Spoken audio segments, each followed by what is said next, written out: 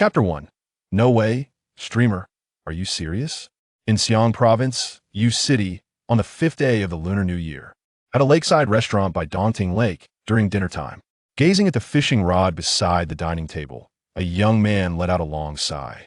His name is Bai Ye, who had just traversed into this world a little over 10 minutes ago, currently assuming the identity of a small streamer. His live stream content revolves around outdoor adventures, although he has only recently embarked on this journey. The slower pace of this world compared to his previous life allowed him to garner a modest following of around 100,000 fans. However, the actual number of viewers watching live barely exceeds 1,000, as most are simply there for entertainment, given the scarcity of outdoor streamers. Bai Ye rubbed his temples, feeling somewhat fatigued. Reflecting on his predecessor's memories, this transmigration could only be described as abysmal. While others transmigrate as wealthy and handsome individuals, or as celebrated stars and directors, or even into fantastical realms to face rejection and subsequently thrive. What about him? His predecessor had merely a few thousand in his bank account, with living parents who were nothing more than ordinary employees, unable to scrape together a down payment for a house. What can one say? He starts with a fishing rod, and all his equipment relies on fishing. Does the Multiverse Administration not oversee such matters? Would it not have been better not to transmigrate at all? In his previous life, Bai Ye was doing well, owning both a house and a car, only to be reset to zero upon this transition. Where's the system? Bai Ye pondered internally. Are you there? He asked 3 times in succession, yet received no response. Bai Ye sighed again, unable to suppress his sarcasm. How can one not adhere to the basic laws of transmigration? Ding! Before he could finish his lamentation, a voice indeed resonated in his mind. System loading complete. Striving for excellence system at your service host. Bai Ye gender. Male traits. A remarkably handsome individual of little merit. Current striving points. 0 Bai Ye. Thank you for your gentle mockery while insulting me. After a moment of contemplation, Bai Ye finally grasped the workings of this system. In essence, any event he undertakes imbued with the quality of striving that elicits intense emotional feedback from others could earn him striving points. These striving points could be used for lotteries, unlocking the system store, converting into currency, and more. It seemed rather comprehensive in functionality. The system even provided a straightforward example. If someone critiques your joke as unfunny, the subsequent joke you tell would then acquire the quality of striving. Should that joke elicit hearty laughter from the audience, it would signify emotional feedback. The wider the reach of your joke, the more striving points you would naturally accumulate. Isn't this akin to donning an unyielding guaranteed provocation buff? Wait, which G is this referring to? At this thought, Bai Ye felt a twinge of anxiety, but soon realized that this world was devoid of those absurd netizens incessantly demanding memes. However, Bai Ye's eyes lit up. If this were the case, then his current profession as a streamer might not be so trivial after all. Finally, he felt the essence of being a transmigrator, just as he was about to test out his newfound abilities by telling a joke to his audience. He noticed the barrage of comments flooding the screen. Can the streamer hurry up? Hearing that table behind you makes me want to vomit. Indeed, my ears are getting calloused from listening at home. I thought I could relax watching stream, but here we are again. I'm really fed up. I want to reach through the internet and slap those people at that table. Is the streamer there? Don't just stand there, hurry up and leave. It's bad luck. Bai Ye was taken aback, glancing at the screen and then listening intently to discern what they found objectionable. The table behind him was clearly a large family, likely gathering for a New Year's celebration. And as the familiar narrative unfolded post-ordering their meal, it was just the usual tiresome chatter. Marriage, childbirth, job status, academic performance. They belittled their relatives' children while boasting about their own, engaging in an egregious display of one-upmanship. The level of annoyance was akin to that of a fan group encountering their idol's overbearing relatives. Every young person has 1 or 2 of those bothersome relatives in their family. Moreover, the primary instigators at that table were several middle-aged women, their voices loud and shrill, resonating throughout the restaurant. Had Bai Ye not been preoccupied with his own thoughts, he would have noticed sooner. In the dining hall, the patrons at other tables wore displeased expressions, and even the restaurant owner hesitated, contemplating whether to intervene. On one hand, there were those irritated by the noise, and on the other, The content of the conversation was decidedly unpleasant. At that moment, they had just finished querying one child and were turning their attention to the next. Bai Ye's mind sparked, and he whispered quickly to the viewers in the stream. Is it true that everyone finds this unbearable? This was a rather redundant question, but he had his reasons for asking. After receiving a simple barrage of responses, Bai Ye continued, then this is easily addressed. The matters concerning my fans' families are now my concern. Do you believe I can help them vent their frustrations? The comments surged. I believe you'll fail. Those Annies look tough. Be careful not to end up in tears. Indeed, I once tried to mediate with a downstairs Annie whose music was too loud. And goodness, I nearly got trapped. I can only say we appreciate your intention, but 2 words. Just leave. Bai Ye shook his head, simply stating, watch closely. I will demonstrate only once. With that, he pulled out another phone from his pocket, mimicking a phone call. The viewers in the stream were left perplexed, and the barrage intensified. What does this mean? Are you trying to annoy us? Knowing we dislike it and still refusing to leave. What kind of streamer is this? You just want to see me react negatively. If a streamer like you can succeed, I'll concede defeat. The audience's emotions surged. However, this sort of sentiment would certainly not be recognized as emotional feedback by the system, yielding no points. Bai Ye noticed these comments, but opted not to respond just yet, waiting for an opportunity. A point of entry. Fortunately, the aunts and uncles did not disappoint. One particularly rotund woman raised her voice, saying, Ting Ting, we haven't discussed you yet. You're not getting any younger, and still single? After making a clicking sound with her tongue, she added, that won't do. I have a young man downstairs, in his 30s, quite decent. I can tell he's a caring type. After dinner, you should meet him. The tone was undeniably authoritative, and her expression exuded disdain, as if her words were commands that must be followed, disregarding the girl's willingness. The girl, Ting Ting, appeared visibly embarrassed, torn between wanting to voice her feelings and being unable to. Her eyes glistened with tears, for this was not a private matter. It was in front of a crowd. Such pressure was unbearable for a young girl, and her relatives seemed utterly indifferent to her dignity. She curled up, appearing small and helpless. Bai Ye seized the opportunity, cleared his throat, and exclaimed loudly, What? You wish to introduce me to someone? Are you truly considerate? How do you know so much about her? Have you dated her before? At this declaration, the table behind fell into a sudden silence. As they quieted, the entire restaurant hushed, with all eyes turning upon Bai Ye. Wow! What this young man uttered. Was it mere coincidence? The stout woman, taken aback, turned her head, ready to retort, but her gaze was caught by the phone at Bai Ye's ear. After several seconds, she shot him a glare before turning back. The stout woman felt her concern for the younger generation had been derailed, and after a moment, she managed to ask, Ting Ting, we are indeed family. I would never harm you. A woman's value diminishes with age. Once you reach marriageable age, you must wed quickly. Otherwise, you may remain single. Upon hearing this, not just Ting Ting, but every girl in the restaurant, and even those in the live stream, felt a heaviness in their hearts. It was purely infuriating. What does it mean that a woman's worth declines as she ages? Is one to be regarded as mere merchandise? This sentiment was not exclusive to women. Men had also encountered such remarks. Bai Ye, noticing a girl nearby, clenching her teeth, understood their inability to counter such statements, or rather, their reluctance to do so. As previously mentioned in the live stream, such middle-aged women, especially of this disposition, were typically quite adept at verbal sparring, making it difficult to contend with them. At that moment, Bai Ye spoke again. What? 13th aunt? I must express my discontent with your statement. What do you mean by saying one must marry immediately upon reaching the appropriate age? Should one hasten to die upon reaching the average lifespan? Gasp! A collective intake of breath echoed through the restaurant. All eyes widened in astonishment. Was he truly on a call? Was this really just a coincidence? The way he responded, one might think it was deliberate. The audience in the live stream erupted, the comments flooding in. This is delightful. Wow, the streamer is impressive. I misjudged you. Goodness, can this streamer really retort like that?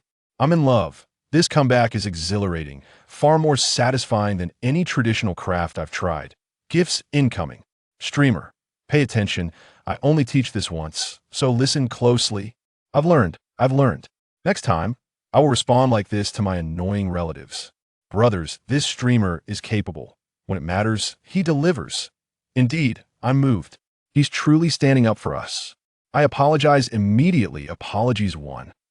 Gifts began to pour in, but Bai Ye lacked the energy to notice, for another reward had arrived.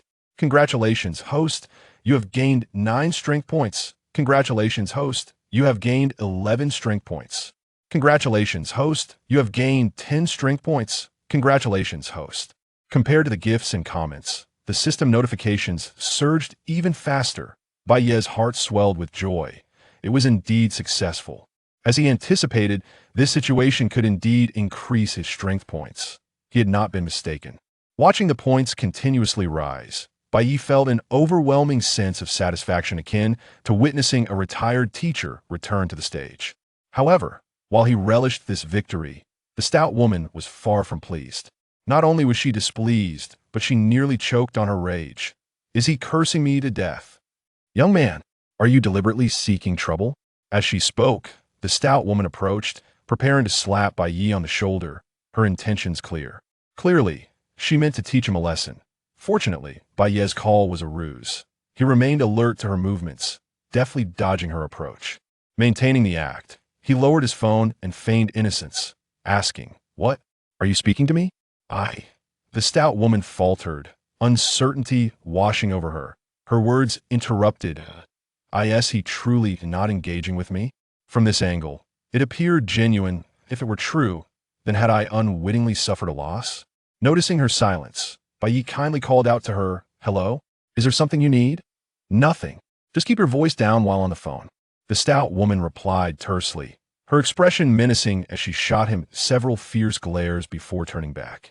As she did, her tone grew increasingly impatient, as if seeking an outlet for her frustration. "Regardless, you should listen to me, Ting Ting. Hurry and marry, have children. The adults can help look after them." Before Bai Ye could respond, he suddenly sensed something amiss. Why were the patrons of the restaurant instinctively looking toward him? It appeared they were waiting for him to reply. Ah, how intriguing. They're all eager for entertainment. Are they? How could he deny them that? He immediately retorted, "What's this? 13th aunt. Why are you suddenly bringing up child-rearing? If you love children so much, why not become a nanny? You could care for children and earn some money too. 2 birds with 1 stone. As the saying goes, things come in threes." Now, even the dimmest of minds could discern that Bai Ye was deliberately engaging the conversation. After all, when in the world does such perfect timing exist? Every word spoken on a phone coincidentally aligns with another's conversation. Laughter erupted in the vicinity. The glances directed at Bai Ye transformed. This young man was quite articulate, effortlessly blending humor with sharp wit. The stout woman slammed her chair down, standing up with a fierce demeanor as she marched over to Bai Ye's table. "Is it amusing to toy with me?" Bai Ye chuckled, deciding to drop the pretense, placing his phone into his pocket as he stood leisurely. Ignoring her, he first addressed the restaurant owner, saying, "Boss, my dish is running late. Please also wipe the table again. This woman's saliva is flying everywhere, and I fear it might carry a virus." Gulped. A distinct sound of swallowed saliva echoed throughout the restaurant. It wasn't fear from the other patrons. Rather, they were exhilarated. What a bold response. Among the many delights cherished by the Chinese people, one is the enjoyment of lively spectacles. "Are you looking for trouble?" the stout woman exclaimed, feeling humiliated, her voice laced with menace. Bai Ye took a step back, his tone steady as he replied, "Auntie, please don't come closer. Your breath is foul." Generally, those with toxic minds also have unpleasant breath. Without waiting for the stout woman to respond, he continued, "I thought we were here to enjoy a meal, yet you can't stop blabbering. Do you lack love at home, with no one to converse with you? Moreover, if you truly wish to speak, at least say something worthwhile instead of spewing empty words." The stout woman was no naive girl. She wouldn't be subdued by mere words. She immediately retorted, "Am I speaking nonsense? Who do you think you are, daring to lecture me? I've eaten more salt than you've had rice." Here it comes. The young onlookers felt a jolt. The classic phrase of the elder asserting their experience had surfaced. How would he respond? Even the comments in the live stream dwindled, as viewers feared disrupting the flow of this debate. Yet Bai Ye remained unfazed. Did she know who she was facing? Whether in the confines of a meager corner or the depths of a desolate gorge, or even within the confines of a trivial forum, Bai, have known not a single defeat. Bai Ye, with a voice laced with sardonic humor, remarked, "Oh, you certainly consume a lot of salt. No wonder you're so idle. Perhaps we should refrain from conversing. I truly have no desire to converse with an old pickle. Furthermore, you ought to moderate your salt intake. Literature suggests excessive salt can adversely affect cognitive development." He struck a chord. He captured a classic retort. The surrounding youth were on the verge of applauding. The live stream's comments re-emerged. Such a comeback. The host is incredible. Voice cracked. "So this is the kind of host you are. I'll follow you back." Profound. "Your skills are remarkable. Quick and precise." Ha ha. Did you see the woman's expression? It's turned quite pale. Delightful. Absolutely delightful. Look, observe. This is what professionalism looks like. The corpulent woman was momentarily rendered speechless, her expression betraying a mix of disbelief and indignation as Bai scrutinized her head with a look of pity. How dare he imply my intellect is lacking? Fuming with rage, the woman trembled uncontrollably. Witnessing this, her companions could no longer remain seated, abruptly rising to their feet. One of them exclaimed, "What good is your sharp tongue? You seem to be a working person. How's your job treating you? Are you earning 10,000 yet?" The seasoned veteran had deftly shifted the topic, clearly aware of the young man's vulnerabilities. But was it effective? Bai Ye regarded her without a moment's pause and replied, "With your appearance, it seems you should be retired. How much is your pension? Is it over 6,000? The second woman visibly faltered, her countenance turning uncomfortably sour. The third woman chimed in, "At such a young age, instead of focusing on diligent work, do you think you can earn a living just by talking? Have you purchased a house? A car?" Bai Ye smiled amiably and replied, "And you? Have you bought a house or a car for your children?" What does it mean to retaliate? One of the finest strategies is to use your own words to slap your face. A person can refute others, but they cannot refute themselves. Moreover, Bai Ye was not merely speaking offhand. He had discerned from the outset that these women were, in fact, ordinary individuals, dressed in modest attire and inexpensive jewelry. He understood all too well. Bravo! One young observer could no longer contain himself, voicing his thoughts aloud and even applauding. Once a leader emerged, the applause resonated throughout the room. Bai Ye noticed that the previously vexed young woman was clapping the hardest, her palms reddened, gazing at him with admiration. Even passers-by outside the restaurant were drawn to peer inside. However, it was time to leave. Seizing the moment while the women were momentarily stunned, Bai Ye made his exit. While playing League of Legends, he had learned a simple tactic for confrontation. After delivering a scathing remark, one should block the person and clearly inform them of the action, leaving them with no outlet for their frustration.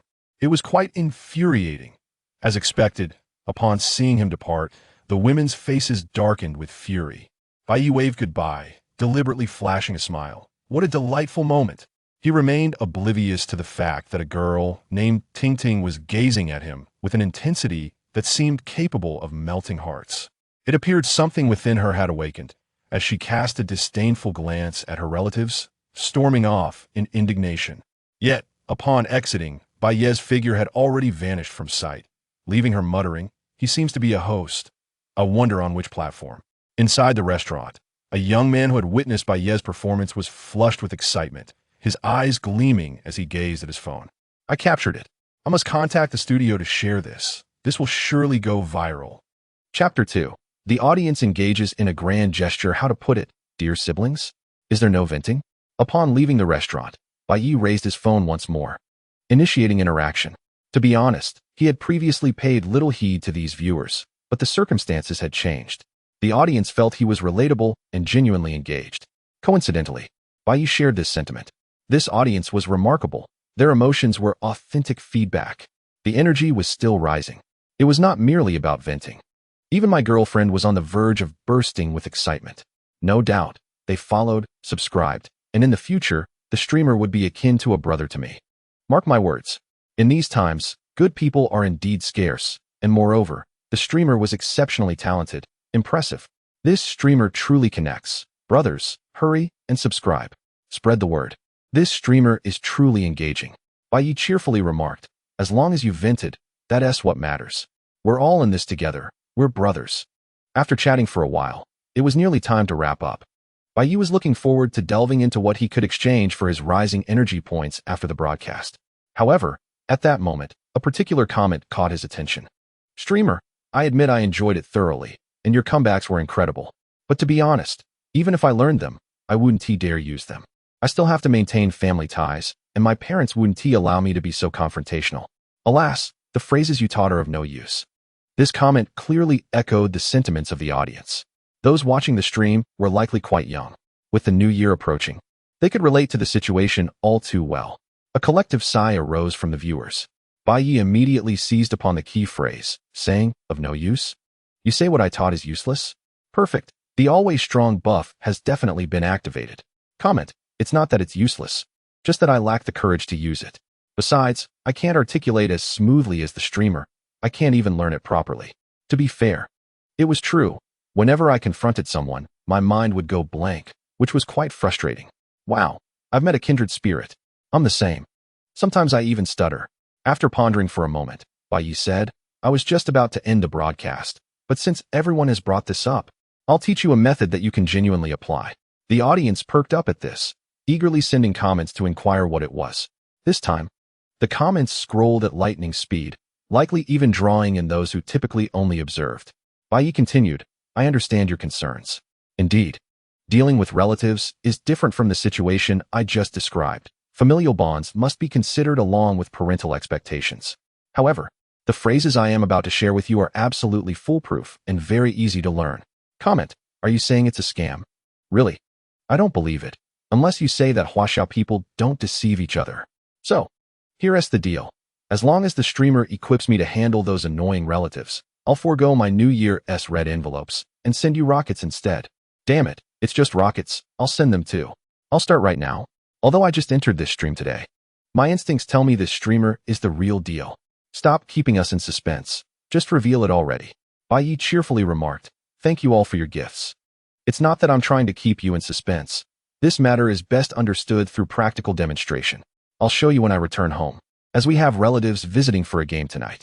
The audience in the live stream was visibly moved, exclaiming how considerate the host was, even more so than the most attentive of products. To educate everyone, he was willing to take risks. It was heartwarming and deeply thoughtful. Following this event, it was certain that the live stream would gain a new wave of devoted fans. Observing this, Bai Ye chose not to linger and swiftly made his way home.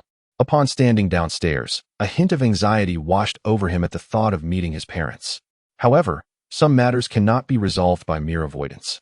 No matter how one tries to shy away, Bai Ye steadied himself, ascended the stairs, retrieved his keys, and addressed his audience, saying, I want to be able to interact with you shortly. Just a moment, Li Jia. Also, remember the secret signal when I clear my throat. It signifies the beginning of the lesson.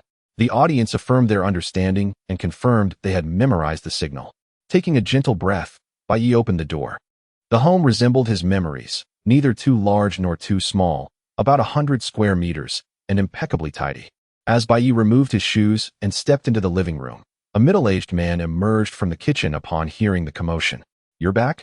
How did the live stream go this afternoon? Did you catch any fish? Bai Ye swallowed hard and replied, Not bad. I didn't catch any fish. Have you eaten? The man smiled and said, I just finished washing the dishes.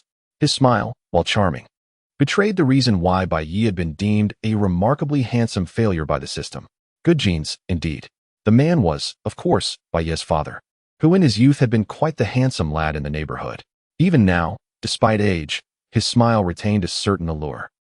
Where's my mother? Upon uttering this question, Bai Ye felt a wave of relief. He realized he did not harbor any aversion. Perhaps familial bonds truly make a difference. Oh, your aunt and younger aunt are here. Your mother went downstairs to find them a parking spot. No sooner had he spoken than there was a stir at the door. Bai Ye arrived. Bai Ye's expression shifted, and the cause of this change was undoubtedly his aunt. Based on his recollections, this particular relative was rather bothersome. Ever since he could remember, during every festive occasion, her sharp tongue would be directed at him. She had a daughter who excelled academically, landed a stable job in a government institution post-graduation, and eventually married well, basking in her success. As her daughter thrived, so did her mother's arrogance. There was a backstory to their relationship.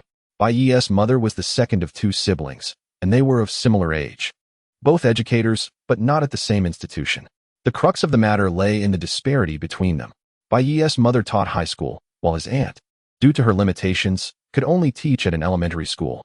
For years, she had harbored resentment, feeling overshadowed. Ever since her daughter outshone Bai Ye, she had taken every opportunity to belittle him, both openly and subtly. Bai Ye's father gently patted his arm and whispered, "If you don't wish to speak with her, just greet her and step outside." Bai Ye shook his head and replied, "It's all right, they're family." Everything unfolded much like in previous years. Relatives entered, exchanged greetings for the new year, and settled onto the sofa, bringing out snacks and fruits. There were a total of 8 people. The Bai family, the family of the younger aunt, while the daughter and son-in-law from the elder aunt's family were absent. The elder aunt then fixed her gaze upon Bai Ye. "Time passes so swiftly. Another year has been added to your age. Bai Ye, I hear you are now engaged in live streaming. Are you earning a substantial amount?" Bai Ye cleared his throat, signaling to the viewers in the live stream, and began to respond. "Well, money has to be earned, so one should earn as much as possible." The viewers in the live stream were momentarily taken aback. Why was this so unremarkable? It was entirely different from the previous conversation at the restaurant. What was going on? The elder aunt pursed her lips and pressed on. "Can you afford a house with that money?" Bai Ye replied in a steady tone. "The funds for purchasing a house are earned as well." The elder aunt frowned, sensing something amiss yet unable to articulate her thoughts. So she continued, "Your brother-in-law has already purchased 2 houses." At that moment, a noticeable change appeared on the faces of Bai's parents, particularly Bai's mother, whose discontent grew as she cast a glance at her sister. How frustrating. She knew her child had yet to buy a house. Yet her sister felt the need to bring it up. Moreover, was her son-in-law's ability to acquire 2 houses solely due to his own merits? Was it not because of the family's wealth? Nonetheless, Bai Ye maintained his composed demeanor, akin to an unyielding stone. "Are both houses truly his?" "Indeed they are." The elder aunt's tone elevated. "Ah, you dare to respond. Let us see how I can challenge you." Bai Ye elongated his tone. "Oh, that indeed makes it one house more than just one." The elder aunt found herself momentarily speechless, her carefully prepared retort lodged in her throat, unable to emerge. Wait. Something feels amiss. Indeed, something is not right. The elder aunt felt bewildered, as if his words were both profound and vacuous simultaneously. Yet he was undeniably earnest in his replies. "Let us try again, shifting the topic. You are not young anymore. Why are you still single? Now, let us see how you respond." Bai Ye barely raised his eyelids, stating, "Well, I simply do not have a partner. Those who are in relationships are already in them. You stay at home all day and do not venture out. How can you find a partner? If I am at home, I cannot go out, can I? If I were to go out, I would no longer be at home. You must make an effort to change your current situation. The situation is precisely what it is. The specifics depend on the circumstances." The elder aunt felt a twinge of annoyance, as if her words landed softly on cotton. If one were to say Bai Ye was impolite, it would be untrue. He answered every question posed to him. However, to claim that his responses were of any substance would be an exaggeration. They were utterly nonsensical. Bai's parents, too, began to catch on, a smile unconsciously gracing their lips. "Well, he certainly possesses a unique skill." Not only they, but the audience in the live stream, after initially being puzzled, began to discern an underlying quality in his words. Since Bai Ye did not engage with them directly, they found themselves conversing among themselves.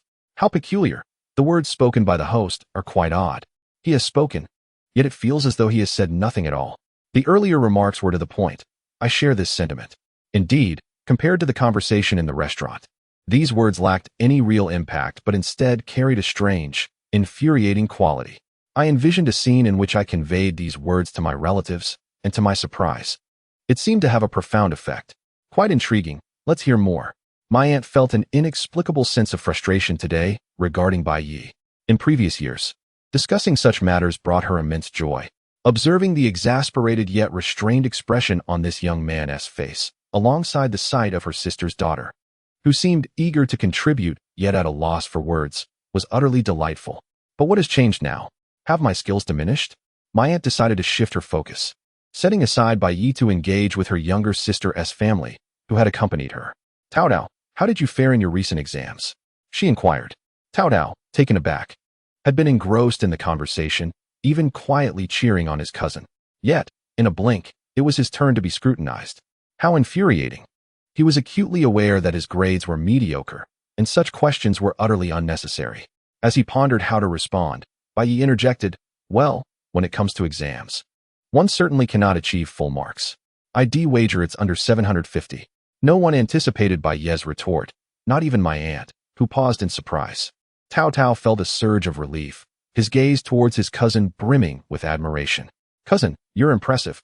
My aunt, undeterred by Bai Ye's interruption, pressed on, "But really, did you score over 600? Even if you do not look my way, I shall continue speaking," Bai Ye remarked, adding, "There are indeed students who score 600, which implies that those who score above 600 must also have achieved 600. My aunt's patience were thin. "I was addressing him, not you," she snapped. Bai Ye replied, "Certainly, you were addressing him. When you didn't inquire about me, it was clearly directed at him." At that moment, Bai Mu could not suppress her laughter, only to quickly regain her composure, realizing that laughter was ill-timed. "You, young man, ought not to interject so recklessly." Bai Ye, however, was not inclined to respond as before. Instead, he smiled and said, "I enjoy conversing with my aunt. Her words are delightful, and we must engage more." The latter part of his statement was directed at her.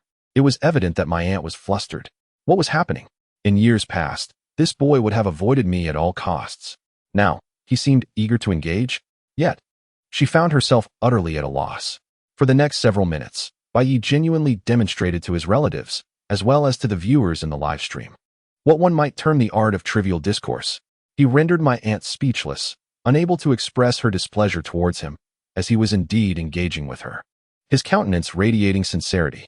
In truth, certain matters were understood by all, yet left unspoken. Was it not the case that my aunt had, in the past, taken advantage of their familial bond, firmly believing that Bai Ye would never confront her directly, which emboldened her to utter those hurtful remarks? Now, it appeared to be a case of poetic justice. My aunt could even perceive a silent message in Bai Ye's eyes. "We are all relatives. I am extending goodwill to you, so you wouldn't dare to disregard it, would you?" What a reversal of roles. She had once treated Bai Ye in such a manner. Indeed, the so-called rhetoric was nothing more than the art of triviality that had been all the rage in previous times. The essence of this situation lies in the art of evasion.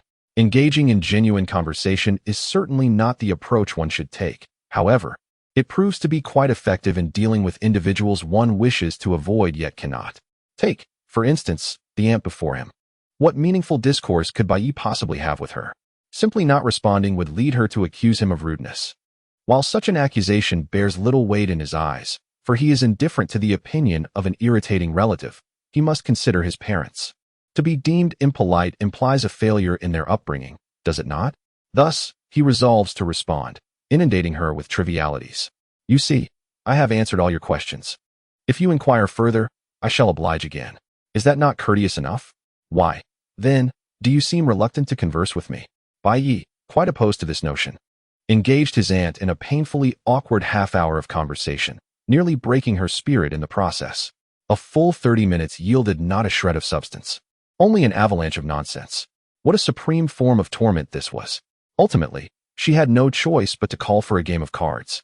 And only then did Bai Ye relent, allowing her to escape, if only for the sake of his parents. After exchanging pleasantries with his family, he retreated to his own room. Upon returning to the live stream, Bai Ye chuckled. "Have you all grasped the concept?" The barrage of comments surged. "If I understood, then I certainly did. If I had not, then I indeed did not. Goodness, that half hour just now has left me utterly brainwashed." Well, if you have been brainwashed, then you have indeed been brainwashed. If not, then surely you have not. Master, cease your recitation. I concede. Laughter erupted. I have attained enlightenment. Congratulations, host. You have gained 11 strength points. Congratulations, host. You have acquired additional strength points. The influx of strength points delighted Bai Ye, leading him to summarize. I have dubbed this rhetorical style nonsense literature, encapsulated in a mere 10 characters. Listening to your words is akin to listening to your words. This is a specialized set of phrases designed for the art of Tai Chi in conversation. As long as you master the nuances, you can provide anyone with a top-tier experience. The audience exclaimed their admiration and willingly pledged their allegiance to Bai Ye, thoroughly convinced. Those who had previously mentioned tipping him with rockets remained true to their word, showering him with an abundance of rockets. Just as Bai Ye was engaging with his viewers, a particular comment began to flood the screen. Report. Master, you might be trending. Quickly check Douyin. Chapter 3 Trending. Handsome young man versus elderly aunt. Trending? Bai Ye found it peculiar. He indeed aspired to gain recognition and had even contemplated a few strategies. Yet, had he not only just begun to take action? Following the audience's guidance, Bai Ye opened Douyin and navigated directly to the trending list. He was taken aback. What on earth was this? Handsome young man's restaurant showdown with elderly aunt. It was ranked 26th with a staggering 81 million views. Setting aside everything else, when Bai Ye clicked on the video and confirmed that it was indeed himself, his face turned a deep shade of dismay. What an absurd title this was. The audience in the live stream simultaneously opened Douyin, and upon hearing that remark, erupted into laughter. Ha ha ha, I can't take it anymore. A handsome young man battling an elderly lady at a restaurant. What a talent. I am merely an elementary school student. Might I inquire if this video is serious? If the video is indeed serious, then it qualifies as a serious video. Conversely, if it lacks seriousness, then it is not. Enough reading. I shall reiterate, master. Please cease reading. Observing the perspective, it appears to have been filmed by someone present in the restaurant at the time, with remarkably swift movements. It's all about making money. Nothing disgraceful about it. The audience remarked, and Bai Ye also took note. However, what struck him as peculiar was how the video even included the remarks he made to the live stream audience earlier. Could it be that the person filming in the restaurant was also in his live stream? Upon thoroughly viewing the video, one must admit, it was exceptionally well crafted. There was a backstory. It commenced with Bai Ye wagering with the viewers in the live stream. The process, each exchange between Bai Ye and the elderly ladies was subtitled, with Bai Ye's text rendered in bold, golden font. And the conclusion, it even captured Bai Ye's deliberately playful smile as he exited the restaurant. Not to mention the background music and special effects. The recent trend of red-eye effects was employed. As Bai Ye approached the restaurant door and turned back to smile, the red-eye effect and BGM appeared simultaneously, freezing the frame at that moment. The audience's comments were fervent. What a thrill. It made me feel exhilarated from head to toe. Ha ha. Am I to perish upon reaching an average lifespan? This handsome fellow is quite eloquent. And that line, I truly do not wish to converse with that old pickled vegetable. What a killer line. Ultimately, he turned back deliberately to greet them. And just look at the expressions on those elderly ladies' faces. My goodness, it was undoubtedly intentional. What a mischievous laugh. What a charming young man. I adore him. Is there a portal? Within mere hours, the video amassed over 500,000 likes and garnered more than 20,000 comments. But wait, why didn't the system grant him stronger points? Bai Ye opened the video comments, which were quite similar to the barrage in his live stream. The only distinction being numerous inquiries about the identity of the individual in the video and whether there was a portal. Could this be the crux of the unupdated strong points? He glanced at Douyin, then shifted his focus back to the live stream. As a host, one shouldn't remain disconnected from the viewers for too long. Upon glancing again, he was taken aback as a private chat box of a different color popped up in the background. According to his recollection, only official personnel of the Douyin platform possessed such privileges in this world. Hello, host. The video was created by my friend and me. Would it be convenient to discuss this over the phone? Bai Ye replied, sure, please go ahead and call. He casually informed the live stream. Brothers, the Douyin officials are contacting me. I shall take a call. Meanwhile, in the bustling metropolis, a lovely girl clad in pajamas sat before her computer, watching the live stream while engaging in a group video call, her short legs playfully swinging on the chair, lively and adorable. He replied to my private message. The girl waved at the group video call, saying, I shall take this call with him first. The others in the group video call responded in unison, all right, boss. Go ahead, boss. Thank you for your hard work. The boss is quickly finalizing arrangements. My eagerness to edit the second video is palpable. Let us see if we can secure his participation. My instincts tell me he possesses a captivating essence. Tang Guogua nodded affirmatively, acknowledging her understanding. The call connected. Hello. Bai Ye. I am Tang Guogua, managing a media company and holding a stake in Douyin. Here's the situation. Ah, such a nonchalant tone. A wealthy patron indeed. Tang Guogua spoke with remarkable efficiency, succinctly elucidating the circumstances. By sheer coincidence, the individual filming at the restaurant happened to be one of Tang Guogua's employees. Both had watched the restaurant incident unfold and felt certain it would attract substantial attention. Indeed, a significant buzz. What time is it? It's the new year, and during this festive season, the customs among the Huaxia people involve dining and visiting relatives. After all, which family isn't burdened with a couple of bothersome relatives? The occurrences at the restaurant, particularly the remarks made by Bai Ye, struck a chord with the sensitivities of the youth. Simultaneously, both shared their recorded videos in the studio group, discovering they were discussing the same event. After exchanging insights, they managed to propel the content to the current trending position at 26. This was merely due to the brief fermentation period of the video. Given the current trajectory, it might very well ascend to the top spot. Tang Guoguo remarked with a smile. The situation is precisely as I described. As for the specifics, I apologize. But I was momentarily entranced by your verbose musings. We are reaching out to inquire whether you would mind us disseminating your live stream, along with a share of the video revenue. However, that aspect is a bit complicated, so it's unclear at this moment. Bai Ye replied, I have no objections. As a streamer, gaining visibility is essential. We can discuss revenue sharing at a later time. Video revenue sharing?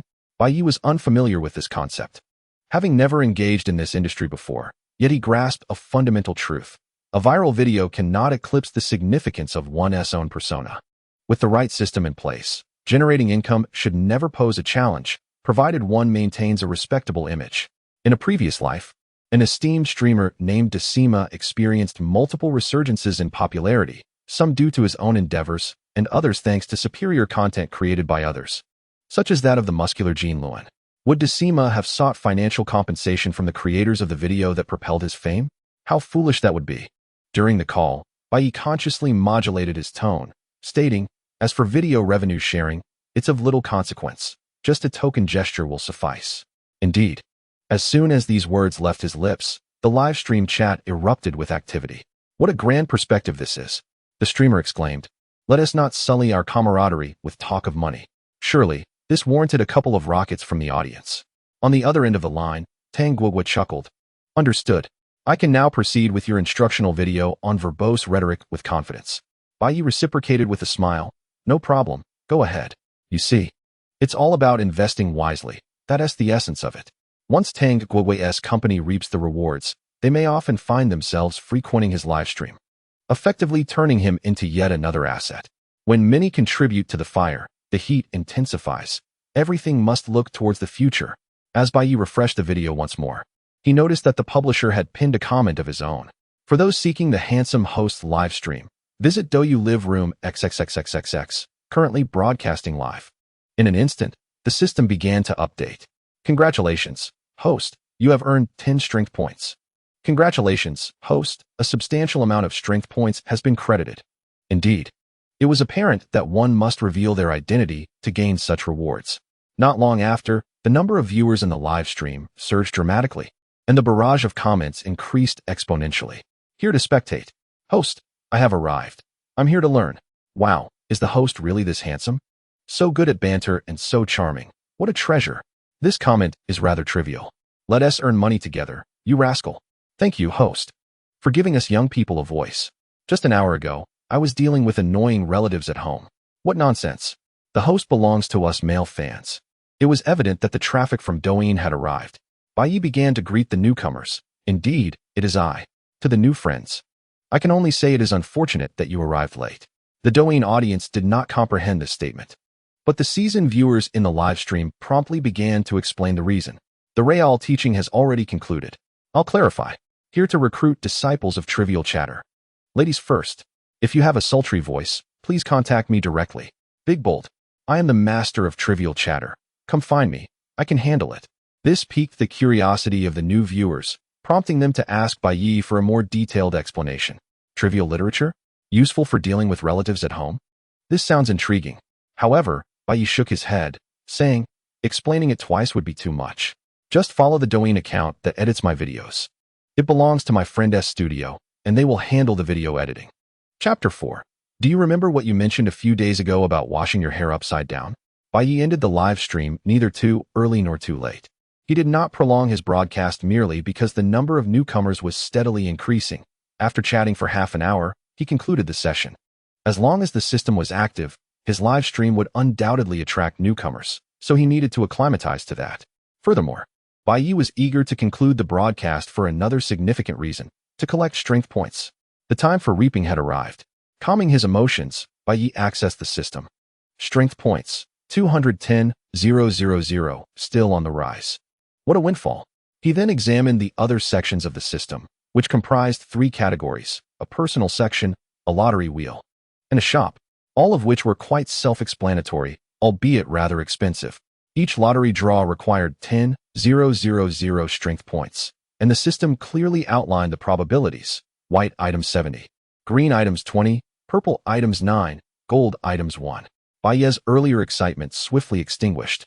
As an experienced player, such odds reminded him of the dread of being dominated by darkness. System, is your developer a black and white penguin? No response. It appeared that this system was of the non-communicative variety. Bai Ye sighed and glanced at the store. The items here were rather pricey. Yet there was a predominance of gray. The first item was an exchange, 10 points for $1. Bai Ye merely took a fleeting glance and quickly averted his gaze. There were numerous ways to earn money, and using points for cash was a last resort. The second item was a skill card, prominently labeled with 3 bold characters, mastery level. Upon delving deeper, he discovered categories. Life skills, such as culinary arts, driving, and electrical repair, priced variably from 100,000 to 500,000. Artistic skills, encompassing music, chess, calligraphy, and painting, were even more costly, starting at 500,000. Special skills were gray, devoid of any store or price. There were 2 additional items, one related to metaphysics and the other to advanced technology, all marked in gray, with the reason noted. Unlock after system upgrade.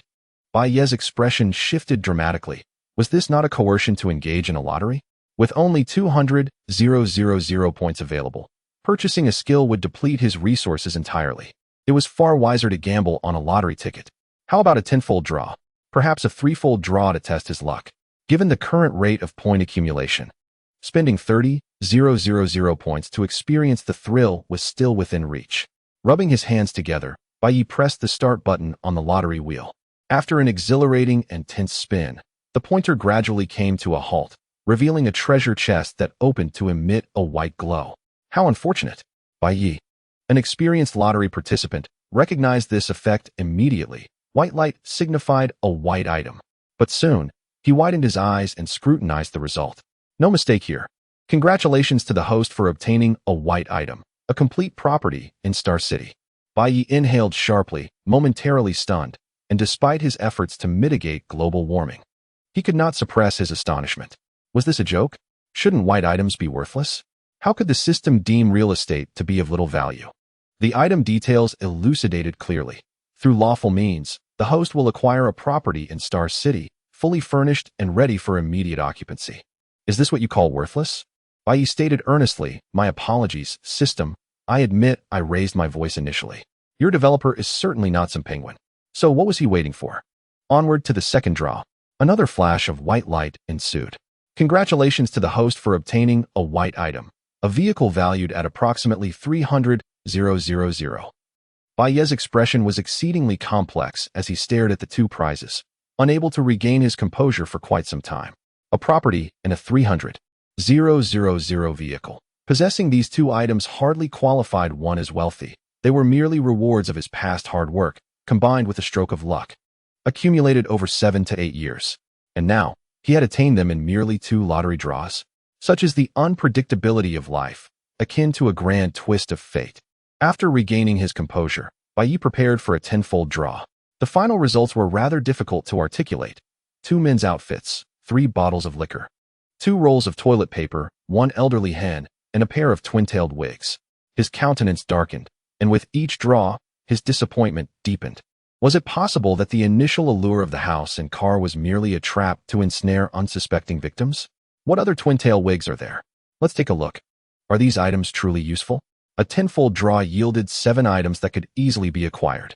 Had it not been for the 3 somewhat intriguing items in the middle, Bai Ye would have undoubtedly cried out that incantation, Geneva, refund. After exhaling several times to steady himself, Bai Ye turned his attention to the remaining 3 items.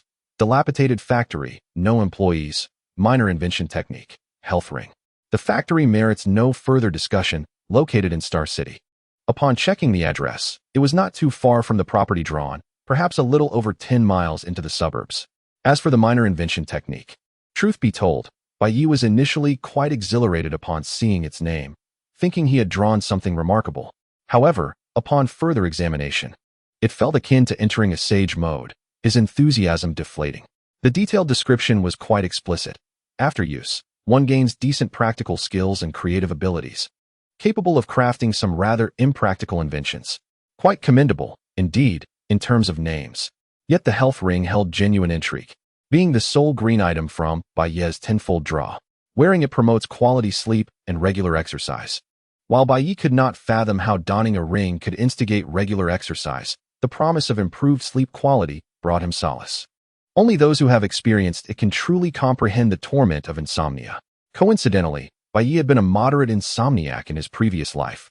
That excruciating feeling of being utterly fatigued yet unable to succumb to slumber was profoundly torturous.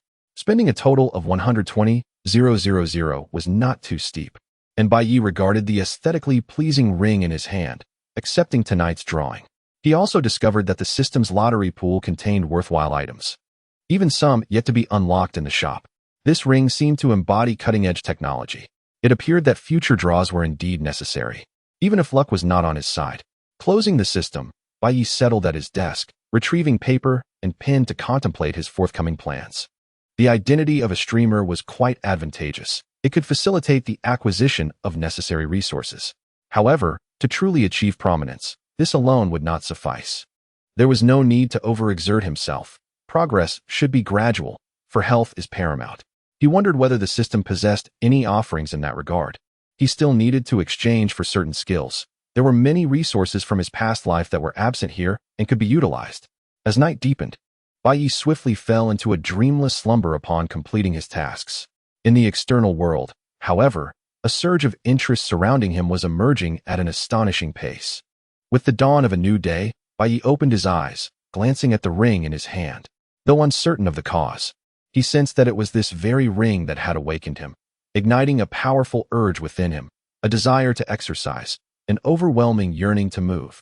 The compulsion to engage in physical activity felt akin to ants crawling all over him. In the chill of winter, Bai Ye harbored no thoughts of lingering in bed. With a swift leap, he rose, and after a brief wash, slipped on his shoes and ventured outdoors. The system automatically prompted him with a set of stretching exercises. Bai Ye diligently followed his practice. When his movements were executed correctly and completely, the ring remained unresponsive. However, upon making an error or failing to perform adequately, a slight electric current would flow from the ring to prompt him to refine his actions. After completing his breathless stretches, Bai Ye hurriedly resumed his light jogging. It was not until 40 minutes had elapsed that the surge of athleticism gradually subsided. This, indeed, was the ring's second function, to encourage regular exercise. Gazing at his left index finger, Bai Ye felt a sense of astonishment. Such remarkable technology. As for any dissatisfaction at being compelled to rise and engage in physical activity, he felt none. It remains true that one's health is of paramount importance. In one's teens and 20s, this often goes unnoticed. Back then, one could spend an entire night at an internet cafe and still feel invigorated the next day, oblivious to the toll it takes. Yet, once one surpasses 30, the absence of a consistent exercise routine leads to a significant decline in physical well-being. Coupled with various careless habits, such as prolonged sitting, excessive screen time, and erratic eating patterns, the difference compared to one's earlier years is stark. Bai Ye's previous life mirrored this reality, suffering from lumbar disc protrusion, gastrointestinal issues, fatigue, and a plethora of other concerns. While these ailments may not have seemed dire at the time, reflecting upon the vitality of youth brings a startling realization. Oh? How did my health deteriorate so much?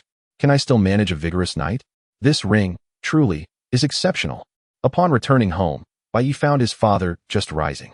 Seeing Bai Ye drenched in sweat, he paused momentarily and inquired, "Did you go for a run?" "Yes, for over half an hour." "Excellent. Regular exercise keeps illness at bay." "Are you leaving today?" "Yes, I bought a ticket for later." This journey had long been planned, and Bai Ye had no desire to linger at home. His father nodded in acknowledgement and turned to prepare breakfast. Seizing this opportunity, Bai Ye accessed the system and was astounded by the figures displayed. Strength level, 11099W. Goodness. What transpired overnight to yield such an increase? As Bai Ye pondered this, his phone vibrated, revealing a message from Tang Guoguo. Bai Ye, are you awake? You've truly gained fame. Tang Guoguo was one of the viewers who had participated in last night's livestream. After their phone conversation, she had added Bai Ye as a contact on WeChat. I just woke up. Can you elaborate? Tang Guoguo promptly called. Hello, good morning. Her voice was filled with excitement, albeit tinged with fatigue. Did you not sleep last night? Bai Ye inquired. I managed a few hours, but that's not important. Our video has topped 2 charts. Following her guidance, Bai Ye opened his phone. Tang Guoguo's company operated over a dozen marketing accounts, with the one that had shared last night's video leading the charge, boasting over 3 million followers. Once she recognized the momentum building, she invested in promotional efforts, and by the end of the night, the initial video featuring Bai Ye had gone viral. It ranked first on Douyin's trending list, garnering over 3.4 million likes and 200,000 comments. Moreover, it was not solely their marketing account that had shared the video. Bai Ye casually scrolled to discover numerous accounts had reposted it, each with impressive view counts.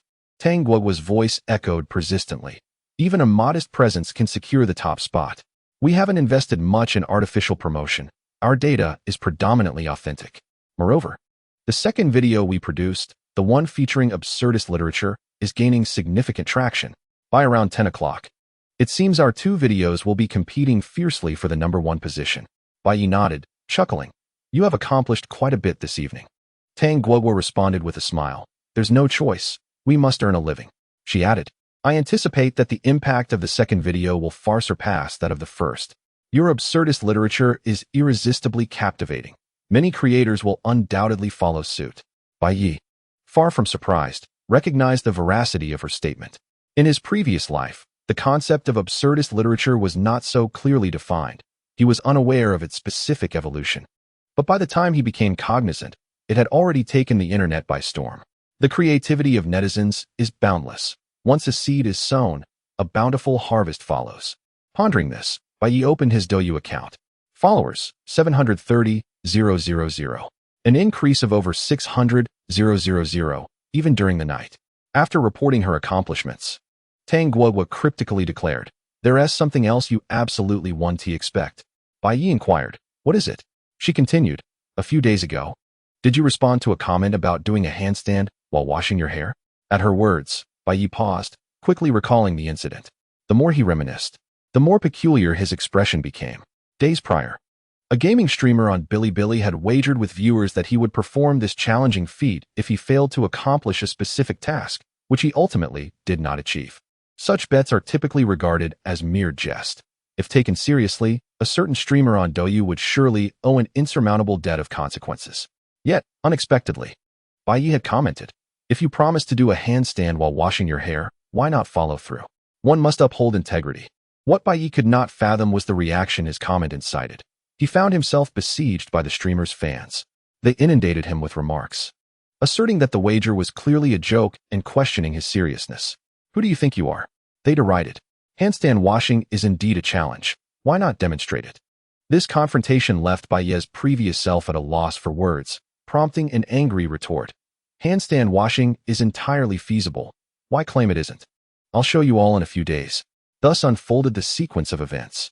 There was nothing particularly remarkable about it, yet unexpectedly, Bai Ye's overnight rise to fame led to a surge of attention across all his platforms, illuminating the incident. Bai Ye acknowledged that indeed transpired. Tang Guoguo, on the other end, laughed enigmatically, stating, Your comment has become quite a sensation, being screenshotted and circulated widely. It seems you might genuinely have to perform the handstand hair washing. Many are eagerly awaiting it. Heh. Chapter 5. He went live. He accepted the challenge of handstand hair washing. Why are you so amused? In a luxurious villa in the bustling metropolis, Tang Guoguo chuckled merrily at the sounds emanating from her phone, her golden tabby cat quivering in her embrace from the vibrations. With a wave, he signaled the nanny to wait a moment for breakfast, saying, My advice to you is to take a passive approach. After all, internet users have notoriously short memories. News scandals come and go, and if you refrain from responding, in a few days, no one will pay attention.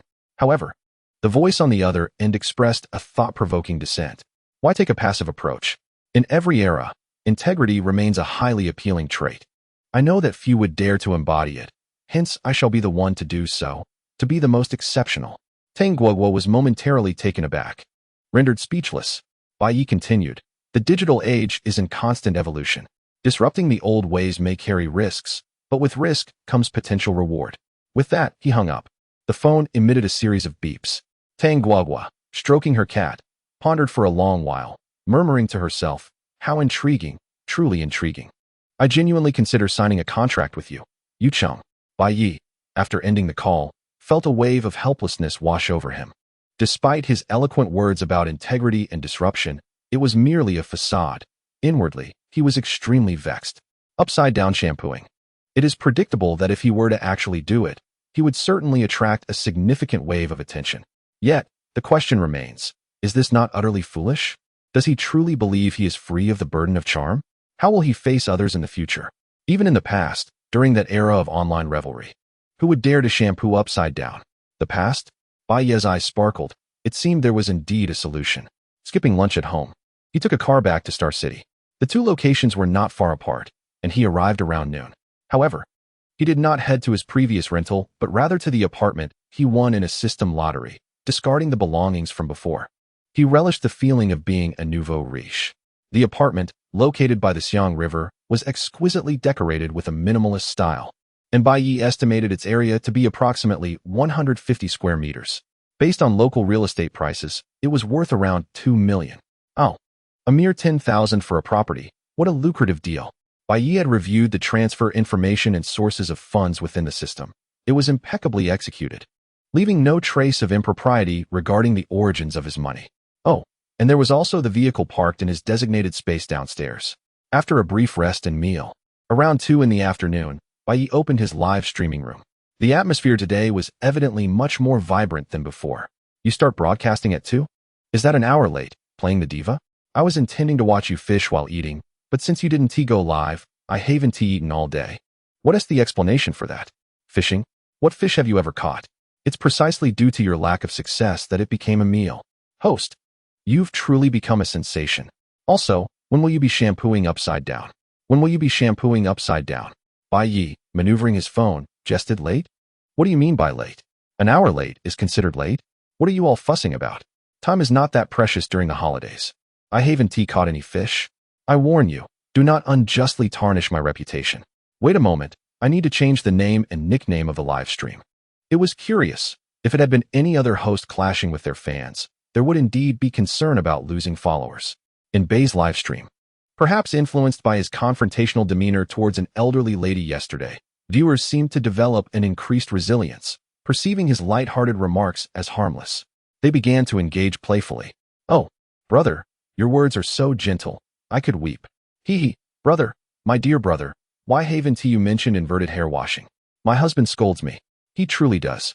The hosts, E. coli, undertake the dirtiest of tasks daily, fully aware that I am unworthy of your affection and have never harbored any extravagant hopes. Yet, I remain blissful. For this space is profound and untouched by others, as if I have claimed the host's very being. What a shock. The preceding comments are rather peculiar. Upon entering the live stream, I stumbled over the bitter tea seeds. You all should dress properly.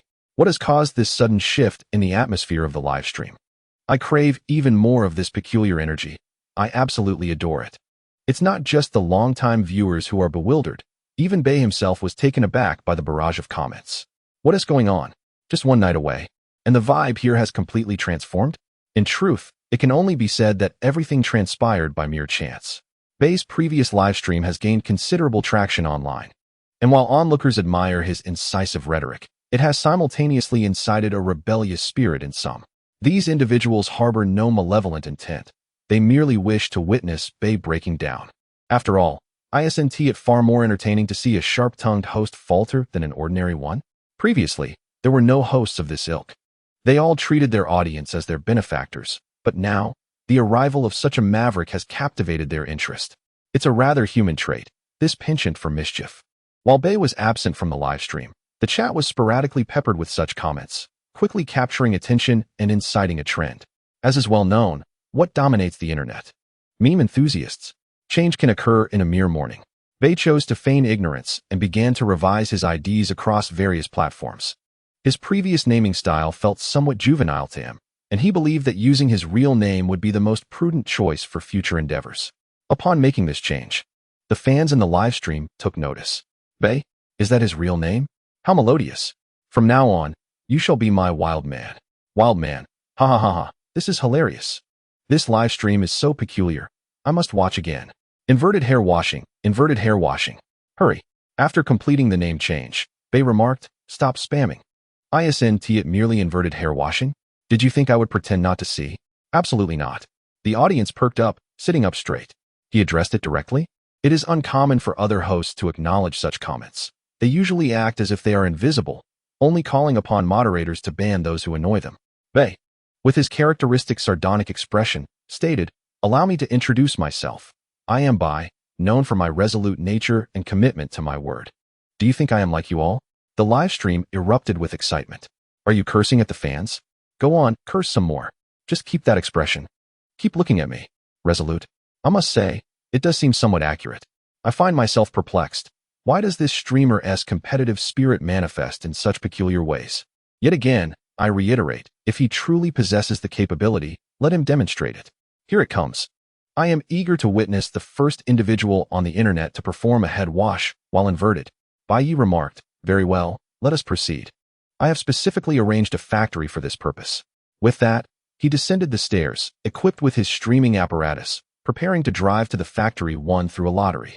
The audience, however, was bewildered, unaware of the rationale behind the need for a factory to execute an inverted head wash, nor could they discern Bai Ye's intentions. Nevertheless, this did not dampen their enthusiasm for the spectacle. It was the festive season, and most people were idly passing time. As news spread, the number of viewers in the live stream multiplied. Have you heard? Someone is going to live stream an inverted head wash. What? Who is it? It's that individual from today's screenshots online. Remember the comments from the Bilibili forum? Oh, indeed. I have seen it. Is he genuinely going to wash his hair upside down? He has even started the live stream. Goodness, where is the location? I must go and witness this. An inverted head wash. How could one not be intrigued? Not watching would be unthinkable for a true Huaxiao person. Chapter 6. A surge of activity in the live stream. The most rapid responses came from various marketing accounts. It was around 3 in the afternoon. And after nearly a day of circulation, the 3 events concerning Bai Ye had reached a peak. The video of the restaurant confrontation with the elderly woman was circulating wildly across major online platforms, even drawing the attention of some official media outlets. Although the heat ranking had slightly declined, it still remained within the top 5. However, the genre of nonsensical literature emerged as a strong contender, proving to be far easier to replicate than the more sarcastic confrontations. In less than a day, a plethora of similar videos sprouted on Douyin, varying in quality but all tagged with nonsensical literature aimed at appeasing elders. For this day, such tags were synonymous with traffic. The comment sections were inundated. Reminiscent of Bai Ye's previous life during the new year, where comments about dumplings appeared on every type of video. As the origin of this phenomenon, Bai Ye naturally garnered considerable attention. His information, live stream account, and social media profiles became subjects of interest. As previously mentioned, this world diverges from Bai Ye's past life in certain aspects. Platforms like Douyin emerged earlier, yet the pace of online cultural evolution was relatively sluggish. Much like the allure of outdoor fishing and gaming streams, new concepts tend to flourish more readily. Prior to Bai Ye, no one online had embodied such a persona, a sharp-tongued, sardonic, ambitious individual willing to take action. He truly savored the first taste of success. Naturally, marketing accounts closely followed his movements. Particularly in light of Bai Ye's wager involving the inverted head wash, media outlets adhering to the principle that traffic equals virtue could not overlook him. Within 10 minutes, new videos from marketing accounts began to surface. The young man from yesterday's restaurant confrontation has taken new action. The pioneer of nonsensical literature is live streaming an inverted head wash. Shocking. This young man is willing to become a clown to attract attention. Do take a look. At the headquarters of Douyin, the officials working during the festive season noticed an anomaly on the platform. What on earth? How did such a surge in traffic occur so suddenly? Where? Let me see. It's him. All the viewers are flocking to his live stream. Isn't he the one who topped the trending list? He's up to something again. All right, there's a bet regarding a comment. Inform the higher-ups immediately and ensure we report back. We must maintain a stable connection. TSK, this individual truly knows how to stir things up. He is quite the talent. Whether he truly is a talent is debatable, but live streaming while doing a handstand to wash one's hair may not necessarily be a good thing. In the bustling metropolis, Tang Guoguo was roused from her slumber by a phone call from her employee, who informed her of Bai Ye's current activities. It wasn't just her. Many prominent streamers on the Douyu platform were drawn to Bai Ye's live stream, covertly observing from within. With such immense traffic, who wouldn't be tempted? Let's take a look before making any decisions. To say that Bai Ye has caused a stir would be an understatement. Rather, one could assert that he has created quite a commotion. As Bai Ye drove to the factory, stopping to purchase equipment along the way, the number of viewers in his live stream skyrocketed like a rocket. 100, 000, 200, 000, 300, 000. Each refresh brought new figures. Bai Ye was oblivious, as he was busy haggling with the hardware store owner. How much for this screwdriver? He inquired. The owner glanced at him and replied, 50 each. Bai Ye was taken aback. Is this screwdriver made of gold, or is the handle made of gold? The owner exhaled a puff of smoke and retorted, look around. How many hardware stores are open right now? It's the peak of the new year. If you think it's expensive, I wish I could return home for the holiday. With a sigh, Bai Ye asked, is it a good product? Can you guarantee its quality? The owner became displeased and insisted, of course. Do you want it or not? Bai Ye had no choice but to comply. On the 6th day of the Lunar New Year, most hardware stores were closed, and he had already visited numerous shops. After completing his purchases, he felt he had gathered everything needed and loaded the items into his vehicle. Although the system had assigned him a dilapidated factory, the detailed description indicated that there were still some leftover machines and materials available. What was Bai Ye planning to do? Naturally, he intended to draw inspiration from a popular craftsman from his past life and create a hair washing machine designed for use while inverted. As an avid internet surfer, Bai Ye had long admired the ingenious creations of the craftsman known as handmade gong. This individual crafted things that were truly imaginative. Bai Ye had initially considered abandoning the idea of an inverted hair washing machine, but serendipitously, he recalled handmade gong. While the concept of washing hair upside down seemed foolish, constructing a machine for that purpose became quite intriguing. While it was not impossible to accumulate followers through conventional means, the process was simply too slow. Whether at any time or place, those who are unconventional and possess unique ideas become walking beacons of attention. Bai Ye even suspected that the system had plotted this all along. Otherwise, why would the few prizes he drew be so fortuitously useful? Without the dilapidated factory and small invention techniques, he would have been unable to realize his ambitions. Was this part of your plan as well, system? By the time Bai Ye arrived at the factory, it was already 4 p.m. As he unloaded the items and moved them into the factory, the audience was left in awe. Such a large factory? How did he find it? Didn't the streamer mention earlier that he had acquired a factory? Wait, what does acquired mean? Don't tell me he actually bought a factory. I am utterly astounded. Could this possibly be real? My husband speaks of factories. How did that come to be? Ah, so you're secretly stashing away funds to purchase a factory, are you? As a newcomer, is this live stream really that daunting? I noticed that all the accounts calling out husband are male. Indeed, I am male, and I find it quite unsettling. If one cannot prevail, they simply join in. Could you please elucidate, husband? The barrage of comments is giving me chills. But what does he intend to do with a factory? It seems wholly unrelated to the concept of inverted hair washing. Bai Ye has completed the preparatory work, allowing him time to observe the comments. He casually remarked, oh, the factory? I just acquired it. As for the reason behind the purchase, you shall know shortly. After stating this, he paid no heed to the audience, disregarding their inquiries as he took out paper and pen to begin sketching. He was drawing the structural design of the inverted hair washing machine. I am baffled, utterly perplexed. The live stream audience is a mixed bag. Other streamers, marketing accounts, platform officials, fans, and bystanders who disapprove of Bai Ye's sudden rise to fame. Yet, in this moment, they are all unified in their confusion. What exactly are you planning? Fortunately, after acquiring the minor invention skill, Bai Ye sketches with remarkable speed. He noted that the system's evaluations had been significantly downplayed. For instance, white objects would yield a valuation of a $2 million house, and the details of the minor invention skill were also diminished. Upon use, gain some decent practical skills and creative thinking, capable of producing somewhat impractical inventions. It is more than just decent. As Bai Ye sketched, he felt an extraordinary fluidity, akin to a seasoned craftsman. After a while, A piece of paper appeared before the camera. Can you see this clearly? Today, I intend to create this item. Chapter 7. What is surprise? Inversion. Before the camera appeared a design sketch. It employed minimal lines, appearing quite simple, yet it was immediately comprehensible as some form of machine. However, precisely because it was understood, the onlookers became even more perplexed. They grasped it, yet did not fully comprehend. This machine seems rather peculiar. With a barrel at the front and a panel at the back. Is the design too advanced, or is your mind simply unique? The comments rolled in. What an odd contraption, just like my wild man. My verdict is love. Outsiders find it incomprehensible, and insiders are just as baffled. What on earth is this? Wasn't it supposed to be about inverted hair washing? Why are you drawing instead? Are you just seeking attention? I will report this. No. What are you truly preparing to create? Just a few days ago, you were quite animated in the comments. Didn't you say that one must have integrity? Can inverted hair washing truly be achieved? What on earth is happening? Woe is me.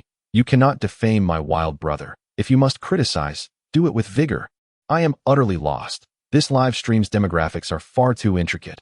I cannot discern friend from foe. Bai Ye calmly stated. I believe everyone is aware of the situation's origin. I want to clarify that I am not targeting anyone. Rather, I am perplexed as to why the words I utter cannot be realized, yet fans still come to my defense. Is inverted hair washing truly that difficult? Yes, it is.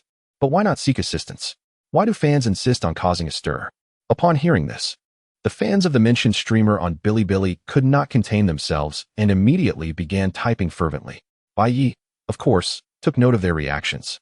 Yet their comments were so trivial that they scarcely affected his mindset. Instead, he began to respond with sarcastic remarks. Oh dear, the more I think about it, the more it frustrates me. Therefore, I purchased an old factory to bring the designs on this blueprint to life. I have dubbed this invention the inverted shampoo machine.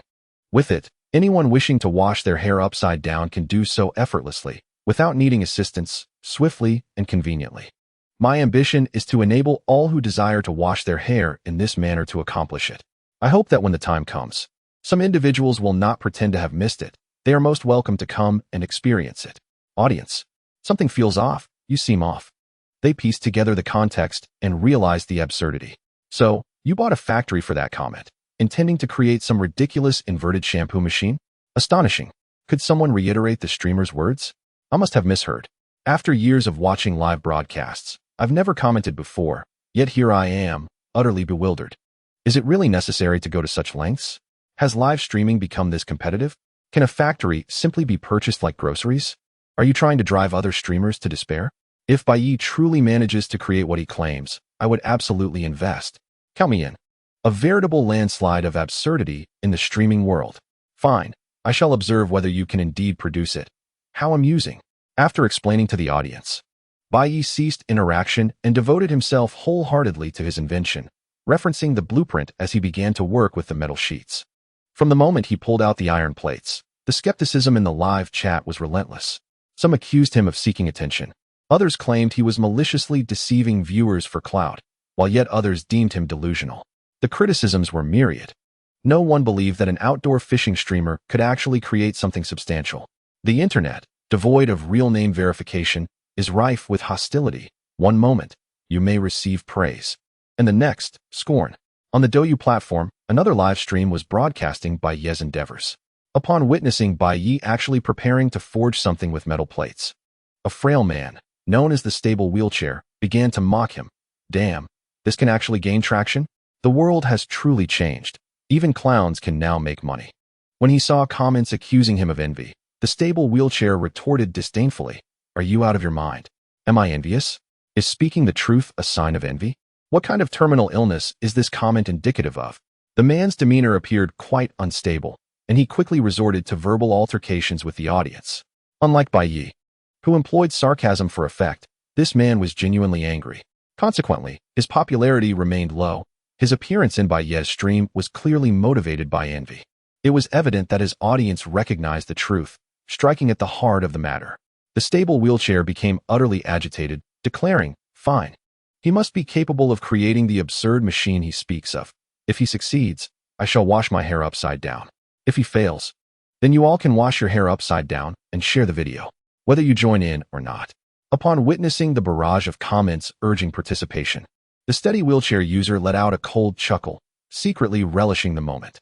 Excellent. He had managed to capture a bit of this wave of attention. As for the notion of washing hair upside down, he had no faith that Bai Ye could truly construct such a device. When this foolish streamer ultimately fails, he would take the opportunity to ridicule him once more and thus garner additional attention. How delightful! The thoughts of the steady wheelchair user resonated with the majority, including many obese streamers, albeit with varying degrees of intensity in their expressions. No streamer could observe Bai Ye's recent rise to fame without feeling a pang of envy. How could it not be him, who, with just a few words during a single night's broadcast, ascended to the pinnacle of trending topics?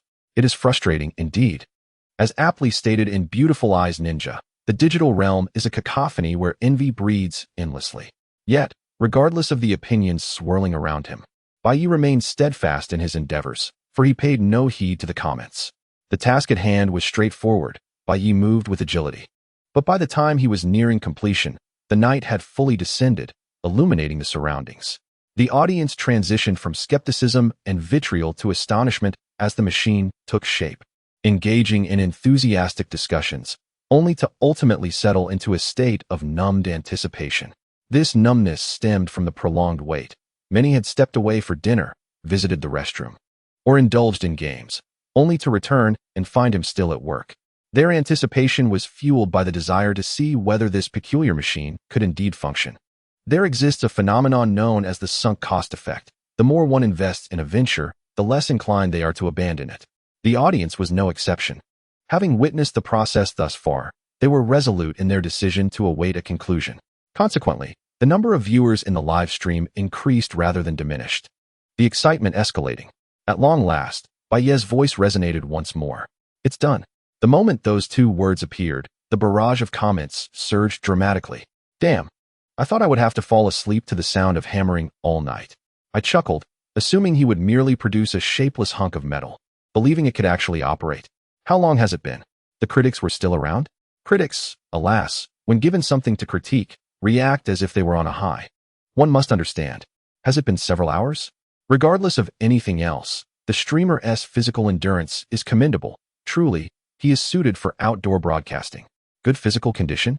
Ha ha ha. Come on. Let's get this machine running. I can hardly wait. Never have I been so eager in anyone's live stream. Even those female streamers could not captivate me so thoroughly. I am enthralled. Am I catching up? Is it finished? Surely, we haven't begun the hair washing yet. In the midst of a card game, I abruptly flung my cards aside. I must witness the upside-down hair washing.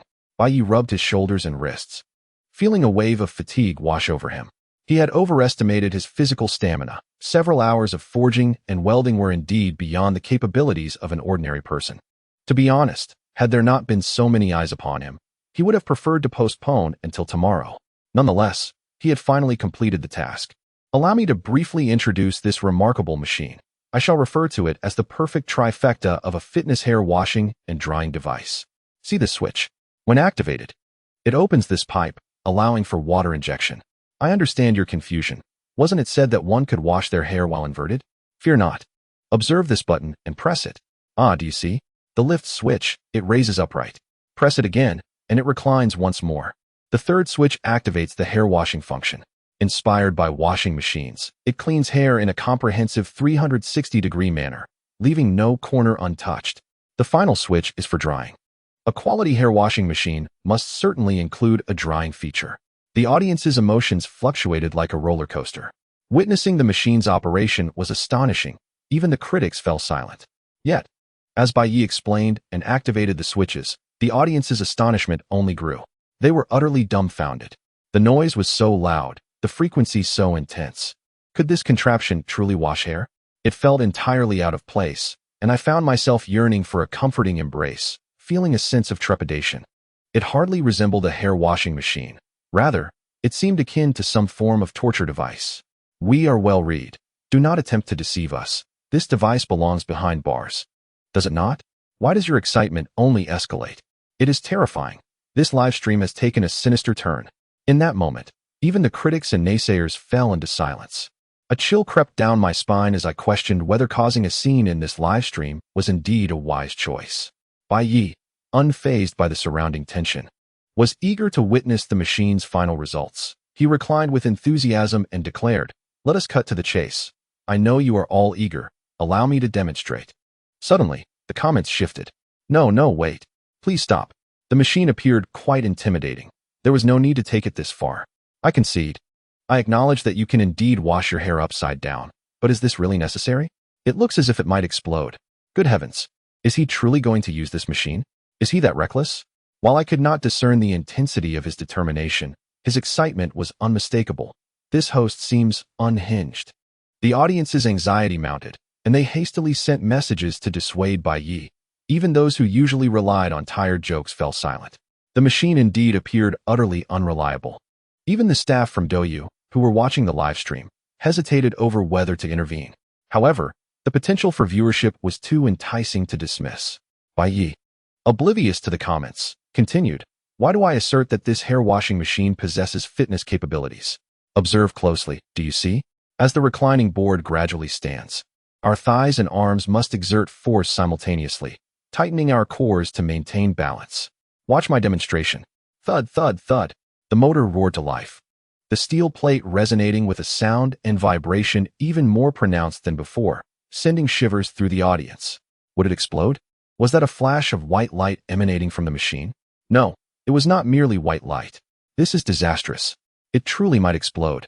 Just as everyone instinctively closed their eyes and the Douyu staff prepared to cut the live stream, Bai Ye's voice resonated through the chaos. Laughter erupted unexpectedly. Did you not anticipate this delightful surprise? Behold, there are colorful lights. Is it not astonishing? Chapter 8. He is so joyful. Bai Ye's voice reverberated within the live stream. Yet the room was engulfed in silence, prolonged and profound silence. The once anxious audience was rendered utterly speechless. Fans, trolls, other OB streamers, official staff. The chat was overwhelmed with ellipses, prompting exclamations of how simply harmonious the world could be. Gradually, diverse comments began to emerge. Wishing your mother good health. What on earth? After all this time, you tell me it's merely colorful lights? Who in their right mind decorates with such things? I often feel embarrassed for not keeping pace with the streamer's thoughts. What about you? To be fair, once those lights were switched on, the atmosphere indeed transformed, surprisingly. For some reason, I feel as if I'm witnessing a dance party at a grave. He is so happy. Why is he so joyful? I cannot comprehend. On screen, a young man was performing a handstand, his face slightly flushed from the blood rushing to his head. Yet, under the vibrant glow of the colorful lights, his beaming smile stood out remarkably. The audience had indeed guessed correctly. Bai Ye was genuinely elated. Every individual possesses an innate desire for creation. It is an unalterable aspect of our nature. Typically, one simply lacks the opportunity to express it. When you craft something with your own hands and achieve your desired outcome, a sense of joy envelopes you, much like the exhilaration of fashioning a wooden toy gun in childhood. Bai Ye was experiencing this very sensation. He had previously harbored some trepidation regarding the machine's operation. With a nose clip and earplugs in place, Bai Ye spoke in a muffled tone. "All right, add the water." Upon pressing the switch with his left hand, water flowed through the pipe and filled the wash basin. He then pressed another button, and the whirring mechanism began to whirl, causing his hair to dance with the waves of water. The viewers, who had been following along, erupted in astonishment. Wow, it really can wash hair. I was mistaken. I genuinely thought this streamer was merely entertaining us, always viewing it with a light-hearted perspective. Yet he has succeeded. Wait, is this scene not humorous? This guy is something else. I was terrified. The tortures of the Qing dynasty pale in comparison. He is laughing maniacally. He is actually laughing in the water. This is hardcore, truly hardcore. I shall dub the streamer the king of hardcore. Mom, why am I watching the live stream on my knees? I invested in this project. No one can compete with me. Where are the trolls? Speak up. What about the fans of that streamer from Bilibili? Say something. Are you mute? Congratulations, host. You have gained 16 strength points. Congratulations, host. You have gained 20 strength points. Congratulations. Gifts soared into the air, resembling an array of planes and rockets, as if they were of no cost. In this moment, Bai Ye truly embodied the essence of a prominent streamer. The atmosphere in the live stream was stable. Yet he appeared serene, so tranquil that his complexion had darkened slightly. From the moment Bai Ye's machine began its operation, an ominous premonition settled over him. By now, it was all too clear that he had lost his gamble. gazing at the barrage of mockery and requests for him to perform a headstand while washing his hair in his live streaming room. He promptly ended the broadcast from his wheelchair. Feeling utterly defeated, once his hair was washed and the machine commenced drying, he finally returned to the screen. Behold my hair, pristine and refreshing. Friends, please flood the screen with the word success. The audience, ever supportive, inundated the chat with the term. Bai Ye continued, yet, something still feels amiss. What do you think about adding some speakers? The collective response was an emphatic, absolutely unnecessary. The viewers were left in awe, reflecting on the rapid evolution of the live streaming industry over recent years. For many seasoned internet users, the bizarre had become commonplace. Especially during the early days when the oversight was lax, encounters with live stream childbirth, eating feces, and even funerals were not unheard of. Yet, the spectacle before them was unlike anything they had ever witnessed.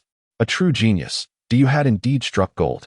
Bai Ye's demeanor became increasingly sardonic as he feigned surprise, asking, "Oh, why has the live room suddenly become so tidy? Where have all the haters gone?" Laughter erupted in the chat, echoing the phrase clean. Take note. You must maintain your strength, lest the world revels in your folly, he quipped. The chat responded, lesson learned. I'm off to wash my hair upside down. Is this not the essence of a resilient Han man? I found it utterly amusing. The fans of that B-Station streamer had truly hit a wall. While ambition is commendable, I couldn't shake the feeling that Bai Ye's competitive spirit was fixated on rather peculiar pursuits. Indeed, the pressure had shifted dramatically. After engaging in light banter with the audience and elaborating on his feelings, Bai Ye prepared to conclude the stream. Why? Because the system's metrics for competitiveness were skyrocketing. From the moment the water began to flow and the hair washing commenced, the competitive points surged uncontrollably. This time, the single-player mode's competitiveness had shattered records, soaring above 15 points. Bai Ye could scarcely contain his eagerness to return and assess the rewards. Amidst the audience's pleas for him to stay, the live room was shut down. However, the storm was far from over. Marketers who had witnessed the entire event began drafting articles, while B-Station creators commenced video editing. The creative minds of the internet were ablaze with inspiration. Each individual obtained what they sought, save for the other party in the wager. Mischievous netizens flocked to that side to comment, "Did you see? Bai Ye has washed his hair upside down. What about you?" It was not merely one streamer. The phrase washing hair upside down had been uttered by many, yet it had always been inconsequential, as no one had dared to act upon it. But now, the narrative had changed. Someone had indeed taken the plunge. The comment sections of numerous streamers were utterly inundated. Amusingly, some netizens even took the liberty of extracting Bai Ye's initial remarks. Bai Ye, I refer to this as an inverted hair washing machine. With it, anyone can achieve the dream of washing their hair upside down without needing assistance, in a convenient and swift manner. My goal is to enable all those who wish to wash their hair upside down to do so. A humorous netizen quipped, "Let me translate for you." Bai Ye said that anyone who has bet on washing their hair upside down should not even think about escaping. Everyone must comply. The streaming community has descended into chaos. In Wuching, at the headquarters of Douyu, the remaining staff are engaged in a small meeting. What are everyone's thoughts? Should we alter his contract? A contract change is indeed necessary. The one he currently holds lacks any binding force, allowing him to leave at will. The crux of the matter is determining which level of contract to offer. To be frank, I am currently unable to assess his value. It is true that Bai Ye excels at generating buzz and topics, much like a vortex of traffic. However, I cannot ascertain how far he can go or if he can maintain it in the future. I am at a loss. Should we report this? Don't rush to report every confusion. Do you really think the leaders have an abundance of time? Then offer a suggestion. Let us deliberate further. Summon the data department and have them work overtime to produce an analysis report. In Xingqing, a district adjacent to Bai Ye's factory, a girl stares at the black screen of the live stream, frozen in her chair, motionless for quite some time. The Fiery Orange, one of the few prominent streamers at Douyu, had intended to take a break during the festive season. After all, a few days of rest is not unreasonable. However, perhaps due to having streamed for so long, she found herself completely disinterested in anything related to streaming during her break. Unexpectedly, her reluctance led to her being forcibly summoned to Bai Ye's live stream by company personnel. They said, "Take a look, this individual is unlike any other streamer." She watched for several hours, remaining until Bai Ye concluded his broadcast. Orange exhaled deeply and retrieved her phone to make a call. "You want me to create a couple's storyline with him?" The person on the other end chuckled. Did you guess? Don't you think it's a splendid idea? You are both in Xingqing, and he is quite handsome, with plenty of topics to discuss. I believe it's worth a try. Orange scoffed, replying, what is so great about creating a couple storyline? Can't I simply focus on my own streaming? The other side responded, that was true before. When you solidly held the title of the top streamer in your region, and even aspired to be the platform's leading star. But now, it's different, Orange. That individual, through the couple's storyline, has already surpassed your popularity. Orange grew anxious, exclaiming, but her words were cut off. Orange, your streaming career is not solely your affair. Why won't you listen? Very well, you have the night to consider. The call ended. Orange slumped in her chair, her gaze vacant as she stared at the ceiling, muttering to herself, why? Little did she know, there were other female streamers also eyeing Bai Ye. Want to create a couple storyline? Even if you wish. It may not come to fruition. Chapter 9. The Internet Villain, Minister of Justice. Early morning, by the banks of the Xiang River. Bai Ye has been running for nearly an hour, drenched in sweat. During his second run, he noticed something peculiar. The ring on his hand seemed to generate a current-like sensation, invigorating his body. It was the depths of winter, and logically, exposed skin should have felt the biting cold regardless of physical exertion. Yet, he felt none of that. On the contrary, he found himself increasingly at ease, as if enveloped in the warmth of a hot spring. Though he had been utterly fatigued the previous night after toiling for nearly the entire evening, he awoke revitalized. This prompted Bai Ye to once again marvel at the excellence of the system's offerings. Upon returning home, after a refreshing shower and enjoying the breakfast he had conveniently purchased, Bai Ye contemplated perusing the news on his phone.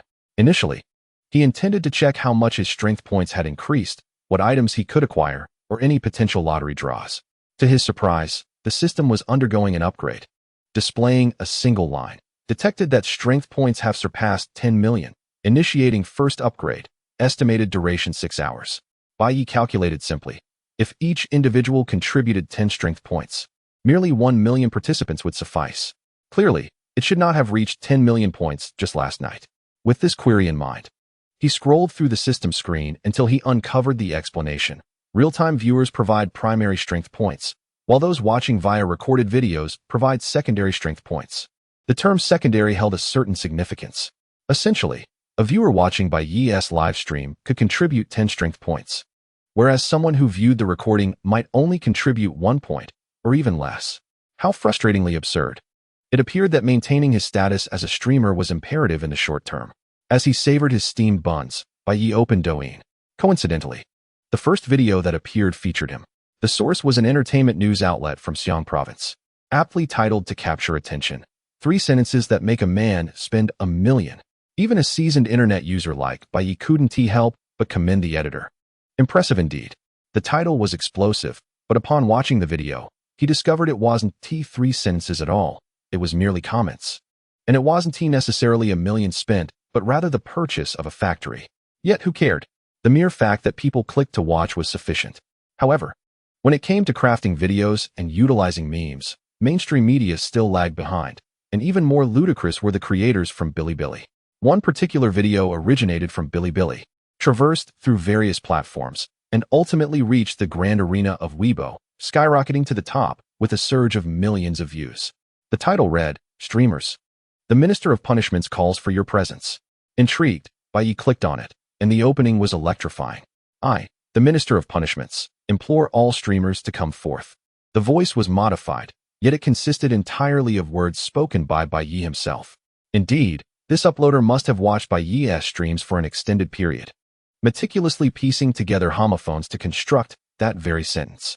Following this was a popular song in the world, with lyrics rewritten to feature Bai Ye's voice, resulting in a new composition. The main themes were twofold.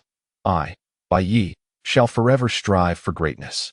All streamers who have publicly declared their intentions regarding the inverted hair washing challenge, please come forth and face the consequences. In the midst of the first chorus, various streamers' flag-raising videos were indeed incorporated, resulting in an overwhelming effect. This grotesque video was crafted by the user known as Shakespeare Monkey, a prominent figure on Bilibili. In reality, the performance produced by the inverted hair washing machine yesterday exceeded even Bai Ye's own expectations. For instance, the long-dormant Shakespeare Monkey, who hadn't ventured into grotesque content for a while, didn't even watch the live stream. He merely caught a recording in a friend group. Upon viewing it, he felt as though he had struck gold, inspiration flooding forth uncontrollably. He persevered through the night to create such a grotesque piece. Consequently, this video triumphed spectacularly, sweeping across Bilibili and into Weibo. The comments were astounded. Wow, this video is already outrageous, but I never anticipated that the inverted hair washing machine would be even more ludicrous. What an apparatus. It's a device of torture. Invention may be relatable, but it must not descend into the realm of the underworld. I unilaterally declare that Bai Ye has ascended to the ranks of the 4 great villains of the internet, claiming the top position, known as Lord Bai. Doghead, what? Do you all know what transpired? Who is this person? If you don't know, go investigate. I await your enlightenment. Ha ha ha ha. I, the Minister of Punishments. Summon all streamers to face their reckoning. I can hardly contain my laughter. Even more amusing are the comments from other streamers. You'll see for yourselves, none shall escape. I just returned from the live stream of one of the named streamers, and the atmosphere was bewildering. Ha! The realm of torture cannot lose Bai Ye, just as the West cannot forsake Jerusalem. What a cautionary aphorism. What an unparalleled performance. Bai Ye extracted the essence from the comments, and out of curiosity, followed the cues to the comment sections of other streamers. As expected, they were all echoing similar sentiments. When shall we face the reckoning? The Minister of Punishments is here to apprehend us. Come, let us endure our fate. Open the door. Open the door. There is no escape. Don't hide. Bai Ye is outside. I cannot ascertain the reactions of those streamers upon reading the comments, but the onlookers are thoroughly enjoying themselves, the air filled with mirth. Bai Ye's lips twitched, a hint of annoyance evident on his face. This truly is a case of collateral damage. However, what the netizens engage in has no bearing on me, Bai Ye, does it, streamers? As Bai Ye was enjoying the spectacle, a sound echoed in his mind. Ding. System update complete. The details of this update are as follows. 1.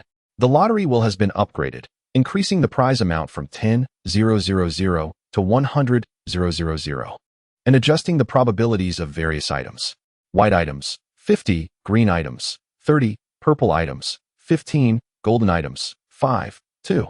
The avenues for acquiring strong points have been enhanced.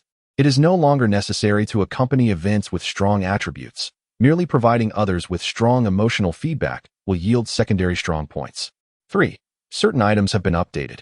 3 locations have been completely refreshed, with clear introductions provided. Bai Ye first turned his attention to his personal section.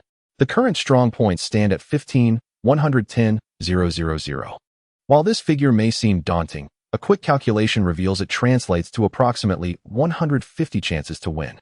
Perhaps the system deemed its revenue generation too sluggish and has consequently altered the channels for acquiring strong points. This is rather advantageous, for it implies that even if Bai Ye merely shares a humorous anecdote during a live broadcast, provided it is sufficiently amusing, he can accrue strong points. Although the individual point yield may be modest, it can accumulate over time. Now, let us turn our attention to the merchandise. Upon opening the store and examining the recent updates, it is evident that there is a plethora of new offerings, complemented by a search function. Bai Ye felt a sense of gratification. At last, the system has adopted a truly organized appearance. Without further ado, he decided to indulge in 10 consecutive draws for amusement. The first draw yielded a dazzling set of live broadcast equipment. Bai Ye nodded in approval. Although it was yet another white item, it was indeed useful for him. The second draw also produced a white item. The third draw, however, resulted in a green item. Bai Ye's eyes sparkled with anticipation. The last time he obtained a green item, it was a health ring. He wondered what this draw would reveal. As the green light dissipated, a card emerged. Unstable luck card. Upon use, it enhances one's fortune, but is it truly wise to toy with luck? Bai Ye found himself in a quandary, unsure whether to laugh or frown, as the card's name and description exuded an aura of unreliability. He pressed on. The fourth draw yielded yet another green light. A decent investment. Upon use, it randomly grants shares in leading enterprises relevant to one's own industry. This was promising. Bai Ye felt a wave of relief wash over him. Given the system's penchant for modest estimations, this investment would likely not come cheaply and was pertinent to his current profession. With this prize secured, he could at least ensure that this round of draws would not result in a loss. The subsequent 5th, 6th, 7th, and 8th draws all yielded white items, consisting solely of everyday necessities. It was not until the ninth draw that Bai Ye straightened in his seat, for purple light erupted. After numerous attempts, he finally encountered a purple prize. Extraordinary experience. Upon use, one may select a godly skill to last for 24 hours. A godly skill? Bai Ye quickly navigated to the store, only to find the interface still unclear despite the updates. The skill cards had merely ascended one tier in their classification. According to the system's grading, skills are categorized into 4 levels: proficient, master, legendary, and divine. This meant that the current store could only offer skills up to the master level. Yet, even the most basic master level skill required a minimum of 10 million strong points. How exorbitantly priced must the divine skills be? Bai Ye gazed at the purple item he had just acquired, his eyes glimmering with desire. What a magnificent treasure it was. And how costly? Why must it be a one-time use? He resolved to draw once more. 3 minutes later, Bai Ye found himself staring at a collection of white items. His heart settled. Calmly, he prepared to venture out for his live broadcast after finishing his lunch. It was quite ironic. Although he was now a wealthy individual, he remained diligently committed to his broadcasting duties. Such is the essence of professionalism. Once the live stream commenced, the barrage of comments began to flow in. Bai Ye cast a fleeting glance at his follower count, which had surpassed 5 million, leading to an immediate surge in his popularity. Yet, the actual number of devoted fans was open to debate. It was apparent, even to the most uninitiated, that many were merely drawn to the spectacle. "Good afternoon, siblings. Have you eaten?" he greeted while tidying up his fishing gear. The barrage of comments read, "Not yet. We're waiting to see you fail to catch any fish." In the past, he would start his broadcast at 11 in the morning, guiding his brothers to lunch, but now that he had gained fame, he had begun to arrive late, hadn't he? "Oh dear, my husband's diva-like demeanor is so charming. It makes my heart race." Someone exclaimed. "Are you sure you want to accuse the Minister of Justice of being late?" Bai Ye quipped. "Hey, why does the image seem so much clearer? Have you upgraded your equipment?" He glanced at the camera and began his usual banter with the audience, saying, "Am I really late and acting like a prima donna? Have you ever seen a wealthy person as diligent as I am? I've never taken a day off since I started streaming." As the audience contemplated how to counter his claim of wealth, they suddenly recalled his investment in a factory to manufacture torture devices, leaving them momentarily speechless. Bai Ye smirked and stated, "Nothing to say, right? I've always told myself to strive harder, to put in double the effort compared to others. Do you know why?" The viewers attempted to guess. To earn money? To live well? For your parents? Bai Ye shook his head and replied, "None of those. My primary motivation is to avoid being pointed at in the future and being told, 'Look at Bai Ye, he's just a pretty face with no substance.' Congratulations, host. You have gained 3 strength points and acquired a strong emotion called this dog coin. Congratulations, host. You have gained 2 strength points and acquired a strong emotion called frustrated but unable to retort. Congratulations, host. You have gained 3 strength points and acquired a strong emotion called what the hell. Congratulations. The system notifications arrived even faster than the audience's comments. Bai Ye was delighted, as this provided him with a new, stable source of strength points. What? You're referring to those named strong emotions? Come on, let us hurt each other. The audience was genuinely incensed, echoing the words of the life coach Camille. Lies won't hurt. It's the truth that cuts like a knife. Bai Ye escalated his antics, declaring, "By the way, don't bother gifting me during the stream anymore." The audience was taken aback. Bai Ye elaborated, "I don't value trifling sums." "You jerk." The chat erupted in outrage. "I've been triggered, brothers, truly triggered. Should we press on with this outrage? Is this how we play? I'm desperate, I'm desperate." A generous bounty was offered for any brave soul willing to eliminate Bai Ye offline. "I'll add more money. Is there a warrior among you? I'll contribute too." As another wave of strength points rolled in, Bai Ye felt a surge of satisfaction. The audience were genuinely good-hearted. Once his fishing gear was neatly packed away, Bai Ye ceased his playful torment of the viewers. After all, milking the audience must be sustainable. One couldn't afford to exhaust the resource. What if he ran it all dry? While descending in the elevator, the viewers finally found their opportunity for retaliation. "Despite all this talk, are you still single?" "Indeed. My heart remains unperturbed as I embrace my girlfriend." "I acknowledge your audacity, yet you remain without a partner. Among the 2 orioles singing by the green willows, you stand alone without a girlfriend. As the male and female rabbits frolic together, you still lack a companion. Quite an achievement. Are you not incensed, dear streamer?" Bai Ye, observing the video, mockingly remarked, "Come now, Take a good look at my face. If I were truly seeking a partner, do you think I would struggle? Some eagerly awaited this very statement, as the barrage of comments flooded in. Such bravado. Teach your brothers how to flirt. If you're so capable, go charm the Iron Orange. With this comment, a wave of imitators surged forth. Iron Orange? Bai Ye rummaged through his memories and recognized the name. A fellow streamer on the same platform, one of the prominent female hosts, known for her fiery temperament. She was a gaming streamer. And whether teaming up with passers-by or engaging with friends, her essence could be distilled into 4 words, averse to flirting. While other female streamers indulged in pairing up for clout, she remained steadfast in her individuality. Coupled with her fierce gaming style, she earned the moniker of the Iron Orange, a name that epitomized both her beauty and her resilience. Bai Ye sensed that the ever-strong buff had undoubtedly been activated, yet he hesitated to engage. After all, they were mere strangers. Was it prudent to approach her with such boldness? Insanity. Upon noticing Bai Ye's lack of response, the audience grew more animated. Didn't you claim to be ever strong? Go for it, brothers. If you can't woo Iron Orange, then you, with your looks, should step up. The encouragement to confront his peers intensified, urging him not to shy away. Is the streamer up for the challenge? Is he going to back down? Enough already. He had been a streamer for quite some time and had never collaborated with a female host. Was this a death wish? Coward. A wealthy coward. A handsome coward. A coward skilled in crafting instruments of torture. Wait, are they truly insulting him? Why do I feel so personally attacked? Bai Ye felt the pressure mounting. This was the backlash of confronting the audience? As he maintained a facade of composure, the spectators reveled in his visible unease. The phrase escalate the intensity echoed in their minds, leading to a barrage of comments branding him a coward. The audience's malice was not particularly severe, they simply sought amusement. A certain group, eager to witness Bai Ye's discomposure, seized this opportunity with glee. For the first time, Bai Ye understood the sensation of being coerced. After contemplating the feasibility of his options, he retorted coolly, "Come on, let's see it then. I cannot evade this." Choosing not to flirt with the unfamiliar female streamer would result in minimal repercussions, but as some comments suggested, it would inevitably tarnish his persona. This situation required a remedy. Bai Ye continued, "I'm game, but what constitutes flirting? Surely, we must establish a standard." As the audience realized he had acquiesced, their excitement surged. Now that they had a mere standard to consider, what could possibly hold them back? The comments flooded in. You've agreed, right? Excellent. Very spirited. Version update. The title of Coward has been temporarily revoked from Bai Ye's head and replaced with the title of Strong-Willed for Life. Oh, my husband is so courageous.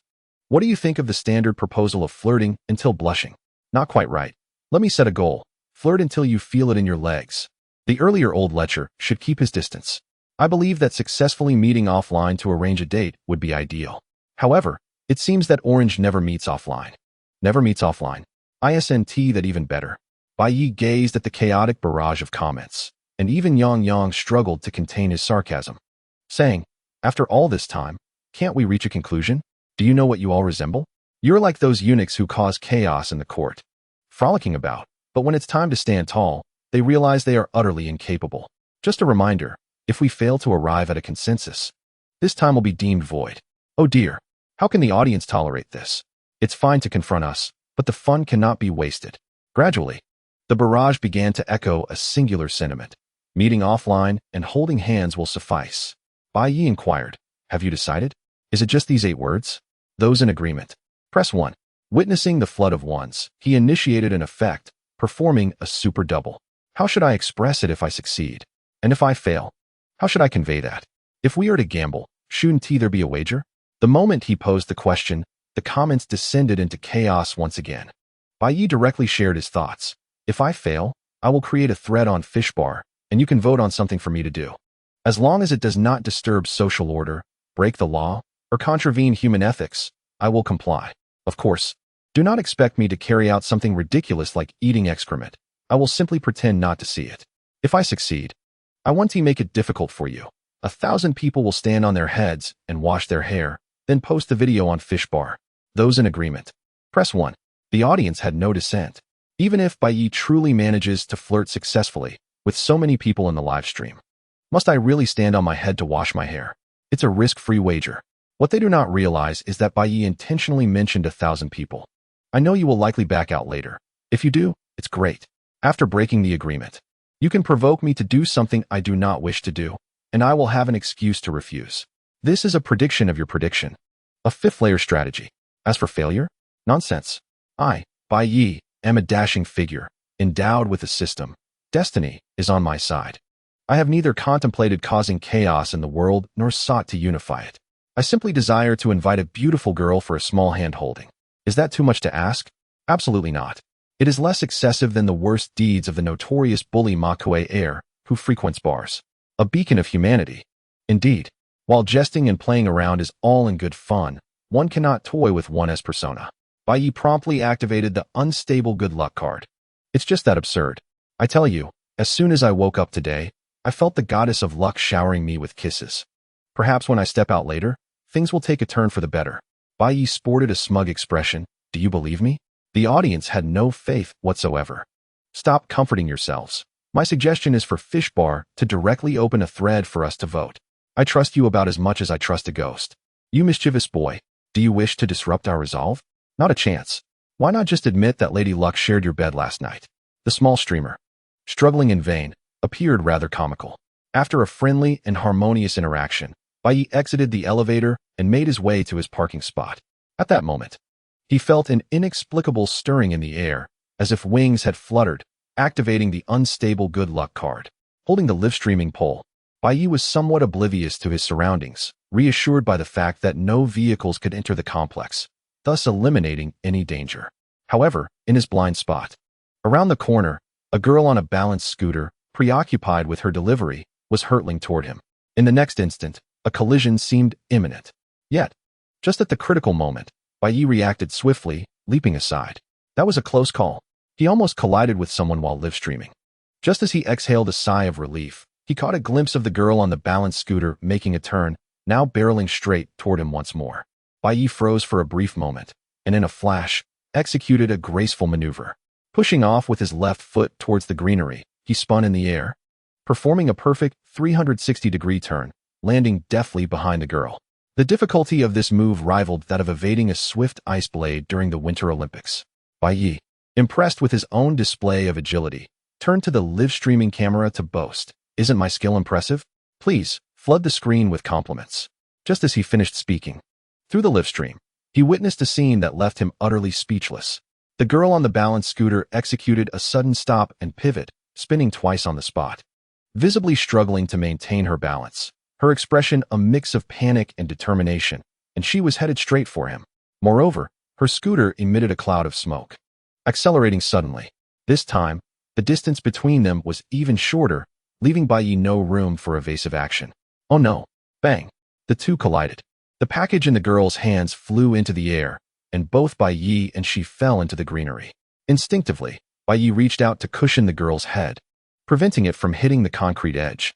Immediately, a sharp pain coursed through his body, particularly in his hand. Before he could regain his composure, darkness enveloped his vision. An electric footbath lid had landed firmly atop his head.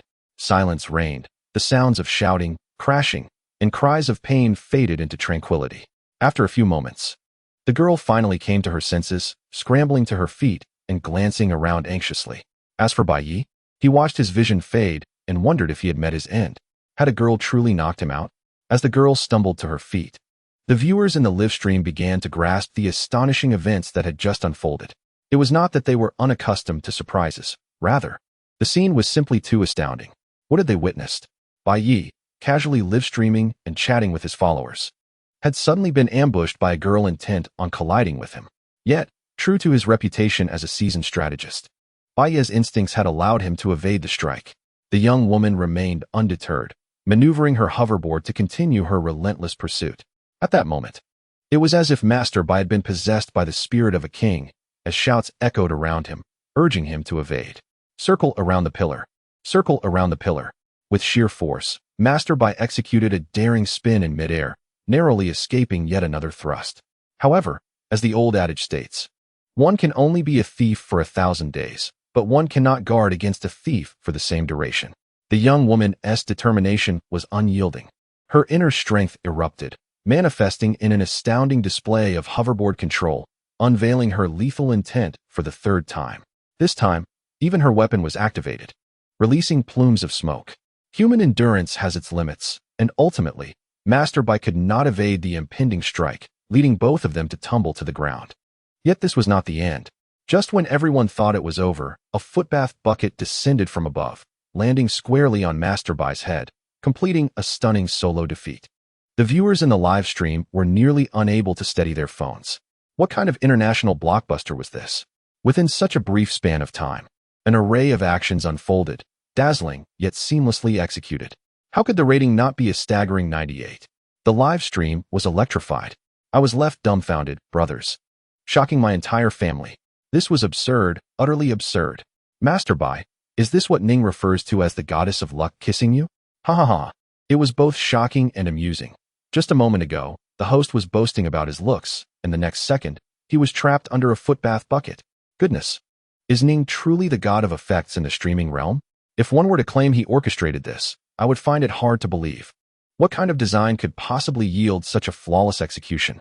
Which director could capture these movements in a single take? They would surely deserve an Oscar.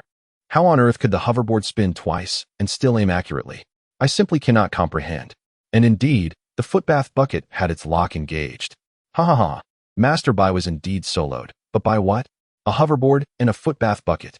Blimey, being soloed by a footbath bucket is undeniably impressive. Master Bai lamented. I wish to escape, but I cannot. He fled, she pursued, and he found himself ensnared. Ha ha ha. The girl, witnessing Master Bai's predicament, felt her embarrassment reach new heights and hurriedly approached to remove the bucket. Wait, I'm not dead? Master Bai regained his vision, pleasantly surprised, only to behold the girl before him. Believing himself to be cultured, he offered a rather eloquent compliment. My dear, you are truly stunning. The girl, flustered, attempted to assist him, asking, Are you all right? Mid-sentence, she suddenly exclaimed, You seem to be that, inverted hair washer? Master Bai's expression twitched slightly as he retorted. Thank you, but I doubt anyone would be named inverted hair washer. Ah, you do seem somewhat familiar. Oh my goodness, he recognized her. Wasn't she that fiery streamer? The Furious Orange? Indeed, she was quite the tempestuous one. Master Bai glanced at her face and then her hand. At that moment, as she tried to help him up, their hands were perfectly aligned, entwined in an intimate gesture. In an instant, Bai Ye's mind conjured up 8 words. Meet offline, just hold hands. He glanced at his phone, which remained firmly in his grip, unyielding even amidst the recent chaos. He had maintained his professional integrity. The camera never left his hand. Is this not dedication? However, that was not the crux of the matter. Bai Ye directed his attention to the live stream, declaring, Let us see who this is and observe our actions. I hereby announce, the bet is fulfilled. Upon his proclamation, the audience in the live stream was once again left in utter bewilderment. This girl, Steel Orange? Offline? Holding hands? What the heck? Meanwhile, at Orange's company, the staff, aware of Bai Ye's broadcast, were preparing to tune in to investigate how to stir up a CP couple frenzy. They were taken aback upon entering, their minds reeling. How is Orange on camera? Did I stumble into the wrong live stream? No, that figure beside her is undoubtedly Bai Ye. How did you two end up holding hands? Oh, Orange, yesterday you hesitated at the thought of promoting a CP, and today you boldly embraced an offline rendezvous, huh? The company personnel watched the live stream, their expressions oscillating between relief and shock. Sparks were about to fly. Chapter 11. What kind of fool are you? Orange hurriedly apologized. I'm so sorry, I momentarily forgot your name. Then realizing, she asked what bet. But that was not the focal point. Bai Ye inhaled deeply, gradually rising to his feet. The exhilaration from completing the bet faded, revealing the pain coursing through his body. Thankfully, it was winter, and he was clad in thick clothing. Otherwise, the situation would have been far worse, especially his right hand, which he could barely lift. Following Bai Ye's gaze, Orange also noticed his right hand. She recalled that had it not been for Bai Ye cushioning her head with that hand, she might have ended up with a serious injury. The guilt welled up within her, nearly bringing her to tears. I didn't mean to. Bai Ye, observing her distress, replied with resignation. I know you didn't mean it. By the way, what is up with that balance scooter? It started smoking while you were riding it? Orange turned her gaze towards the fallen scooter, equally perplexed. I don't know.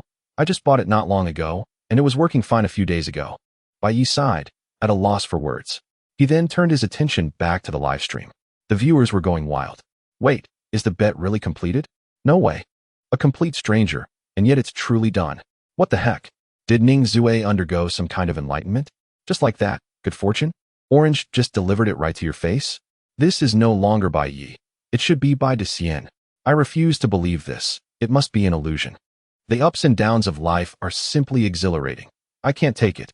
No, this doesn't count. It can't count. Bai Ye stared at the barrage of comments, momentarily stunned. Good fortune? He recalled the unstable luck card he had used just moments prior. No way. Could it be that thing? Bai Ye instinctively questioned in his mind. System, did the luck card cause this?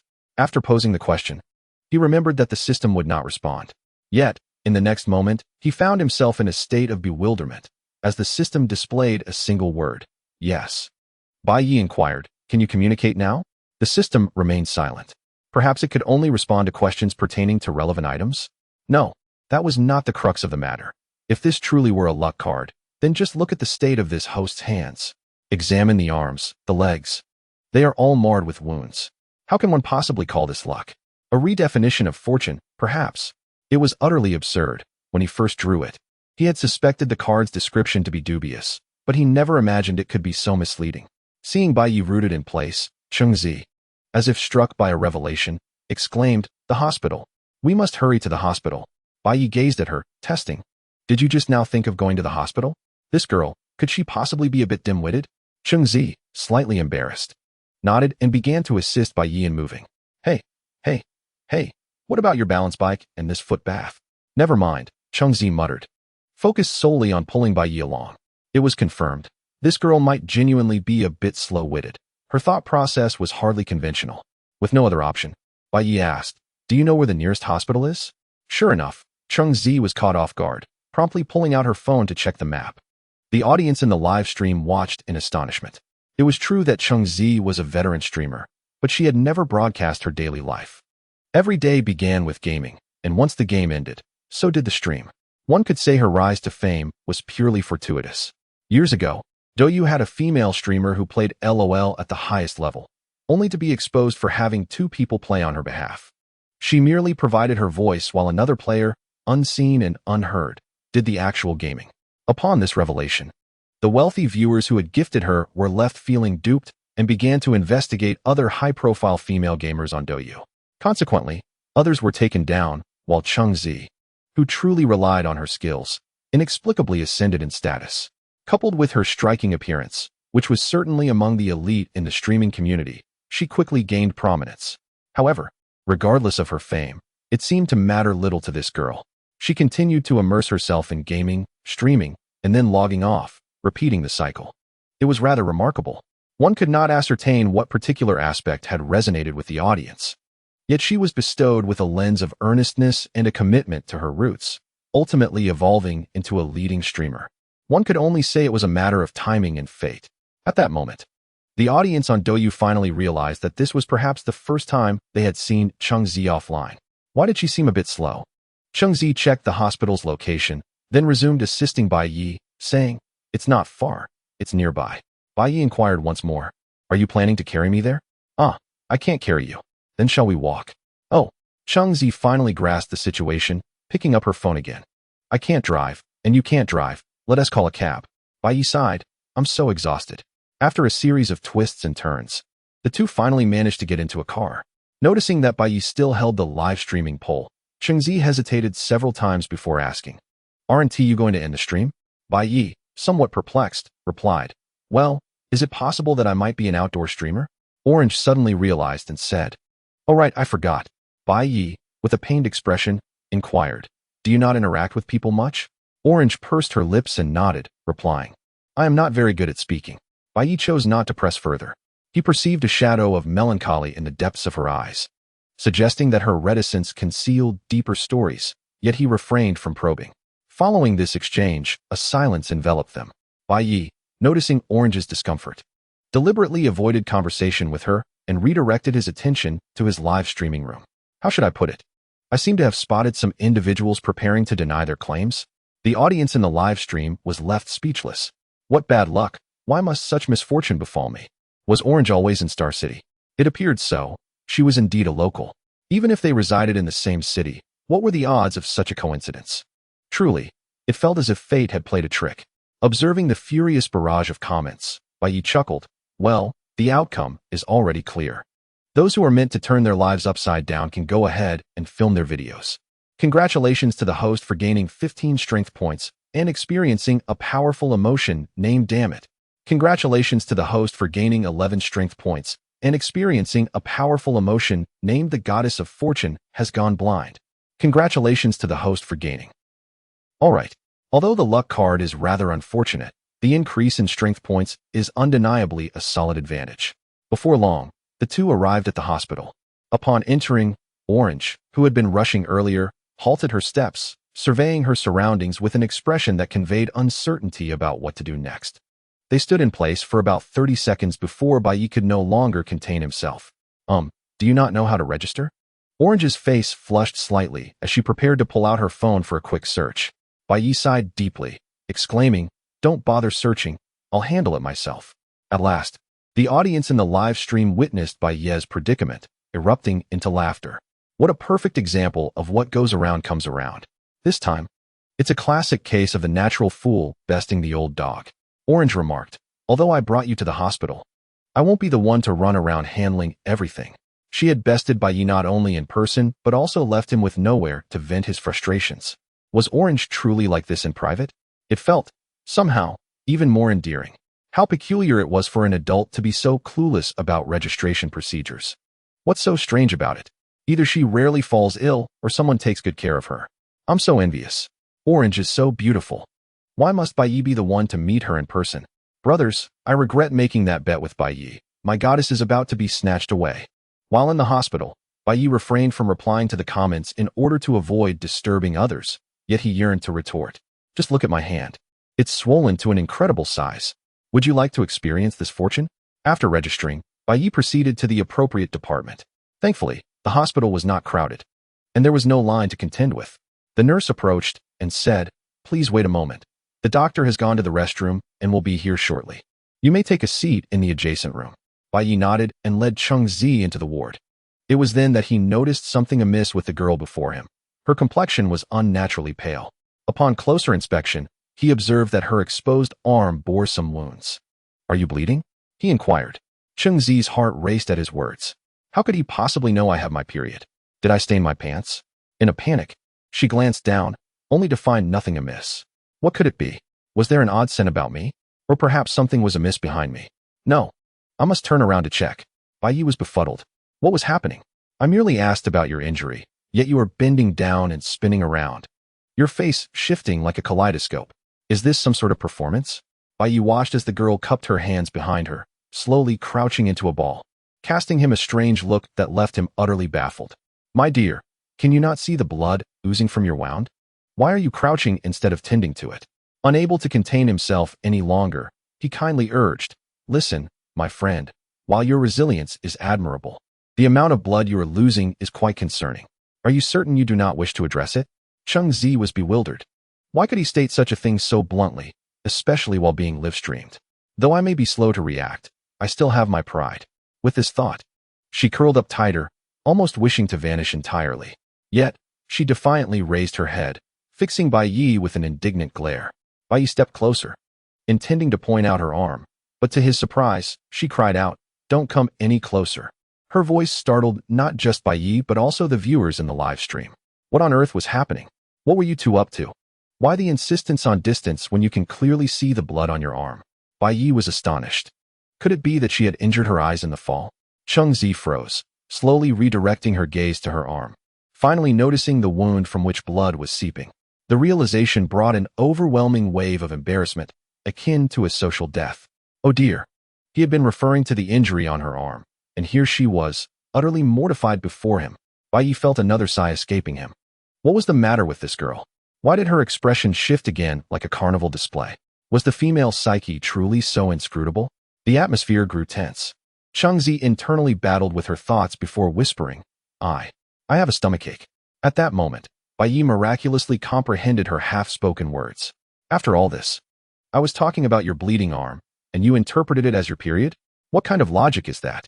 Bai Ye felt utterly drained, as if a valve had been opened, expelling all his energy. You know what? Never mind. He consoled himself inwardly. Regardless of whether this young lady possesses common sense or displays a certain naivete, she is undeniably a good person at heart. Experiencing her monthly discomfort alongside the physical strain of wrestling, not every girl would prioritize the well-being of others in such a predicament. Bai Ye, with a feeble gesture towards the hospital bed, suggested, "Why don't you lie down? The doctor will arrive shortly to tend to your injuries." Initially, Chengzi intended to decline, yet a sharp pang in her abdomen compelled her to acquiesce and make her way to the bed. Once she settled onto the hospital bed, an epiphany struck Bai Ye. This was not how it was supposed to be. He was the one who should be the patient, reclining on the bed. The audience, who had been attentively observing the live broadcast, was momentarily taken aback. Was the plot advancing at such a rapid pace? Were they nearing the point where Bai Ye had managed to lure Chengzi into his embrace? The viewers expressed their disbelief, questioning the absurdity of the situation. What should I do if my husband has taken my wife? I need advice, urgently. Soon after, a rogue insider stirred the pot, disseminating a message in Chengzi's fan group. Cheng is in trouble, just deceived into bed by a man. Join the live stream XXXX. Hurry. Once this message circulated, there was little left to say. We just returned home for the new year, and now you're telling me our house was robbed? The fans of Chengzi, in a frenzy, swiftly surged towards Bai Ye's space, clamoring, "Where is Cheng? What is happening?" Upon entering the hospital room, Cheng's fans were left speechless. Who was the scoundrel that claimed Cheng had been deceived into bed? Wasn't this a hospital setting? Yet, upon closer inspection, it appeared she truly was on a bed, albeit a hospital bed. What had transpired? Had she been incapacitated during the New Year festivities? Only after several moments did they realize this was Bai Ye's live broadcast. Thanks to Bai Ye's recent surge in popularity, many from other platforms might remain unaware of the specifics, but the majority of Douyu users were well informed. Ironically, this knowledge only deepened their confusion. Bai Ye and Chengzi, were they not two individuals whose paths rarely crossed? Why were they now in the same hospital room? Consequently, the intensity of the comments in Bai Ye's live stream escalated dramatically. Chengzi's fans inundated the chat with inquiries, desperate to comprehend the situation. Meanwhile, Bai Ye's followers, fearing that Cheng's fans might malign him, were fervently stoking the flames of drama, weaving an elaborate narrative of childhood friendship and unspoken affection blossoming into romance, leaving bystanders utterly bewildered. Alas, amidst the chaos of the live chat, Bai Ye remained unfocused as the doctor returned from a break. Upon entering, he paused and inquired, "Wasn't the patient a young man? How has it transformed into a young lady? Which of you is the patient?" The moment these words left his lips, all factions within the live stream fell silent. At this moment, they realized there was something amiss with the scene. Indeed, it seemed that Bai Ye was the patient. Yet he was standing while Chengzi occupied the hospital bed. Observing Bai Ye, who stood by the bed with an injured arm, one couldn't help but find the situation somewhat amusing. Chengzi, the sister, had truly outdone herself.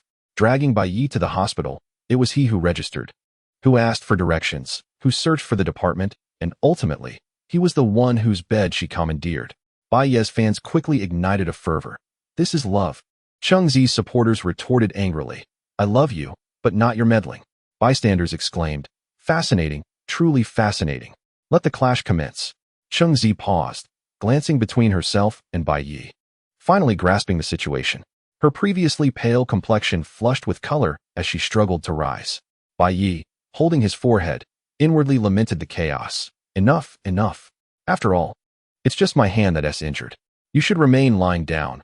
We wouldn't want you to faint." His words prompted some of Chengzi's female fans to realize something.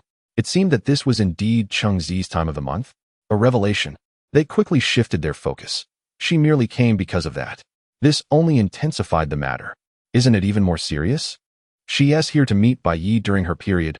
What is the nature of their relationship? Oh dear, it appeared that his sister's thoughts were truly concerning. The doctor, an astute elder, observed the scene and surmised the situation with a smile, teasing, "The young man is quite considerate. It's commendable that you care for your girlfriend." "Bai Ye, huh? Chengzi, I'm not." The live stream audience erupted in disbelief. The doctor waved dismissively. All right, no need to be shy. I've been through it all. If you have questions, go ahead. By the way, young man, where are you injured? How did you come to be here?" Bai Ye's face contorted, and after a pause, he replied, "My heart is injured." The doctor furrowed his brow. "Then you've come to the wrong department. This is surgery." The audience in the live stream erupted in laughter, finally united in their amusement. Bai Ye sighed. Let it be, I'm worn out. Upon exiting the hospital, Cheng Zi was feeling much better. Bai Ye had no significant issues. After examination, the doctor proclaimed that his hand had not sustained damage to the tendons or bones and merely required some swelling reduction. The rest of his body bore only a few bruises that would heal in a few days. In contrast, Cheng Zi had a cut that needed bandaging. For a moment, it was difficult to discern who among the two was more seriously injured. At the hospital entrance, Bai Ye declared, Well then, I want to see you back. As a dedicated streamer, I must go live to fish. Hearing this, the audience in the live stream was deeply moved, expressing their sentiments with sarcasm. Is that so? The veteran streamer was clearly anxious about the potential exposure of a bet and sought to make a hasty exit. Did they think they were oblivious? Cheng Zi, appearing troubled since the moment she bandaged her wound, finally mustered the courage to say, Bai Ye, how about I treat you to dinner tonight? Bai Ye chuckled, Oh, it's quite all right. My hand is fine, so there's no need for dinner.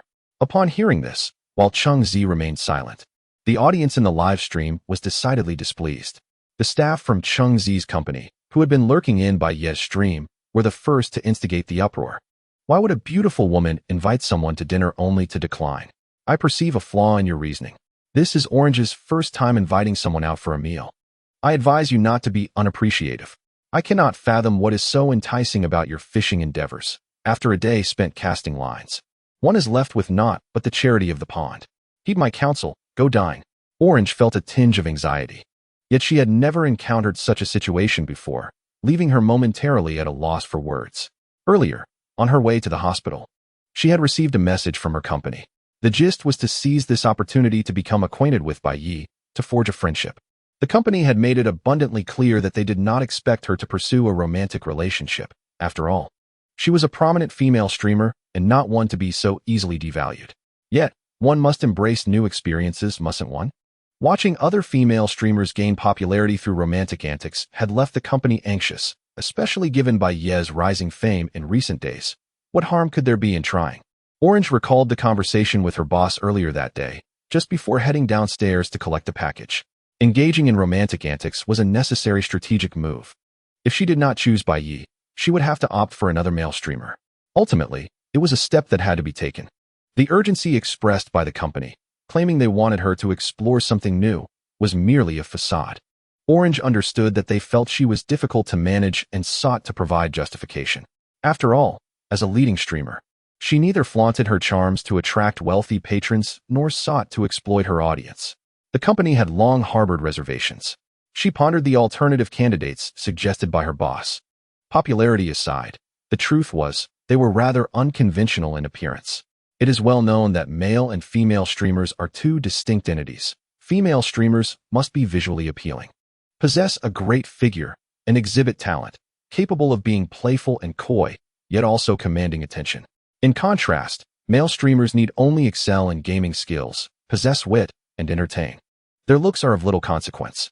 While Orange was somewhat socially anxious and naturally naive, she was not incapable of discerning beauty from ugliness. If the company was truly intent on having her engage in romantic antics, she had little choice, and opting for Bai Ye seemed preferable. At least he was handsome. With all these considerations weighing on her, Orange ultimately made her decision and prepared to invite Bai Ye for dinner. However, she was taken aback when he declined, leaving her in an awkward silence. She wished to explain, but Bai Ye was live streaming, and the words eluded her. In a moment of impulsiveness, she reached out to grasp the corner of his clothing. Bai Ye, perplexed, wondered what was amiss with this girl. Orange proposed again, I wish to apologize to you.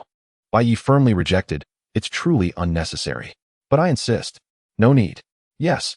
The viewers in the live stream chimed in. Are you two acting out a drama here? Bai Ye found himself at a loss. On the street, engaging in a tug-of-war with a girl, one might mistakenly assume he was a heartbreaker who had abandoned her. What of his reputation? All right, I will wait until I finish fishing, then we shall dine at a nearby location. Satisfied, Orange released her grip on his clothing and turned to leave. For reasons unknown, Bai Ye felt a peculiar sense of being left behind, a sensation most unsettling. Truly, what a strange occurrence. The afternoon's outdoor fishing livestream proceeded smoothly, primarily due to the consistent performance exhibited. However, the unfortunate reality remained that not a single fish had been caught. Observing the scornful comments on the screen, Bai Ye, unwilling to concede, exclaimed, "Today, my hand is injured. Otherwise, I would have certainly opened your eyes." Naturally, the audience seized the opportunity to intensify their mockery. "You might as well trip over your own ties. As if you ever caught a fish when your hand wasn't injured." They jeered. "Here's a joke, Bai Ye fishing. Here's a pun, Bai Ye fishing, just for show." Whenever I find life challenging, I think of Bai Ye's fishing saga and reflect that he has never caught a fish, yet continues to fish. What excuse do I have not to strive? Ha ha ha. Honestly, Bai Ye's luck in fishing is as absurd as his fortune in encountering oranges. The name Bai Ye, written as Bade, is pronounced as Air Force. Bai Ye, despite feigning indignation, remained unfazed at heart. The fishing livestream format cannot be deemed a mere underhanded tactic. Rather, it is more like a desperate strategy. How many streamers have truly risen to fame through fishing? Yet, I cannot tell if the system has overly endowed him with a competitive buff or if he has simply grown accustomed to this relentless pursuit. Faced with the ridicule from the live stream and the stark reality of an entire afternoon spent in solitude, he found himself genuinely aggrieved. Wow, there are myriad ways to insult a person, and you all choose the harshest, don't you? Calling me Air Force? Allow me to clarify. As a fishing streamer, regardless of where I cast my line, I adhere to the principle of never going empty-handed. Today, I make a vow. If I can't catch crucian carp, I'll pursue bluegill. If not bluegill, then grass carp. If I still fail, I'll resort to river shrimp. If even that eludes me, I'll go after dogs. If dogs are unavailable, I'll snatch a chicken. If there are no chickens, I'll uproot cucumbers, cut chives, pluck corn, or pull radishes. If all else fails, I'll simply crouch by the river and sip some water before departing. I, Bai Ye, shall never go empty-handed." The audience was left bewildered by this lengthy declaration. Subsequently, the barrage of comments erupted. "Unbelievable. What is the Bible of fishermen? This is it. Woo, so touching, truly moving. The chicken-stealing and dog-chasing streamer has bewitched me. I'm fired up, brothers, I'm actually fired up. More than Bo. Oh no, Bai Ye has completely lost it. What fishing has done for a person." Ignoring their antics, Bai Ye began to survey his surroundings. His fishing spot was a tributary of the Xiang River, considered the outskirts of Star City. Remarkably, he noticed something of interest. Taking a few steps closer, he delightedly picked it up. Soon after, the audience noticed the live stream title had changed. February 7th, 2023. Today's catch, half a pack of spicy strips. A catch? Spicy strips? And half a pack at that? How dare you refer to this as a catch? By the heavens, I have never encountered such audacious shamelessness. Chapter 13. Bai Ye's fans surprise him. Good grief, after watching so many outdoor fishing streamers, only Bai Ye's catch is this absurd. No, are you fishing or merely gathering trash? I, Bai Ye, am determined. Having declared I would not become an airman, I shall steadfastly uphold that promise. Oh, how my heart aches. What does it mean to be a man of commitment? Knowing that Bai Ye is to dine with Orange tonight. The fans of Orange who linger in his live stream are somewhat disoriented. Just arrived. May I inquire if this host always behaves in this manner? We cannot comprehend it. Yet we are profoundly stunned. Bai Ye, observing the barrage of comments, calmly retorted, "How can this not be considered a catch? I ask you all, did I not venture out this afternoon for fishing? Undoubtedly, there is no disputing this in the eyes of the audience." Bai Ye continued, "When we seek a resolution, for instance, when the police solve a case, is it not paramount to uncover the motive?" The atmosphere in the live stream began to shift. Bai Ye reached a conclusion. Thus, since I went fishing and returned with half a bag of spicy strips, how can one claim my spicy strips are not a catch? We believe your nonsense. Bai Ye slapped his forehead and remarked, "I see. You feel there is a lack of ceremonial significance, correct? That is easily remedied." With that, he placed the spicy strips back on the ground, hooked the edge with a fishing line, and with a graceful flick of his wrist, he lifted the rod. The gesture was quite elegant. The comments erupted. "Are you treating us as fools? How moving." He could easily cheat. Yet he chooses this more challenging ruse. This is precisely why I adore this live stream. Fishing hook. Thank you. I have savored the flavor of spicy strips for the first time. No need for thanks. Fishing hook. Your fortune still lies ahead. I felt something amiss. Is Bai Ye deliberately stalling? A stunning beauty like Orange awaits him for dinner. What sane person wouldn't feel a sense of urgency? Upon reflection, I too sensed it. Since Bai Ye met with Orange today, he has been under constraint. Has he become timid? Ha ha ha ha. Is this the prowess of a true fool? Orange, as long as I cannot comprehend your words, you shall not outplay me. Truly, a nemesis for individuals like Bai Ye. Observing the comments, Bai Ye began to pack away his equipment with a hint of guilt. However, the close-up of the live stream captured that fleeting expression, and the audience erupted in joy. Goodness! Did we guess correctly? This is more than mere fear of meeting Orange. As the live stream spiraled into absurdity, even comments about past misdeeds towards Orange leading to present suppression were uttered. Bai Ye could no longer maintain his composure. What nonsense about enemies and foes? There is none. I simply am not hungry at the moment. The audience, however, paid him no heed and began to chant coward in unison. Bai Ye smirked. Enough? Do not fan the flames from afar, attempting to provoke me. First, film those 1,000 upside-down shampoo videos before you speak. Just then, a few aircraft icons appeared in the live stream, and a familiar ID emerged. The melodious voice of Meng Meng. The sky has darkened. My dear Orange is already in the restaurant's private room. Why have you yet to set off? Initially, Bai Ye did not notice the ID, only observing the gifts being bestowed. Casually mentioned, "Oh, thank you for this meager gift." The melodious-voiced Meng Meng retorted, "Are you a dog?" Meanwhile, in a restaurant private room, the charming Meng Meng, whose real name is Meng Si Hui and a popular Douyu streamer, is surrounded by an endless stream of amusing anecdotes. For instance, while Sister Meng is indeed commendable, she possesses a mouth that speaks volumes. If she were silent, I would gladly salute her. Her titles come in succession, such as the Barrier Breaker and the Counterfighter, all because this young lady is undeniably beautiful. Yet her boisterous and coarse voice makes it difficult for people to regard her as feminine. Every viewer respectfully refers to her as society's Sister Meng. She is undoubtedly a trending figure and a top-tier streamer. Upon hearing Bai Ye's gratitude, Meng Si Hui was taken aback and turned to her companion Chengzi, asking, "What is up with this person? Is such gratitude for gifts really necessary? This is real money." Meng Si Hui, considering herself an experienced streamer, had witnessed various broadcasting styles but was genuinely astonished by Bai Ye's approach. "You give gifts, and he mocks you? Am I paying for a VIP spot to be insulted?" Chengzi chuckled and replied, "I'm not sure either." Meng Si Hui didn't pursue her for an answer, instead glancing at her phone, only to find the viewers recognizing her gift-giving. "Sister Meng, don't send gifts." "Oh no, I've been tricked." "Sister Meng, how could you be so naive? You can send greeting gifts in other streams, but why here?" "Indeed. Wouldn't it be more gratifying to enjoy Bai Ye's free content? Why does Sister Meng know that Chengzi is waiting in the private room?"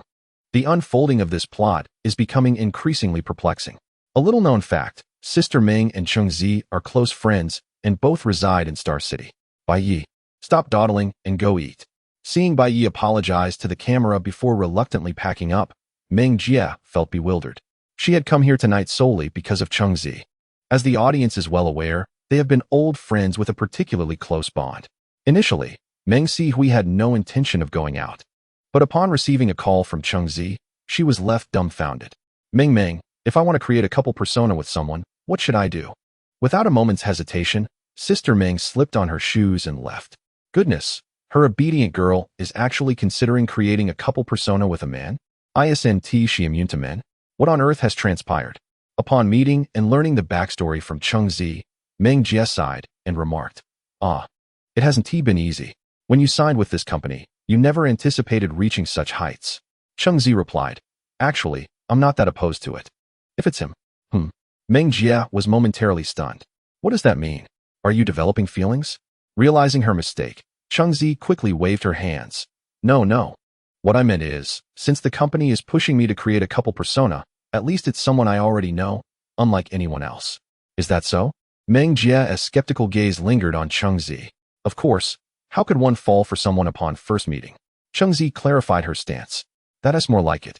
Otherwise, I do think you've been set up." Meng Jie nodded in agreement. The Orange, feeling somewhat bashful, remarked, "I'm not that foolish." Sister Meng responded, "I know the candidate your company has chosen for you as a male host. I've seen him at an offline event for Douyu, and frankly, he leaves much to be desired. He's rather greasy and unreliable, and I've heard he even exploits his fans." The Orange, like an echo, replied, "Exactly." Sister Meng playfully tapped her, saying, "Stop pretending, they think you're naive. What do they know about you? You simply don't converse much with men, which makes you a bit unaccustomed. But you're quite clever. Now, tell me, what are your plans?" The Orange, feeling shy, said, "Meng Meng, To be honest, both my company and I are merely speculating. It's still a matter of uncertainty. Wei Haven T even asked Bai Ye if he agrees. Sister Ming inquired, so? You wish to make contact first and then discuss with him? The orange nodded yes. Upon hearing this, Sister Ming felt a twinge of discomfort, akin to the sensation of her best friend being snatched away. Yet, she quickly recognized that such feelings were unreasonable. The orange couldn't avoid engaging with men forever. Sensing the tension, the orange stepped forward and wrapped her arms around Sister Ming, saying, some things are unavoidable, so please don't be upset. Didn't I tell you right away? Sister Ming, feigning indifference, replied, what reason do I have to be angry?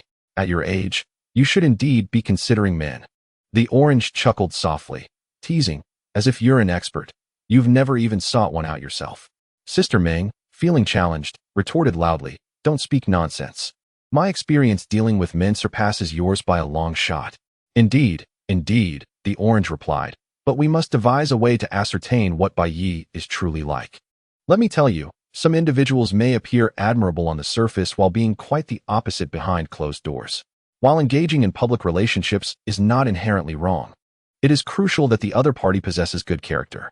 In recent years, many have ended up in messy situations after seemingly promising partnerships. Sister Ming, momentarily self-doubting, added, however, as you said, Bai Ye seems decent. If he instinctively protects you when you stumble, even if his nature is flawed, he is unlikely to be entirely bad. Nonetheless, we must remain vigilant. The orange suggested, why don't you join us for dinner later? Sister Ming responded, me? That's not out of the question. But, before she could finish, several of her largest fan group leaders sent messages. Sister Ming, get on YY, don't make a scene, we need to talk to you. Sister Ming, taken aback, scratched her head and wondered, what could they need from me at this time? The orange noticed her reaction. But since Sister Ming was unaware of her group leader's intentions, the orange was even more perplexed. Sister Ming logged on to YY, entered the room, and her eyes widened in astonishment. So many people. A sea of usernames filled her view. Hello, can you hear me? What do you need? I'm quite busy right now. A few fans quickly took the microphone, one stating, it's not that we're looking for you. It's Bai Ye's fans who wish to speak with you. Let them explain. Another voice chimed in. Hello, Sister Ming. Sorry to interrupt. We'd like to ask for your assistance. The matter was conveyed swiftly, yet by the end, Sister Ming was left grinning in disbelief. Wait, are you truly Bai Ye's fans? You're not impersonators, are you? The speakers hurriedly confirmed. We really are. I still possess the record of donations from Bai Ye's live streaming room, and I am currently his top supporter. I have screenshots available. The individuals below are all fans, each of whom has contributed gifts by obtaining cards. Virtually everyone who could attend has come. A multitude of people began sharing screenshots in the YY public chat. Meng Sihui glanced over and indeed saw nothing but donation records. This left her even more perplexed, prompting her to inquire, but why are you doing this? Upon hearing this, Bai Ye's top supporter chuckled and responded, Sister Ming, you don't understand. Bai Ye is quite the trickster, constantly throwing shade at us. What can we do? We can't outwit him. His words are sharp and relentless, shattering our defenses daily. After much effort, we managed to trick him into a bet, but somehow it went awry. And the wager was completed right away. We have truly been left in a quandary, so we resorted to other means. Meng Sihui was still in shock. Goodness.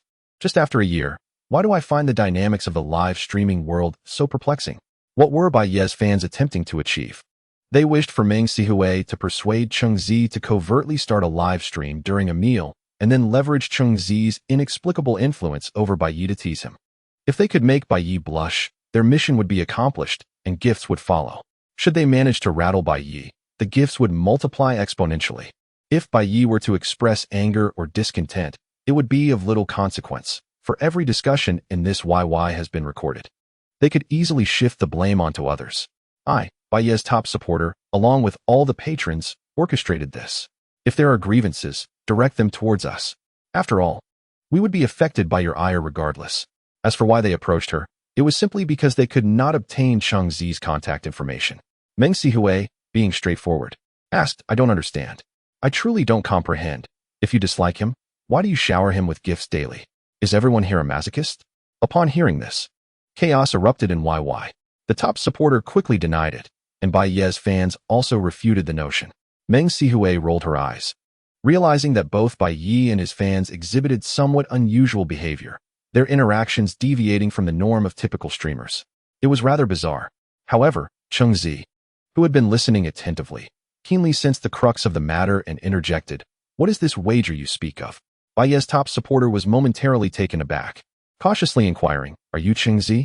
Are you here with us?" "Yes, it's me," Cheng Zi replied. "Is this wager related to me?" Her memory was sharp. She recalled that when she had fallen, Bai Ye had mentioned the word wager while holding her hand. The top supporter chuckled awkwardly, realizing they had been overheard by the very individual involved. What could they do now? They decided to spill the beans entirely. As Cheng Zi listened, her eyes narrowed, glimmering with intrigue. "So this is how it is. Ah, Cheng Zi, it was Bai Ye who led us astray. We were once quite innocent." Cheng Zi let out a soft hum, then paused before saying, "Regarding what you mentioned earlier, I agree." Meng Sihue, observing from the side, felt overwhelmed. The developments in this situation were indeed relentless and surprising. Is it that all the joints have been connected now, and everyone has conspired to surprise Bai Ye? Sister Meng became exhilarated, patting her ample figure, declaring, "Rest assured, I shall teach Cheng Zi how to charm men. Upholding justice is imperative." The public screen erupted with slogans, "Strike down that old dog Bai, and justice shall prevail." Chapter 14. Audience, my toes are ready for a grand performance today. As dusk approached, Bai Ye finally arrived at the entrance of the private room, his emotions indescribable. To say he felt intimidated by Cheng Zi would be an exaggeration. It was not to that extent. However, how could one describe this sister? Bai Ye felt that interacting with her often resembled striking a fist against cotton, powerful yet ineffectual, especially when she gazed at him with such earnestness. Truth be told, Bai Ye was not fond of dealing with such individuals. In his 2 lives, he always perceived himself as a carefree spirit, savoring life and remaining indifferent to the trivialities. A girl like Cheng Zi reminded him of someone from his past life, equally sincere and equally earnest. Bai Ye found such gazes unsettling, even causing him a slight unease. Never mind, he thought. He was overthinking. After all, it was merely a dinner invitation, and once the meal was finished, they would part ways. He adjusted his mindset and addressed the live stream. All right, stop urging me. I'm just checking the private room number. I don't understand why you're so impatient for a meal when I'm not." Audience in the live stream, "Damn. Are you implying that while the emperor is unhurried, the eunuchs are anxious? Just wait. You'll soon see what's in store for you." After speaking, Bai Ye pushed open the door. "You're here." Cheng Zi stood up. "Please, have a seat." In the adjacent room, Meng Sihue had 3 phones set up in front of her. One was for watching the live stream, another for connecting on YY, and the third was poised to receive Cheng Zi's call. Meng Sihue was thrilled. "Brothers, the show is about to begin." Bai Ye nodded. "I've arrived.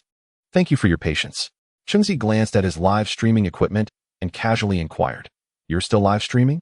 "If we are dining, shouldn't you?" Bai Ye, understanding the unspoken sentiment, responded, "Oh, you're not accustomed to the daily routine of live streaming, right? All right, I'll turn it off." The first task was accomplished. Cheng Zi encouraged herself inwardly, surprised that Bai Ye agreed to turn off the stream so readily. Just moments ago, she had deliberated with Meng on how to persuade him to do so. Bai Ye looked into the camera and announced, "Dear friends, today's live stream has concluded. See you at the same time tomorrow." The chat was flooded with farewell messages. He furrowed his brow. Something felt amiss. Typically, these viewers would express their reluctance to see him go, often making sarcastic remarks about the brevity of his streams. Why were they so agreeable today? Moreover, he was dining with another female streamer from the same platform. Would they truly not be intrigued? Before Bai Ye could ponder further, he heard Cheng Zi speak again. "Thank you, but I'm not very comfortable eating in front of the camera." Bai Ye's attention was diverted as he remarked, "No need for formalities. I was about to sign off anyway." Orange nodded in response. "Well, let's order some dishes." "Very well, let us not dwell on it," Bai Ye said as he tucked away his phone and turned his gaze to the menu. In the adjacent private room, Meng Sihue was growing increasingly dissatisfied, exclaiming, "What's the matter with you all? He's about to sign off, and you should be persuading him to stay. Simply saying goodbye is far too abrupt." On YY, Bai Ye was conversing with his top fans and those who generously showered gifts, including even Orange's most ardent supporter. Despite their reservations, Orange's fans felt compelled to support her as she sought to settle a personal score. After all, they had to cherish their beloved streamer. The child must grow up eventually. Ah, indeed, there are flaws here. It's my first time doing this, and I'm far too nervous. It should be fine. It should be fine. Bai Ye won't notice, Meng Sihui mused, voicing her frustration. The timing was simply too rushed, and we didn't plan properly. Let us not dwell on that. Let us continue watching. Compared to that minor oversight, I believe Orange is in a more challenging position. She really doesn't interact much with boys. Orange was indeed anxious. On one hand, it was well known that she struggled to engage with males. On the other hand, this situation was tinged with a hint of thrill from doing something forbidden. The combination made her hands clench tightly beneath the table. This wouldn't do. According to their earlier discussions, she should initiate a conversation about other topics to warm up the atmosphere. Suddenly inspired, Orange stammered, have you eaten? Bai Ye, momentarily startled, raised his head in confusion. What's up? Am I not holding the menu? The viewers watching the live stream, including fans of Bai Ye, Orange, and Meng Sihui, were all taken aback. What kind of question is that? After a brief pause, Bai Ye finally replied, is it possible that we are both preparing to eat right now? Orange, realizing her blunder, quickly corrected herself. No, I misspoke. Have you already chosen your dishes? Bai Ye nodded. I ordered 2 dishes, a vegetable and an egg pancake. You can add something to that. All right, Orange said, taking a moment to calm herself. She took the menu and haphazardly selected a few signature dishes before calling the waiter to take the menu away. A silence enveloped them. Speak. Just say something, anything. Meng Sihui in the adjoining room was nearly beside herself with anxiety. For someone with exceptional social skills, this atmosphere was exceedingly uncomfortable. Feeling the weight of others' expectations, Orange mustered her courage and asked, what did you order again? Oh, the vegetable and egg pancake. Do you think the egg pancake here is good? It should be decent. Bai Ye replied. Oh, Orange responded eagerly. Bai Ye echoed, but silence soon fell again. After a moment, Orange inquired, how many eggs are in the pancake? 3, maybe 4, Bai Ye answered. Are they free-range eggs? Orange countered. Probably not. Silence lingered once more.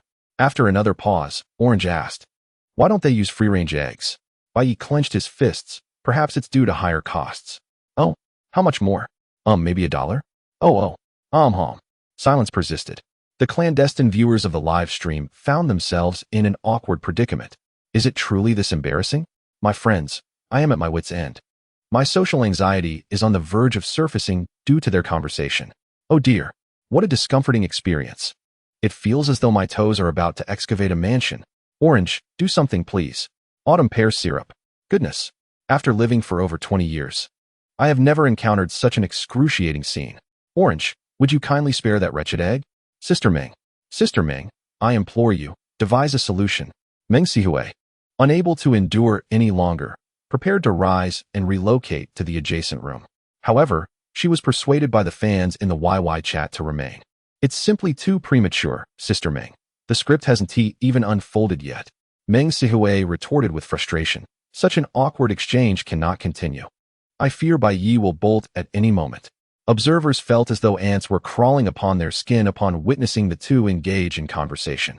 It can only be described as torment. Fortunately, one of Orange's fans offered a suggestion.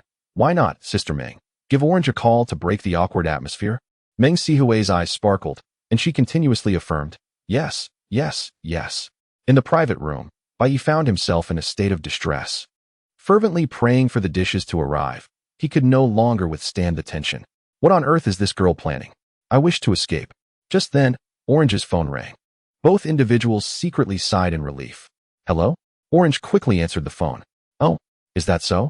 However, she paused, placing the phone on mute to ask, Bai Ye, what is the matter? Orange explained, I have a friend who is persistently pursued by a man, receiving daily calls and messages. What should she do? Bai Ye, taken aback, replied, you're asking me? Orange nodded. Yes, you are a man as well. I wanted to know if you have any advice on how to better reject a man. Bai Ye responded, simply don't answer the calls and block him. Orange shook her head.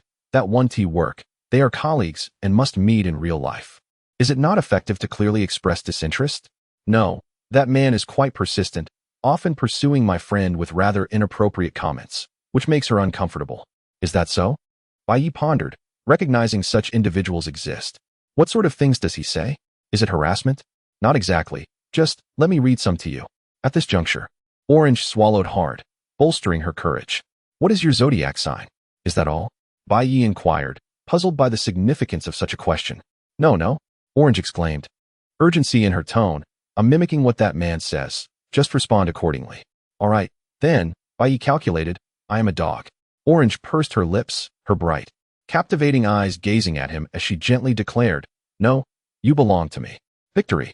Witnessing this moment, both the audience and Sister Ming felt invigorated. Orange had finally entered the realm of flirtation. Although somewhat awkward and clumsily executed, replete with cheesy pickup lines, none of these factors diminished the excitement. Flirting is an enigmatic art. You may dismiss the rustic charm of sweet nothings, yet what truly matters are the words sweet nothings themselves. More crucial still is the identity of the speaker. To put it plainly, it all comes down to appearance. The impact of the same words spoken by a handsome man versus an unattractive one is undeniably disparate. Look at Chengzi. Her beauty is captivating, the kind that draws the attention of talent scouts in the entertainment industry. She possesses a visage that transcends the typical influencer aesthetic, embodying true beauty. When such a girl draws near, in a small, secluded room, whispering to you softly that you belong to her, how can a man remain unmoved? Even if you have heard that phrase before, it matters not. She is Chengzi, the dream goddess of countless live stream viewers. In a realm unseen by Bai Ye, the comments flood in. I am entranced. I am utterly enchanted. Today is indeed worthwhile. I have witnessed the spectacle and heard Chengzi speak sweet words. And I refuse to care. She speaks to me. Nonsense. She is addressing me. Chengzi. My Chengzi. Draw your sword. Only one of us shall survive today. I shall execute a surprise attack. Yet, all the excitement, all the exhilaration, all the cries of despair were abruptly halted by Bai Ye. In the scene, his voice rang out with remarkable clarity, allowing the audience to discern the look of confusion on his face. What does that mean? Are you a dog? Bang. Those 6 words struck like a hammer, hitting everyone squarely in the throat. Chapter 15. Bai Ye strikes. What is your sign? I am a dog. No. You belong to me. What? You're a dog? Everyone mentally replayed the dialogue, bewildered. Meng Jia was infuriated, shouting, You're the dog. Bai Ye, you are. Oh. I am going to faint from rage. No, I must go now. I dare anyone to stop me. Chengzi felt a sudden pang in her heart from the unexpected remark. Her gaze towards Bai Ye shifted, fraught with unease. Although she had never been particularly fond of her own appearance over the years, whether through live streaming or the attention of passers-by, she had come to realize one thing. Her looks are quite appealing. So, why had the situation devolved into this? Bai Ye, what on earth is wrong with you? In truth, after uttering those words, Bai Ye felt a wave of regret. It was all due to his past online battles, where he had become immune to all forms of cheesy flirtation, leading him to instinctively retort. As this thought crossed his mind, a sense of embarrassment washed over him, and he prepared to apologize. After all, the person was treating him to a meal, and it was rather rude to offend the host before the food even arrived. However, the system suddenly began to buzz with notifications. Congratulations, host. You have gained 2 points for assertiveness and acquired the strong emotion of Bai Lao Go. Are you still a man? Congratulations, host. You have gained 1 point for assertiveness and acquired the strong emotion of this response made me spit blood. Congratulations. Bai Ye's expression sharpened. So many assertiveness points had refreshed?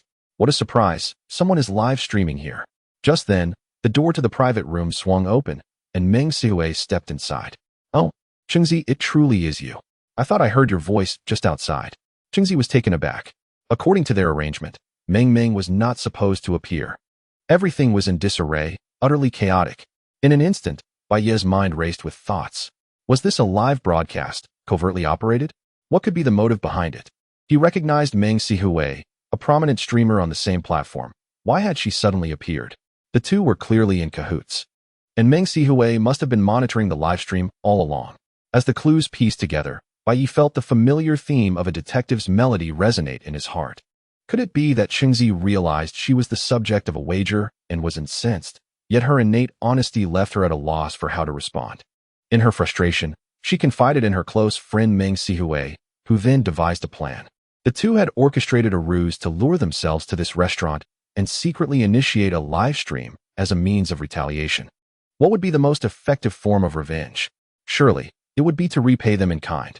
A wave of dread washed over Bai Ye as he realized he had unwittingly entered a perilous bet. He had suspected it all along. Chengzi appeared to be such an honest individual, Could she truly orchestrate such a scheme? A breakthrough in his investigation. It was you, the mute fighter Meng. As Bai Ye's gaze fell upon Meng, he noticed her sudden unease, her earlier bravado extinguished. What did that look signify? Had he revealed too much too soon? Or had something else betrayed their plan? Did he uncover their scheme? It shouldn't have been possible. He had concealed everything so well. Even enlisting the fans of Bai Ye's livestream, and yet no one had informed him. A cold smile crept onto Bai Ye's lips. Well played, mute Meng. A masterful game of layers within layers. No wonder the audience in the livestream had shown no reaction when he signed off. They had also become participants. Caution was now paramount. After years of navigating this world, I have only ever played others. How could I allow myself to be played? With the honor of 2 lifetimes at stake, I would never fall into their trap. Chengzi stood up hurriedly and said, "Oh, what a coincidence. Bai Ye. Let me introduce you. This is Meng Sihui. Meng, this is Bai Ye." Meng collected herself and extended her hand. "Hello, it's a pleasure." Bai Ye reciprocated greetings. "It's an honor." Both felt a tightening in their chests. The battle had commenced. Meng Sihui casually remarked, "By the way, I haven't had a meal yet. Would you mind if I joined you?" "Not at all." Bai Ye elongated the response, his gaze sweeping over the 2 women, laden with unspoken implications. Even the secretive audience felt the tension shift. As the 3 settled down, the atmosphere, now infused with Meng Sihui's extroverted energy, was palpably different. After meandering through light conversation for about 10 minutes, they transitioned to the crux of the matter. Meng Sihui feigned indifference and inquired, "So, what were you discussing before I arrived?" Chengzi caught the cue and recounted the earlier events. Meng Sihui turned to Bai Ye, her eyes wide with surprise. "Your response was impressive." It was evident that she lacked the finesse of a seasoned actor, her tone betraying a sense of restrained frustration. Bai Ye smirked internally. "Indeed. You had become embroiled in this. Mediocre, really. I'm not one for much conversation usually. I wouldn't trust you on that." Meng Sihui, unwilling to engage in further banter, swiftly redirected the conversation. "You're far too modest. Coincidentally, I've been preparing to shoot some engaging videos lately. And your situation has sparked my inspiration. What if I filmed it following this narrative?" As the conversation unfolded, Chengzi began to express his thoughts, suggesting that it seemed feasible. Meng Sihui, unyielding, pressed on. "Bai Ye, what do you think? After sharing this meal, we shall be friends. Let us join together." This proposition was rather insistent. Yet it posed no significant issue. At least, logically, it seemed coherent. As a prominent streamer on the platform, Meng Sihui was willing to feature other streamers in her videos, which could serve as a means of drawing traffic, a positive endeavor, indeed. However, Bai Ye was already privy to the underlying truth and chose to decline. "Thank you, but I'm not adept at this sort of thing." Meng Sihui, with her characteristic boldness, replied, "What is there to perform well or poorly? We are all colleagues on the same platform. Just lend a hand." Bai Ye remained resolute, declining once more. "I truly cannot do it." Undeterred, Meng Sihui followed up with another invitation. "Let us discuss it, shall we?" A sense of mischief lingered. Could this be a wager? Bai Ye raised an eyebrow, contemplating, primarily. "I need to consult with my wife." Upon uttering those words, Meng Sihui was taken aback, and so was Chengzi. Meng Sihui questioned, "Wait, aren't you unmarried?" Bai Ye nodded, affirming, "Indeed, so there's nothing to discuss." Meng Sihui, "Chengzi, that is quite intriguing." This direct encounter with Bai Ye allowed Meng Sihui to grasp his formidable nature. He was indeed a challenge to engage. Meanwhile, Bai Ye observed the rapidly increasing engagement points and suddenly realized Meng Sihui's audience far surpassed his own, augmented by Chengzi's followers. Was this not an opportunity for profit? As the adage in military strategy suggests, one must turn the opponent's tactics against them. Indeed, these 2 women were ripe for the taking. With this epiphany, Bai Ye decided to take the initiative. All right, I was merely jesting. Filming a video is not out of the question. It's just that I have a propensity for fishing, and I tend to resist bait. Ordinary sweet nothings do not affect me." Though the reason behind Bai Ye's sudden change of heart remained a mystery, Meng Sihui and Chengzi's eyes sparkled with excitement. Setting aside other matters, they seized the moment to respond. In the live stream, those familiar with Bai Ye could hardly contain their amusement at his self-aggrandizement. What sort of fisherman cannot catch fish? Is there truly such a thing? Watching Bai Ye's pretentiousness made me uneasy. Brothers, am I losing my mind? Brother, you're fine. Any man who boasts before beautiful women deserves to be taken down. What does that mean? I don't watch Bai Ye's streams. Someone explain it to me. Ignoring the unfolding drama in the live chat, Meng Sihui scoffed. How can you not understand the three fundamental natures of men? Chengzi, playing the role of the straight man, inquired, what are those three natures? With a sense of pride, Meng Sihui declared, greed, lust, and boasting. However, no sooner had she relished her moment than Bai Ye interrupted, asserting, don't speak out of turn, you don't comprehend. Unwilling to concede, Meng Sihui retorted, am I wrong? Then enlighten me on what is incorrect. Bai Ye replied, that's not called greed, lust, or boasting. It is termed ambition, family, and ideals. Meng Sihui was momentarily silenced, while Chengzi fell silent as well. The viewers of the live stream erupted in admiration, declaring, what a master of debate you are. Bai Ye, observing the steadily rising engagement points, felt a sense of satisfaction. Meng Sihui steadied her mind, reminding herself not to fall into his rhythm. Just as she was preparing to regain her footing, a knock echoed at the door of the private room. The waiter arrived with the dishes, prompting the three to momentarily cease their banter. Once the dishes were served, Sister Meng seized the opportunity for a counterattack, saying, really, Bai Ye? Setting aside the video for now, with two beauties like us here, why are you fixated on your meal? Bai Ye nonchalantly replied, yes, you're both beautiful, but right now, I'm focused on eating. Eating? This was the first time Meng Sihui had encountered such phrasing. The world had yet to come across the term gone fan, meaning to eat heartily. Yet everyone present felt an inexplicable connection to it. The essence of the word gone, was profound. Meng Sihui pressed on. So you think we're beautiful? Shouldn't you give us some compliments? Bai Ye diverted his gaze from the food, glanced at them, and said, I personally find you very beautiful. You exude a rather pleasant aura. Both Meng Sihui and Chengzi, being young women, appreciated the flattery, especially Meng Sihui, who felt significantly better upon hearing his words. Since Bai Ye had entered the room, she had not received any praise, and her carefully prepared remarks had all been countered, leaving her somewhat displeased. However, Bai Ye's compliment brought her a sense of comfort. The other viewers in the live stream shared her sentiment. This was the right rhythm. Only Bai Ye's fans felt a sense of unease. Was this truly the same Bai Ye, who was so easy to engage with? At that moment, Bai Ye continued, especially your two eyes. Not one more, not one less, just two. Perfect. He nodded as he spoke, as if genuinely complimenting someone. Initially, no one grasped the implication. But upon reflection, they were left dumbfounded. What kind of compliment is that? Remarking on someone's two eyes being just right. Meng Sihui, irked, exclaimed, I'm about to lose my composure. Bai Ye, puzzled, inquired why? Was my compliment insufficient? Even Chengzi, normally slow to react, chimed in quietly, Bai Ye, you can't say that. You'll struggle to find a girlfriend. Bai Ye chuckled, returning his attention to his meal, stating, women only slow down my eating. Let me give you a piece of advice. Don't waste your youth on love. Nothing compares to the satisfaction of a hearty meal. Meng Sihui and Chengzi clenched their fists. The viewers in the live stream were astonished. What sort of perennial bachelor statement was that? Yet, why did it still sound somewhat reasonable? Truly, this man had his own unique logic. Chapter 16. Bai Ye went wild. Calm down.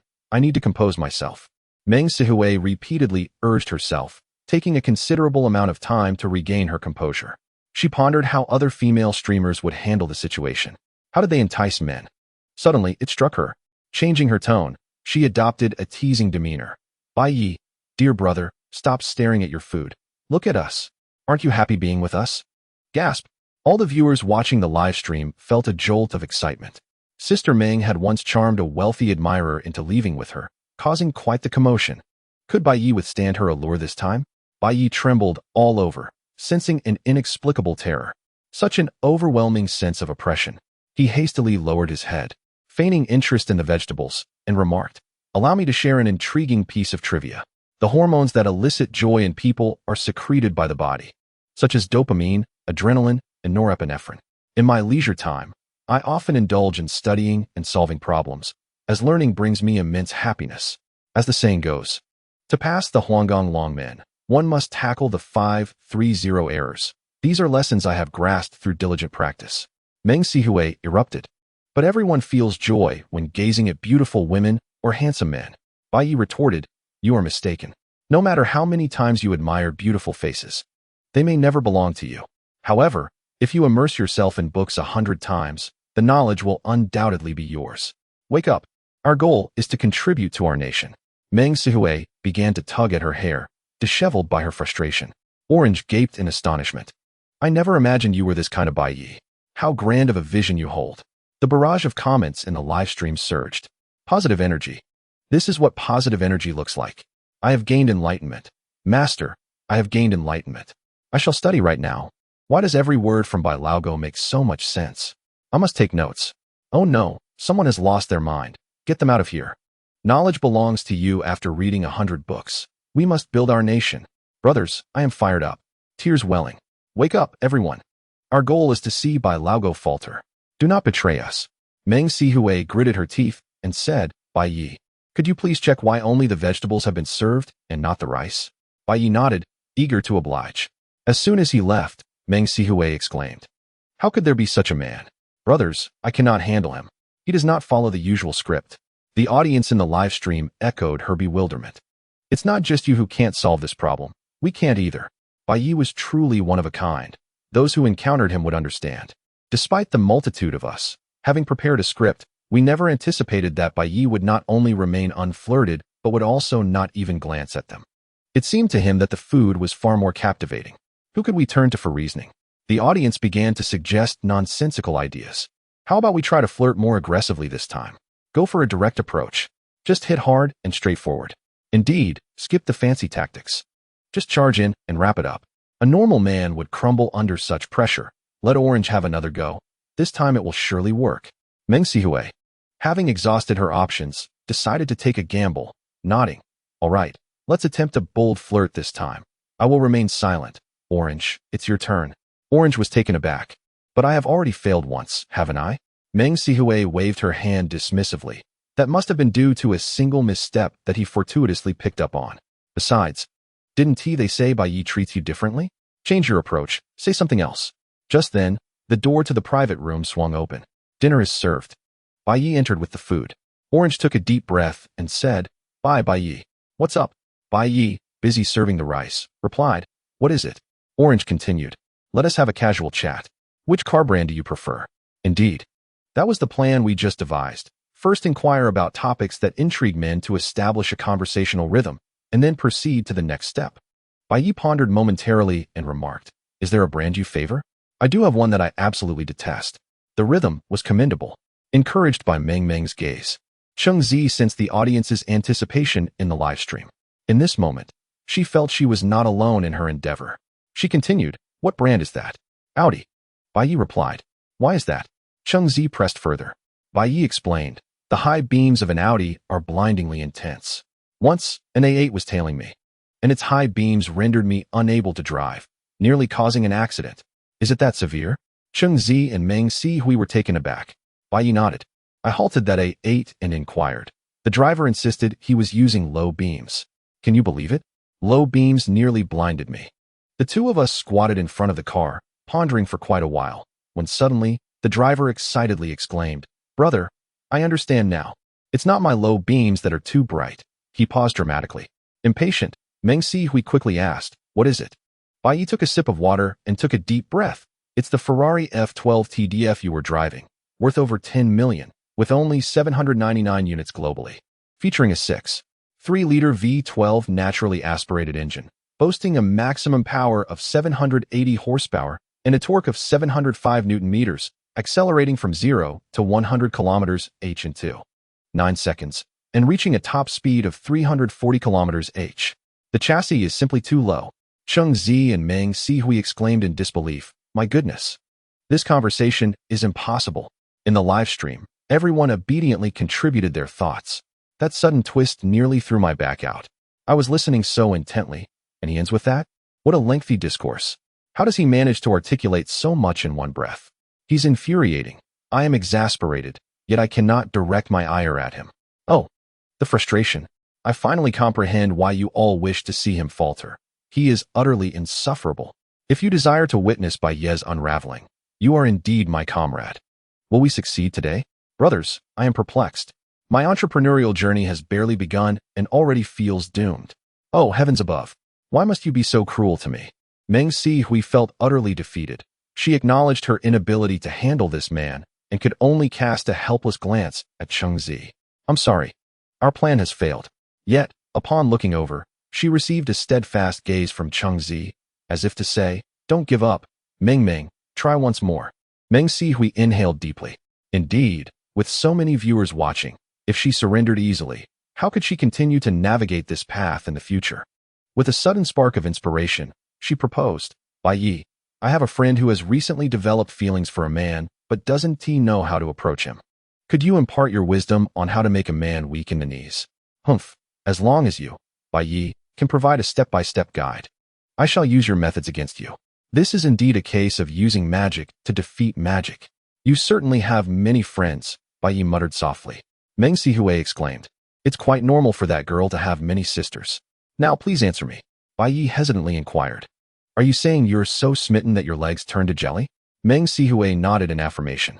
Bai Ye, with a complex expression, suggested. Then why not have your sisters try to challenge him? Congratulations, host, you have gained 15 strength points and received a strong emotional reaction of you can go die. From Meng Sihui?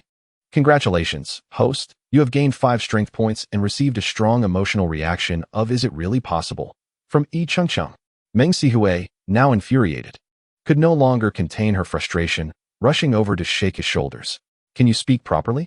Can you? You're driving me to the brink of madness. Be serious for once, you rascal. Bai Ye, dizzy from her shaking, quickly replied. All right, just stop for a moment. As Meng Sihui released her grip, she was panting, her gaze fierce enough to intimidate. It was pure exasperation clouding her mind. This was not merely a matter of seriousness. Bai Ye found himself at a loss. Everything required intelligence, including flirting. Though his sentence remained unfinished, the meaning was unmistakable. Meng Sihui's anger surged once more. What kind of look is that? Where is my intelligence lacking? Bai Ye responded, fine, let me pose an intelligence question to you. Go ahead. She retorted.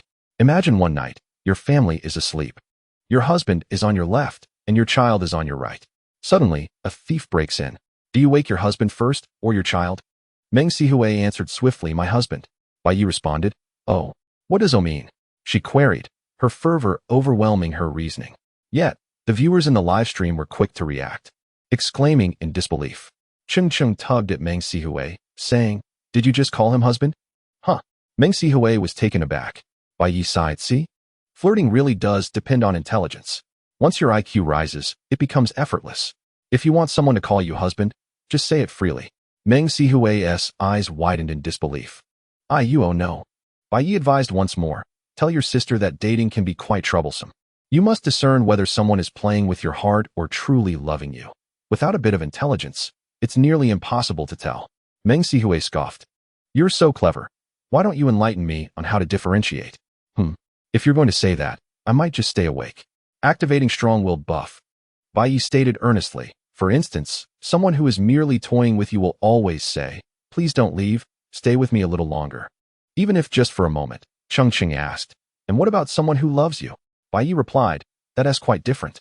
A person who loves you will say, you silly thing, it's late.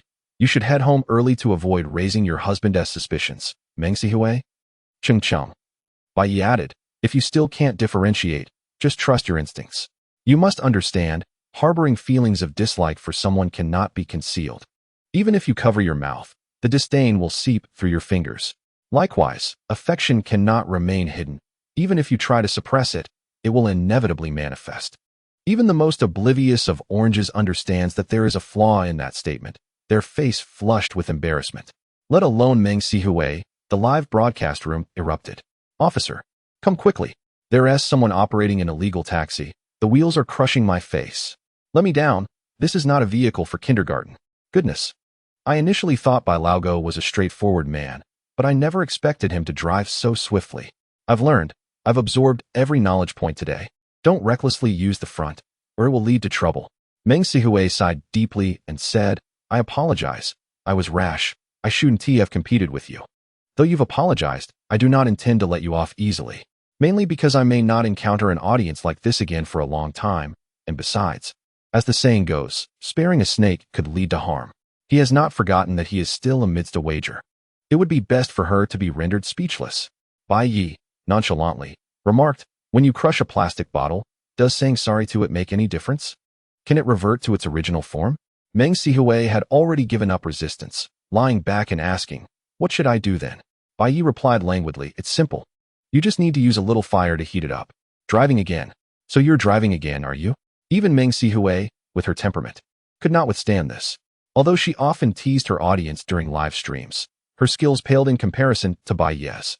Meng Sihui's expression became quite complex, a mixture of shyness and discomfort, and after a long pause, she finally said, "Well, I truly didn't expect you to be this kind of person." Bai Ye nodded. Indeed, there are many unexpected things in this world, such as time paused. 1 second, 5 seconds, 10 seconds. Meng Sihui was puzzled, as was the orange.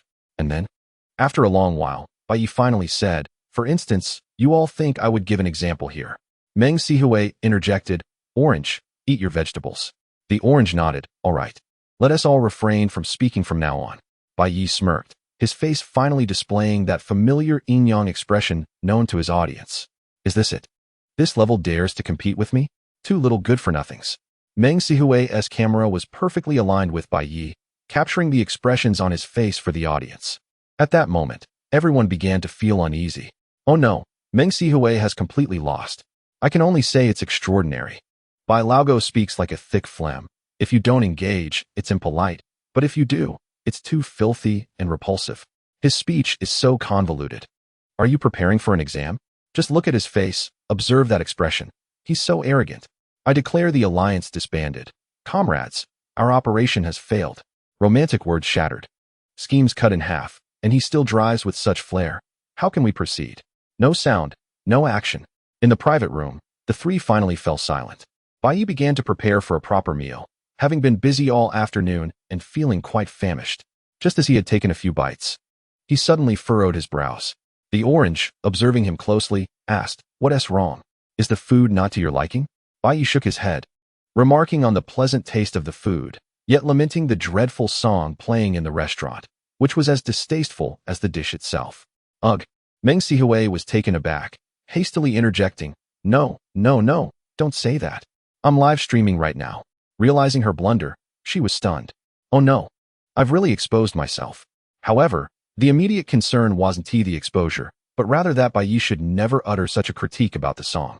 The artist behind this tune was currently a sensational pop star, a figure with an overwhelming legion of fervent fans, known for their fierce loyalty and aggressive defense of their idol. To speak ill of the song was tantamount to inviting trouble from their ranks. It was troubling that Bai Ye was unaware of the live stream. He had landed himself in a precarious situation. Chapter 17. A new storm has emerged. Live stream? What live stream? Bai Ye feigned ignorance, casting a puzzled glance at the two of them. Seeing no escape, Meng Sihui stammered an explanation. "The live stream. Well, let me just tell you." After a prolonged moment of consideration, Bai Ye grasped most of it, save for one surprising detail. Upon fully comprehending the situation, he was utterly dumbfounded. To think that this entire setup was orchestrated not by Meng Sihui or Cheng Zi, but rather by his own fans? It was a shocking revelation. "I am surrounded by traitors." Bai Ye was left speechless, having never anticipated this turn of events. He bit his cheek and inquired, "Where's the phone you used for the live stream?" Meng Sihui, with an awkward smile, pointed to a corner of the private room where a paper box contained the very phone. Bai Ye hurried over in a few strides, and upon inspecting it, he was met with a barrage of comments. The screen was flooded with messages. Ha ha ha. Bai Ye's expression shifted dramatically. Was this the vulnerability they sought to exploit? What a twist of fate. The goal had been unexpectedly achieved. But wait, why were the comments predominantly from Cheng Zi and Meng Sihui's fans? Where were his own supporters? Were they merely feigning ignorance? How amusing. Bai Ye cast a sardonic glance at the live stream, addressing the viewers. "I know you're all here. Quite the audacious lot. You come under the guise of my fans to attack me, yet you've inadvertently revealed your true selves." Amidst this atmosphere, Meng Sihui and Cheng Zi couldn't suppress their laughter at Bai Ye's peculiar expression. What was that phrase? Once they composed themselves, Meng Sihui quickly clarified, "I'm not laughing at you." Cheng Zi nodded vigorously in agreement. "Really, it's not at your expense." Bai Ye exhaled deeply, returning the phone to Meng Sihui with a dismissive wave. "Forget it, it's not a big deal. I know well the nature of the rabble in my live stream. They're nothing but a bunch of jokers." At his words, Bai Ye's fans could no longer contain themselves and began to emerge one by one. Unexpectedly, Bai Ye turned the tables, reclaiming the phone and reciting the rapidly scrolling messages. Returning after a millennium, ice lemon, floating clouds, wolf cubs. Indeed, they are all here. I shall remember this. The fans who had just revealed themselves were left aghast. Were they simply waiting to walk into their own trap? What a blunder. Targeted by the old dog. Things have taken a turn for the unpleasant. Bai Ye finally returned his phone, resuming his seat. Although somewhat dazed by his recent antics, Cheng Zi and Meng Sihui began to apologize. Bai Ye, I truly did not intend for this to happen. Indeed, I merely sought to make a light-hearted jest, to create some entertainment and then inform you. I never anticipated that you would remain impervious. No, it was more like a sword that could not be drawn, prolonging the situation until now. Bai Ye waved his hand dismissively, addressing Cheng Zi. We are even now. I shall consider our wager null and void. Cheng Zi had nothing further to say. Caught in the moment, she could only acquiesce. Meng Sihui inquired, what about me? Bai Ye glanced at her and sighed. Forget it. It was not your suggestion initially, and it is not of great consequence. To put it plainly, the two young women harbored no malice in tonight's events. In this age of live streaming, capturing attention is paramount. To create some entertainment for increased followers, was it truly an attempt to harm you? The duo exhaled in relief. Yet tension resurfaced, for in the ensuing silence, the song playing in the restaurant became distinctly audible. Meng Sihui felt an ominous sensation, glancing at the live stream. She confirmed that the audience had recalled the remark Bai Ye had made earlier. Ultimately, whether they remembered it or not was inconsequential. What mattered was that Bai Ye had said it before so many viewers. Every prominent streamer's channel has individuals who record the entire session. Some are marketing accounts, some are personal media outlets, and others merely document. Regardless of the type, Bai Ye's recent criticism of the song's unpleasantness had certainly been captured. Cheng Zi felt an overwhelming sense of guilt, struggling to articulate her thoughts. Even someone as composed as Meng Sihui found it challenging to navigate the situation. Their inherently good natures led them to feel remorseful. With Bai Ye's streaming career just beginning to flourish, this incident had arisen, and the root cause undeniably lay with them. Had they informed him about the live stream, these remarks would not have surfaced. Now, there were countless individuals online eager to stir up drama. Bai Ye was bound to face backlash. Just as the atmosphere grew heavy, Bai Ye, puzzled, asked, "What's wrong? Why is there silence?" The question left both women momentarily stunned. Meng Sihui tentatively queried, "Do you know who sings this song?" "What? I have no idea," Bai Ye replied, shaking his head, but quickly realized and quietly asked, "What's the matter? Is the artist famous?" "Well, we were wondering why you had no reaction." "You don't even know who sings it?"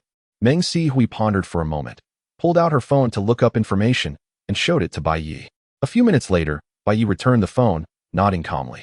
He had expected it to be some aged artist experimenting with incomprehensible new music, fearing that others might perceive him as unsophisticated. It turned out to be a popular star named Hua Cohen. Nothing to worry about after all. "You don't understand?" Meng Sihui was puzzled. "What is going on? I showed you the information, and you still don't grasp the seriousness of the situation?" Hasten to offer an apology. Conjure up any excuse, merely claim it was a misunderstanding, and swiftly cover up this incident to avoid giving those misguided fans a reason to blame you. "Why are you so nonchalant?" Meng Sihui nudged Bai Ye, her eyes darting frantically. Orange discreetly opened her phone's notes and pinned a line in the blind spot of the live stream for Bai Ye to see. "Find an excuse to smooth over the criticism of your singing." Initially, Bai Ye was indifferent, but seeing the urgency in their demeanor, he was inclined to comply. After all, he who heeds advice shall find sustenance. Just as he was about to take action, the barrage of comments in the live stream suddenly shifted. A surge of novice accounts flooded in. "What a disgrace to speak so boldly about my brother's singing. Do you even know how to appreciate music?" As a mere bystander, not a fan. "I believe Hua Kuen's songs have never catered to mainstream trends. If you can't appreciate them, it's unnecessary to declare them unpleasant, alright? If you find it hard to understand, just keep silent. Avant-garde works often evoke such reactions. But if you wish to critique, who do you think you are?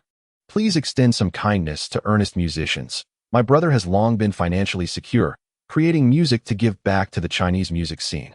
I truly cannot fathom why some harbor such malice. A corrupted heart sees only negativity." The three of them froze simultaneously. So soon? Bai Ye sensed an oddity in the air. Had it only been a few minutes since he had commented on the singing? Not even 10 minutes had passed. And yet the fan base of a popular star acted with such swiftness. Was it possible they were monitoring the internet around the clock? Watching the barrage of comments grow increasingly vitriolic, Bai Ye realized he could no longer delay. It was not merely about issuing an apology. He needed to commence his own broadcast. Those misguided fans were targeting Meng Sihui's live stream.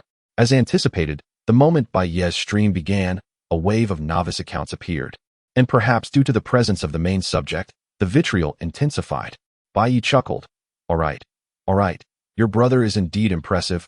I simply didn't understand. No need to be so enraged. Upon hearing this, Orange and Meng Sihui finally felt a sense of relief. Although it was somewhat late, at least an apology had been made. Yet, the unfolding events often defy expectations. They watched as a smiling Bai Ye gradually retracted his smile, his brow furrowing. Meng Sihui, quick to react, leaned in to see what was amiss.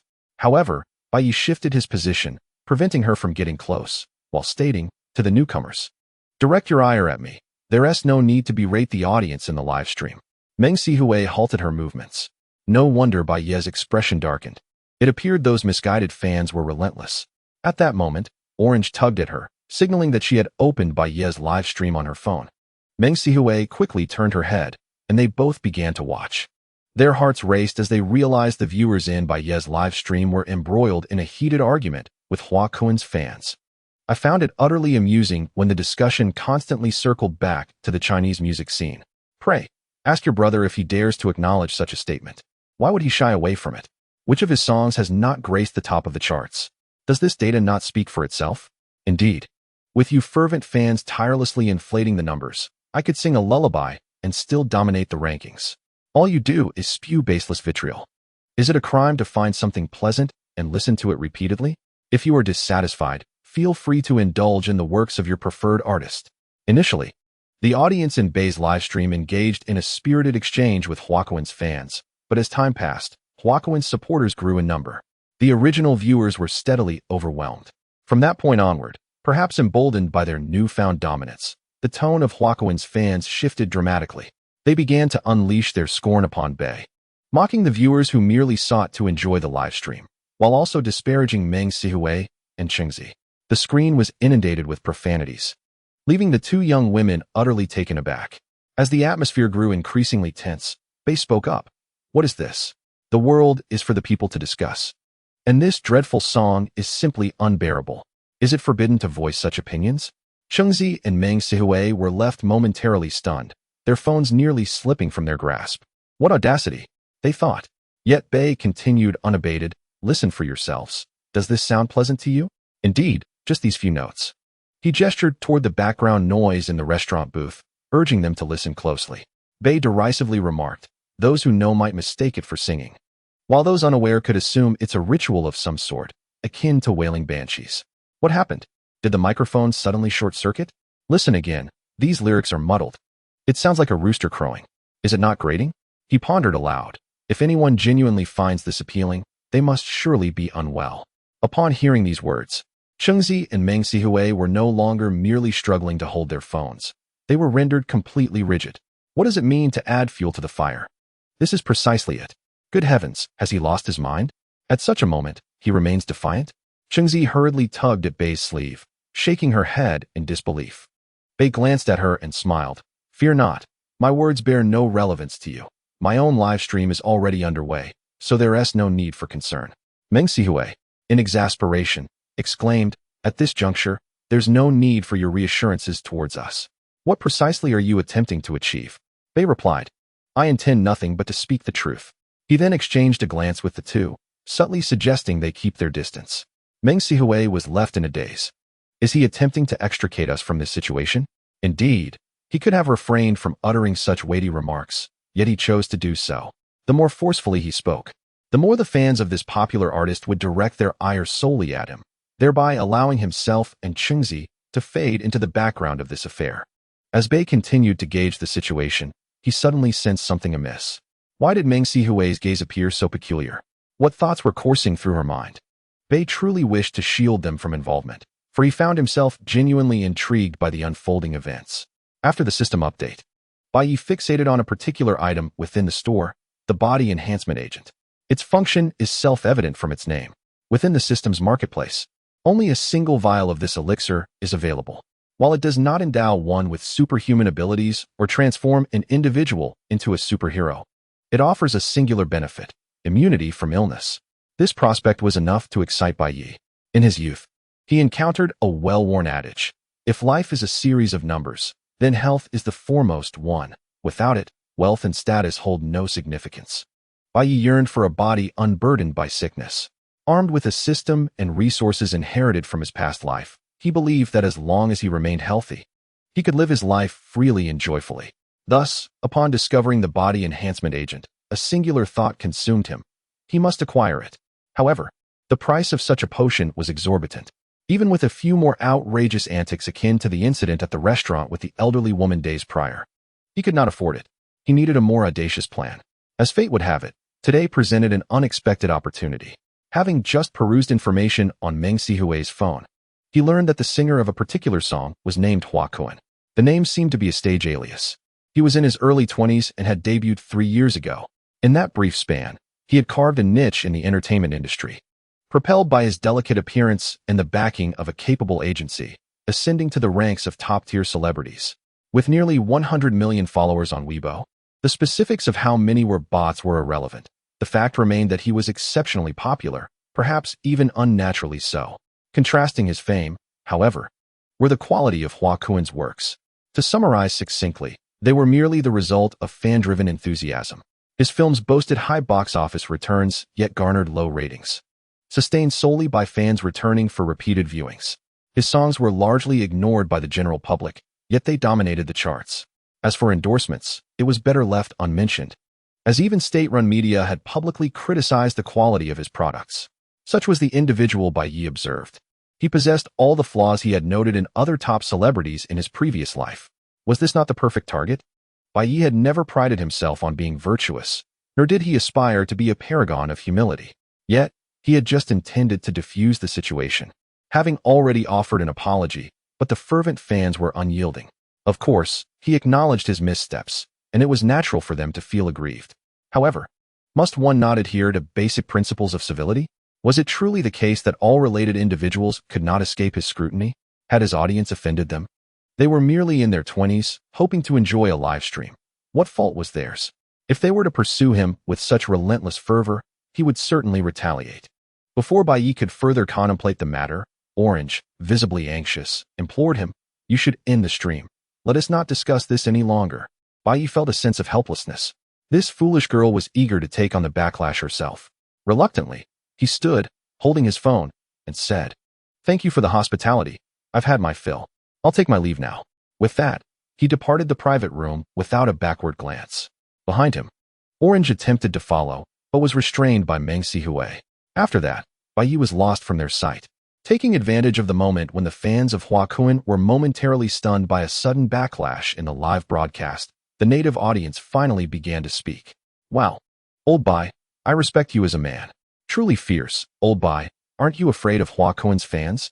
To be honest, I also find Hua Kun's singing unpleasant, but I have never dared to voice it. His fans are too fanatical. His singing resembles a spell, akin to a rooster crowing, and the microphone sounds like it's short-circuiting. Those who listen to his songs are described by their fellow patients as quite remarkable." Even after watching old Bai's broadcasts for several days and understanding his character, I was taken aback. In this world, everyone can voice their opinions. Impressive. He truly knows how to handle situations. There's no doubt, it's genuine criticism. Chapter 18. Don't ponder too much. I, Bai Ye, am not an ordinary person. It was evident that the native audience had put forth considerable effort, seizing a fleeting opportunity to express themselves. However, the disparity in numbers was insurmountable, as more and more fans of Hua Kun flooded in, causing the live stream to lag. The barrage of comments from the native fans was soon overwhelmed. Bai Ye observed the strategic abandonment of his presence by Hua Kun's fans, who chose to focus on the original audience of the live stream. He rubbed his temples and said, "Enough, I am the one who insults your brother. What is the point of berating these viewers? They understand nothing." Upon hearing this, the native audience was momentarily taken aback. Honestly, a peculiar sentiment arose within. This was somewhat impressive, old Bai. Bai Ye continued, "Those people can't even articulate their thoughts. All they do is shout 666. What sense of accomplishment do you derive from scolding them? I am different. I am tough and sharp-tongued, firmly believing that your brother's songs are trash. If you can persuade me to silence my criticism, wouldn't that be a greater achievement? Don't misdirect your targets. For some reason, even though old Bai was defending us, it felt as though he was subtly critiquing us as well. The emotional landscape of the native audience became complex, torn between joy and sorrow. Regardless, the effect was palpable. Indeed, the fans of Hua Kun shifted their focus, redirecting their ire towards Bai Ye. Just as Bai Ye was preparing to engage them in a meaningful dialogue, his phone rang. Upon glancing at the screen, he saw it was Tang Guoguo. Bai Ye addressed the camera. Continue to berate me. Don't stop. I'll take this call first. This action left even Hua Kun's fans bewildered. We are in the midst of criticizing you. Could you at least show some respect? It was their first encounter with someone who would pause their insults to take a phone call and even encourage them not to cease. Absolutely astonishing. Bai Ye, unfazed, muted the live stream. Bai Ye, your situation seems precarious now, came Tang Guoguo's laughter over the phone. Bai Ye responded with a chuckle. What is this about? Are you calling just to mock me? Tang Guoguo replied, certainly not. I'm here to relay a message to you. What is it? Are you not curious? You mentioned Hua Kun's singing was unpleasant just a few minutes ago, and his fans knew immediately? Bai Ye remarked, indeed, I find it quite strange. So, someone is plotting against me? Tang Guoguo's voice rose with excitement. You guessed correctly. This message is complimentary. You were dining with Cheng Zi earlier, right? Yes, earlier. There were whispers within the Orange Company about seeking a male streamer to create a romantic partnership with her. Bai Ye interjected, so? I have obstructed a certain male streamer's path to fortune? Tang Guoguo replied, oh dear, your cleverness has robbed me of the thrill of revelation. That is indeed the case. Over the past year or two, Orange has garnered significant attention, and numerous male streamers, along with their agencies, have been keeping a watchful eye on her. Your sudden intrusion into their plans is certainly understandable. However, this matter is far from simple. Bai Ye inquired further, what other secrets remain? Without prolonging the suspense, Tang Guoguo responded, that male streamer has been closely following your broadcasts. Upon hearing your remarks about Hua Kun, he promptly reached out to Hua Kun's management. Currently, Hua Kun is embroiled in a competitive struggle with another popular star for resources. With your actions, they are keen to assert their dominance through you.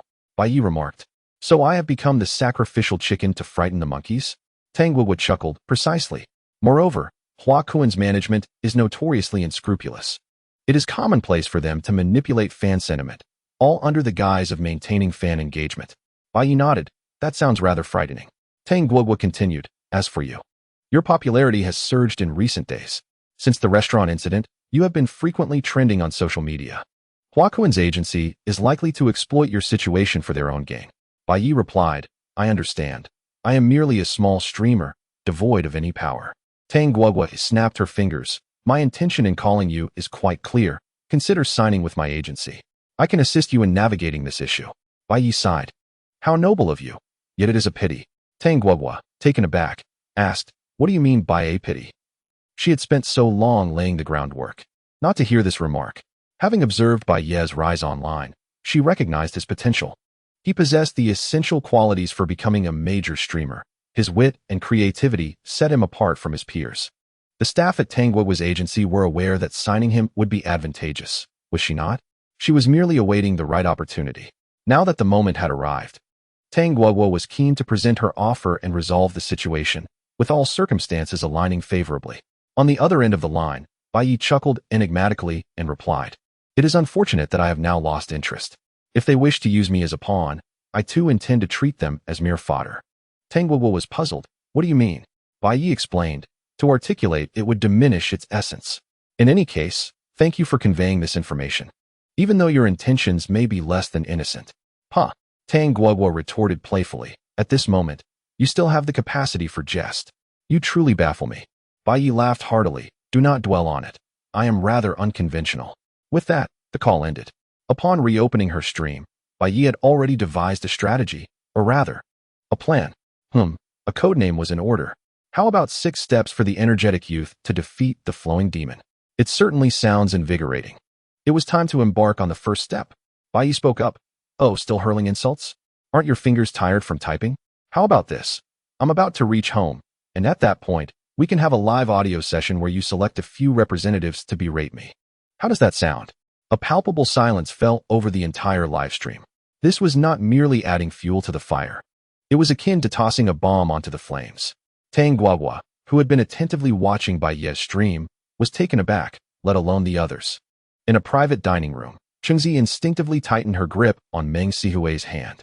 Yet, even the resolute Meng Jie found herself rendered speechless, frozen in a state of shock. Was Bai Ye truly that formidable? What was his intention? It was quite simple. In childhood brawls, if one finds themselves besieged by a group, an escape seems impossible. There exists a tactic: strike the first aggressor with ferocity. The dynamics of the situation will shift. Similarly, when a large group of fans from Huakuan rallies together, they often exhibit a brazen audacity, unafraid to voice their opinions or unleash insults. The law does not punish the multitude. At such times, it becomes necessary to isolate individuals from the collective. Engaging in a one-on-one live session is an excellent strategy. Faced with an audience, those lacking psychological resilience may struggle to articulate their thoughts coherently. Even if one possesses a strong mental fortitude, can they truly unleash profanities in such a public forum? In a past incident, a rising star fell victim to a scandal and alienated numerous netizens, leading to an epic online clash, which included a live audio confrontation. What was the result? The star's fans were ridiculed, their emotional breakdowns and stammering becoming notorious scenes. With such an example before him, it was only logical for Bai Ye to emulate this approach. He was merely exploiting their naivety, knowing his words could cut deeper. In any endeavor, strategy must be paramount.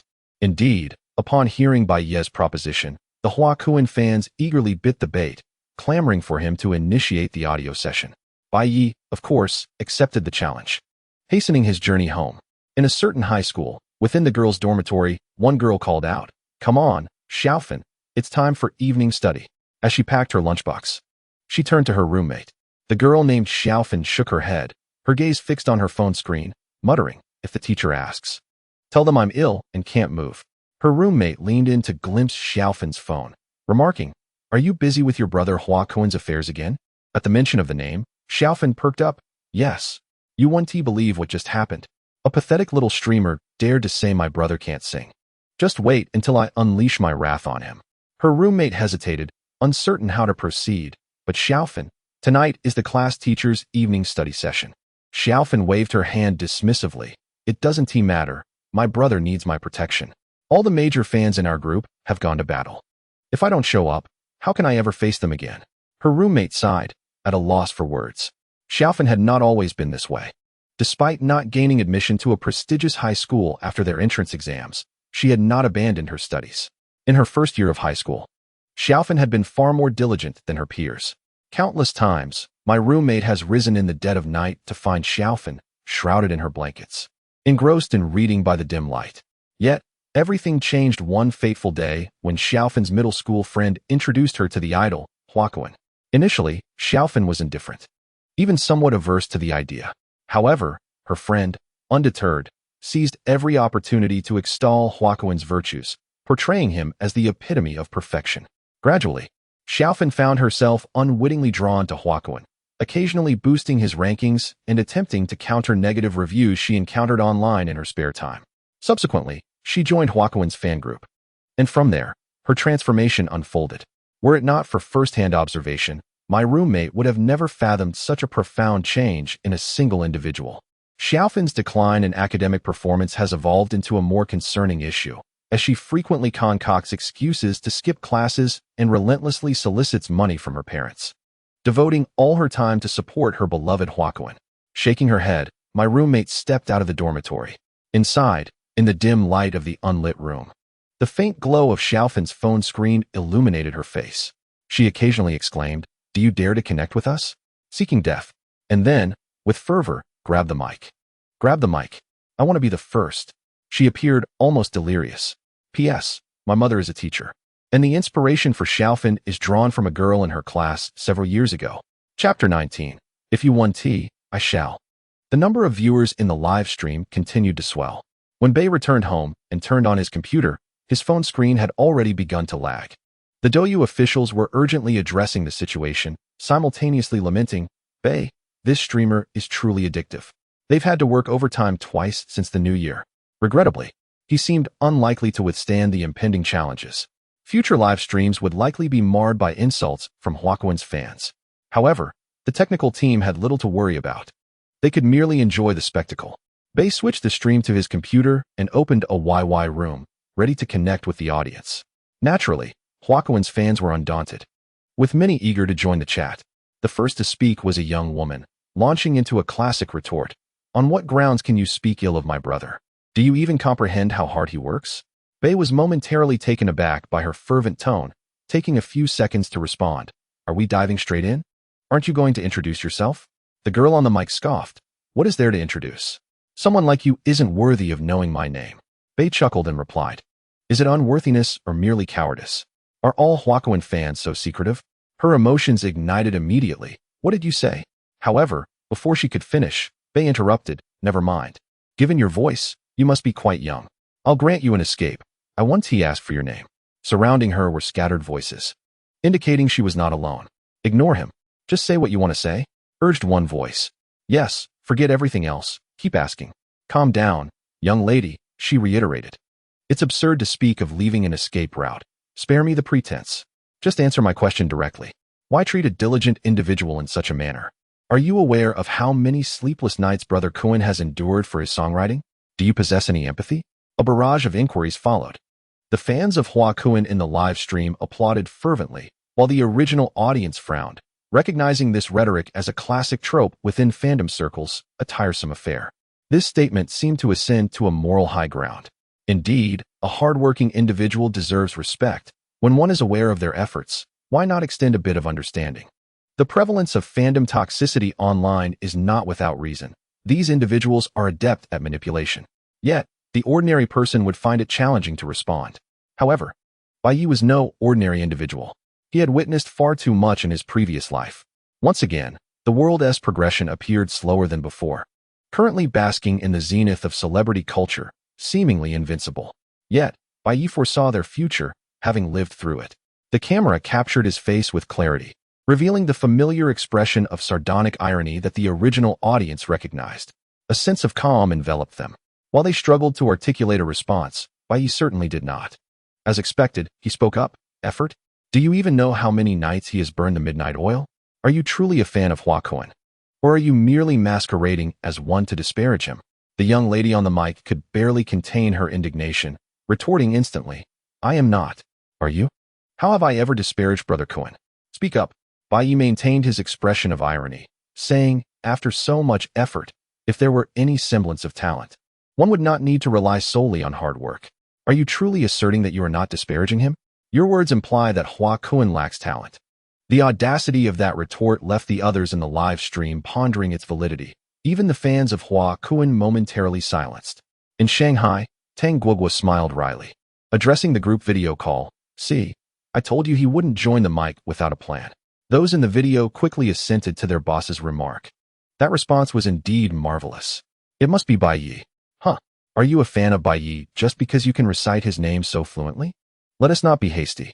In life, I am but a servant of my boss, and in death, I shall be his ghost.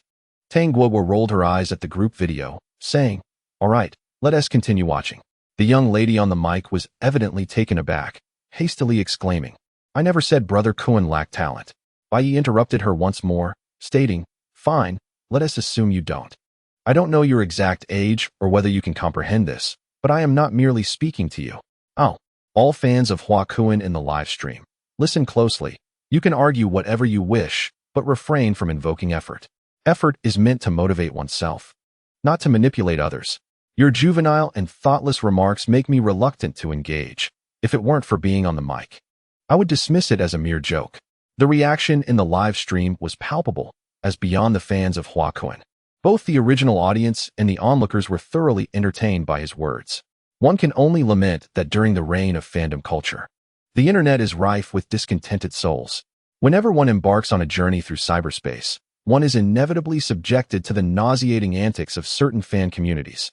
For instance, while attempting to enjoy a variety show video, one may find that a casual mention of a certain popular star by the host results in an overwhelming barrage of comments from fervent fans, obscuring the host's visage entirely. Engaging with the comments can be irksome, yet abstaining feels devoid of flavor. Similarly, upon the release of a new film trailer featuring a beloved veteran actor in a commendable role, one might be eager to delve into discussions with fellow netizens, only to be inundated by hundreds of comments from fans of another popular star, rendering the search for alternative viewpoints exhausting. Such incidents are countless, and often, individuals refrain from retaliating, not due to a lack of indignation, but rather a sense of futility. In a particular exchange, a young woman seemed at a loss for words, prompting those around her to interject. "Why do you speak so harshly? Who have we kidnapped? We merely believe that Gu has been striving and making progress," which is commendable. Even if you find his singing unappealing, is it necessary to express it so harshly? Why not grant him a bit more time? He is still evolving and improving. Bai Ye nodded thoughtfully, remarking, "Your argument appears more coherent than that of the previous young woman. Now, may I inquire if you have ever played video games?" The second individual responded defensively, "What are you getting at?" Bai Ye chuckled, "Why are you so anxious? Are we not engaged in a debate? Please, share your thoughts." The second individual conceded, "Fine, I play games." Bai Ye asked, "Which ones?" "Honor of Kings," came the reply. "Very well." Bai Ye pressed on. "When you are playing ranked matches and someone is experimenting with a new hero, does that bother you?" "What?" The second individual was perplexed. Bai Ye scoffed, "Is this beyond your comprehension? Is the intellect of Cohen's fans so lacking? Allow me to clarify. Imagine our Chinese music scene as a ranked match, with each song representing a hero. Your idol, Hua Cohen, is one of the players, and you are another. If Hua Cohen, as a novice hero, enters the match, he is essentially sabotaging his teammates. When questioned about his actions, he asks for more time, claiming he is practicing this hero. Would you be indifferent? Moreover, you might think, fine, I'll chalk this up to bad luck. If I simply hone my skills and elevate my rank, I won't have to encounter him again. Yet, lo and behold, you achieve the highest rank, only to find Hua Cohen still there, seemingly thriving due to his connections and undeservedly occupying the top position. Does this not repulse you? Does it not offend your sensibilities? Are you following my line of reasoning?" With Bai Ye's final trifecta of inquiries, the second individual was left speechless. And it was not just her silence. All fans of Hua Cohen shared in this quietude. This was due to the simplicity and relatability of Bai Ye's analogy, which resonated profoundly. The realm of mobile online battle arena games is indeed saturated with players, particularly those who indulge in the ranks with new heroes. We have all encountered the frustration of being hindered by such players. This shared experience evokes a certain discomfort among us as the narrative unfolds.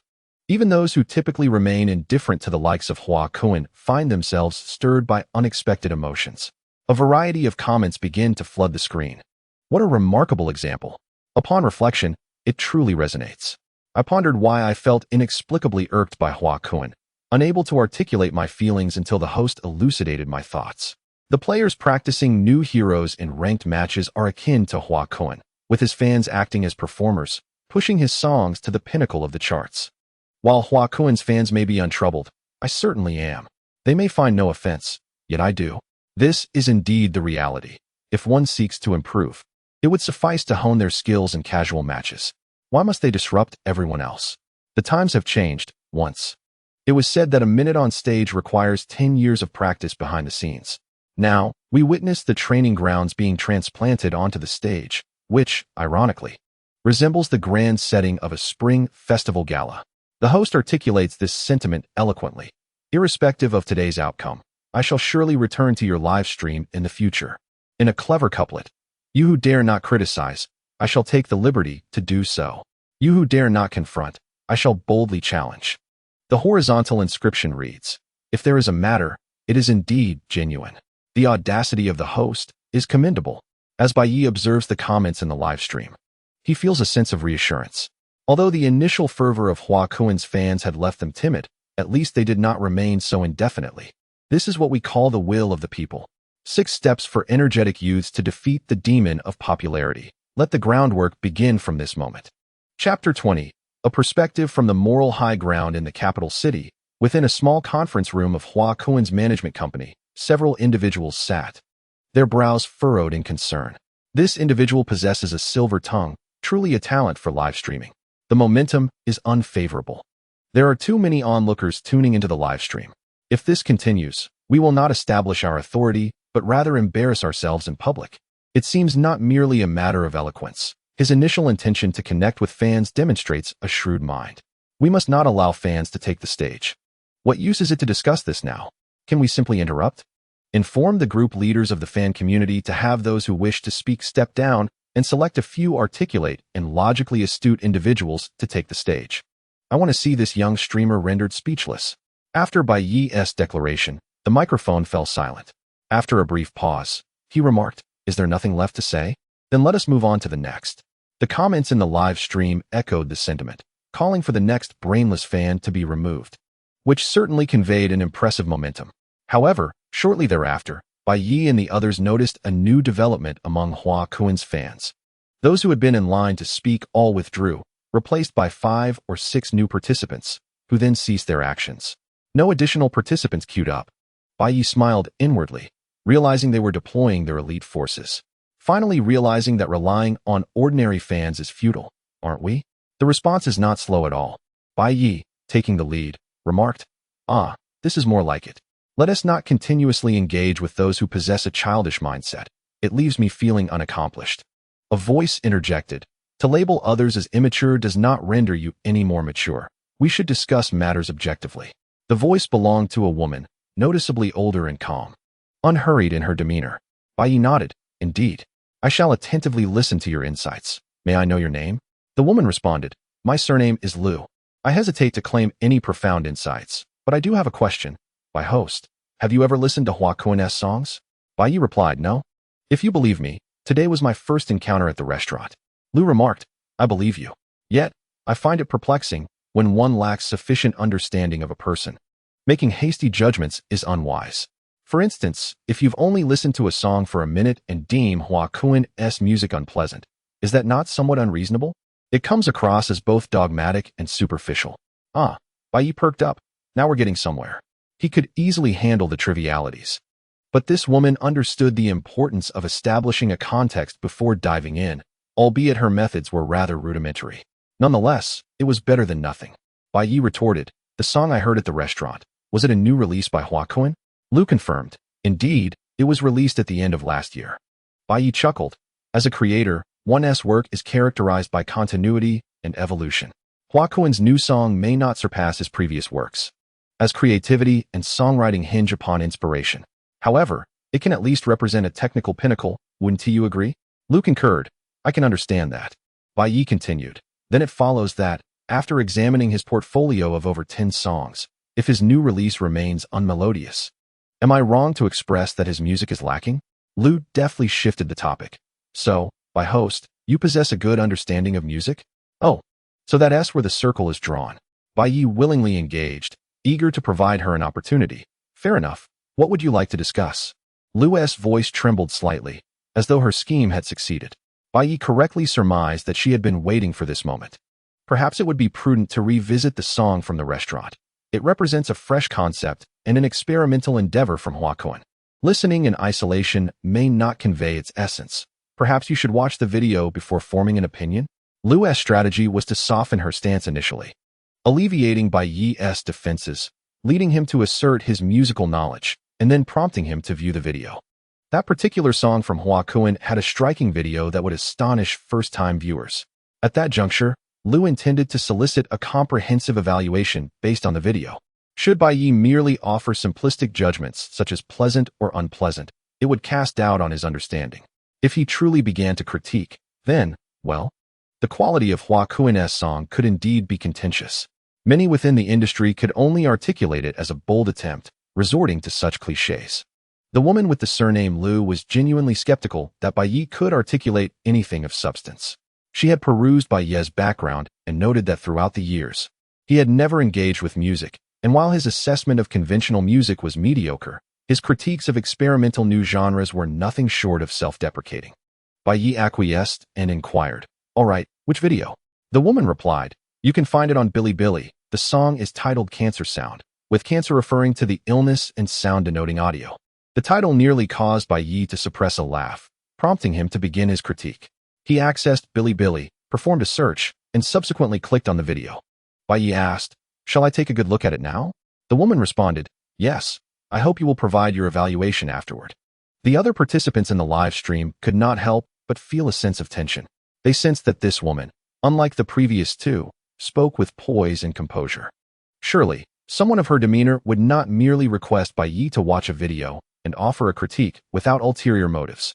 Caution was warranted by Lao Go. While they pondered this, Bai Ye unexpectedly spoke up. May I ask, apart from Hua Kuen's fans, how many of you have seen this video? If you have, press 1. If you haven't, press 2. The chat was inundated with ones, with only a few scattered twos. Bai Ye clicked on the video and concluded, "Let us appreciate it together." The screen illuminated, revealing Hua Kuen clad in a striking red outfit, standing on stage. A spotlight shone down upon him, illuminating his figure against the surrounding darkness. With his head bowed, Hua Kuen began to walk forward, revealing a hospital bed in the distance, which appeared disheveled and stained with blood, as if someone were writhing in agony upon it. Then, a sound resonated in the air, thud, thud, thud. The piano's heavy chords struck an unsettling chord within the listener. Hua Kuen slowly reclined upon the bed, grasping a vivid red microphone, and commenced to sing. Ah, ah. The barrage of comments appeared on the video. Come and truly feel our Kuen's prowess. A divine talent. I have goosebumps. Hua Kuen is incredibly bold, never pandering to the market. I can't escape this. I've already replayed it countless times today, each iteration offering a distinct sensation. The vanguard of a new era in Mandarin music. Seeing these comments, Bai Ye was momentarily taken aback. Remarkably, before he even began to listen to the song, he was met with a flood of praise. It is undeniable that a person lacking strong opinions or resolve could easily be swayed by such overwhelming acclaim. The tendency to follow the crowd is prevalent. Even if one were to finish listening and find it unappealing, the sheer volume of accolades might induce self-doubt. Is my taste inadequate? Should I offer praise as well? But Bai Ye, with a faint smile, simply closed the comment section of the video. Will I indulge you? In your dreams. The woman with the surname Liu felt a pang of frustration at his action, an unsettling irritation bubbling within her. Yet, no one attended to her. The video continued, with Hua Kuen persistently singing, his voice soaring higher, increasingly enchanting. It must be said that, when it comes to vocal ability, Bai Ye cannot deny that Hua Kuen possesses talent, undoubtedly honed through practice. The preceding chants enveloped the audience in an atmosphere of darkness, terror, and suffering. Subsequently, Hua Kuen's voice quivered, and not just his voice, his entire being curled into a ball, trembling uncontrollably. The rapid, high-frequency tremors of his voice, coupled with his physical expression, left all first-time viewers in the live stream utterly astounded. Of course, this astonishment was largely rooted in fear. Just imagine, a black stage, a blood-stained white hospital bed, and a figure clad in vibrant red, incessantly shaking on the bed with a piercing, high-pitched sound. Wouldn't that send shivers down your spine? It was a scene straight out of a horror film. The comments in the live stream began to scroll frantically. Oh no, everyone in the front row, hold tight. I'm a bit scared. What on earth is this? Stop it. It's night, and I'm home alone. I'm already curled up in my blanket. Truly. My wardrobe moved. My wardrobe moved. I can't watch this anymore. Thankfully, the song did not last long, concluding in approximately 2.5 minutes. To be honest, when Bai Ye heard the final note dissipate, he sighed in relief. I underestimated you, Hua Kuen. I, Bai Ye, initially thought myself to be a master of torment. But your prowess is even more profound. At that moment, a woman named Liu began to speak, stating, "First, let me explain to the host and the viewers who are experiencing this video for the first time that Cancer Voice is a new experimental song inspired by the concept of cancer." She paused, allowing the audience a moment to digest this information, then continued. In this creation, Hua Kuen undoubtedly breaks conventional norms. You can perceive the profound emotion within the song. The initial struggles, pain, oppression, and darkness give way to an eruption of fear and release, ultimately returning to tranquility at the conclusion. Hua Kuen believes that cancer is a harrowing ordeal, and through this song, he aims to urge his fans and all listeners to cherish their bodies and steer clear of cancer.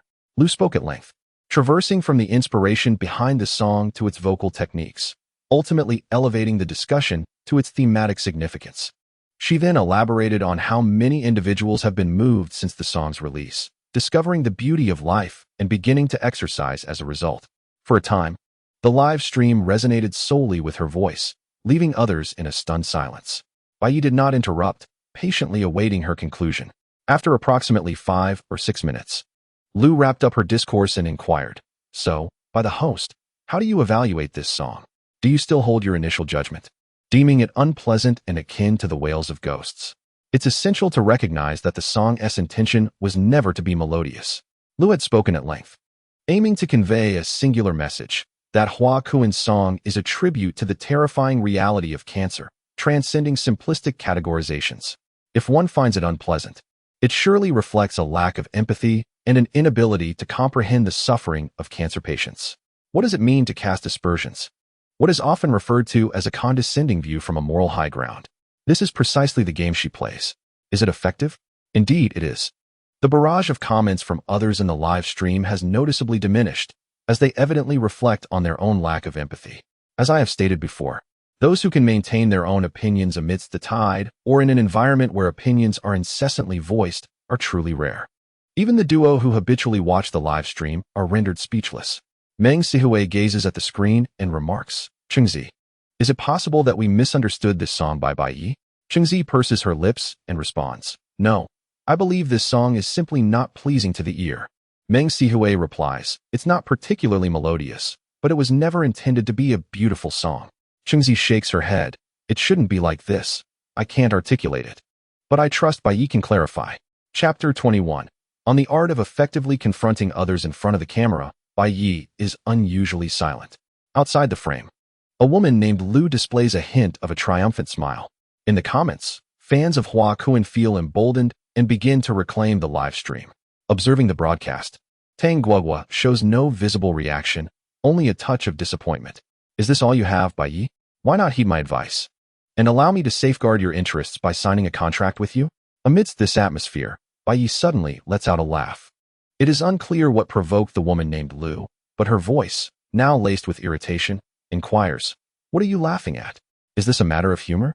Bai Ye waves his hand and replies, "No, I am not laughing at this situation. I am laughing at you." "What do you mean?" Lu retorts. Bai Ye explains, "I initially thought you had some clever tactics that could surprise me, yet it turns out you are no different from the two young women earlier. You are still employing the same moral coercion. Pray tell, how have I morally coerced you?" Lu challenges. Bai Ye responds, "Have you not? A song, when spoken of by you, transcends its essence, delving into lofty ideals. Do you know what that resembles? It's akin to a chef presenting a dish. And when you declare it unpalatable, he retorts, 'This recipe has been passed down from my grandfather. It was created when he was near death. On what grounds do you deem it distasteful?' Isn't that amusing?" Chengzi's eyes light up at this remark, and her taut expression finally relaxes. Meng Sihui is momentarily taken aback. "Oh, it seems to convey a point, doesn't it? I believe your analogy is flawed," Lu counters, proving herself to be astute and unwilling to concede. Bai Ye nods amicably and inquires, "What, then, is incorrect?"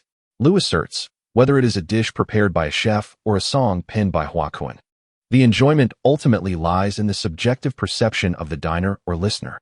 Subjectivity varies. Certainly, Hua Kuan's song has room for improvement. Yet I believe the flaws do not overshadow its merits. Bai Ye begins to laugh again, a smile that sends a wave of unease among the fans of Hua Kuan. Meanwhile, the original audience can only exclaim, "Steady." I have noticed a pattern. It seems that those entrenched in the fan culture have a particular affinity for the phrase "the flaws do not overshadow the merits." Indeed, the term is quite gentle in its connotation. Is it not? I am uncertain of the meaning you are implying. Are you perhaps evading the subject?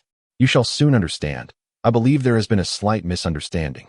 The essence of the phrase Shangyu lies in the latter character, hu, which signifies the luster of beautiful jade. To employ this expression in evaluating an object, it must first attain the level of yu. Can a defective item truly warrant such an expression? A minor flaw on exquisite jade may be described as Shangyu, but a blemish on a worthless stone merely indicates its inferior nature. Do you comprehend? The woman with the surname Lu, taken aback, stammered for a moment before asking, "Do you consider cancerous voice to be akin to a worthless stone? Have you truly grasped the underlying meaning?" Bai Ye scoffed. "Here we go again. When logic fails, you resort to questioning my comprehension. I understand your point. You are merely suggesting that this song style is obscure, and it is typical for the unrefined to misunderstand it. Am I correct?" The woman named Lu initially refuted, then conceded, I did not imply that the unrefined are as I described. However, appreciating avant-garde art indeed necessitates a certain degree of discernment. Bai Ye's face once again donned his signature expression, invigorating all present. They recognized that the next statement would be extraordinary. Otherwise, such a countenance would be unfitting. This was a harbinger of triumph. Allow me to impart a few words. Not only to you, but also to your esteemed guardian, Brother Hua Kun. Bai Ye pronounced each word with precision. A work may be obscure, yet it must not be malevolent. A performance can be dynamic, but it should not border on the supernatural. Art springs from inspiration, yet it must not stem from a funeral hall. Your brother ought to remain grounded, lest he connect with the netherworld. Here we go. After enduring for so long, let me unleash my words with fervor. In this moment, Bai Ye resembled the legendary Sun Wukong, wielding his golden staff against the legion of Hua Kun fans, who epitomized the demonic forces, striking them down with relentless vigor. Those 4 sentences were nothing short of formidable. Engaging in verbal combat is an art, a craft. In this age of the internet, mere vitriol has lost its potency. Those profanities have been uttered countless times, and while one may not be entirely immune, their impact has waned, rendering the ears calloused. How should one engage in the art of cursing? It must be substantive, rational, and ideally, infused with wit. Wit facilitates dissemination. Bai Ye's 4 statements exemplified this principle. Substantive, they originated from the very essence of Hua Kun's music. Rational, they adhered to a standard template of logical discourse. Witty, there is no need to draw upon past examples. Such biting yet humorous remarks, once uttered, become memes in their own right. The native audience of the live stream perceived his words as celestial music. You possess a knack for this peculiar form of sarcasm, Bai Laogo. How astoundingly impressive you are. They sprang to life collectively. From the moment Chenyu was uttered, I sensed Bai Laogo's impending victory, yet I underestimated him. He was ruthless, absolutely merciless. Those 4 sentences struck me as if I were destined to ascend on the spot. I unilaterally declare Bai Laogo's elevation to Bai Laodu, who stands in opposition. In this moment, Bai Laogo has ascended to the realm of earthly immortals.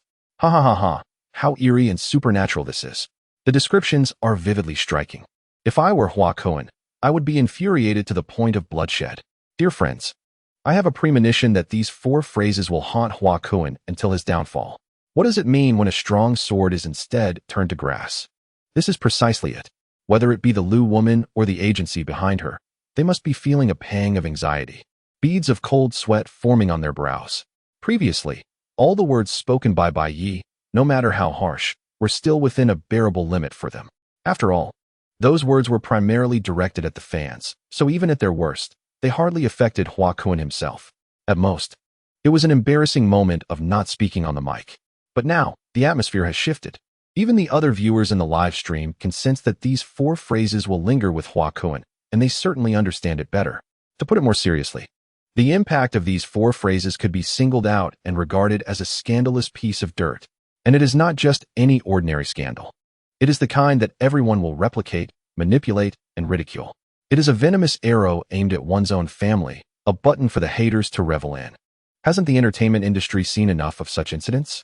Some individuals have faced relentless criticism for a careless remark made on a variety show, or even something as trivial as a slip of the tongue. How much more severe is this situation? In that conference room, Hua Kun's agents appeared grim, their faces shadowed with anxiety, cold sweat trickling down. How dare he? This is disastrous. No need to tell me. I'm not foolish. What good does it do for you to yell at me? Did I orchestrate this chaos? Wasn't it your suggestion? Are you suggesting it's time to start shifting blame? If you have the energy for that, it would be better spent devising a solution. Unfortunately, they had yet to come up with a plan when suddenly, in Bai Ye's live stream, other voices emerged. Damn it, you. Clearly, someone could no longer contain themselves, breaking down and resorting to foul language. But before they could finish, Bai Ye interrupted. Are you certain you wish to engage in such foul talk with me? Do you dare speak to me in that manner? Have you considered this carefully? In the frame, Bai Ye's gaze sharpened. More than the sharpness, what sent shivers down Hua Kun's fans was the unmistakable hint of excitement on this person's face. It was as if it were written plainly. Don't be cowardly. Face me head on. I have longed to unleash my fury. Are you a devil? The voice that had just been hurling insults seemed to have been paused, its throat constricted, frozen in place. Bai Ye's gaze had genuinely astonished him. Chapter 22. The day of reckoning for the obnoxious fan silence. The live stream fell into a hush. After more than 10 seconds, Bai Ye revealed a look of disappointment and languidly remarked, "Have you given up? How dull." To my friends in the live stream, aside from Hua Kun, I'm not saying that refraining from cursing is uninteresting. My longtime viewers know well that I am famously gracious and easygoing. What I mean is that the person on the mic not speaking is what's truly uninteresting. Don't misunderstand. The barrage of comments surged in the live stream. Ha ha ha ha. Tonight has truly been worth it. The good show just keeps coming. Such absurdity. Have you truly been rendered speechless by that old dog? If he were to inquire whether your mother was a wholesaler, would you remain unperturbed? Spare us your pretense. I can already see the disappointment etched upon your visage. Is this what you call being refined and amiable? To intimidate others to the point where they cannot even muster a retort? I have learned, indeed. It is spoken as refined and amiable, yet written as invincible insults. What, pray tell, constitutes true deterrence? Tactical retreat. Another voice emerged from the wheat field, accompanied by deep inhalations, stating, "In truth, despite all that you have just articulated, I find you have yet to provide a direct assessment of the song itself. Ultimately, it is evident that you do not possess a profound understanding of music. You merely offered the most superficial evaluation based on your own preferences." Bai Ye, revitalized, replied with a smile, "Whether my critique is superficial or profound, as an audience member, I am entitled to my opinion. What more is it to you?" The other person retorted, "The foundation of evaluating something lies in your comprehension of it." Oh, Bai Ye elongated the vowel sound. "Is that so?" The individual sneered. "Is that not the case? Without sufficient understanding, how can you possibly offer an accurate assessment?" Bai Ye countered, "If I purchased a refrigerator and discovered its cooling effect to be inadequate, would I need to learn the intricacies of refrigeration before stating that it fails to cool effectively?" The other individual was left speechless. "Have you nothing more to say? Have you realized the flaw in your reasoning?" Bai Ye seized the moment. "Do you know why? Because I have deciphered the illogical reasoning of you fervent fans." At this juncture, Bai Ye added, "Now, dear audience, pay heed, for I shall impart a small piece of knowledge about fan culture, gratis." The viewers in the live broadcast were highly engaged. As long as the fans of Hua Kun did not dominate, they felt emboldened to speak. Each one urged for swifter progression. Bai Ye raised 2 fingers and remarked, "The majority of statements made by fervent fans are predicated on 2 illogical premises. The first is double standards. They exhibit leniency towards themselves and their idols while imposing stringent demands on others. For instance, just moments ago, they insisted that I genuinely understand music when evaluating their brother, yet for him, they request more time to grow and greater tolerance. Reflect on this, won't you?" The audience pondered and exclaimed, "Indeed, since the commencement of this interaction tonight, they have indeed upheld their double standards unwaveringly." Bai Ye continued, "The second premise is the shifting of concepts, leading to confusion. They accuse me of evading the topic, but in reality, I am merely emulating their tactics. You see, it is evident that this song is unappealing. Yet, instead of scrutinizing Hua Kun, they choose to criticize the audience's discerning abilities, do they not?" This point resonated as well. The viewers began to flood the screen with affirming comments. Bai Ye chuckled, "By understanding these 2 forms of reasoning, should you ever encounter fervent fans confronting you, wield these 2 arguments to counterattack, using their own weapons against their defenses." The barrage of comments signified their enlightenment. Some even noted that they had taken meticulous record of every profound statement made by Bai Ye, the latest being, "Do I need to understand refrigeration to critique a refrigerator?" Let it be known to Bai Ye, and may he continue his efforts. However, Bai Ye lightly tapped the fan's vest on the microphone, contemplating, "If I were to retaliate using your methods, it would indeed seem rather feeble. Let me express something different, my true evaluation of this song. What can the fans on the microphone do? At this point, can they still prevent it or choose not to listen? Tonight has been a complete failure, yet to exit in such a disheartened manner is simply unbearable. I have yet to conceive a better approach and can only be led by Bai Ye's whims." Naturally, Bai Ye opted to strike the drowning dog, stating, "You keep proclaiming that the essence of this song is to urge listeners to cherish their bodies, or that it imparts an appreciation for the beauty of life. Frankly, I've long wanted to curse." Remarkably, Bai Ye's expression turned grave and serious. Does Hua Kun truly understand cancer? Has he ever been to a hospital? Is he aware of the various types of cancer and their respective outcomes? Does he know how to treat it? Does he comprehend which cancers can be cured and which cannot? He knows absolutely nothing. He simply constructed this rubbish based on his fanciful notions of cancer. What is this talk of darkness and pain at the beginning, a tearful eruption in the middle, and a return to tranquility at the end? What nonsense is that? You want me to evaluate this song? My assessment is that it is a mere lamentation, for it is too light, too superficial, and excessively ostentatious. Moreover, and most importantly, it is utterly malevolent. At this juncture, everyone in the live stream appeared somewhat bewildered. The longtime viewers were witnessing Bai Ye's genuine anger for the first time. Despite the events of recent days, they had never seen him angry. Bai Ye soon provided his rationale for his ire. I initially thought this wretched song was simply unpleasant. But after you explained the so-called essence behind it, I found it vile. The fans of Hua Kuan on the microphone could no longer contain themselves, shouting, "Where is the malice? Speak clearly." They too wished to leave this live stream and avoid confronting Bai Ye directly. But there was no option. Even when beating a dog, one must consider its master, let alone now, when the master is being confronted before the dog. Bai Ye's voice grew louder as he asked, "Let me pose a question. If you were a cancer patient, having just endured a grueling round of chemotherapy and crawled back from the brink of death, preparing to relax by watching a video, only to encounter this song, what would you think? Would you want to relive the harrowing memories of death and terror you barely escaped?" Hua Kuan's song is meant for everyone, yet it fails to resonate with those who are actual cancer patients. He has never considered those families enduring such misfortune. Not only has he neglected them, but he has also exploited this unfortunate group to construct his so-called profound, artistic, and avant-garde persona. Truly, it is malicious to the core. The barrage of comments erupted in an explosive frenzy. It seemed as though everyone was typing simultaneously. Initially perplexed by Bai Ye's sudden fury, I now understood the reason. After watching that video, I was indeed shaken, yet I sensed something was amiss but couldn't articulate it. Now, I recognize where the issue lies. Indeed, upon reflection, it is not an exaggeration to label Hua Kuan as malicious. He is truly exploiting the cancer community. Allow me to immerse myself in the scenario described by the host. If I were a cancer patient, hearing this song would undoubtedly lead to an emotional explosion.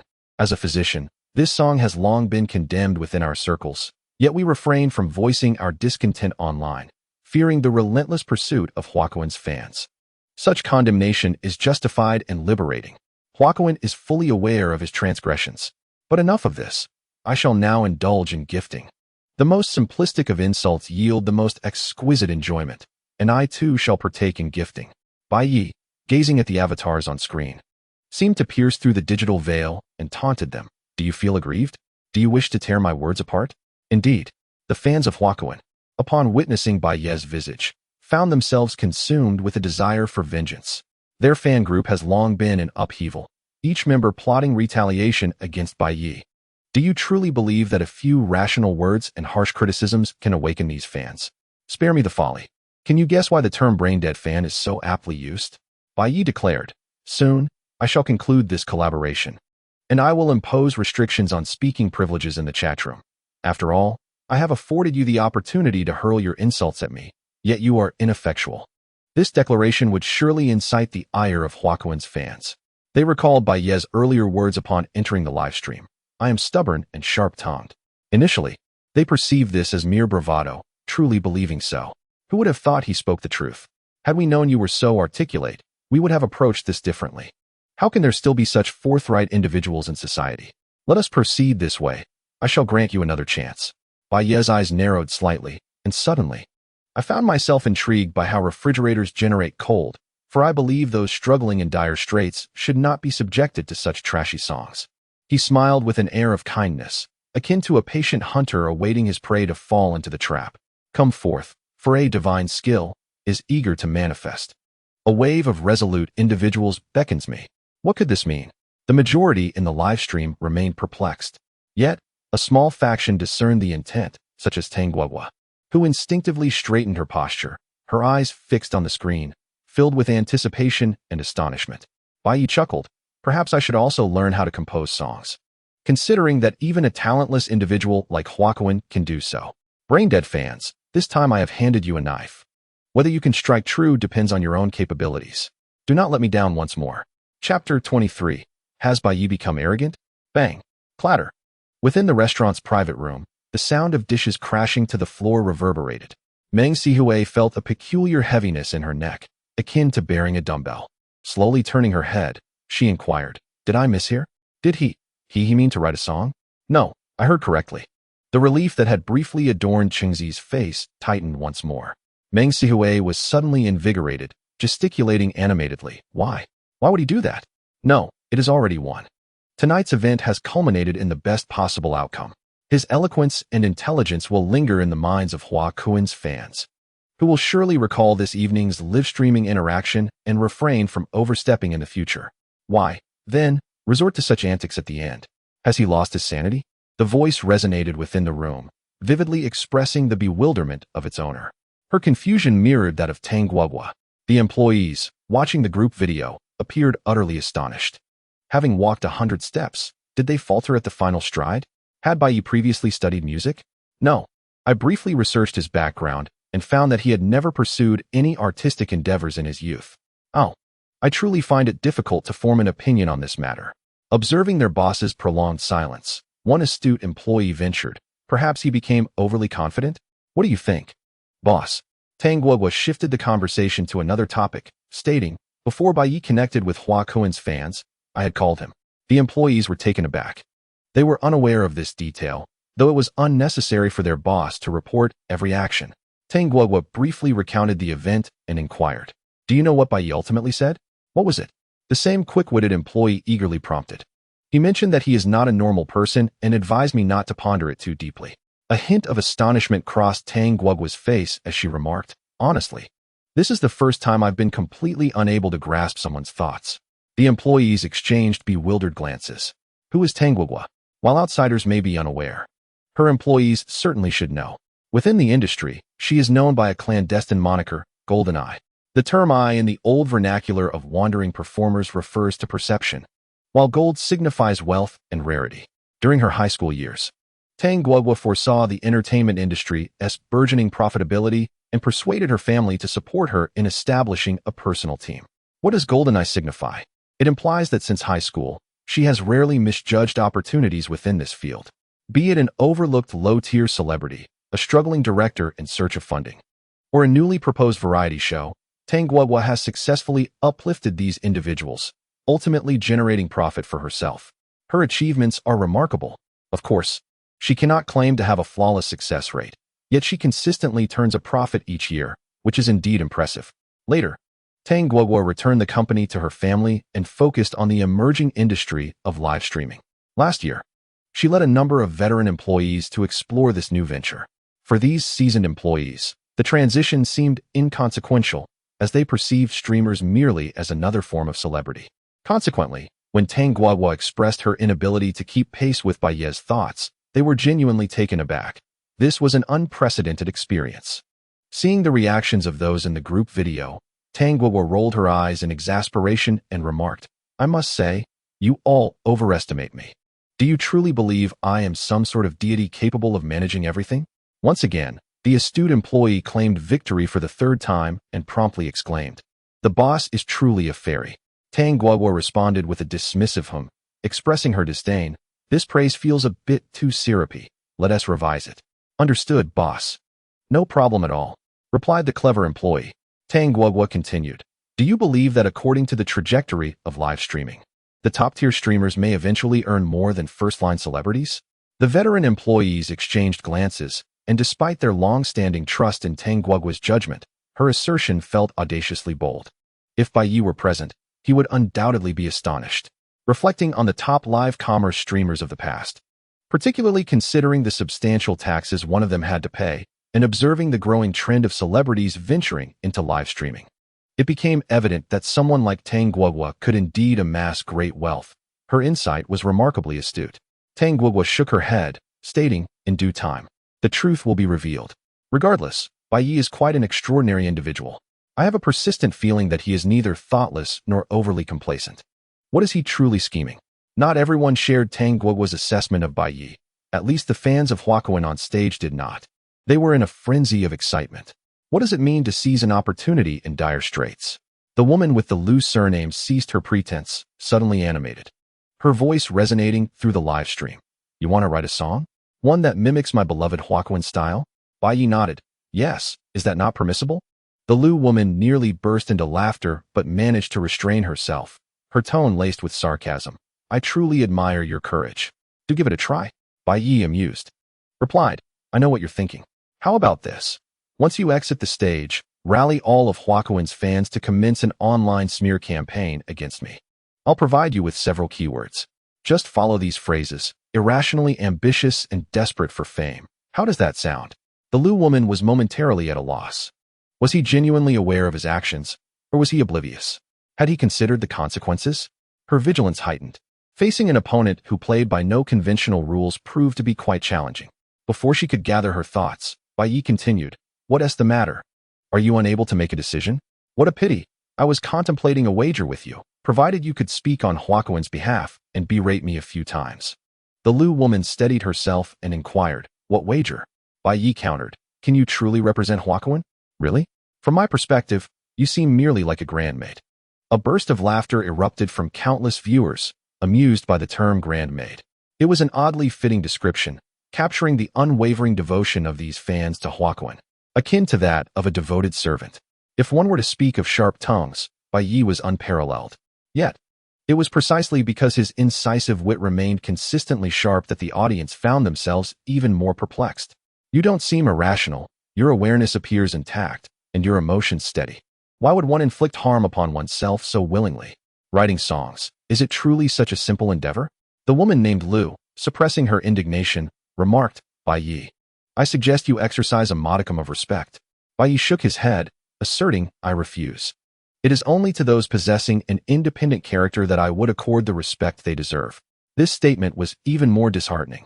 It nearly implied that as a fervent fan, she was unworthy of such regard. You ought to depart.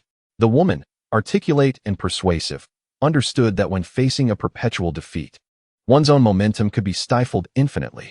The advantage would vanish entirely. This predicament is particularly resonant with married men, who often feel the psychological weight of a partner demanding their daily contributions. Such pressure instills a sense of fear, which, in turn, deteriorates one's physical state, ultimately leading to subpar performance. The worse one performs, the more incessantly the partner demands, creating a vicious cycle. What wager shall we propose? I cannot decide, but I can certainly relay a message. The woman shifted the topic with determination. Bai Ye nodded, stating, Let us agree this. Should I successfully compose a song that happens to be well received, then I shall claim victory. Otherwise, I shall concede. And the terms of the wager? Lu inquired. If I win, you and your group must remove that dreadful song from all platforms. I wish never to encounter it again. It brings me misfortune. Behind a screen, Lu's pupils dilated in shock. Remove the song from all platforms? How dare you suggest such a thing? What does that imply? Should this come to pass? Regardless of whether Huaquan acknowledges it, it would signify that her idol's songwriting is subpar, a fact that would deliver a catastrophic blow to Huaquan's career. It is not merely a matter of retracting a single song. Though she remained composed, Lu was there primarily as a devoted fan. A fan is a species that cannot bear to witness the crumbling of their idol's image. She was genuinely incensed. Her voice trembled as she shouted, If you lose, I demand you kneel an apology across the entire internet. Kneel. In stark contrast to her frantic outburst, Bai Ye remained tranquil, a casual smile gracing his lips as he effortlessly replied, Sure. Chapter 24, A New Bet. A renewed challenge. All those in the live stream were left agape upon hearing their exchange. My goodness, how did the situation escalate to this magnitude?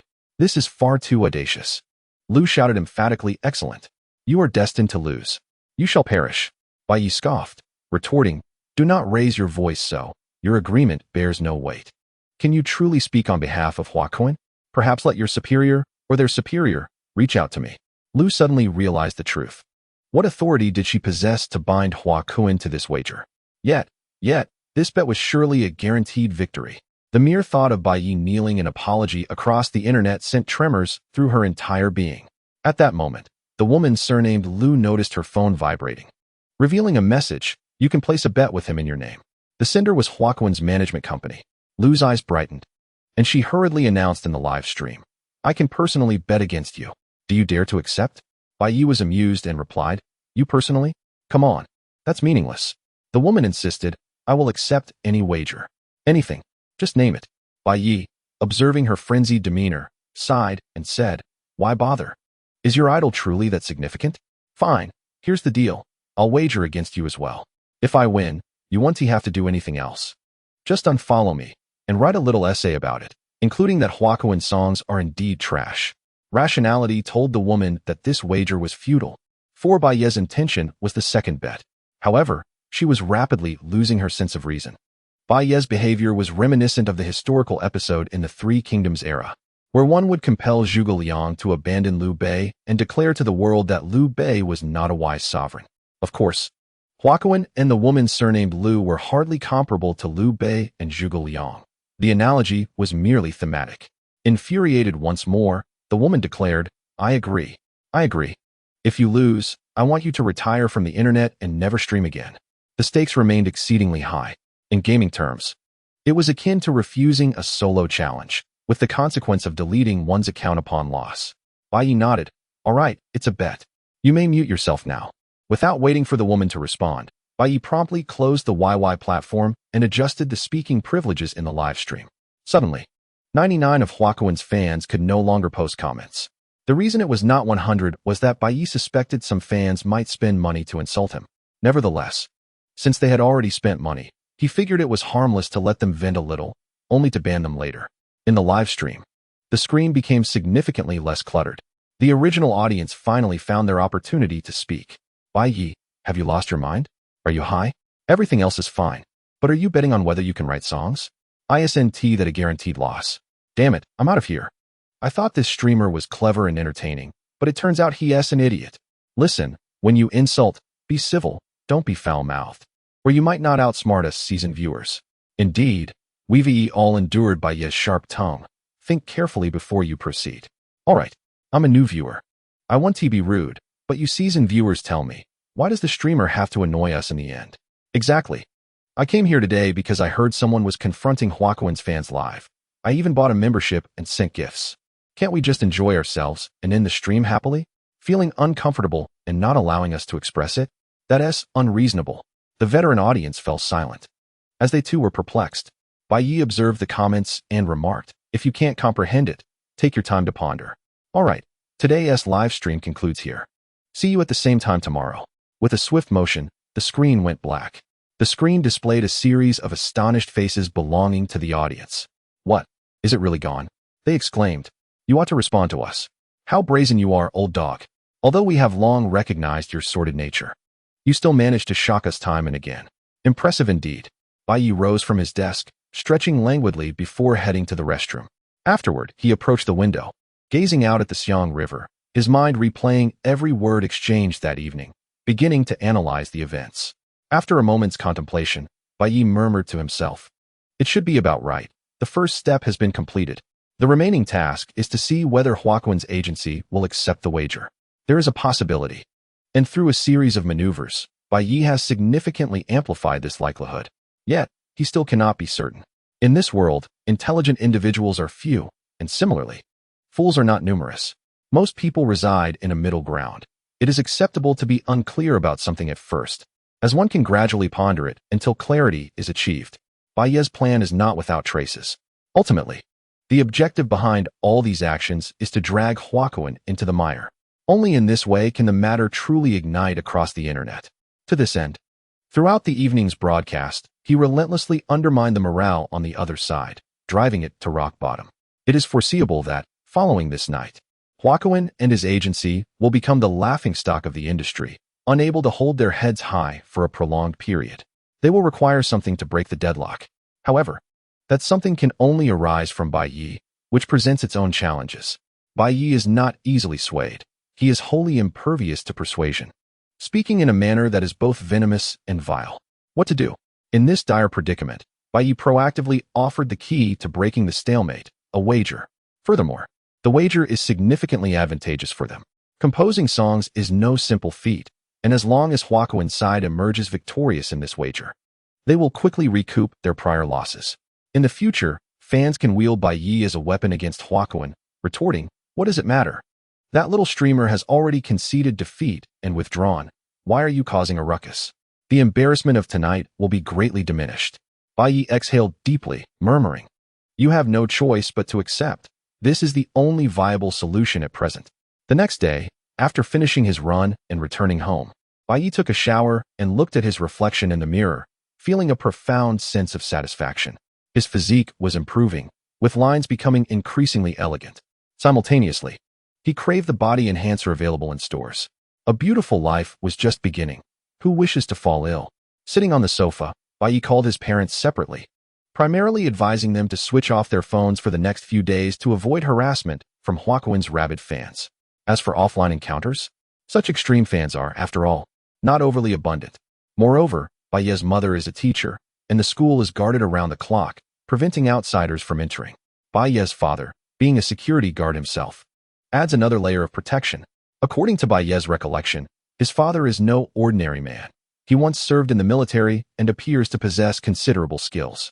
One year during the New Year festivities, after indulging in drink, Bai Ye's father boasted of being a minor champion among soldiers.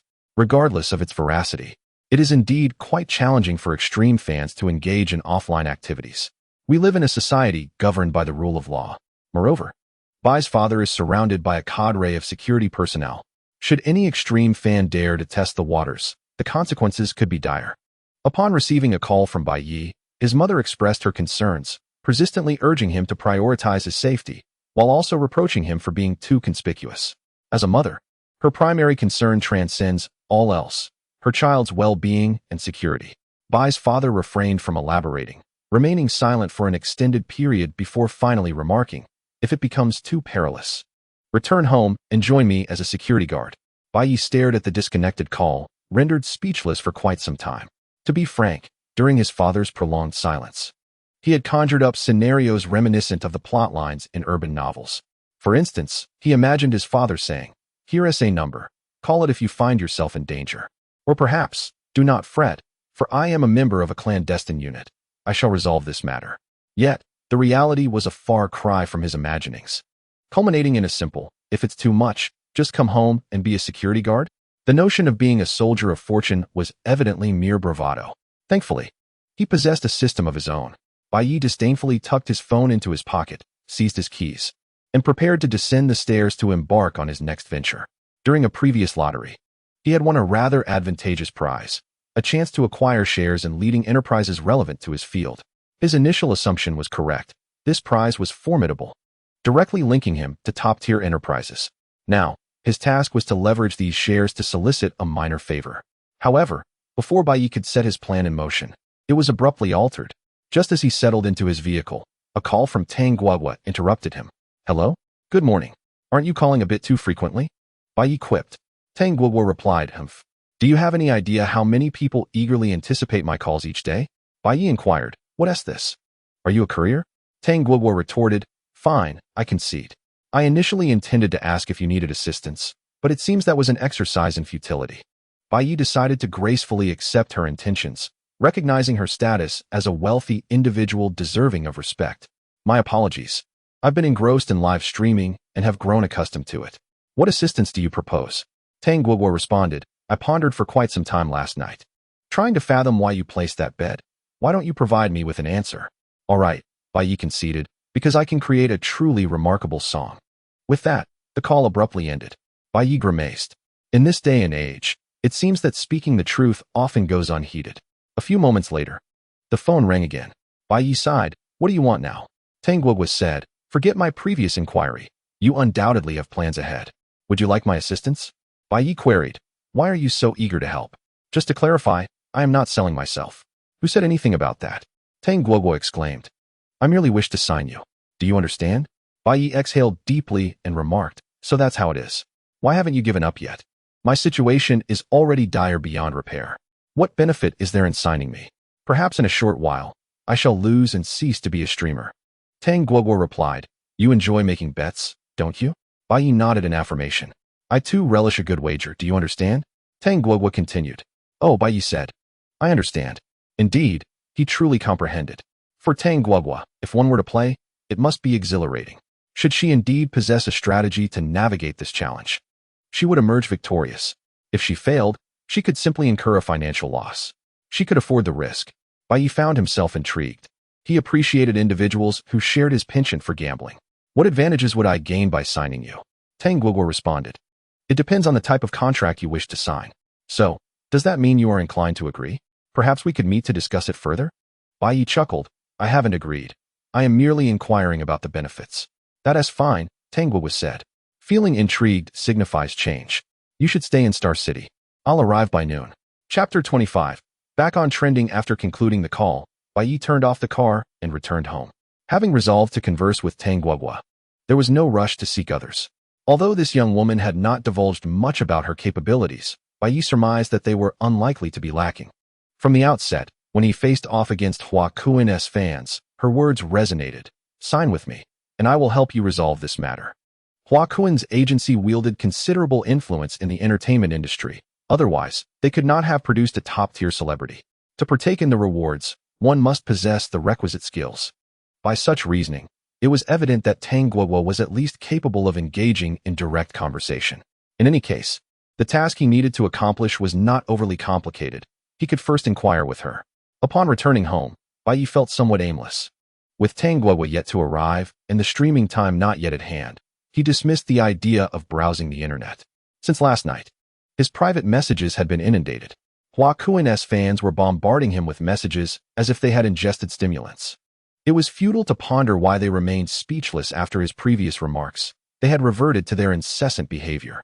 The term brain-dead fans existed for a reason. He anticipated that it would not be long before his phone number was leaked. At that point, the situation would escalate further. This was precisely why so many despised popular celebrities yet refrained from voicing their discontent. Bai Ye recalled a favored content creator from his past life who, after critiquing a certain celebrity in a video, received harassment calls from brain-dead fans even a year later. Not to mention, every video he published faced relentless reports.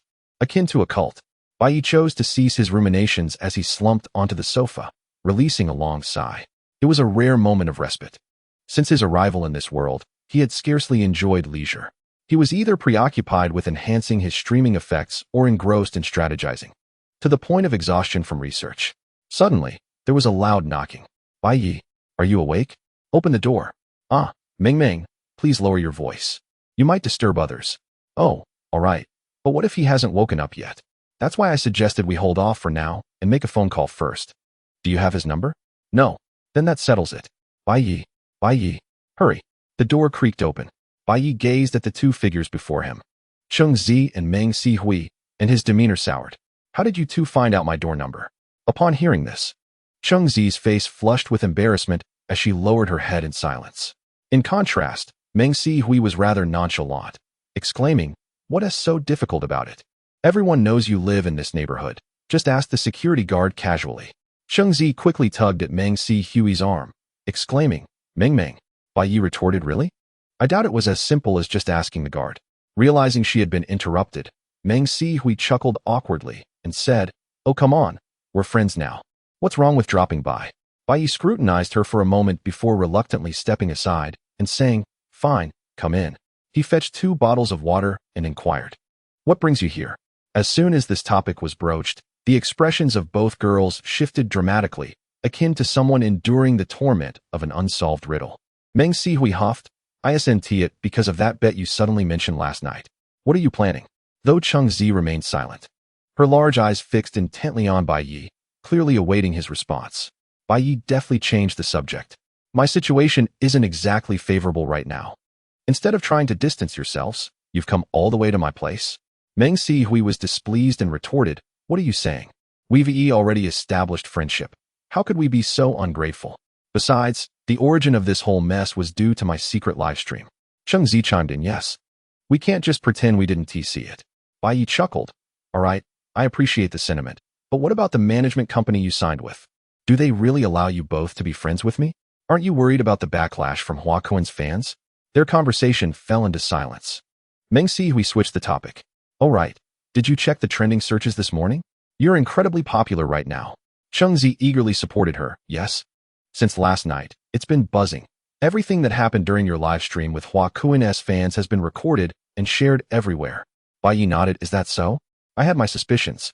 Meng Sihui seized the moment. "Suspicions? You haven't been following the trending searches at all, have you?" Bai Ye admitted, I haven tea. Instantly, Meng Sihui burst with excitement, radiating an aura of determination to enlighten him. She pulled out her phone, swiftly unlocking it. Look, look. From the first to the third trending searches, all your news. Seeing her enthusiasm, Bai Ye had no choice but to lean in closer. Indeed, a glance revealed that all three were related to him. Trending search 1. Streamer Bai Ye bets with rising star Hua Cohen. Trending search 2. Bai Ye's humorous quotes. Trending search 3. Who is Bai Ye? Let us delve further, for there are several pertinent trending topics.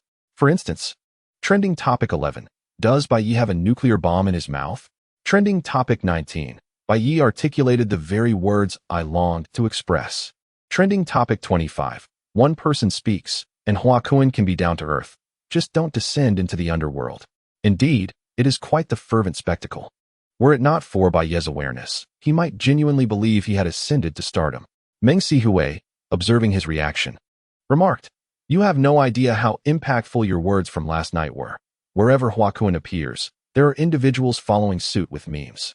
Chengzi added, Moreover, netizens have engaged in secondary creations, pairing your words with various humorous Hua Cohen videos. Meng Sihui continued, It is unfortunate that you placed those two bets. Hence the public's opinions are, well, somewhat mixed. Bai Ye chuckled, You may as well say they are all cursing me. It matters not. Meng Sihui nodded, Indeed. They are all berating your mental state. Bai Ye replied, I asked you to speak the truth, not to utter explicit insults. Is this wicked woman using the opportunity to disparage me? Meng Sihui felt a bit flustered under his gaze. How should one articulate this? Opportunities to criticize Bai Ye are rare, primarily because his tongue is exceedingly sharp. Who would dare confront him directly? Thus, one can only whisper their criticisms. As Bai Ye lowered his head to gaze at his phone once more, Meng Sihui displayed an expression of fervor. She had already conceived the idea of boasting during her live stream, relishing the fact that she had the audacity to insult him to his face and yet emerged unscathed. Given Bai Ye's prowess in verbal sparring, I, Meng Sihui, would not be remiss in claiming the title of second best in the world, would I? Yet, in the next moment, she froze. Bai Ye suddenly lifted his head, a sardonic smile gracing his lips. You were indeed just trying to insult me on purpose. Meng Sihui stammered. No. How could I ever be that sort of person? Chengzi stifled a laugh nearby. You had better not be, or else Bai Ye, before he could finish his sentence, received a voice message from Tang Guogua. He opened it to listen. Bai Ye, I'm on the plane. I'll be there shortly. Wait for me. Chengzi ceased her laughter, and Meng Sihui no longer stammered. Both turned their gazes toward Bai Ye. What do you want from me? Retracting his phone, Bai Ye felt perplexed under their scrutiny.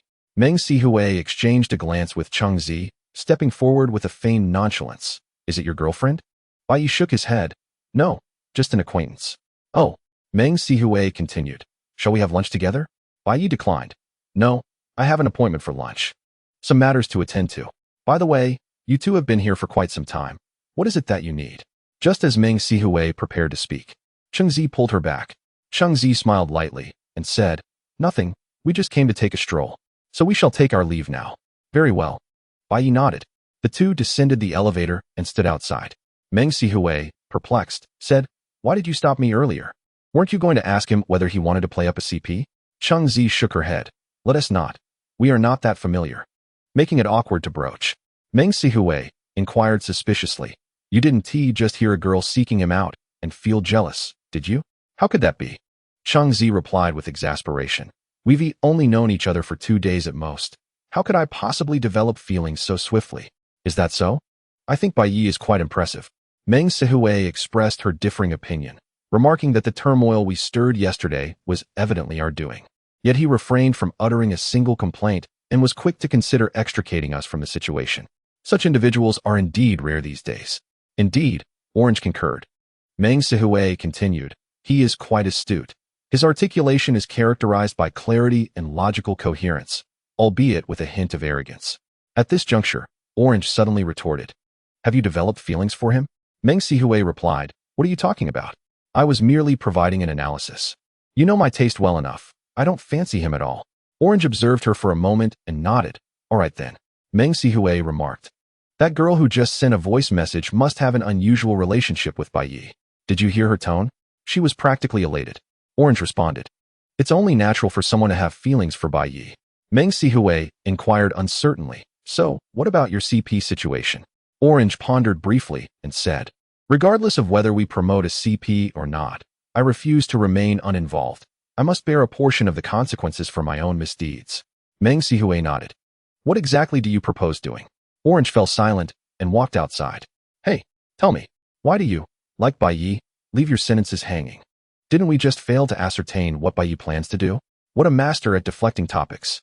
Meng Sihui followed closely behind, chattering incessantly. Do you think we should tail Bai Ye? Come on, don't walk so fast. Chapter 26. Are you learning to write songs on the spot? Tang Guoguo arrived sooner than anticipated. Even before 11 o'clock, she had sent Bai Ye her location. It was a considerate choice, a cafe not far from his residence. Here. As Bai Ye entered the hall, he spotted a delicate white hand waving from a distance.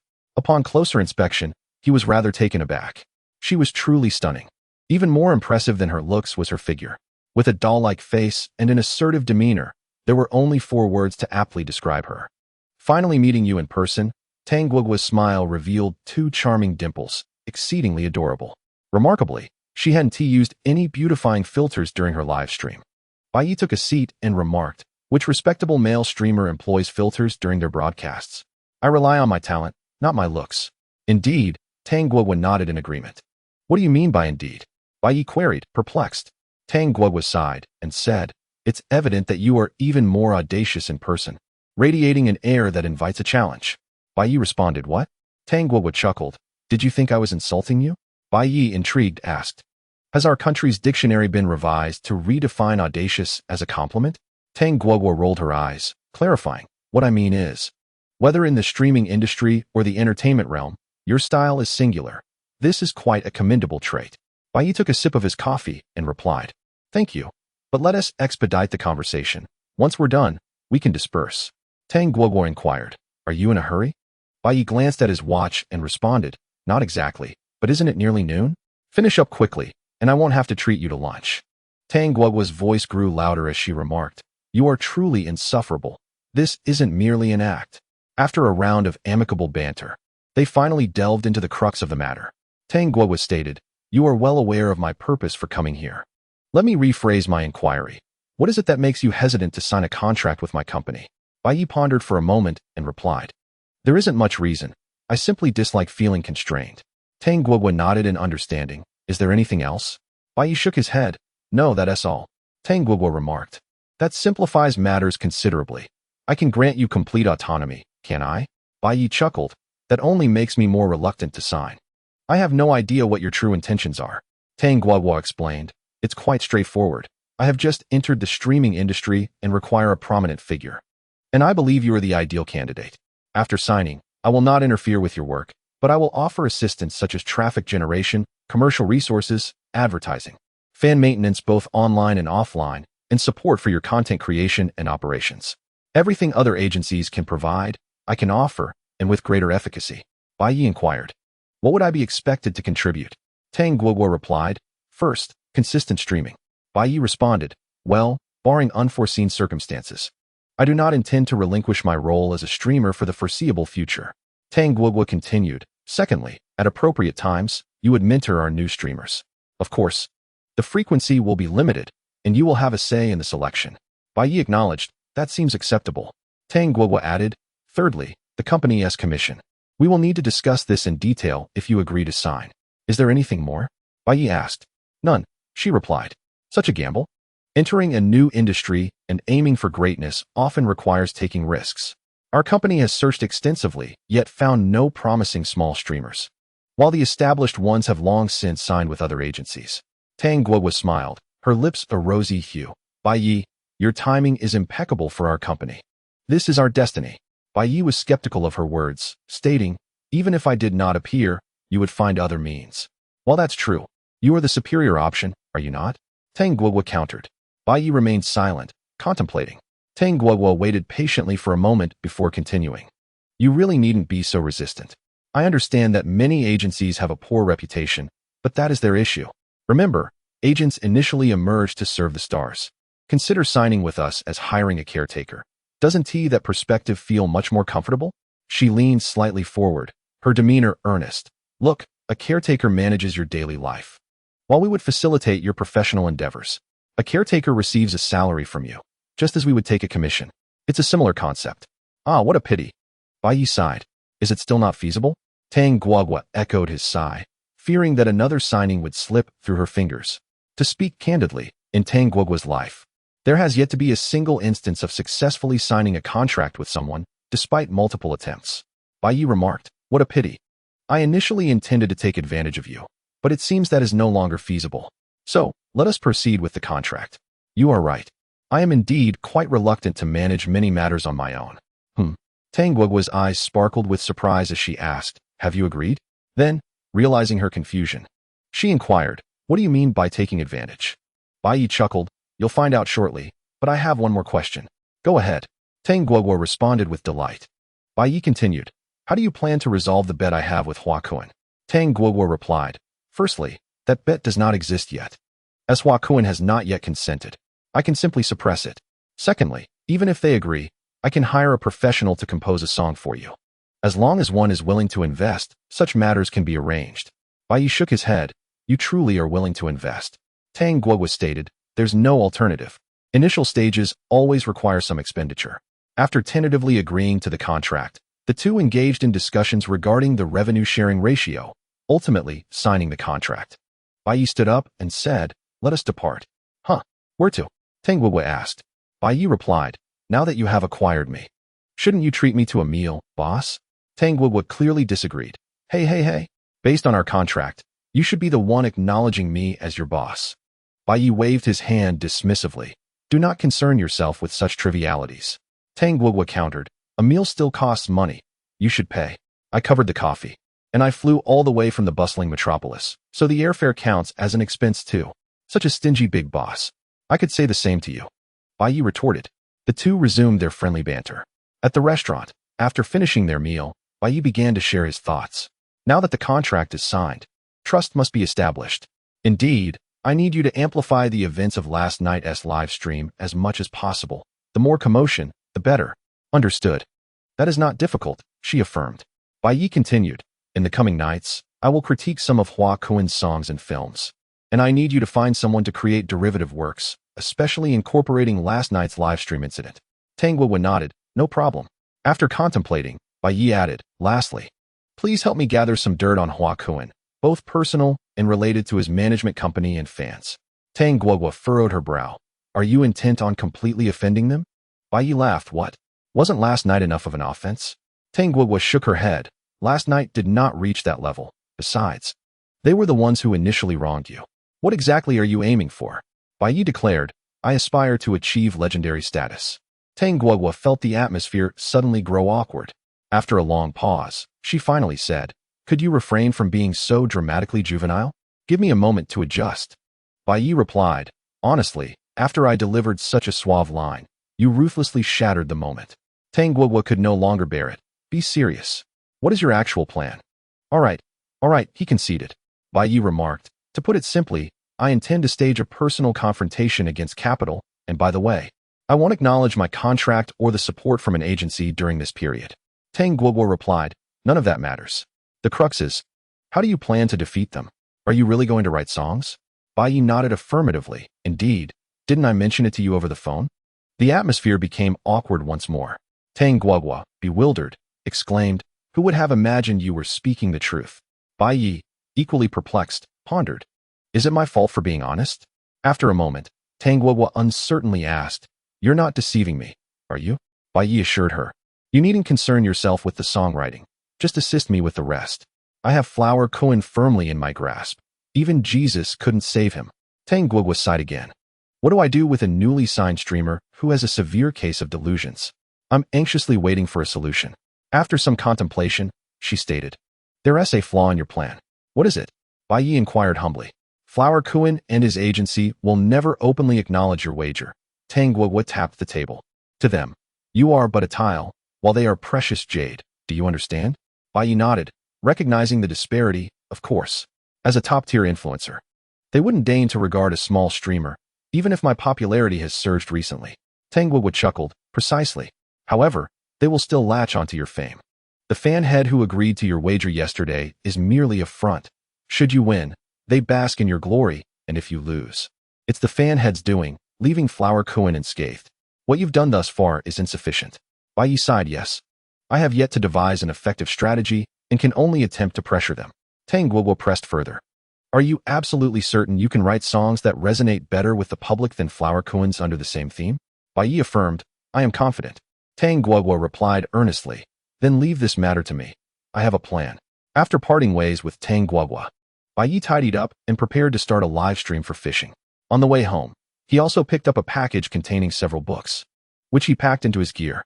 Bai Ye moved swiftly, and a few minutes later, he set off in his car.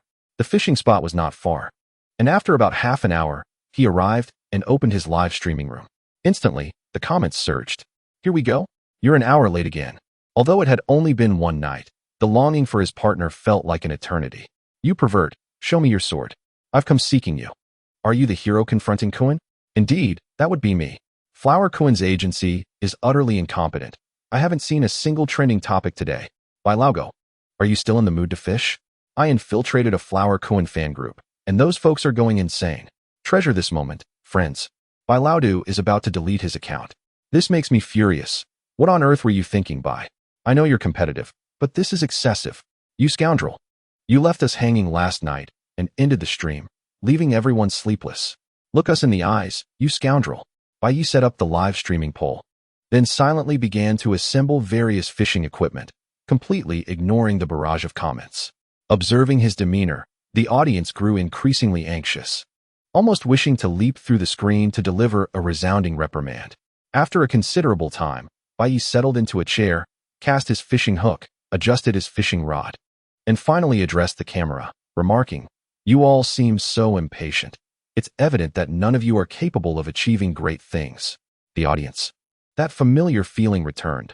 Once again, he had rebuffed them. Subsequently, Bai Ye produced a brand new book from his bag, tore off the packaging, and stated, Am I not making an effort? Initially, the viewers were puzzled by the significance of the book. However, upon recognizing the title, Fundamentals of Popular Music Theory, they thought, oh, it's a book on music, so it's no big deal. What? A book on music? An introductory one at that? Are you genuinely planning to start learning how to write songs from this point forward? This revelation left everyone in a state of bewilderment. Chapter 27. I am, in fact, a rare genius in songwriting at the Hua Cohen Management Company. A group of individuals watched Bai Ye's live stream, bemused by his display of a basic music textbook. Is this person for real? Is he genuinely preparing to learn songwriting from scratch? He hardly seems like the type to be so foolish, so let's not celebrate prematurely. What else can he possibly do? He could either attempt to write a song himself or hire someone to do it. Regardless of the approach, the song itself holds paramount importance. Indeed, even if he were to hire someone, they could simply critique whatever he produces. Furthermore, it's unlikely he would be able to enlist anyone's help in songwriting. But what if he does present a remarkable song? Do you believe such gems are as common as cabbages? And what if, in reality, this is all a ploy, and he has secretly prepared an exceptional song, merely waiting for us to engage? While this possibility cannot be dismissed, it raises the question of its relevance to Hua Cohen. The wager discussed last night was not initiated by the fans themselves. Indeed, whether he wins or loses is irrelevant to the main party. It is merely a foolish act born out of a fan's exuberance. What I need you all to understand is that none of this has been disclosed to Hua Cohen, who may very well be upset. You all know how much he cherishes the persona of a talented songwriter. Nonsense, a so-called talent. Without our assistance in finding a teacher, what songs could he possibly write? It is long overdue for him to be set straight. Other matters are inconsequential. What matters is the hype. Isn't any form of notoriety still notoriety? This is the essence. As long as there is attention, whether negative or positive, it becomes trivial. In the age of the internet, the populace has a notoriously short memory. After a period of vilification, we possess ample means to redeem ourselves. Setting aside the management company's strategies, one must wonder what emotions arise upon witnessing this scene. Regardless, those who follow Bai Ye and wish to see him succeed were left speechless. Is this truly happening? Are you really engaging in this when a battle awaits us tomorrow? The barrage of comments erupted in response. A loud voice declared, Did I perhaps overexert myself last night? My vision seems blurred today, and I must have misread the title, correct? I too find myself in a state of confusion, feeling as though I no longer recognize words. None of you have erred. This is indeed a fundamental music book. I am utterly bewildered. White Dog, you must be orchestrating a live streaming spectacle, right? What nonsense. A friend of mine was once a classmate of White Dog, and he mentioned that White Dog has never studied anything related to music, not even the melodica. For goodness sake. What is there to defend? It's all just a facade, a desperate attempt to gain fame. It's truly revolting. I'm done watching. Let those who wish to remain in this live stream do so. I would rather leap from the balcony than return here. There are indeed individuals willing to sacrifice their dignity for fame. I can foresee their scheme, merely leveraging this wave of attention to become known, while refusing to delete their accounts. Such bad luck, I'm leaving. The number of viewers in the live stream has significantly decreased. This time it's real. Not merely a facade of tough talk, while secretly watching. Bai Ye can see the back-end data. But what does it matter? Once all the necessary steps have been taken, those meant to return will inevitably do so. Bai Ye remarked, feel free to curse or leave. Your presence is entirely voluntary. Witnessing his nonchalant demeanor, several more individuals exited the live stream. Those remaining are likely true fans. Bai Ye smiled at the camera. Is there still someone here?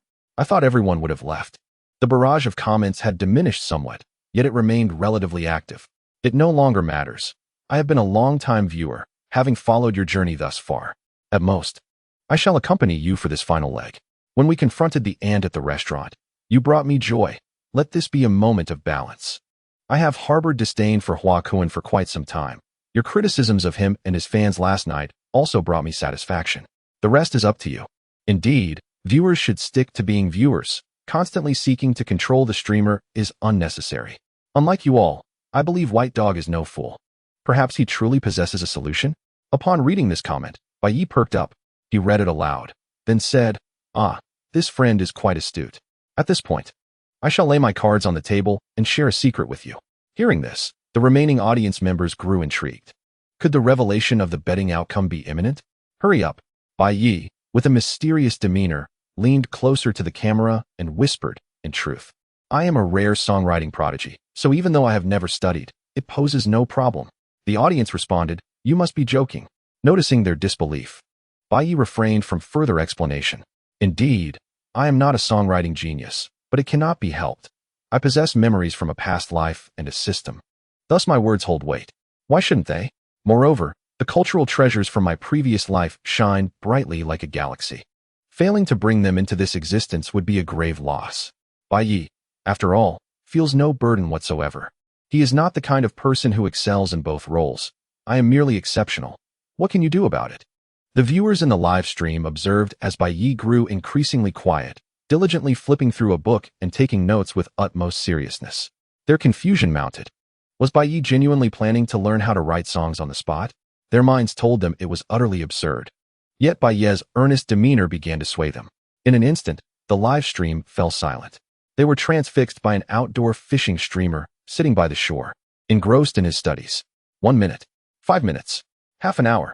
Many could hardly bear it any longer and were preparing to leave.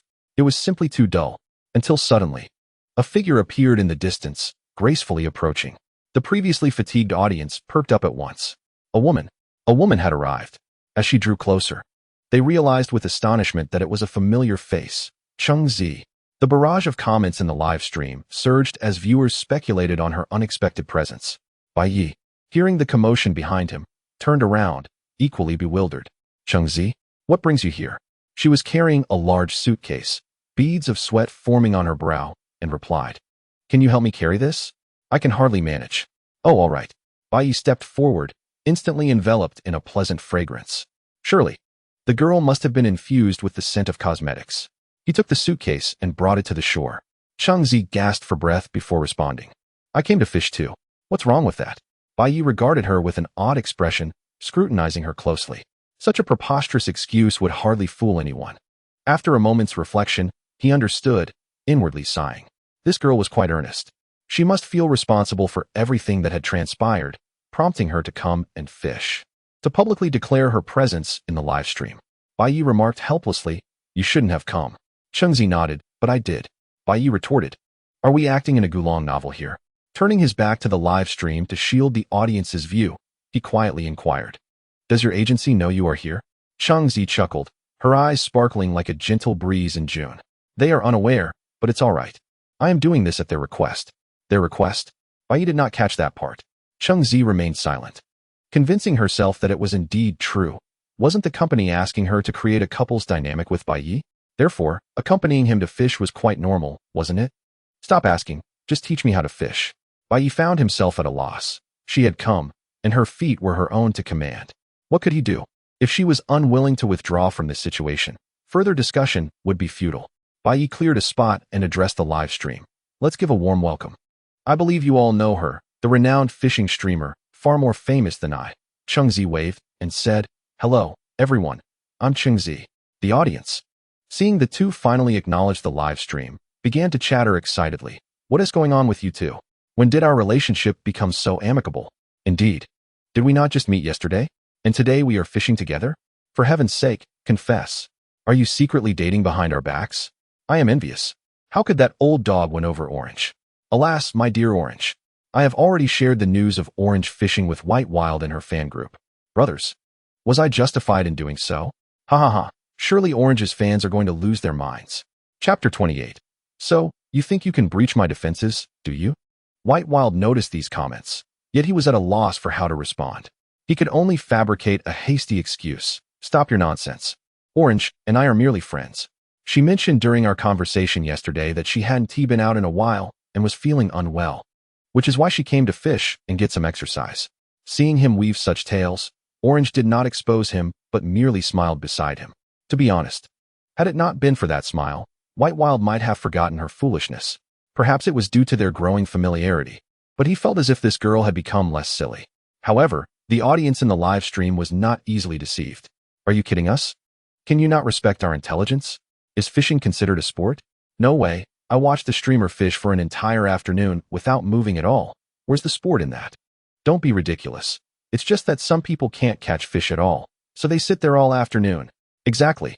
I see other anglers exerting themselves, reeling in their lines, netting fish, and hardly resting at all. What a joke. White old dog thinks fishing is a sport. Ha ha ha ha. You all are so amusing. I adore it. Alas, this live stream has truly transformed. It has become increasingly outrageous. What is the cause of this change? Have some confidence. It's solely due to the streamer's outrageousness that it has spread. White Wild gazed at the comments, beginning to lose his composure. This is too much. One can say anything, but one cannot say that I cannot catch fish. Because, indeed, I truly cannot. Let me reiterate, it's not that I cannot catch fish. It's simply that I have been kind-hearted in the past and unwilling to harm the fish. Such a level of understanding is beyond your grasp. As he continued, even White Wild began to doubt himself, hastily changing the subject. Turning to Orange, he asked, "Is this box filled with fishing gear?" Orange nodded, "Yes. I just bought it at noon." White Wild assumed the role of the experienced mentor, boldly declaring, "Come, let me teach you how to fish. First, let us get the equipment ready." Seeing him act this way, the audience in the live stream was nearly exasperated. They shouted for Orange not to be fooled. Learning anything is fine, just don't learn how to fish from White Wild. Isn't that simply foolish? Unfortunately, their cries could not penetrate the screen, and Orange was destined not to hear them. Under White Wild's guidance, a chair and a fishing rod were set up by the shore. As he watched Orange begin to fish with a semblance of expertise, White Wild felt a sense of gratification and boasted to the live stream, "Look, this is what it means to guide effectively. I truly believe I am suited to be a teacher." Just as he was about to finish his sentence, he paused. The audience in the live stream, initially indifferent to his self-praise, also fell silent at that moment. With a splash, Chengzi raised the fishing rod, her face alight with surprise. Even her typically soft voice rose several decibels. "Bai, I caught a fish. Bai." The viewers in the live stream were thoroughly awakened. Ha! Look at Bai Laogo's expression. He is utterly bewildered. What is this? Did she really catch a fish just minutes after casting the line? Is this a beginner's luck? Bai Laogo exclaimed. How did you accomplish what I couldn't in an entire afternoon? Call out again, Bai Laogo. Why so quiet now? Haven't you eaten? Speak up. What were you saying just now? Ha ha ha, so there are fish here? I thought there weren't any. Bai took a moment to process the situation, taking the fishing rod from Chengzi and examining the fish on the hook for quite a while. It's a real fish. A small crucian carp, its body sleek, scales intact, but the tail, oh dear, that's enough. What on earth is happening? Bai truly could not fathom it. He had been in this water for several days and had never encountered fish so eager to bite. Meanwhile, Chengzi, following Bei's earlier guidance, merrily placed the fish in the basket, exclaiming, "So this is how enjoyable fishing can be. I should have tried it sooner." "Bei, why does your face look so pale?" This comment sent the audience into fits of laughter. Of course, Bai Laogo's expression was far from pleasant. As the ultimate fishing novice, Chengzi was making him feel like he was in a fantasy film. How unfair. "We absolutely love this." Bei's lips twitched slightly as he replied, "It's nothing. I just had a bad lunch." Chengzi, concerned, asked, "Oh, do you need to see a doctor for some medicine?" Bei gazed at her earnest face. A myriad of words caught in his throat. The viewers in the live stream were even more delighted. Indeed, Chengzi consistently had a way of putting Bai Laogo in his place. It was clear that yesterday at the restaurant was different, likely due to Sister Meng's presence disrupting this dynamic. It's all that wicked woman's fault. At that moment, Meng Sihui, who had just opened Bei's live stream, was taken aback. "What? Why is everyone talking about me? What have I done? And why is Chengzi in Bei's stream? Goodness, I only took a nap. And the world has changed?" Bei attempted to regain his composure as he settled back into his chair, remarking, "No need for that. My stomach will be fine soon." "You have a good sense. You've already grasped some of my techniques." Chengzi nodded happily but added, "But the chat is saying you're showing off." Bei retorted, "Stop paying attention to the chat. Fishing requires focus. Understand?" Chengzi, taken aback, quickly replied, "Okay, got it." For the next hour, Bei sat in his chair, feeling as though he were on pins and needles, for Chengzi kept reeling in fish. She was consistently catching fish. Was there no sense of fairness? Bei swore. In both his lives, he had never doubted himself as much as he did at this moment. Am I truly unfit for fishing? Am I really that hopeless at it? The audience in the live stream was utterly in stitches, witnessing Bai Ye's increasingly darkening expression. They exclaimed, "Orange is incredible." Once again, Orange put away his fishing rod and, with curiosity, inquired, "Bai Ye, are you deliberately letting me win? Are you afraid I won't catch any fish, which is why you haven't reeled anything in?" A devastating blow. This statement hit home. Yet, before Bai Ye could formulate a response, Orange continued, "Oh, I see. Is it because you're too engrossed in studying how to write songs?" A double whammy. Bai Ye's composure shattered. Gazing at Orange's sincere face and feeling the laughter of the audience, Bai Ye was enraged. This was too much. If he failed to catch a single fish this afternoon, how could he possibly maintain his standing in the outdoor streaming community? An outdoor fishing streamer who can't catch a fish, wouldn't that be a source of ridicule for all? Unable to contain himself, Bai Ye called up the system screen. It was time to cheat. He opened the shop, navigated to the metaphysical category, and found the lower tier item of the unstable luck card, the minor luck card. Description: using this may alter a smidgen of bad luck, yet, luck is not to be trifled with. Price: 1,000,000. In the entire metaphysical category, these were the only two items related to luck. Bai Ye was truly hesitant to purchase the unstable luck card. Recalling how he had indeed fulfilled the wager with the audience yesterday, successfully holding Orange's hand, but the cost had been a trip to the hospital. He reasoned, for merely catching a fish, it shouldn't necessitate a high-level item. A lower tier would suffice, and any backlash from luck would be minimized. Purchase. Today. He must redeem himself. The audience in the live stream observed Bai Ye pausing for a few seconds before revealing a cold smirk. "Ah? It is time for you to witness my true prowess." In an instant, everyone was awestruck by his intensity. Yet, once again, the taunts resumed. "You must be joking. What strength do you possess for us to behold? Indeed, impotent rage is futile. Calm down. Even if you are a fishing streamer who can't catch a fish, we will still support you. There is no need for such madness. If mere words could conquer, I would have unified the world by now. As for what fishing has brought to a streamer, it brings tears to the eyes. Go, Orange. The fishing realm rests upon your shoulders. Go, Orange. Let not outsiders think we outdoor streamers are as inept as someone. Go, Orange. Today must be the day Bai Ye fully comprehends the world's disparities." Chapter 29. Bai Ye's scriptures and teachings amidst the mockery of the crowd. Only Orange remained unwaveringly sincere. Although this sincerity struck Bai Ye as painfully glaring. "Really? I suspected as much. How could you not catch a single fish? It turns out you weren't earnest." Ouch, that hurt deeply. Bai Ye was nearly wounded internally. He quickly declared, "Silence, just watch my performance."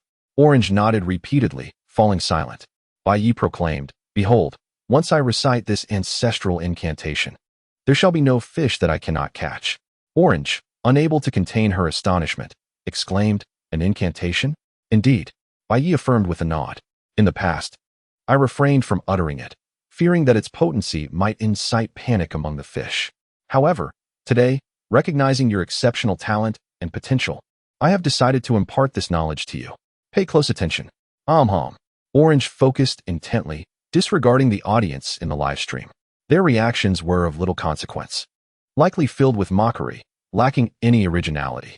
Bai Ye joined his middle and index fingers, placing his right hand before his mouth while directing his left hand towards the lake's surface, and commenced his incantation. Yet, the tone, pitch, pauses, and fluctuations felt increasingly disconcerting to the listeners. Is this not reminiscent of the incantations recited by a Taoist priest at a rural funeral during my childhood? They listened as Bai Ye recited, "In the name of the celestial sovereign, may the earth remain ever auspicious, as the years flourish in good fortune. Today as fishing shall bring great luck. Let us catch fish to honor heaven and earth, to pay homage to our parents, to respect all beings, and to venerate the late emperor. From this day forth, may all fishermen prosper and thrive, and may fortune abound. Big fish, come forth." Upon concluding the incantation with a serious demeanor, Bai Ye seized his fishing rod and cast it towards the water. Orange stood in disbelief, and the audience in the live stream was left in shock. Heavenly day? I fear he might conclude with, kneel, filial sons and grandsons, and add 3, 6, or 9 bows, invoking the elements of gold, wood, water, fire, and earth, as the deceased enters the coffin. Old Bai certainly has a side gig. Someone quipped, "Bring me a white cloth to cover him." It seemed Bai Ye had truly lost his mind, descending into nonsensical ramblings. Are you attempting to catch the Dragon King? Such a grand display. After pondering, Orange hesitantly asked, Bai Ye, is this truly a fishing incantation? Of course it is, Bai Ye retorted, visibly displeased. How could you doubt me? I do not. Orange quickly shook her head. It's just that it sounds, well. Bai Ye interjected. You simply do not understand. Listen, there's a bite. Upon hearing those words, the audience gasped in astonishment. No way. Is there truly a fish biting? They exclaimed. Come on, brother. We live in a modern society. We cannot revive such mysticism. Yet, within the frame of the camera, Bai Ye's rod, humorously dubbed the compassionate cane for its lack of fish, began to exhibit signs of activity. Bai Ye's heart soared with joy as he concentrated, preparing to reel in the catch while shouting, big fish. This must be a big one. To be honest, even with the use of the system's luck card, he felt a twinge of anxiety, uncertain of its efficacy. Now, however, he could finally breathe a sigh of relief. I shall ensure that no one ever dares to call me a dead Air Force person again. With a powerful motion, Bai Ye cast the hook onto the shore, and upon closer inspection, he found himself in shock. The hook had ensnared not a fish, but a box. The once boisterous wind suddenly fell silent, and the waves along the shore ceased their commotion. An eerie stillness enveloped the atmosphere, until, with a soft chuckle, Orange could no longer contain herself. Primarily, she recalled the moment before the rod was cast, when Bai Ye was incessantly exclaiming, big fish, big fish. Alas, that grand fish had transformed into an iron box. Cheng Zi's laughter animated the audience in the live stream. Within a mere second, the chat was flooded with ha-ha. Bai Ye gazed at the iron box, momentarily at a loss for words. Unable to bear the silence, Cheng Zi approached him and said, It's all right, everyone has their off days. Bai Ye responded with a puzzled expression, while the viewers echoed his confusion. What on earth is happening? Why did you suddenly switch gears? Noticing Bai Ye's strange demeanor, Cheng Zi, still earnest, asked, What's wrong? Bai Ye sighed, Never mind, it's nothing, but I have a feeling that this box is far from ordinary. Observing his continued struggle, the audience ceased their laughter and began to mock him with sarcastic remarks.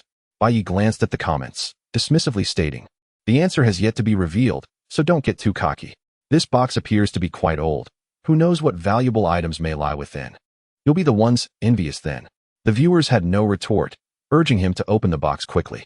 They anticipated further ridicule once he had resigned himself to disappointment. Bai Ye bent down to pick up the box, weighing it in his hands, and discovered it was heavier than expected. This ignited a spark of excitement within him. Perhaps there truly was a treasure, he proclaimed. I assure you, there is something remarkable inside. It feels substantial. While speaking, he searched for a way to open it. Yet after a prolonged search, he found no opening. Cheng Zi suggested, Why not try using a tool? Of course. Bai Bai Ye made his way to the trunk of the car, where he had left a pair of pliers from the last time they had used a makeshift head-washing contraption. Armed with the pliers, he returned to the shore and began to pry open the box. After considerable effort, he finally succeeded. Cheng Zi inquired, "What is it? What is it?" Bai Ye stared at the contents, silent, as he slowly extracted a piece of paper sealed in a plastic bag. The viewers erupted in laughter. "Is this it? Is this the treasure? Where is it?" Bai Ye let out a long sigh, resigned to his fate, and unfolded the paper. Reading aloud, "My destined one, I shall reveal to you the greatest secret of my life." A secret? The greatest one? He was instantly invigorated. Resigned? Nonsense. The last thing Bai Ye would ever do is concede. This was extraordinary. Just look at what I've discovered. A slip of paper containing a significant secret. Perhaps it reveals a treasure location. At first, the audience was skeptical, suspecting Bai Ye was fabricating the tale. However, Cheng Zi tiptoed to glimpse the back of the note and exclaimed, "Indeed, it says just that." Bai Ye gestured for Cheng Zi to continue reading. Having noticed the disbelief among the viewers, Cheng Zi read aloud, "I hope you possess the utmost integrity and can keep this secret safe, for no one else should know." Well, it is hidden at the bottom of the box. Bai Ye's heart raced at the mention of the box's bottom. The elaborate effort surely indicated an extraordinary secret awaited discovery. The audience in the live stream collectively fell silent. Could it be true? Is there really something? How could such a box enable the old dog to catch it with a mere ordinary fishing hook? What a predicament! Although he did not manage to catch a fish, with such a remarkable item as a foundation, he would surely rise again. How infuriating! Bai Ye picked up the box, straightened his posture, and searched for the last piece of information within. He read it aloud with conviction. "The secret is that my weapon is only 3 centimeters when unsheathed." The tumultuous winds seemed to grow restless. Even the breeze felt a tinge of impatience. What is wrong with this human? Why does he so often act like a statue?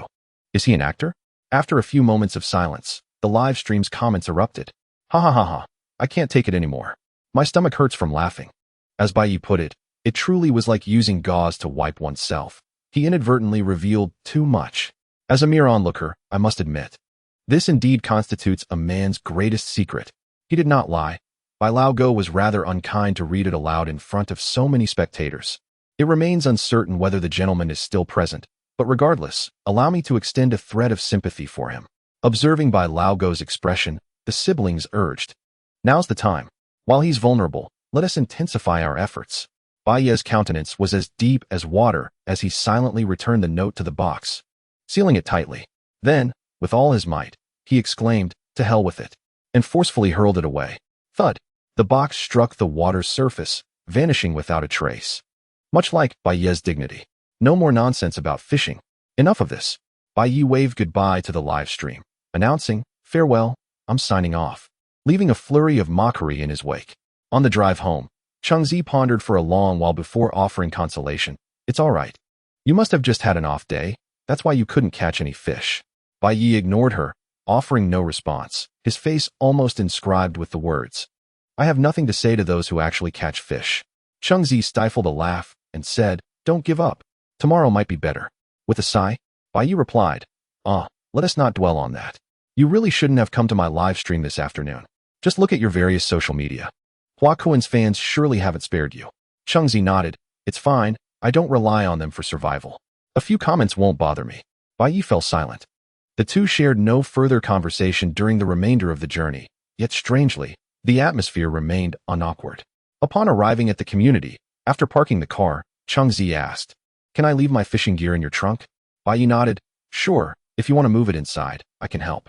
Cheng Zi shook her head. "No need. I'll fish with you another time. I'm off now." "All right." Watching Cheng Zi depart, Bai Ye returned to his own home. He had finished the live stream early, allowing him ample time to explore Hua Kuan's various works and contemplate how to critique them. He would also need to arrange for Tang Guoguo to invite someone for an expansion. Seated before his computer, Bai Ye began to study intently. As the sky gradually darkened, he was interrupted by a phone call. "Hello, boss. Any good news?" Bai Ye answered the phone. On the other end, Tang Guoguo replied, "Boss, indeed there is good news.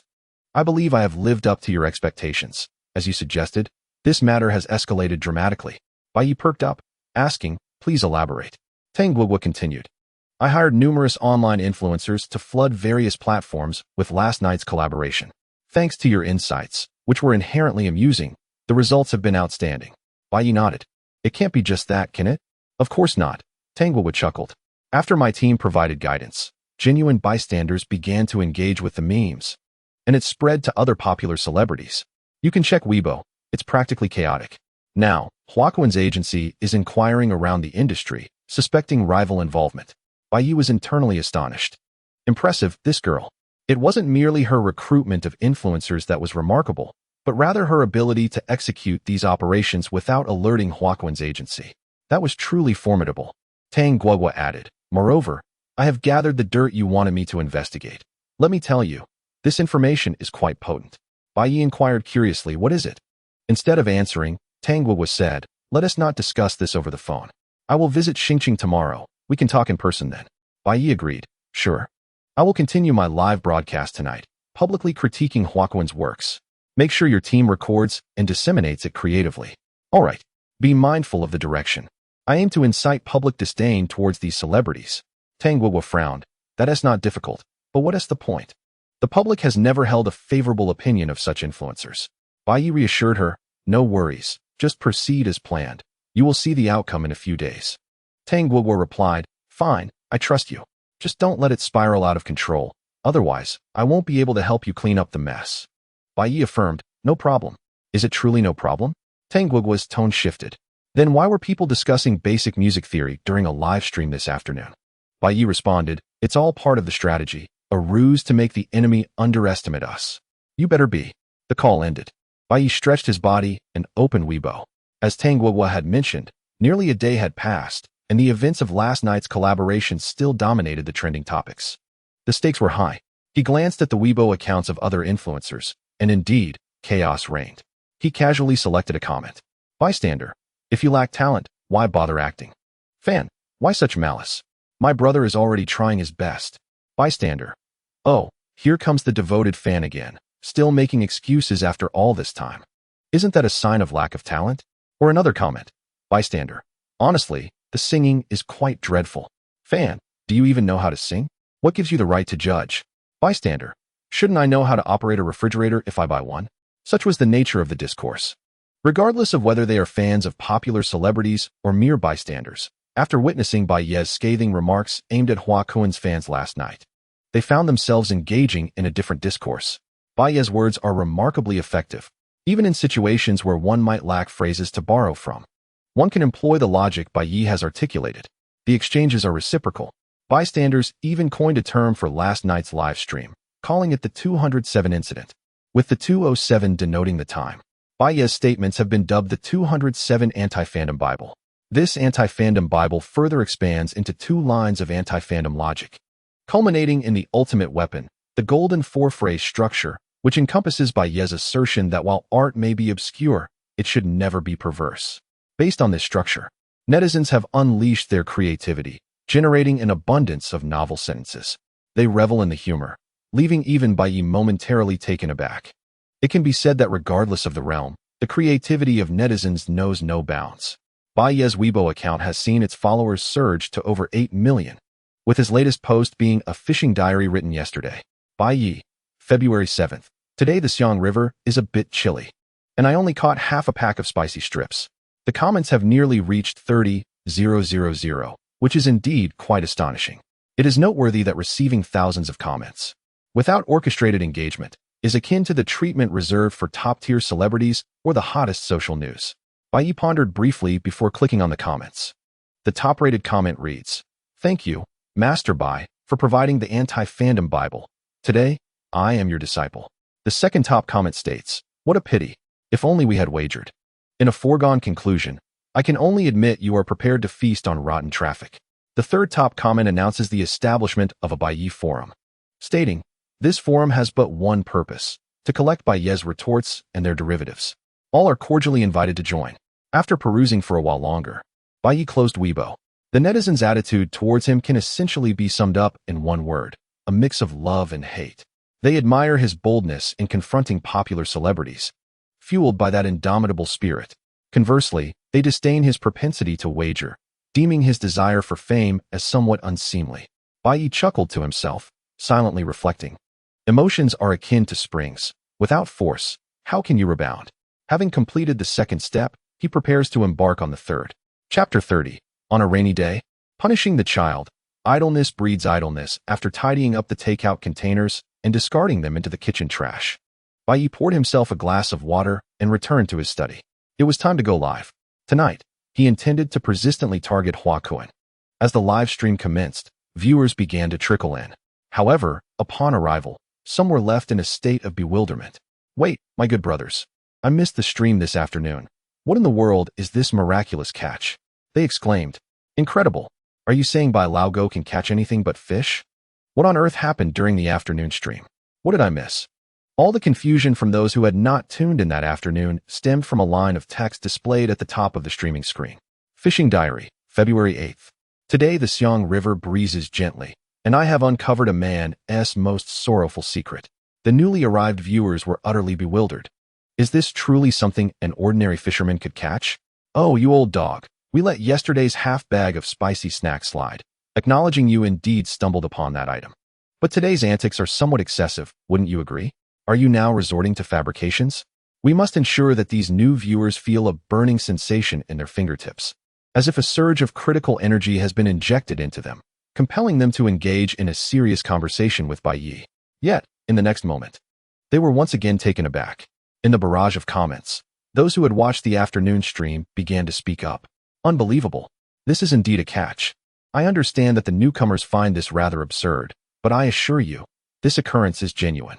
Since you have sincerely inquired, I shall graciously share the tale of a man whose weapon measures a mere 3 centimeters, and of a fishing streamer who spent an entire afternoon without landing a single fish, only to be outperformed by a female gaming streamer on the same platform. As the stream commenced, it was lively and bustling. Bai Ye was initially engrossed in watching until someone mentioned oranges, prompting him to interject hastily. Good evening, everyone. Tonight, I shall continue from where we left off yesterday, appreciating and critiquing the works of our nation's top celebrity, the talented Huakuan. Although every word he uttered was laced with praise, the audience unmistakably detected an air of sarcasm. The viewers were intrigued. Is he not satisfied with last night's jabs and seeking to deliver another round today? Yet, some frowned at this. Was it truly necessary? Had he become addicted to riding the wave of popularity? Could he not simply focus on his stream? Regardless of their thoughts, Bai Ye remained resolute in his plans. What needed to be done must be accomplished. After all, idleness breeds mischief. As time passed, the mood of the viewers in the stream shifted dramatically. This is relentless. Bai Ye had spent too long on the grand stage of critics in his past life. The art of retort and the nuances of sarcasm had become ingrained in his very DNA, flowing effortlessly from him. These are all fresh gems. The audience grew increasingly exhilarated, furiously jotting down notes. This line is good. This one too. Hurry, write it down. Wow, it's you again, Bai Ye. No, the great Bai Saint. Mastering your phrases will surely allow me to traverse the internet with ease. In Yangcheng, in a dimly lit bedroom, a young man with disheveled hair fixated intently on the screen, muttering to himself. How brilliant. Can it be described this way? The figure on the screen was none other than Bai Ye. The young man was a popular creator on Bilibili, known by the ID Yellow Passion, a 2-time champion of the traditional Bilibili program, the Yellow-Green War. His greatest talent lay in his ability to rewrite and compose lyrics. He was one of the second-generation creators invited by Tang Guogua. Initially, Yellow Passion had noticed Bai Ye a few days prior, but having just returned from the New Year celebrations, he had been too lazy to take action. However, that afternoon, he received a message from an acquaintance. In the industry, there exists an unknown financial benefactor who is generously distributing funds.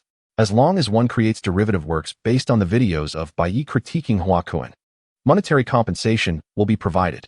The more views the derivative videos garner, the greater the financial reward. The enthusiasm for this endeavor is palpable.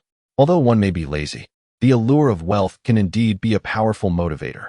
The individual, known as Huang Se Ji Qing, is quite amiable and has no intention of monopolizing this opportunity.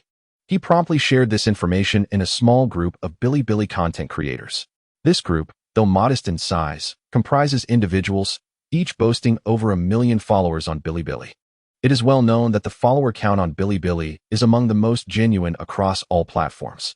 1 million followers truly signifies a prominent content creator. Furthermore, everyone in this small circle specializes in derivative works and meme creation. Upon Huang Se Jiqing's announcement, the group members expressed keen interest, enthusiastically acknowledging that the more benefactors like this, the better. They all committed to participating.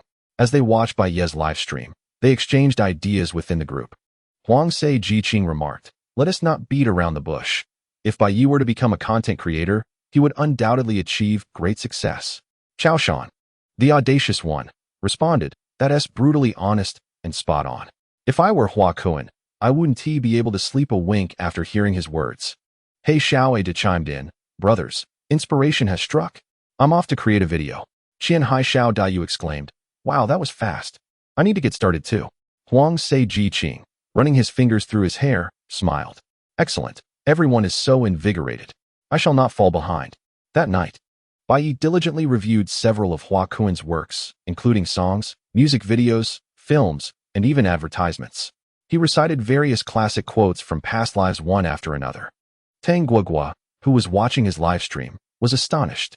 Although she had always known him to be sharp-tongued, he had once again exceeded her expectations that night. She picked up the phone and dialed. "Hello, have those individuals begun creating derivative works?" A chuckling employee on the other end replied, "Not only are they creating, but some have already produced content. I've seen it, and the quality is quite good, just the sort that resonates with netizens." Tang Guogua asserted. "Then let us promote it. Keep the spotlight on Hua Kun's agency directed towards them." "Understood," came the reply. After hanging up, Tang Guogua reclined on the sofa. Lost in thought, "Bai Ye, you truly must have some exceptional songs. Otherwise, all that we are currently producing will become nothing but a laughingstock." The pressure is immense. As night passed and dawn broke with a clear sky, Bai Ye rose early, engaging in his usual routine of running and exercising before returning home to freshen up. Having completed his morning rituals, it was barely 8 o'clock. He took out his phone and sent a message to Tang Guogua, inquiring when she would arrive. Bai Ye was particularly attentive to the incriminating information she had gathered on Hua Kun, as it was crucial for the unfolding events. To his surprise, Tang Guogua replied almost instantaneously, "I'm already at the airport. Let us meet at our usual spot." There's another surprise. Chapter 31. All set shortly after receiving Tang Guogua's message, Bai Ye stepped outside. He needed to get a haircut, as his hair had grown long enough to obscure his handsome features. There is no need to seek out an exceptionally fine barbershop, for one's handsome appearance often renders hairstyle less significant. Such subtle nuances, however, are typically lost on the average person. Bai Ye casually selected a modest barbershop located not far from his neighborhood. After a shampoo, he perused his phone while getting his hair cut, primarily to catch up on the latest happenings. As anticipated, the remarks he had made in just the previous night had swiftly proliferated online through various adaptations. Indeed, over the past few days, news regarding him had maintained a natural fervor. Bai Ye nodded in agreement, noting that even indifferent bystanders had begun to harbor some aversion towards Hua Kun. Yet, this was merely the beginning. He would await a meeting with Tang Guogua to see what information she had gathered. Engrossed in his thoughts, Bai Ye was suddenly interrupted by a child, approximately 7 or 8 years old, who hurried into the barber shop. "Daddy." The barber continued his task without pausing, responding, "What now?" "Every single day," the child boldly declared. "Give me 5 yuan. I want to buy a dinosaur egg." The barber, with a hint of impatience, handed over the money, grumbling, "Every day? It's always about money. How much can I earn from giving you a buzz cut?" Bai Ye's previously amused expression abruptly faltered as he glanced at his reflection in the mirror. The barber caught his eye and, noticing the sudden tension, appeared somewhat flustered. He parted his lips to speak, but faltered, finally managing to utter, "Well, that's not what I meant." Bai Ye, maintaining a stoic demeanor, nodded slightly and remarked, "In front of children, we ought to exhibit civility. As adults, we should refrain from using foul language." All right. The barber nodded vigorously, only to then realize that his own words could be seen as hypocritical. Upon meeting Bai Ye's gaze, he wisely chose to remain silent. Exiting the barber shop, Bai Ye glanced back with a slight grimace. Next time he sought a haircut, he would certainly ensure that the establishment was devoid of children. As time passed, Bai Ye meandered to a cafe, where he fortuitously encountered Tang Guogua at the entrance. "Oh, what a coincidence. Did you get a haircut? You look quite sprightly." Upon seeing him, Tang Guogua immediately noted the change. Bai Ye instinctively touched his head and replied, "Yes. I just finished." The two exchanged brief pleasantries before entering the establishment together, opting for a private room. Once seated, Tang Guogua remarked, recently. I've been scouting a group of female streamers. Would you be willing to lend a hand when the time comes? Bai Ye nonchalantly replied, sure. That was part of our agreement when we signed. Tang Guogua chuckled, a few of the girls are quite fond of you. What do you think? Are you tempted? They are all charming young ladies. Her eyes sparkled with mischief. Bai Ye, perplexed, responded, fond of me? If they like me, they should confess. Huh. Tang Guogua was taken aback. She had intended to tease, but Bai Ye's response caught her off guard. Is he truly that kind of person? Yet, he continued. Everyone should experience being rejected by a handsome fellow at least once in their lives. They should feel free to confess.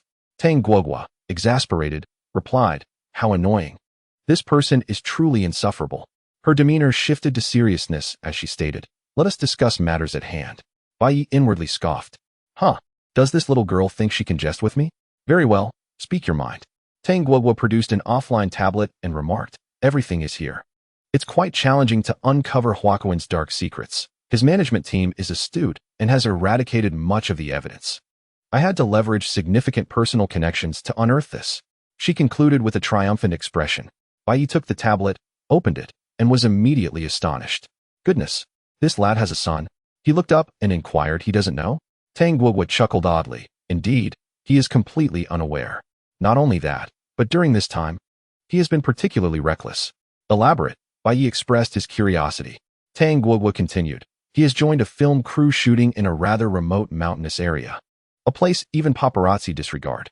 This individual, feeling overly secure in such an environment, has begun to act indiscreetly. Have you ever heard of crew takeout?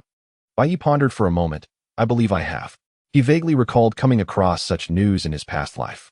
Are the deliveries women? Indeed, Tang Guogua nodded. But that is not the crux of the matter. The most significant point is that he is currently involved with a young heiress. And her family is not to be trifled with. Bai Ye couldn't help but exclaim, if this information gets out, Huaquan is in for a world of trouble. Tang Guogua retorted with a cold smirk. Precisely, he deserves to be brought down. This scoundrel doesn't even spare minors. There are ways to indulge. But this is utterly despicable. Bai Ye sighed. That is sufficient for now. What surprise did you mention? Tang Guogua extended her slender fingers, akin to scallions, and swiped a few times on the tablet in Bai Ye's hands, saying, take a look. Don't forget to put on your headphones. It was a video. Bai Ye surveyed his surroundings to ensure no one was present before pressing play. As the screen illuminated, Huaquan's face appeared. A voice beside him queried, Hua Xiao, you must be unaware of the recent events? As Huaquan enjoyed his meal, he replied, what events? In this desolate place, devoid of signal, how could I possibly know? The individual then recounted the events concerning Bai Ye in detail. With each passing moment, Huaquan's expression darkened, culminating in him snapping his chopsticks in frustration. This bastard. A mere streamer, instead of groveling for scraps, dares to capitalize on my fame? He is courting death. How could he even think to challenge me? The individual responded. My dear Hua Xiao, it's not a matter of whether he is worthy.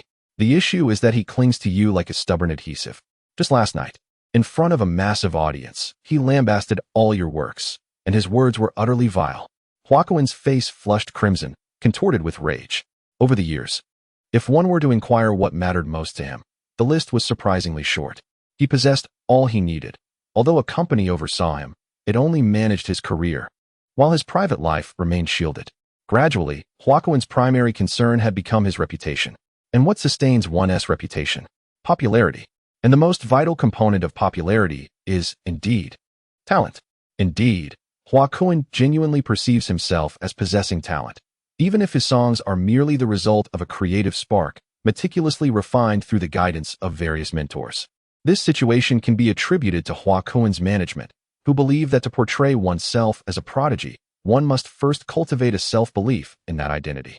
Such unwavering confidence emerges in every situation, and it is evident that the agency's strategy has proven effective. Huaquan has ascended to the pinnacle of popularity. Given the influx of numerous young, attractive idols, mere physical allure is no longer sufficient to captivate fans. When augmented with genuine talent, however, the impact is markedly different.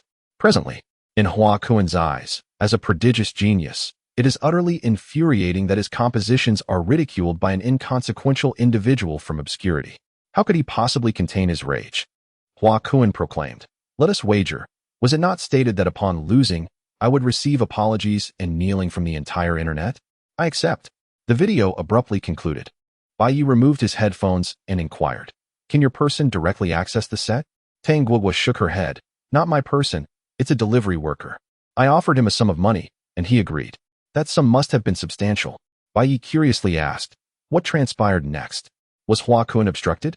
Tang Guogua replied, "Of course, his agency would never allow him to confront the situation personally. Had he not been flustered by anger, he would never have uttered such words. However, now that he has spoken, what do you think? Isn't it a delightful surprise?" Bai Ye nodded appreciatively. "It is indeed a surprise. The contract was well signed. Without Tang Guogua, he could not have accomplished this task alone." Tang Guogua chuckled. "So, do you acknowledge my value? How do you plan to repay me?" Bai Ye responded, "Is there a need for repayment after signing the contract?" Tang Guogua exclaimed, "Of course. Which reputable agency would assist you to such an extent?" Bai Ye conceded, "True enough." He assured her, "Rest easy, as long as I have sustenance." Tang Guogua's eyes sparkled with excitement. It was a challenge to solidify her rapport with this insufferable person. "Continue speaking. I relish your tales. Hurry." Bai Ye concluded his previous statement. "You are merely a dishwasher." The light in Tang Guogua's eyes dimmed. Slowly rising, she rubbed her wrist and, in the next moment, shouted fiercely, "Today, I shall ensure your demise, you insufferable wretch." Over the subsequent 2 days, a tempestuous upheaval ensued. Scandalous revelations regarding Hua Kun captured widespread attention, causing Weibo to falter under the weight of the news. Initially, Hua Kun's management steadfastly denied the allegations, dispatching legal notices far and wide. Yet, as one damning piece of evidence after another surfaced, they found themselves bewildered. How could this be? Which entity orchestrated this? Moreover, upon witnessing the emergence of such grave allegations, rival agencies among the elite tier of popularity could no longer remain passive. They began to capitalize on the situation. Seizing the opportunity to bring him down was an immutable truth. The pie is finite. With one less individual to partake, each competitor secures a larger share. In a fleeting moment, the internet was inundated with a myriad of scandalous revelations concerning Hua Kun, creating a tumultuous uproar. At this point, Hua Kun's agency, thoroughly incensed, embarked on a relentless campaign of retaliation after failing to unearth the orchestrators behind the slander. "If you wish for our demise, then we shall all be buried together." Hua Kun's agency retaliated fiercely, unleashing a torrent of disparaging information about all their rivals. This marked the onset of genuine chaos within the entertainment industry. As for Bai Ye, he found himself momentarily forgotten, serenely engaging in 2 days of fishing. Naturally, no fish were caught. During this time, not only did Qingzi join him, but even Meng Sihui approached, each brandishing their own fishing rods. Observing the two as they each caught their share of fish, Bai Ye barely restrained himself from cursing. Ultimately, maintaining a composed demeanor, he confiscated their fishing rods under the pretext of being disturbed while reading music literature, and the three sat together by the riverside, braving the chilly breeze. The audience in the live stream erupted in laughter at this comical scene. Meng Sihui, indignant, protested, "Why should it be like this? Just because you can't catch any fish, you think you can take my rod?" Chengzi quickly interjected, Meng, please just stop. If you keep this up, someone might lose their cool." The viewers began to chime in, questioning whether the live stream involved some form of corporal punishment. Standing by the lake in the biting cold was simply excessive. What a ridiculous move by Lao Go. You can't just confiscate fishing rods. You're merely reading about base. I've observed you, and you hardly turn a page in half an hour. Meng Sihui, typically so articulate, found herself reduced to mere protests in Bai Ye's presence. "Come on, that is not fair. You wouldn't dare confront Bai Lao Go directly, would you? You can't argue, but you can always kiss up. Is that so? Do you wish to be a sycophant? Count me in." Bai Ye appeared lost in thought, genuinely perplexed as to where things had gone awry. How was it that Meng Sihui also effortlessly reeled in fish? It made no sense. Just as he was grappling with his frustration, he noticed the audience in the live stream continuing their taunts, which irked him further. With a sardonic smile, Bai Ye declared, "You're all so lively. How about this? Since I have nothing better to do, I'll randomly select 2 fortunate viewers to join me on a call. I'll choose from those currently commenting. Sound good?"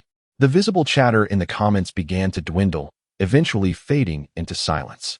Noticing the shift in the live stream atmosphere, Meng Sihui no longer needed Chengzi to restrain her. and she adopted a posture of perfect stillness. The chat was eerily quiet. Bai Ye nodded approvingly and said, "All right, don't be anxious. Let us draw 2 viewers for a chat. Feel free to ask me anything, and I promise I won't insult anyone." Chapter 32. You find me disgusting? Then I, Bai Ye, have something to say? Not insult anyone. The audience was skeptical, yet unable to resist the allure. If Bai Laogo truly refrained from insults, wouldn't that present a rare opportunity for direct confrontation? Hey, missed this chance, and who knows when the next will arise. At this moment, all eyes were on Meng Sihui. The seasoned host possessed an unparalleled acumen for engaging live streaming audiences, and she urgently exclaimed, "What are you all hesitating for? Why aren't you joining in? Surely, no one is merely content to send comments?" Meng Sihui was anxious. The opportunity was too splendid.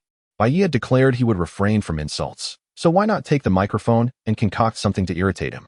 If not for her physical presence, she would have jumped in herself. Upon hearing her words, the viewers in the live chat could not contain themselves any longer. Join in. Seize the day to make your mark. One voice chimed in, "I want to join too, but I truly doubt Bai Laogo's credibility." Another boldly declared, "Damn it. I bet my lifespan, which was granted by our channel's top supporter, Snake Emperor, that Bai Laogo is speaking the truth this time." What audacity! You dare wager Snake Emperor's lifespan? Are you aware he has bet away the years he has left? You wish for his demise. Fear not, Snake Emperor. Every life must come to an end, whether by fate or folly. Indeed, brothers, we will remember your visage and laughter. Each year we shall honor you, and whatever you lack, we shall burn for you. The chat erupted in chaos, yet ultimately, some could not resist the temptation to join the microphone. After a series of operations, the connection was established. Bai Ye smirked coldly. "Silver Snake, you dare to connect with me again? Last time, you conspired with the viewers and Meng Sihui, backstabbing me. You must be the mastermind behind it." Silver Snake, one of the renowned viewers, had a flair for the dramatic and had established himself as a prominent figure in various large streams, earning the moniker of Snake Emperor. However, at this moment, he displayed little of his regal demeanor, chuckling somewhat obsequiously. "Ah, that was merely for effect. Look at you, such a handsome fellow. How can you still hold on to such trivial matters?" This remark elicited sighs of disappointment from the audience. The once proud Snake Emperor had bowed to Bai Laogo. "How the times have changed." Bai Ye said, "Don't be anxious. As I mentioned, I won't insult you. What do you wish to say?" Silver Snake steadied himself, perhaps realizing he had appeared too timid, risking ridicule from other viewers. No, he must fulfill his mission. Provoking Bai Laogo's mindset was paramount. Silver Snake declared, "On behalf of a portion of our audience, I wish to express a modicum of affection towards you. Ahem, allow me to recite their words. First, there is Floating Cloud, who said, 'Once, in a dream at night, I had a beautiful vision. Years later, my daughter asked me, "Daddy, who was your favorite streamer?" I remained silent, showing her a clip of Bai Ye's video, only to find my daughter pouting in anger, exclaiming, "Daddy, you're lying. That's just Mom." Gaia. Before Bai Ye could respond, Meng Sihui, who had been spectating, could no longer contain herself. Her face contorted in discomfort. She shouted, "This perverted creature. How disgusting." The viewers went into a frenzy, firing off comments at lightning speed. Well done. When it comes to distastefulness, Floating Cloud is unmatched. What a twist. This truly is a path we never anticipated. One must not, or rather, should not. Ha ha ha. This is indeed effective, truly effective. The countenance of the old dog had turned decidedly unusual, yet the Serpent Emperor pressed on. Engage him in direct confrontation, and you shall become the sole monarch of this realm. The Serpent Emperor, undeterred by their reminders, understood the adage that once the bow is drawn, there is no turning back. He must see through the words of his companions. Moments prior, as Bai Ye prepared to invite the audience to join the conversation, vowing to refrain from any insults, he swore to dismantle the defenses of the old dog, causing an immediate stir among all present. Oh, this group had been the very one that orchestrated the betrayal of Bai Ye. It was established for Bai Ye's benefit, yet consisted of peculiar fans who did not include him. Though the group was small, its members were all prominent IDs from Bai Ye's livestream. Eager anticipation filled the air, as everyone yearned to be the one to shatter defenses. Ultimately, the Serpent Emperor wagered his own 8 years of vitality to seize this opportunity. With little time left, he knew he must fulfill this task with utmost diligence. Clearing his throat, the Serpent Emperor recited passionately, The next is a reflection from a millennium. The millennium states, "Yesterday, the school organized a major examination, and I filled the paper with Bai Ye's name, only to discover today that it had not been graded. The teacher told me that loving someone bears no answers, nor does it distinguish right from wrong." Bang! It was Orange who had reacted, her face flushed, her phone slipping from her grasp and crashing to the floor. She was bewildered. While she had sensed the peculiar gathering of oddities in Bai Ye's live stream these past few days, she had never experienced it firsthand. How terrifying. This group was truly formidable. The thought of them appearing in her own live stream sent her shaking her head vigorously, banishing the notion from her mind. Unthinkable, utterly unthinkable. Bai Ye's jaw clenched tightly, his chest heaving with each breath. The Serpent Emperor and the others observed him intently, their eyes gleaming with excitement. It was imminent. It was near. The old dog was on the verge of collapse. The Serpent Emperor pressed forth. The third is a statement from the wolf cub, who declared, "I hereby solemnly state that, in a strict sense, I do not find men appealing. It just so happens that Bai Ye is a man, and I have no control over that." Meng Sihui and Orange had retreated several paces, feeling the strain of their inner turmoil. Yet, simultaneously, they perked their ears, listening intently. The blend of disgust and anticipation was utterly intoxicating. Bai Ye remained silently attentive until the Serpent Emperor concluded, only to inquire, "Is that all?" This reaction was amiss. His face had nearly transformed into a spectrum of colors midway through, yet he suddenly regained composure. The audience in the live stream was equally stunned. How infuriating. The moment to break the old dog's defenses was within reach. Yet why? In truth, Bai Ye was on the brink of being overwhelmed with disgust. But at that moment, the unyielding spirit buff was activated, allowing him to quickly regain his composure. "You wish to witness my downfall? Dream on, you serpentine fool." With an expression devoid of emotion, Bai Ye remarked, "What purpose does this nonsense serve? It is hardly worthy of the stage. They will mock and say that I, Bai, have failed to educate you properly." Oh dear, those words were indeed excessive. The Serpent Emperor was the first to rebuff. Is this still nonsense? If you can do better, then by all means, go ahead. He was genuinely incensed. The entire group finds itself pondering each night, striving to articulate thoughts that ultimately result in disparaging remarks. Yet you dare to label them as mere nonsense? Such insult cannot go unchallenged. The audience in the live stream, of course, opts to support the Serpent Emperor. Despite his propensity for gambling, a shortened lifespan, and a tendency to squander resources, he remains a good man, a valiant warrior on the front lines. We must not allow him to feel disheartened. The barrage of messages in support of the Serpent Emperor soared. Bai Ye taunted, "I can do it better? Well, it seems you've forgotten my competitive spirit. Allow me to impart a lesson today." With that, Bai Ye casually picked up a branch and squatted on the riverbank. He proclaimed, "No endeavor should be executed without logic, reasoning, and adherence to regulations. Do you comprehend my meaning? Look at the absurdity of your concoctions. They are mere flights of fancy. Are they of any use? Not at all. I remain indifferent, for I recognize their falsity. To create something of merit, the foremost principle is authenticity. For instance, if I wish to prove whether your Serpent Emperor is a 1 or a 0, how should I proceed? By presenting a formula. Mathematics never deceives. What? The Serpent Emperor froze in disbelief. How did the conversation suddenly shift to proving whether I am 1 or 0? Goodness. The audience in the live stream was equally dumbfounded. Setting aside the discussion of whether the Serpent Emperor is 1 or 0, he is undoubtedly peculiar. Why then must a formula be presented? Is it truly necessary to be so meticulous?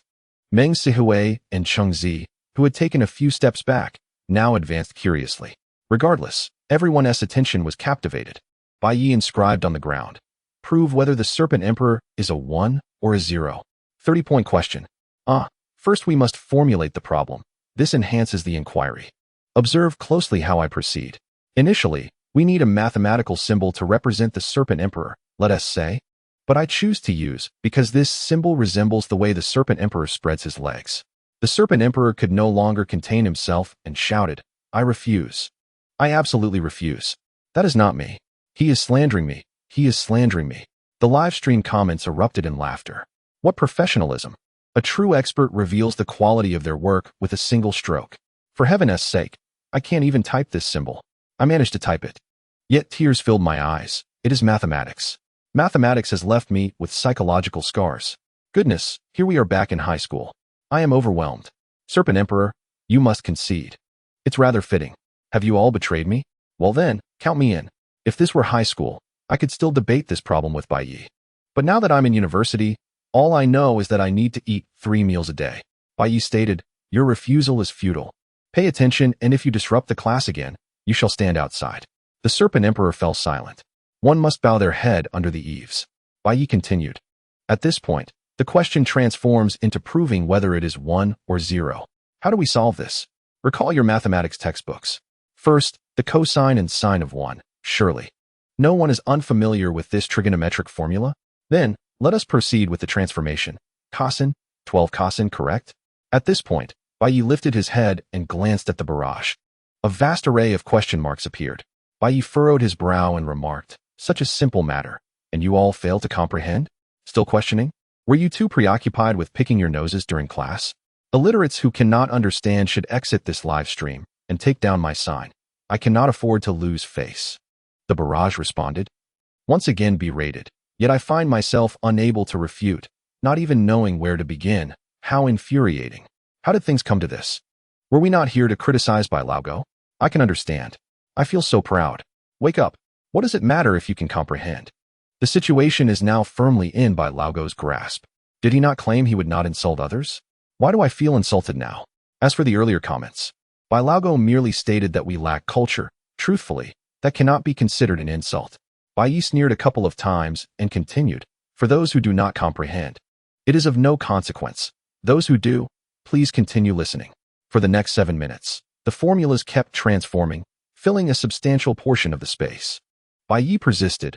Upon verification, it gradually became clear. When cos1 is engaged, we derive 1s2s. At this juncture, we must employ proof by contradiction. Let us assume 0. And use this to overturn the theoretical assumption we previously established.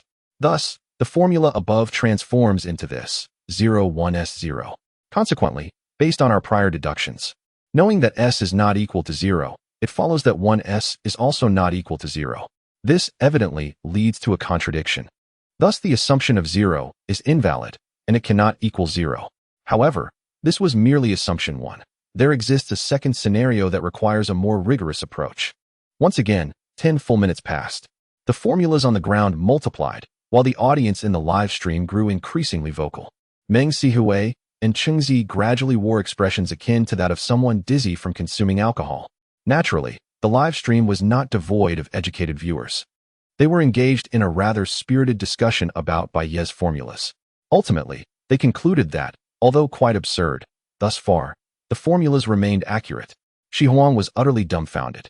What a misfortune. I am just an unremarkable second-generation rich kid. Why must I endure such torment? Fortunately, Bai Ye granted him a reprieve, stating, it is finished.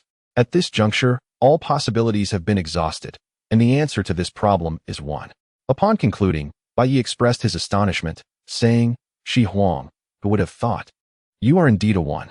I must caution the others in the live stream to be wary when interacting with Shi Huang. Shi Huang was completely flustered. The audience in the live stream exclaimed in astonishment. System messages began to soar. Congratulations, host. You have gained 8 strength points. Congratulations, host. You have gained 7 strength points. Congratulations, host. You have gained 18 strength points, along with a strong emotional response from Inshi, ID, expressing, I was so foolish. Why did I seek to disgust him? Congratulations to the host for the acquisition. Bai Ye was still harvesting. Of course, this is merely theoretical. If the Serpent King is in a cumulative state of 12, 0, 1 XP, TSK, do you comprehend what accumulation means? He becomes even more perilous. Finally, the Serpent King spoke, his voice deep and tone melancholic. Brother Bai, I was wrong. I truly erred. I now regret it. I implore you for mercy. I will shower you with gifts. Please, do not utter another word. Bai Ye dismissed him with a wave of his hand, saying, Why speak so? I am quite amicable. After all, I am not a demon. The Serpent King replied, Yes, I misspoke. Bai Ye continued, All you need to do is tell me the names of the individuals in that small group you created. If you hand it over, you will possess a no insult buff that I personally bestow upon you in my live stream. Any disparaging remarks I make towards that group will not include you. The Serpent King was bewildered. The wolf cubs, drifting clouds, and all those who had vowed to thoroughly undermine Bai Laogo were equally dazed. How could Bai Laogo know about this group? It's over. There's a mole among us. We have been exposed. Chapter 33. None of those who betrayed Bai shall escape. Not just the members of that small group, but even some of the long-time viewers who participated were left stupefied. Who is the mole? Who on earth is Lao Feng? It's over. Someone has poisoned our soup, jeopardizing our grand endeavor.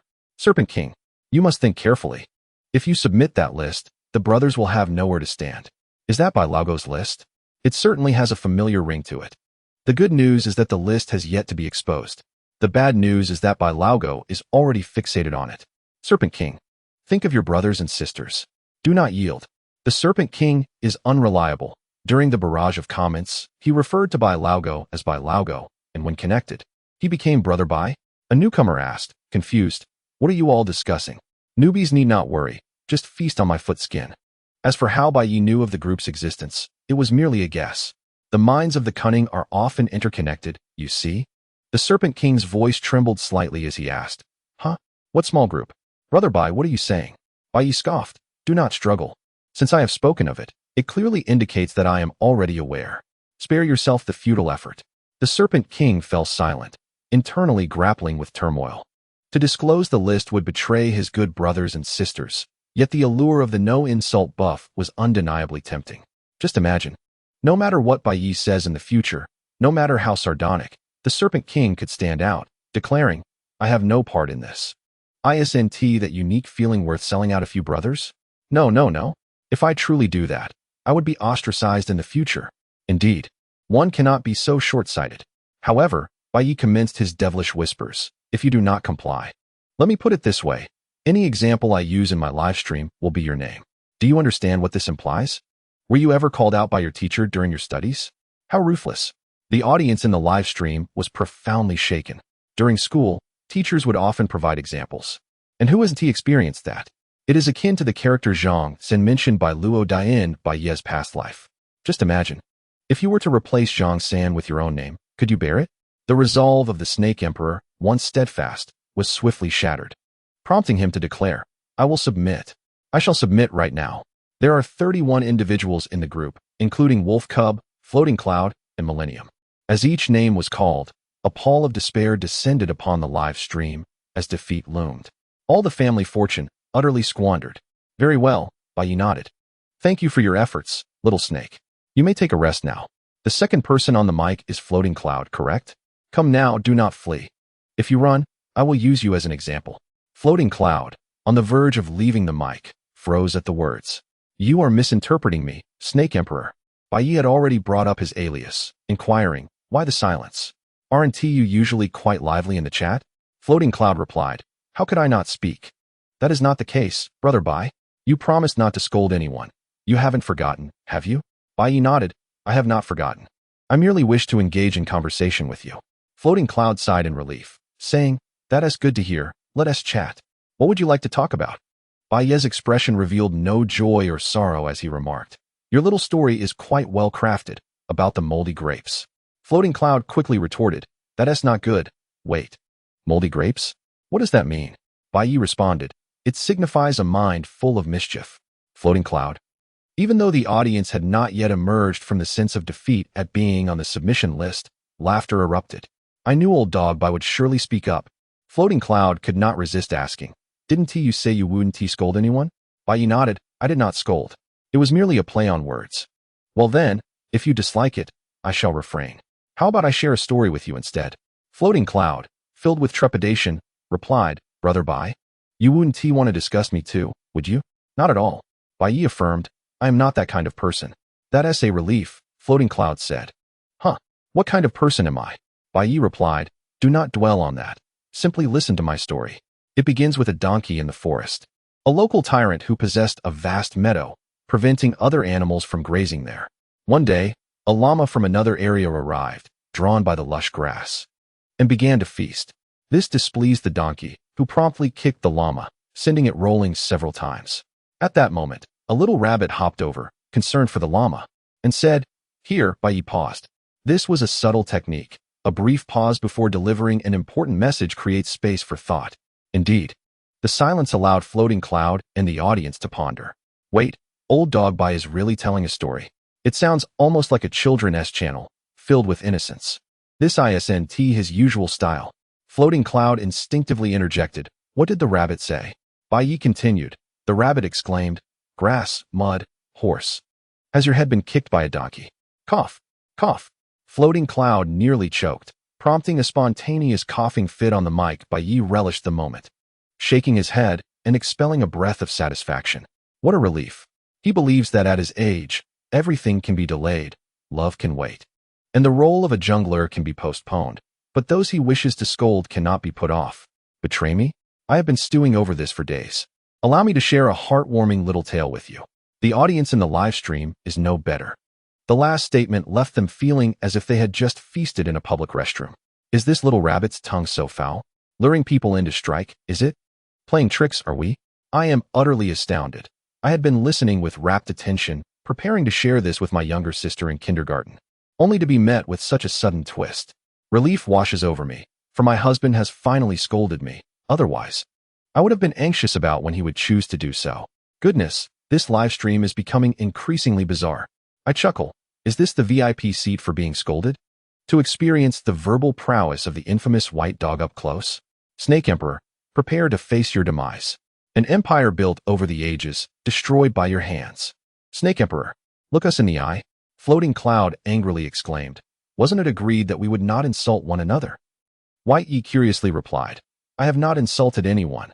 What the little rabbit said has nothing to do with me, White. Floating Cloud promptly exited the microphone. I cannot provoke him. Truly, I am no match for his caliber, and I have overestimated myself. Simultaneously, all the audience members waiting on the mic withdrew. They understood. White Dog's ability to scold had reached a level of whimsy. He has clearly insulted you, yet you cannot find any evidence. Meng Sihui, observing from the side, was in awe and remarked, impressive. Bai Ye, we are friends now. Please teach me. I wish to be just as formidable. Bai Ye looked at her and asked, have you never questioned your origins? What do you mean? Meng Sihui was taken aback. Bai Ye continued, just look at your resounding voice. Could you possibly be the reincarnation of a Swana? Meng Sihui clenched her fists at that moment. Alas, after much contemplation, she dared not strike. She feared that Bai Ye might use her as an example in the future.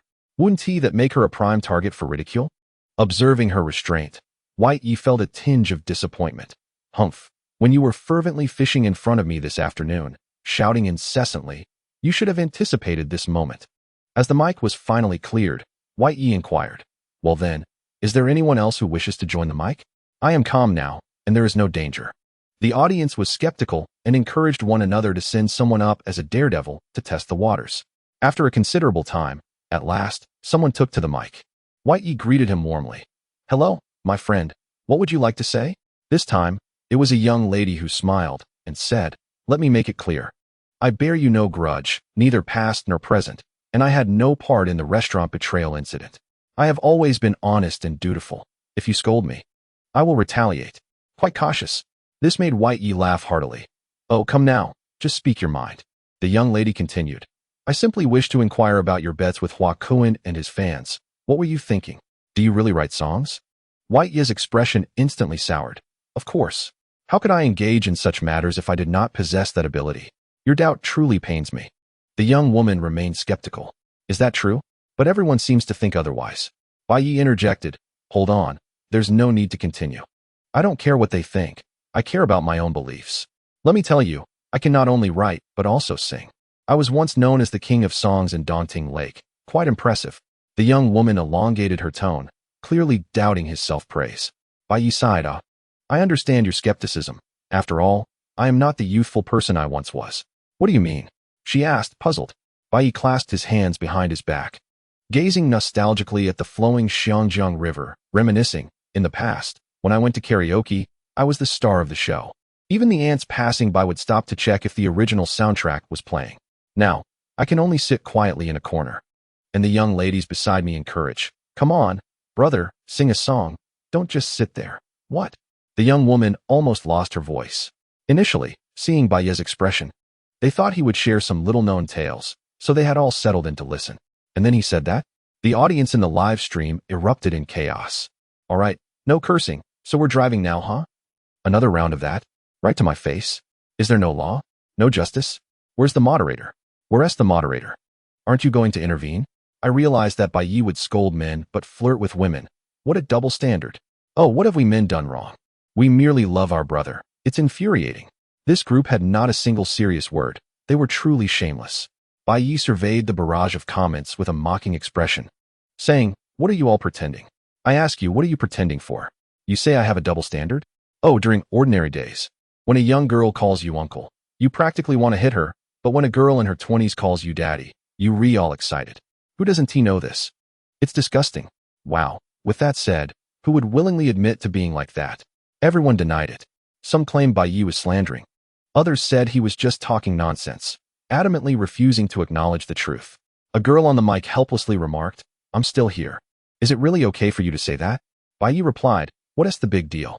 I'm merely revealing the essence of men, speaking with good intentions." The young lady responded, yes, I won't ask anymore. Since you're not afraid, I, as a viewer, have nothing to worry about." Bai Ye grew serious and said, "You'll find out in a few days." Throughout the afternoon, apart from fishing, he was engaged in conversations with the viewers in the live stream. As it became apparent that Bai Ye was no longer scolding anyone, those joining the mic did not cease. Eventually, when he could no longer continue the discussions, Bai Ye turned off the mic. Yet, the audience remained unsatisfied, suggesting that he should engage with them daily in the future. Meng Sihui could not fathom why these people were so eager to converse with Bai Ye. Was it merely because he was a man that he was so captivating? However, she dared not voice this question. In truth, she had been correct. Bai Ye was indeed captivating. It was not some peculiar allure, but rather the charm of a unique individual who naturally draws in those who adhere to convention. Who wouldn't want to be regarded as the most extraordinary person? However, it often proves to be unattainable. Feel free to vent your frustrations. Whether you are a fierce matchmaker or a popular starlet from the entertainment industry, Bai Ye has never shown any signs of weakness.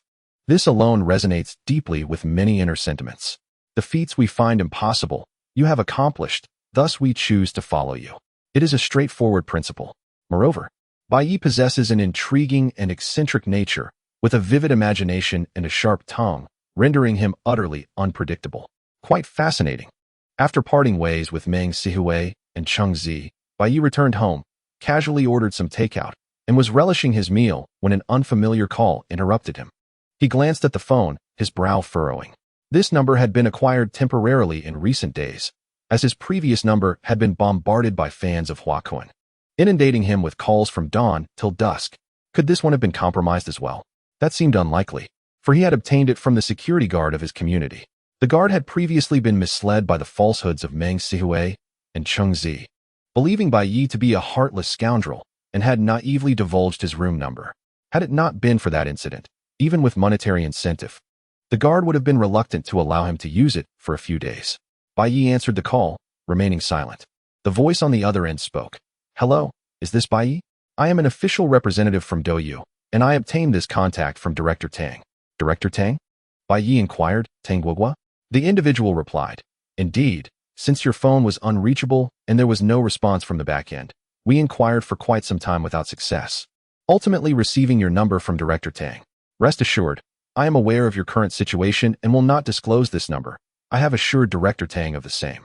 Bai Ye felt a sense of relief.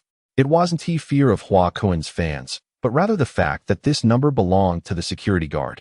It would be quite unfortunate to involve him. "What is it you need from me?" "Well," the voice continued, "there are some streamers on the platform who wish to borrow your inverted shampoo machine." Through the conversation, Bai Ye grasped the situation. Interestingly, since his recent demonstration of inverted shampooing, every streamer who had previously made a claim had faced the consequences. Viewers incessantly questioned, "When will you try inverted shampooing?" In the past, streamers would simply ignore such remarks, thinking it inconsequential, as everyone was in the same boat. However, that was no longer the case. One particularly mischievous individual had actually inverted shampooed and even created a machine. The viewers were not pleased. If he could do it, why couldn't they? The more they refrained from attempting it, the more they pressed for it. The straightforward act of inverted shampooing was no longer sufficient. They demanded that the streamers seek out Bai Ye and borrow his machine. As for why these streamers did not reach out to him directly, the caller did not elaborate. But Bai Ye could surmise the reason. Fear. fear of being swept into the overwhelming animosity of Hua Kuan's fans. Hadn't they witnessed the relentless moderation in Meng Sihui and Cheng Zi's livestream, where the moderators were tirelessly banning people? Who else could they be banning? Bai Ye chuckled softly and asked, which streamers are involved? The caller listed the names. After listening for a while, Bai Ye nodded in satisfaction. So my acquaintances are all present. As he commenced the live broadcast featuring the inverted hair washing machine, certain streamers, less than scrupulous, sought to ride the wave of popularity while deriding themselves as jesters. Among them was the infamous steady wheelchair. The viewers in Bai's live stream had already tipped him off, originally intending to address the matter once the incident involving Hua Kuan had concluded. Unexpectedly, instead of him seeking them out, they came to him. Bai remarked, very well, let them come. The individual on the other end responded, thank you. They are heading to Xingqing. I will contact you again. After hanging up, Bai quickly finished his takeout and drove directly to the factory. Let me, the ingenious Bai, add some flair to your inverted hair washing experience. Chapter 34. Welcome to my factory. My friend. A combined chapter, Nightfall. At the factory on the outskirts, a youth donned in goggles was welding while emitting a cackling laughter. Oh, I do relish toying with people's emotions. After laboring for over 3 hours, Master Bai contentedly removed his gloves, admiring the inverted hair washing machine before him, circling it in appreciation. Externally, the machine appeared unchanged, yet any streamer who experienced it firsthand would discern the remarkable transformation. Bai had 2 concepts for the modifications. The first was straightforward: make it more thrilling, louder, faster, and more dazzling. To draw a parallel with adjustments in the game League of Legends, this would be akin to an enhancement, a comprehensive upgrade from every angle. Once one uses this machine, they would be able to see their departed loved ones. If only the little match girl had possessed such a device, she wouldn't have needed to sell matches. She could simply lie down and experience it. The second idea resembled a minor rework of a League of Legends champion. The enhancement of the machine did not take long, but the minor rework consumed quite a bit of Bai's time, crafted specifically to welcome his dear friend, Steady Wheelchair. Just thinking about it filled Bai with joy, his face radiating the excitement of an impending reunion. With a clap of his hands, he shut down the factory and, under the cover of night, drove home, eagerly awaiting the morrow. With the sun high in the sky, the flowers smile at me. The lazy ones still slumber. In the early morning, Bai rose early once more, completing his run before returning home for a shower, singing while brushing his teeth. The presence of his advanced technology ring made it impossible to indulge in slothful sleep. The weather was splendid, a rare clear day in Xingqing, where all citizens could don their limited edition dry bitter tea garments. After freshening up, Bai sent a message to Tang Guogua, inquiring if she was awake, as they needed to exchange information. The response arrived promptly. Good morning. Have you eaten? Not yet. Just woke up. Following a brief exchange of pleasantries, Bai boldly cut to the chase, asking, what are the whispers of the wind today? Tang Guogua replied, hold on. Let me check. There's some good news. Hua Kuan's company has uncovered some serious dirt, which is likely to break by noon. Congratulations. The dog-eat-dog scenario you've been anticipating is officially unfolding. Bai Ye nodded and remarked, indeed, it is quite comforting. Witnessing their discontent elevates my spirits. Tang Guogua chuckled. When do you plan to take action? Bai Ye replied, soon. These few won't linger for long. Their ultimate goal is profit, not revenge. And they should soon come to an understanding. Then I shall provide them an opportunity to redirect all attention towards me. Tang Guogua concurred, indeed. Engaging in a life-and-death struggle is not their modus operandi. This time, Hua Kuan Company is genuinely anxious. Otherwise, they would not resort to such measures. Bai Ye inquired, how is your team handling the narrative? Tang Guogua responded, fairly well. Hua Kuan has sustained significant damage. Many fans have withdrawn their support. After all, no young woman desires an idol who has fathered a child. And do you recall the young lady he is currently courting? Yes, I do, Bai Ye acknowledged. Tang Guogua smiled knowingly. She is nearly driven to madness. She initially believed she was involved with a youthful heartthrob, only to discover she was entangled with a father. She has become the subject of ridicule within her social circle, and she has been vocally advocating for Hua Kuan's cancellation.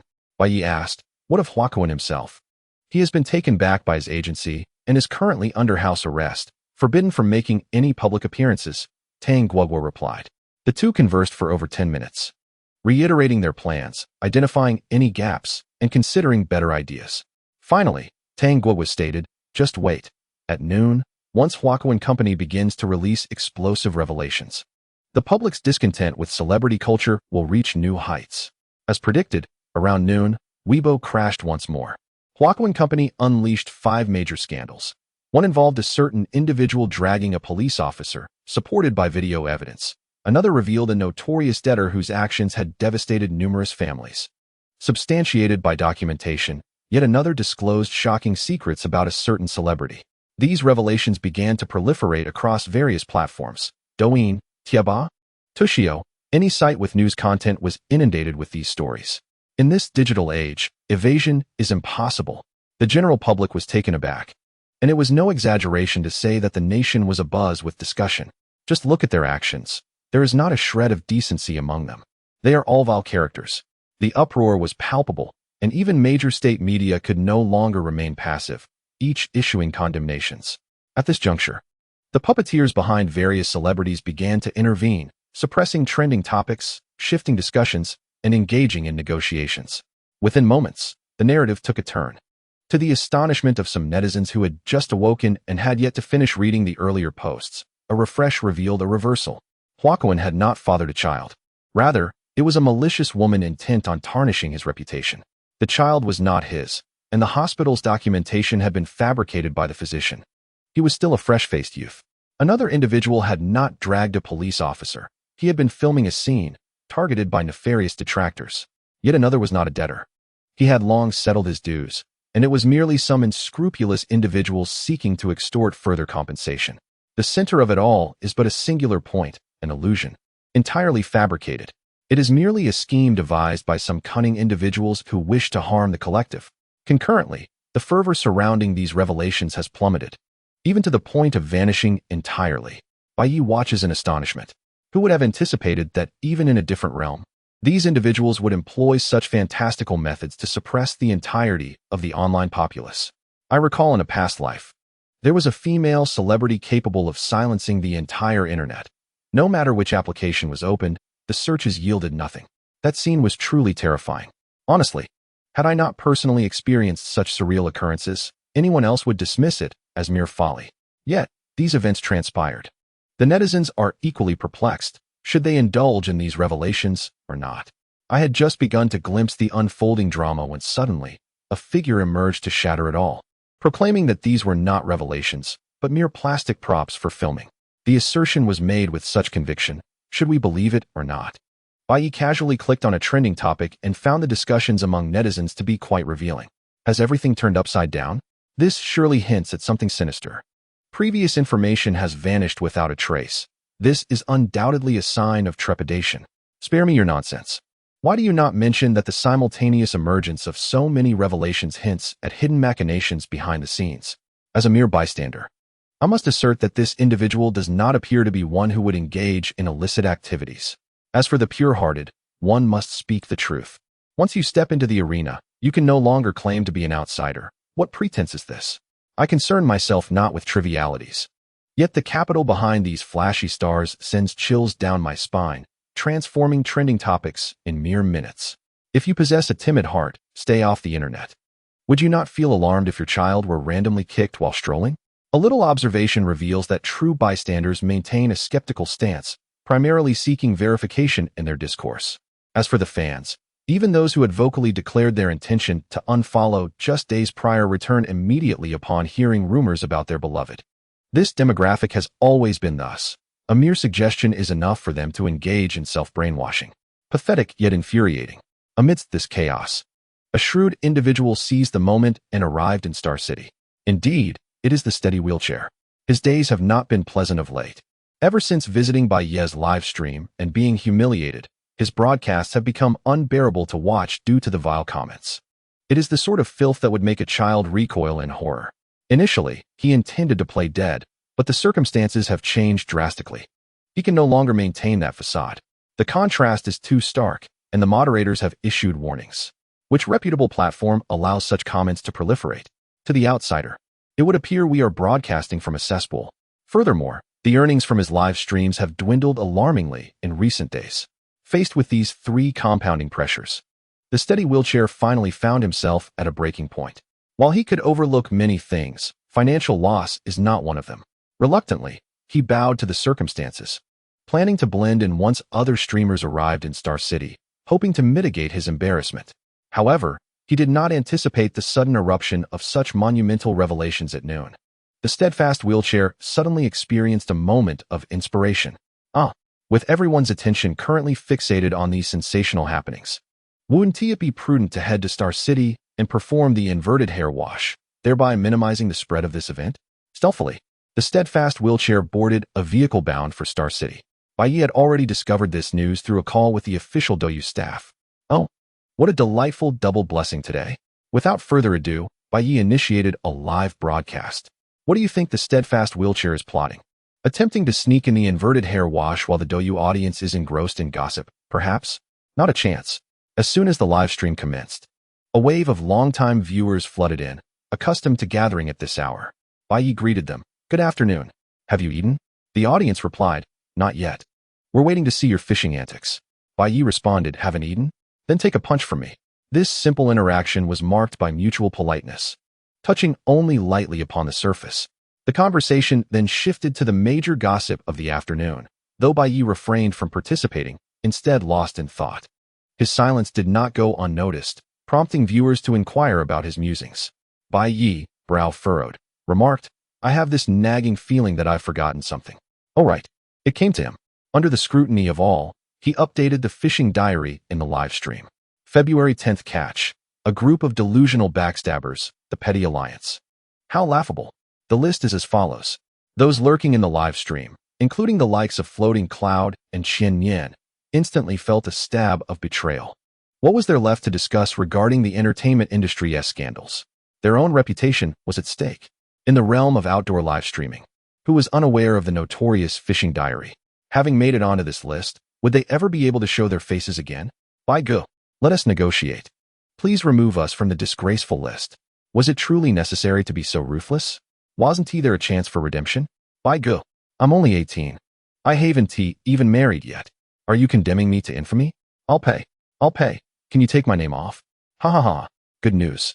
You've made the list. Bad news. You're featured in by Laogo's fishing diary. Withdraw? Bai Ye scoffed. How could they still cling to unrealistic fantasies at their age? Upon hearing this, Floating Cloud and the others were left with no option but to regret their earlier decisions. Upon closer inspection, it was evident that the list did not include that little rascal, Snake Emperor. In an instant, Floating Cloud and the others were filled with indignation. And fortuitously, Snake Emperor made a flashy entrance into the live stream. Oh, so you dare to show up? You dare to flaunt your effects so audaciously?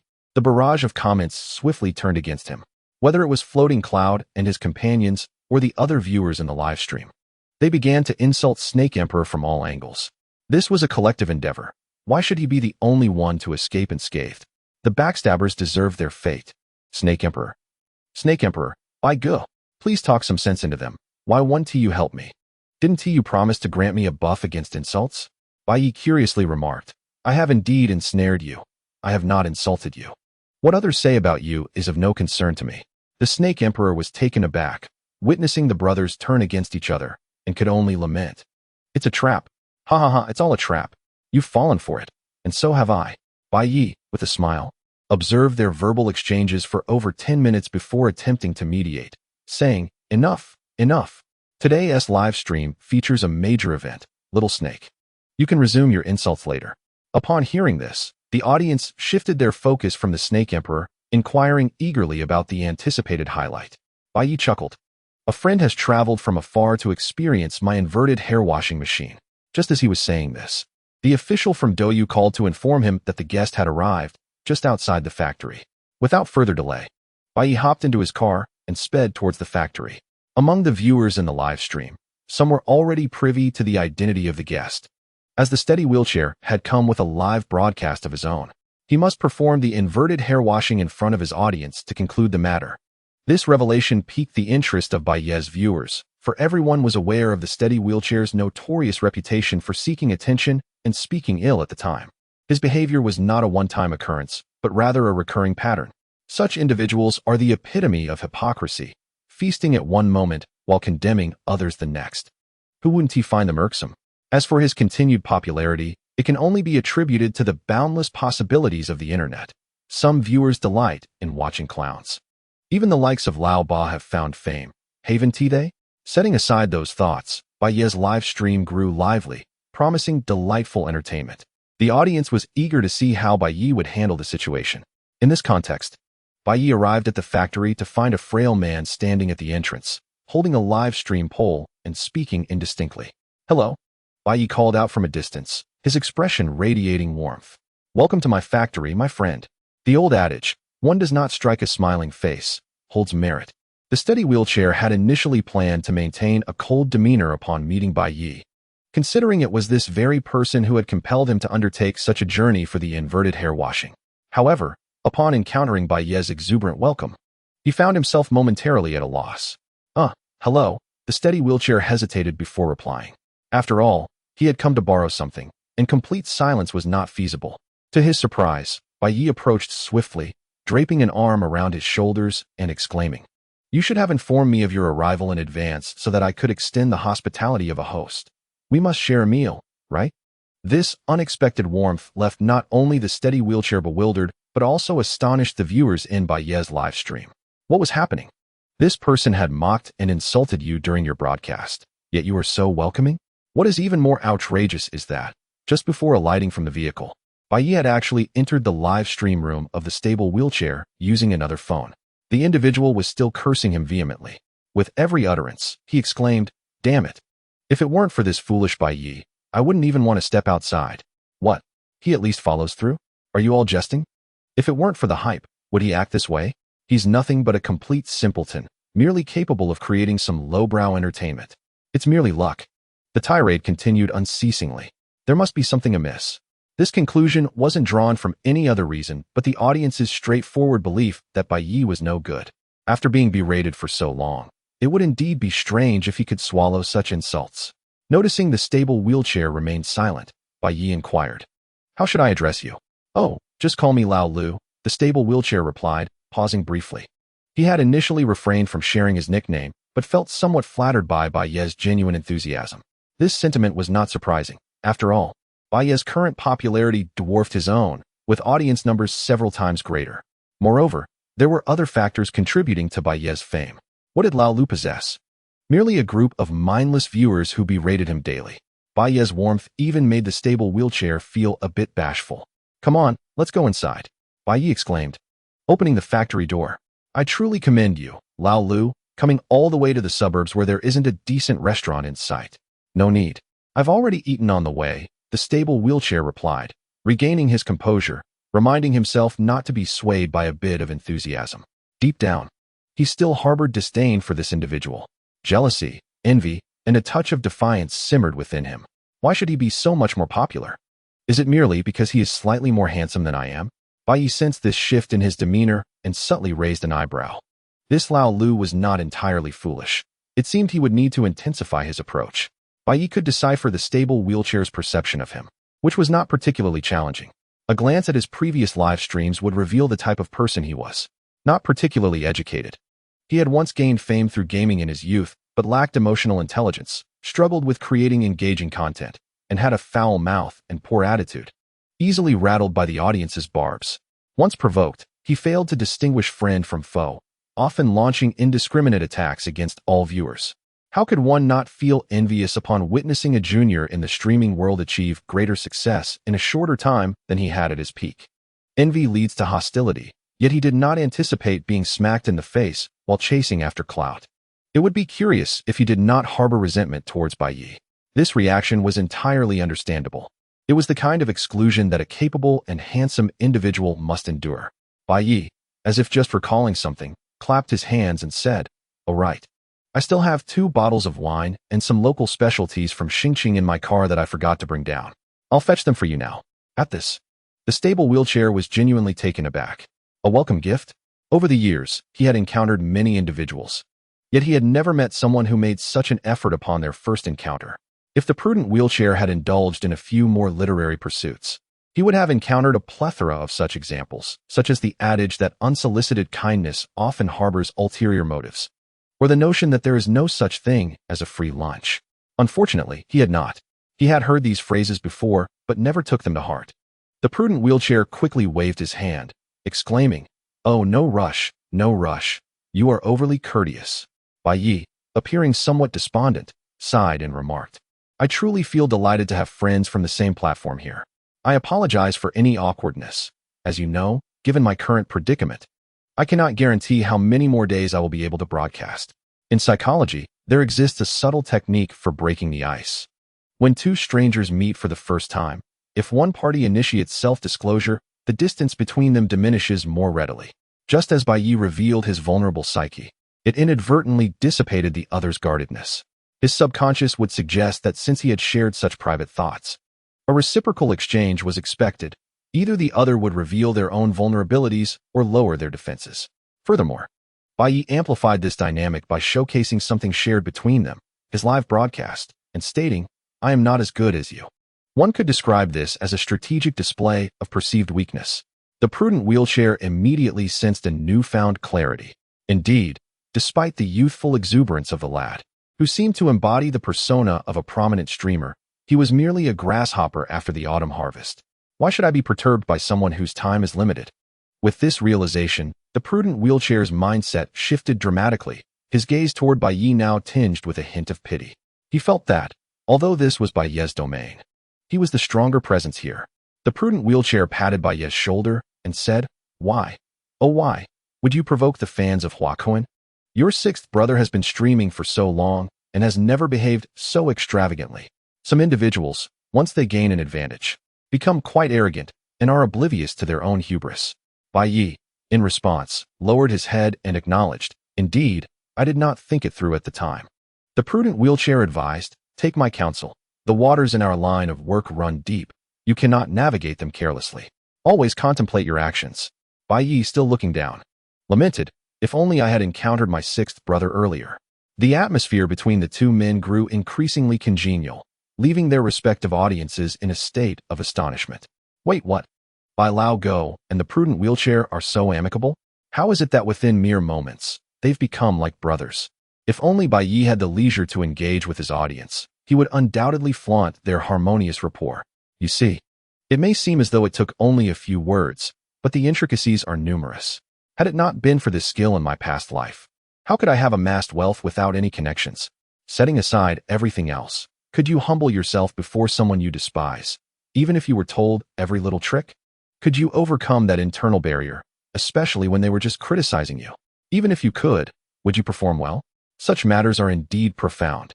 As the two strolled from the factory entrance to the inverted shampoo station, they were already discussing how to expedite their tasks so they could go out for a drink. Bai Ye remarked, "Sixth brother, shall we mutually elevate each other's popularity? After all, we are brothers, right?" The stable wheelchair enthusiast nodded in agreement. "Indeed, it's rather unfamiliar that we don't even have each other's endorsements." Without hesitation, they decided to proceed. However, as Bai Ye reached for his phone, a look of distress crossed his face. Noticing this, the stable wheelchair inquired, "What's the matter?" Bai Ye, feeling somewhat embarrassed, replied, "Well, my phone is out of commission. It was severely damaged. Please wait for me while I fetch some cash from the car." "Sixth brother, could you recharge my account with some fish balls?" With a grand gesture, the stable wheelchair responded, "There's no need to rush. I can recharge it for you directly. We can discuss it later." Bai Ye sighed heavily, feeling a mix of shame and gratitude, and said, "Ah, look at this situation we've created. Oh well, let us not overthink it." The stable wheelchair relished the feeling of being the elder brother, a sensation he had not experienced in many years. Indeed, it was a feeling he had never truly known. A few minutes later, they had successfully boosted each other's popularity, albeit with sixth brother's funds. The audience in Bai Ye's live stream had begun to catch on, and the barrage of comments soared. "Wow, did Bai Laogo just secure 2 boosts? Is that possible? Do you think he'll actually pay? What? You doubt Bai Laogo? How can you consider him a good person? He certainly won't pay. Quick, sixth brother, leave before you're duped out of your pants. I used to think Bai Laogo was merely cheeky and sharp-tongued, but I never realized he could be so manipulative. Truly, from any angle, he is nothing but a rogue. Damn, I'm getting dizzy from watching this." Just like that, the wheelchair lost $4,000. Incredible, Bai Laogo, share your wisdom with the brothers. Bai Ye noticed the comments and, fearing the stable wheelchair might see them, quickly diverted his attention. "Sixth brother, I have an idea. What is it? Bai Ye continued. Let me guess. You were pressured by those critics in your live stream to do this? The stable wheelchair, instinctively feeling a twinge of blame towards Bai Ye, thought that if he hadn't solidified his position as the elder brother, he would have retorted immediately. Bai Ye added, forget about those people. I believe this is a splendid opportunity to generate some buzz. The stable wheelchair paused, intrigued. How do we do that? Though he wouldn't admit it aloud. He secretly regarded Bai Ye as quite resourceful when it came to creating entertaining content. Hearing that there was a way to generate excitement piqued his interest. Bai Ye earnestly explained, here's my thought. I've already performed an inverted head wash. If you do it again, it lacks novelty. Ultimately, people are drawn to the most innovative spectacles. Wouldn't you agree? The stable wheelchair pondered this and nodded. Yes, indeed. Bai Ye continued, thus, sixth brother, you must innovate upon my foundation to capture attention. However, as he spoke, he hesitated, as if he were grappling with some difficulty. The stable wheelchair, eager, pressed. What are you hesitating about? Come on, we're brothers. There's nothing we can't discuss. Bai Ye gestured towards the live streaming polls held by the two individuals, indicating that there were viewers watching, making it difficult to speak freely. The stable wheelchair understood immediately and placed the streaming pole on the ground before stepping away. Bai Ye gave him a thumbs up and followed suit. As this action unfolded, the audience in the stable wheelchair's streaming room remained composed, while those in Bai Ye's room became restless. There was a problem. Bai Laogo was surely going to set a trap for the wheelchair. I would relish watching either of them embarrass themselves. I just wonder how Bai Laogo will execute his plan. Such a pity. It's truly impressive how he lured the wheelchair step by step into the snare, all while remaining oblivious to the hook. A hook? A catch? I've got it. Bai Laogo can't catch fish, but he can surely catch everything else. Brothers, the case is solved. This competition's talent points are a bit skewed. No wonder they can't catch any fish. The two moved to the side. Bai Ye then whispered, sixth brother, here's the thing. After I completed that machine and used it once, I felt the effects were not striking enough, so I made some modifications.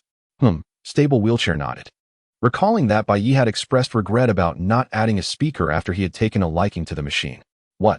How does he remember this so clearly? The answer lay in the deep-seated resentment. Uncontrolled memories lingered in his mind, intensifying the impression. Bai Ye continued, initially, I intended to keep it for myself to generate some buzz next time, right? But since you're here today, consider this a welcome gift. The stable wheelchair was greatly moved and said, no doubt, you truly are loyal. Bai Ye shook his head. However, the machine I modified is quite powerful. Let me tell you, not only did I add a speaker, but also vibrations. He went on for quite a while, leaving the stable wheelchair feeling impatient. Before he could finish, he waved his hand to interrupt, saying, it's fine. How significant could it be? Just tell me if it's safe. Bai Ye immediately replied, of course it's safe.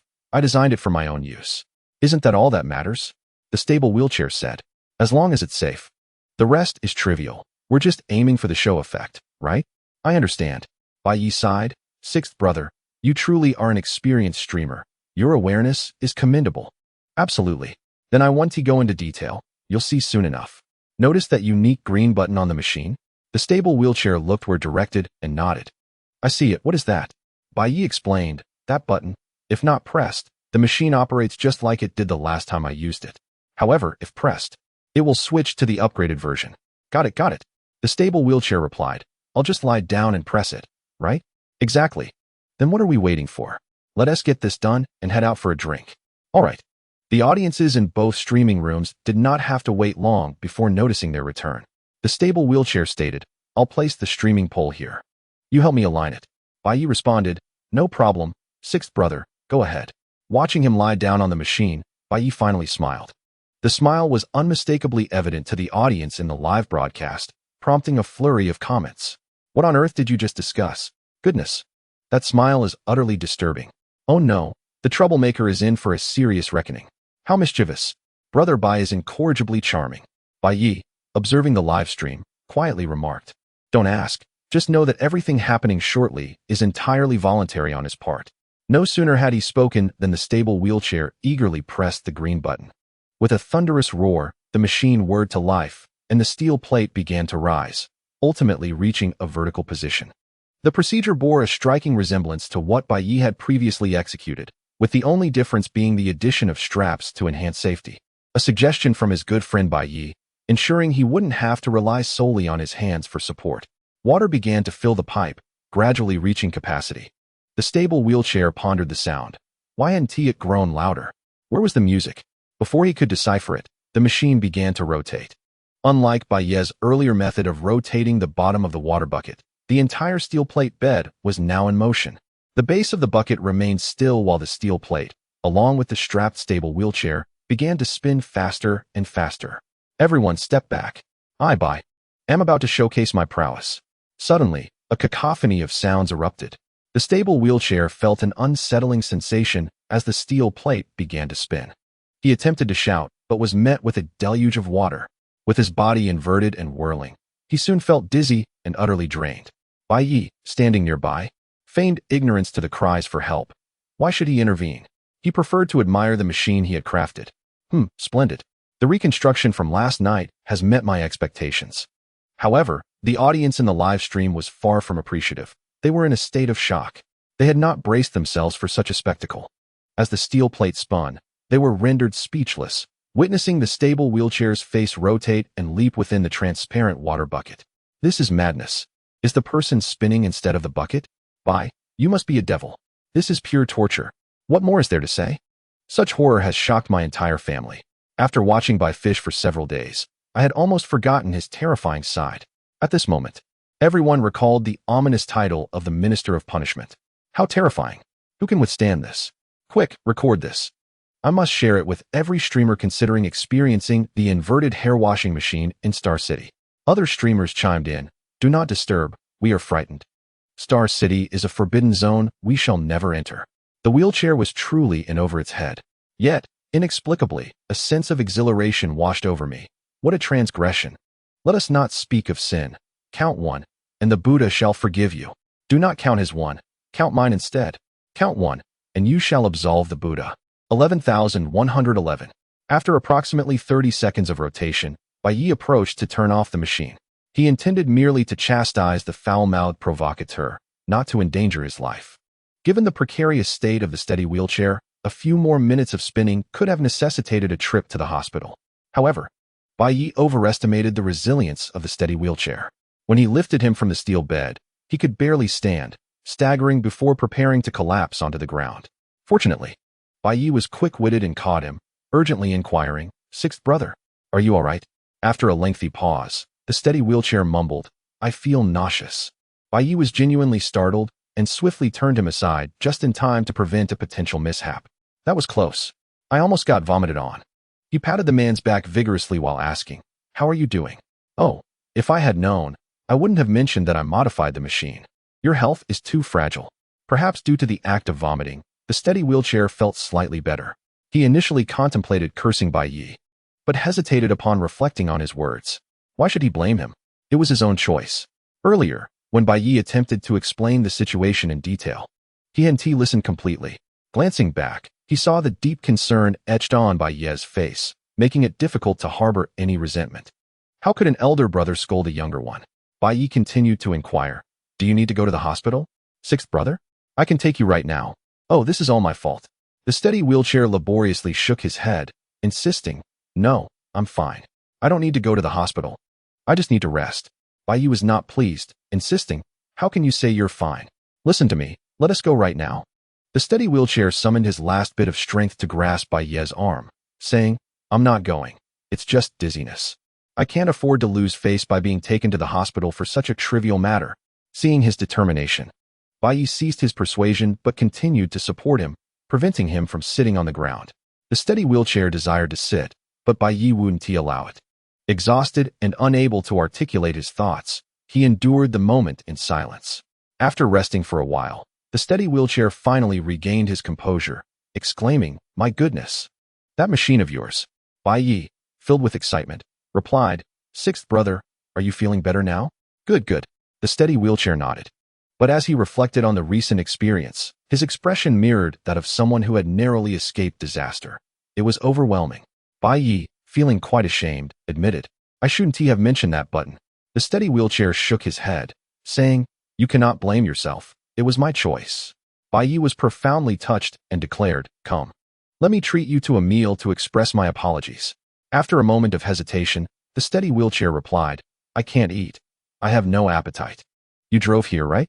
Let me sit in the car for a bit. In truth, he had much more to say, but standing was a challenge, and he longed to close his eyes and rest. What more was there to say? Bai Ye assisted him in closing the factory door and helped him into the back seat of the car. As soon as he settled onto the seat, the steady wheelchair lay down, tightly closing his eyes, his face still tumultuous with emotion. Bai Ye thoughtfully positioned the livestream camera to face him while setting his own to face himself. Then, raising an eyebrow at the camera, indifferent to the spectators' speculations, he swiftly drove back to the city. Upon arriving, he checked into a hotel. By this time, the wheelchair-bound gentleman was already in a hazy slumber. Bai Ye deceitfully informed the hotel staff that he was inebriated and had them assist in carrying the man to his room. Before departing, he left behind the alcohol and local specialties in the trunk. Indeed, he had procured gifts for the meeting, albeit they were merely commonplace items of modest value. After ensuring the wheelchair-bound gentleman was settled in the hotel, Bai Ye descended to return to his vehicle. The viewers in the live stream finally seized the opportunity to engage with the comments, unleashing their thoughts. How ruthless, Bai Laogo. You truly have him completely bamboozled. He is genuinely dazed, both mentally and physically. Damn it, who would dare to interact with Bai Laogo after this? One misstep, and it's over. I wonder what expression the wheelchair-bound gentleman will wear when he awakens and learns the full truth. Social death, for sure. I have both streams running. The other one hasn't been turned off. I must witness his reaction upon waking. Bai Laogo, are you not afraid of his reprisal? Indeed, he is quite the deceiver. Upon reading these comments, Bai Ye felt emboldened to respond vocally. What do you mean? That others will be apprehensive about dealing with me in the future? Have you considered that Meng Sihui and Chingzi fish with me every afternoon? Have I ever deceived them? Now that you mention it, it does seem that way. Bai Ye continued. Why would I target Lao Lu? Was it not he who first provoked me? He seeks to ride my coattails while being disdainful, and now he shamelessly approaches to borrow my equipment, expecting me to be benevolent and kind-hearted? Spare me, I know you all too well. If I were to show no concern, then you would accuse me of cowardice and timidity. The audience fell silent, instead bombarding him with messages urging him to remain calm. Take it easy. No need to get worked up and lash out at us. That's true. After all, the wheelchair-bound gentleman brought this upon himself. His foolishness is entirely different from Bai Laogo's. His is the kind that turns everyone's stomach and leaves them feeling uneasy. As for Bai Laogo, though many may not wish to admit it, in the stillness of the night, they often ponder, am I truly a masochist? Why do I still watch his live streams even after being insulted? People are inherently different. Seeing the audience's encouragement for composure, Bai Ye decided to let the matter rest. As for your concerns about Lao Lu's revenge, what would he even retaliate for? Everything was voluntary. I clearly explained the differences after modifying the equipment, yet he insisted on attempting the most challenging version, and I could not deter him. Am I to blame? At this juncture, the viewers in the live stream recalled the earlier conversation when Bai Ye had taken the wheelchair-bound gentleman aside and began to inquire about what was said. Bai Ye, unhesitant, retrieved another phone and played the recording, which clearly relayed their dialogue.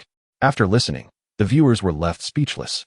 Well, it truly cannot be blamed on Bai Laogo. You've brought this upon yourself. There is no saving you. Several hours later, the steady wheelchair awakened, fully alert. And upon noticing the liquor and local specialties on the bedside, his expression became quite intricate.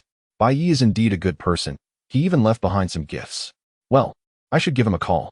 Turning his head, he noticed, wait, the live stream is still running?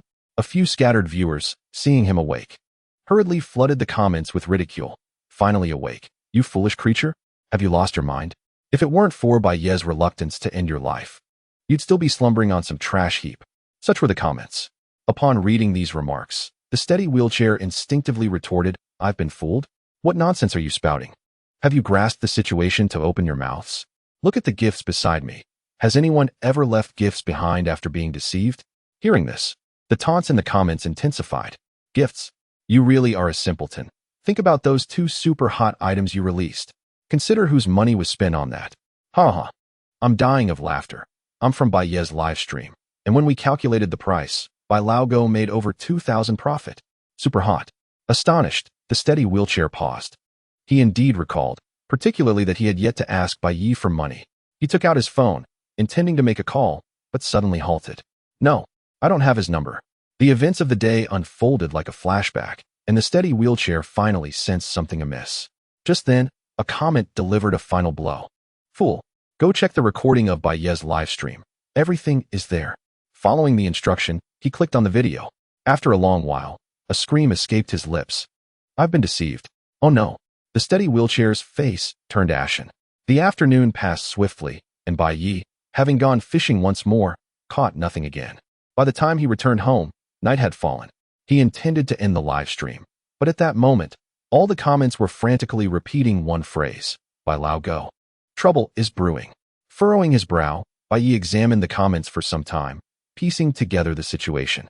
It turned out that while he had been misleading the steady wheelchair earlier that afternoon, various major celebrity agencies had united, not only suppressing the news and reversing all narratives, but also dragging in other scapegoats. Among them, the company of Hua Kun had chosen Bai Ye. "Aren't you under a wager with us? Perfect, let's draw the public's attention to you."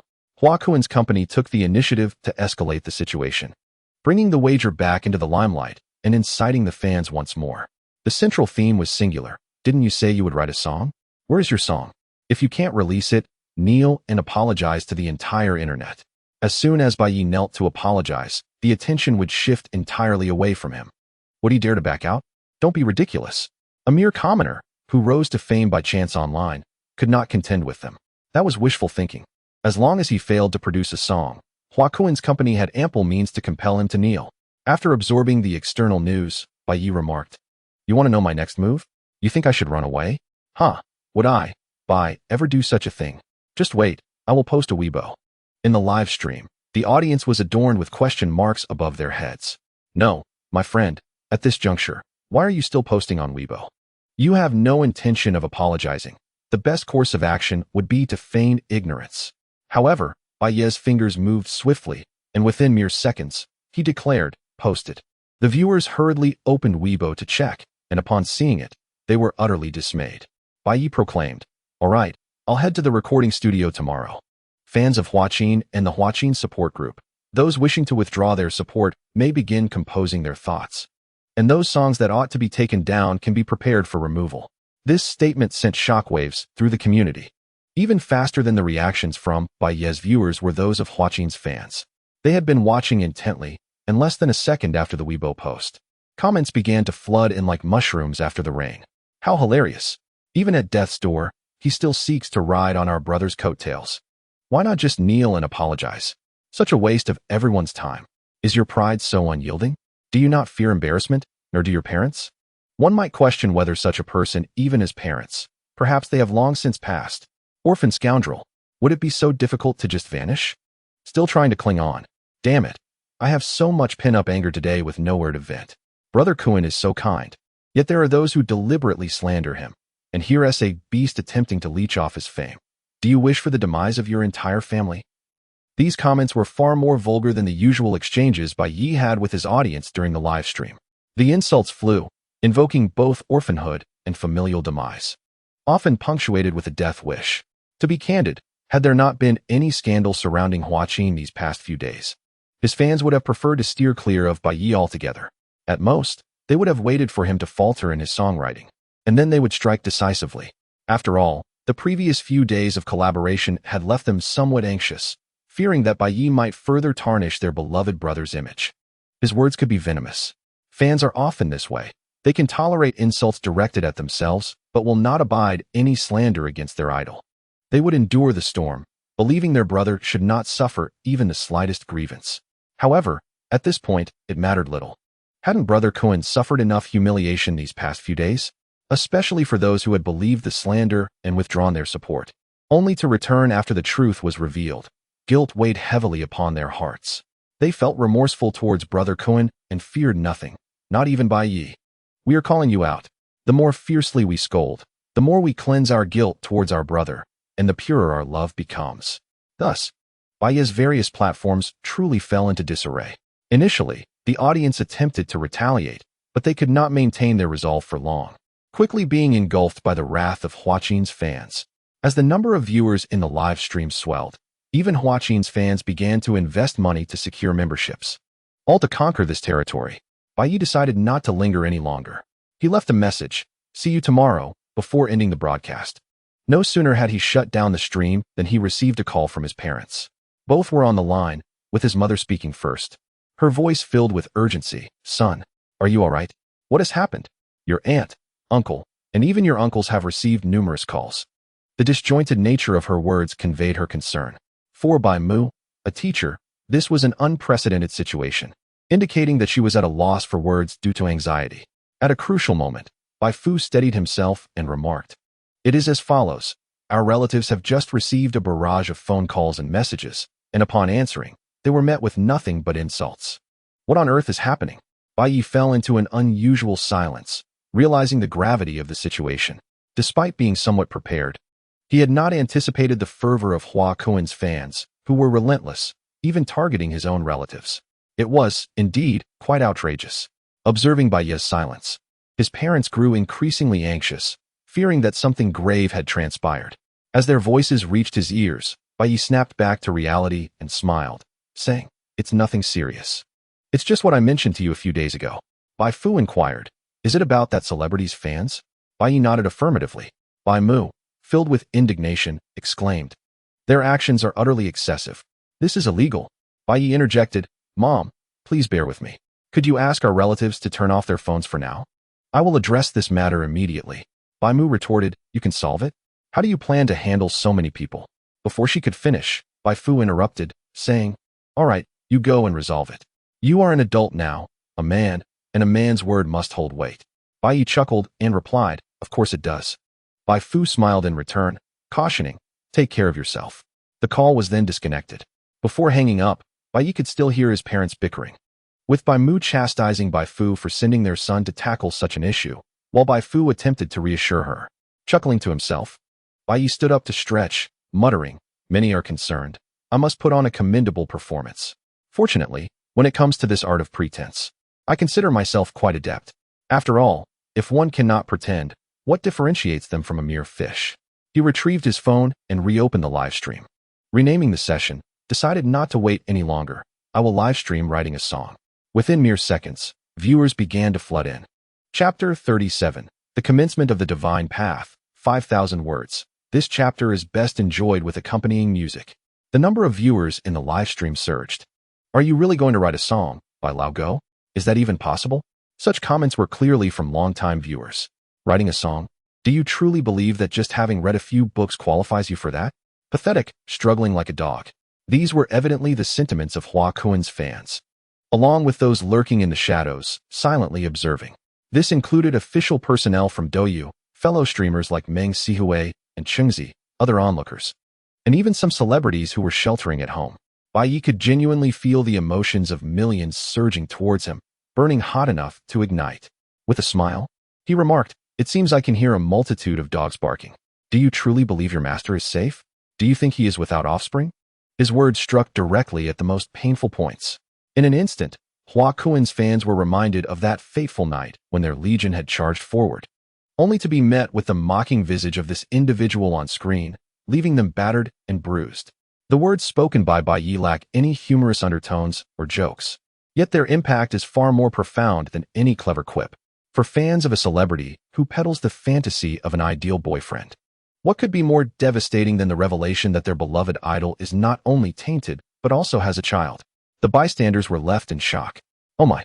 This streamer is mercilessly pouring salt into a fresh wound. It is a pitiable situation. Bai Ye shook his head, pondering that at this juncture, there is no need for humor. A direct stab to the heart would suffice. How tragic. I'm not referring to you, but to Hua Kuin's son. Tut, tut. A child born into this world without a father. A true tragedy. Fans of Hua Kuin must be going mad. Countless faces twisted in disbelief filled the screen. Fingers poised over keyboards, ready to unleash a torrent of vitriol, each word dripping with venom. Bai Ye gazed at the screen, though his eyes were unfocused, and said, "Imagine. In this world, there exists a corner where an innocent child may be awake, wide-eyed and searching for his father. Reflect on that, savor it." Tang Guogua, observing the computer, marveled, Bai Ye's tongue is sharper than a poison blade. Meanwhile, in a group video chat, a chorus of supportive voices chimed in agreement. Tang Guogua glanced at the others and inquired, "Has the recording studio we arranged for him been set up?" Someone in the group responded, "It was completed days ago." We're just waiting for him to come by.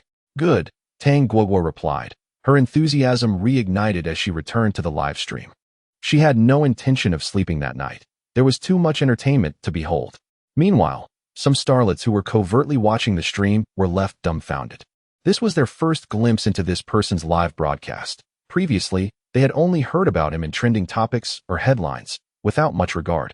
But now, witnessing the carnage, they were astonished. My goodness, is he truly annihilating his fans? Being insiders, they were far more aware than the average bystander. And their knowledge of the truth made their astonishment even more palpable. If you say such things, what about Huakuan's fans? What will his management do to you? Do you not know the meaning of fear? Bai Ye continued to laugh, saying, Oh right. Here is a suggestion for you fans. Don't rush to hurl insults at me just yet. Instead, purchase some baby supplies and send them to your idol. Trust me, your standing in his eyes will be significantly elevated. Each remark grew increasingly vicious. In truth, Bai Ye wished it were otherwise, if given a choice. He would not have needed to invoke a child in his commentary. But at this point, there was no room for hesitation. These rabid fans had already begun contacting his relatives. If you disregard humanity, I shall do the same. Isn't this merely collateral damage? Who cannot engage in such a spray of vitriol? Thus, Bai Ye continued his path of verbal onslaught as he drove towards the television station in Hunan province. The vicinity boasted an excellent recording studio, courtesy of Tang Guoguo's arrangements. Upon arrival and finding his contacts without any hindrance, Bai Ye seized the moment to use the purple item acquired from the lottery, Extraordinary Experience, upon activation. It allows the selection of a divine skill for a duration of 24 hours. And select the skill, Music. This was something Bai Ye had thoroughly researched long ago. To elevate a particular skill to the divine level, one requirement stands out. All branch skills must reach their utmost limits. In other words, divine music encompasses lyricism, composition, arrangement, performance, and more. Mastery in all aspects is essential. Bai Ye had been utilizing the system for several days, and this was the most significant enhancement he had activated. Frankly, if it weren't for the insistence of Hua Kuan's fans seeking confrontation, such a precious purple item would not have been squandered. Hua Kuan, in the face of divine skills, he could only be likened to a mere rotten fish. Bai Ye felt a twinge of regret, but in the next moment, an overwhelming influx of knowledge surged through his mind, interrupting his emotions. Not only was his mind racing, but his body also underwent many changes. For instance, the most evident alteration was the calluses forming on the pads of his fingers, a consequence of playing numerous instruments. Bai Ye endured these transformations, maintaining an expression of nonchalance as he adjusted the live stream equipment, feigning physical activity. After approximately 20 seconds, the changes ceased. Taking a deep breath, Bai Ye felt as though the world had transformed. The sounds he perceived were distinctly different. He could effortlessly decompose them into individual notes. Nearby, someone spoke. Mr. Bai, everything is ready. Is there anything I can assist you with? Such a simple remark revealed to Bai Ye the names and pitches of the notes. Perfect pitch. No, it was a level beyond perfect pitch. Over the past few days, while perusing music literature, Bai Ye had encountered a small tale. At the age of 7, Mozart, after using his father's violin, remarked, My violin is an eighth lower than yours. At 14, after secretly attending a performance of the Sistine Chapel's work God, Have Mercy on Me, he flawlessly transcribed the entire score. In his previous life, Zhou Dong possessed a similar ability, though not as exaggerated as Mozart's. However, whether it was Mozart or Zhou Dong, their perfect pitch only applied to accurately tuned notes and could not encompass noise or sounds devoid of definite pitch. Yet Bai Ye could. He could discern all sounds in the natural world, provided they reached his ears. Shaking his head, Bai Ye replied, No need, I can manage on my own. The recording studio staff left the key and exited. Just as Bai Ye was preparing to test his newly acquired divine skill, a commotion erupted outside. A female voice exclaimed, Let me in. I know him. She does not know me. Bai Ye's ears informed him that this voice was unfamiliar. A woman in her 20s burst in, her eyes lighting up upon seeing Bai Ye, exclaiming, I've found you. Who are you? Bai Ye inquired. Hearing his question, the recording studio staff, who had just left the key, contemplated ushering her out, assuming she was an acquaintance. The woman hastily replied, I am a reporter from Xiang Province Entertainment Channel. My name is Zhang Lanlan, and this is my work ID. I am aware of all your news. Before she could finish her sentence, Bai Ye interrupted her, asking, Are you planning to ride on a news wave? Zhang Lanlan smiled ingratiatingly. Don't say it so harshly. Bai Ye cut her off again, saying, fine. You can stay over there, just remain silent. With that, he disregarded her completely. The presence of an additional journalist could yield a modicum of exposure. A trivial matter for Bai Ye. As long as there were no disturbances or noise, it was inconsequential if the recording studio was filled to capacity. Zhang Lanlan nodded repeatedly, sealing her lips with a zipper gesture. Excited yet cautious, she removed her backpack and set up her camera. Observing this, the staff no longer obstructed her, stating, Mr. Bai, just call for me if you need anything. I'll be right outside. Bai Ye glanced around and noted that Tang Guohua had prepared adequately. Every instrument was available, including the necessary computer equipment for arrangement. Shifting his gaze to the live broadcast room, Bai Ye remarked, oh, still hurling insults? By all means, berate a bit more, soon. There won't be an opportunity. His unwavering confidence caused even Hua Kuan's fans to waver momentarily. Could this orphan truly compose songs? However, the next moment, they felt a rush of irritation at their earlier doubt. Bai Ye pulled out a book, flipping it open while reading aloud. Let me see. How does a song come into being? I seem to have forgotten. Seriously, with such skill, you still possess this much confidence? They thought. You're even more foolish than us diehard fans. Even those like Tang Guohua, who had placed their bets early on Bai Ye, felt their composure slipping. They straightened up, staring intently at the screen. Don't mess around. Don't scare me. Bai Ye continued reading from the book. Ah, here it is. The production of a song can be simply divided into 6 steps. Lyrics, composition, arrangement, recording, mixing, mastering, and release. Quite simple, isn't it? Not at all simple.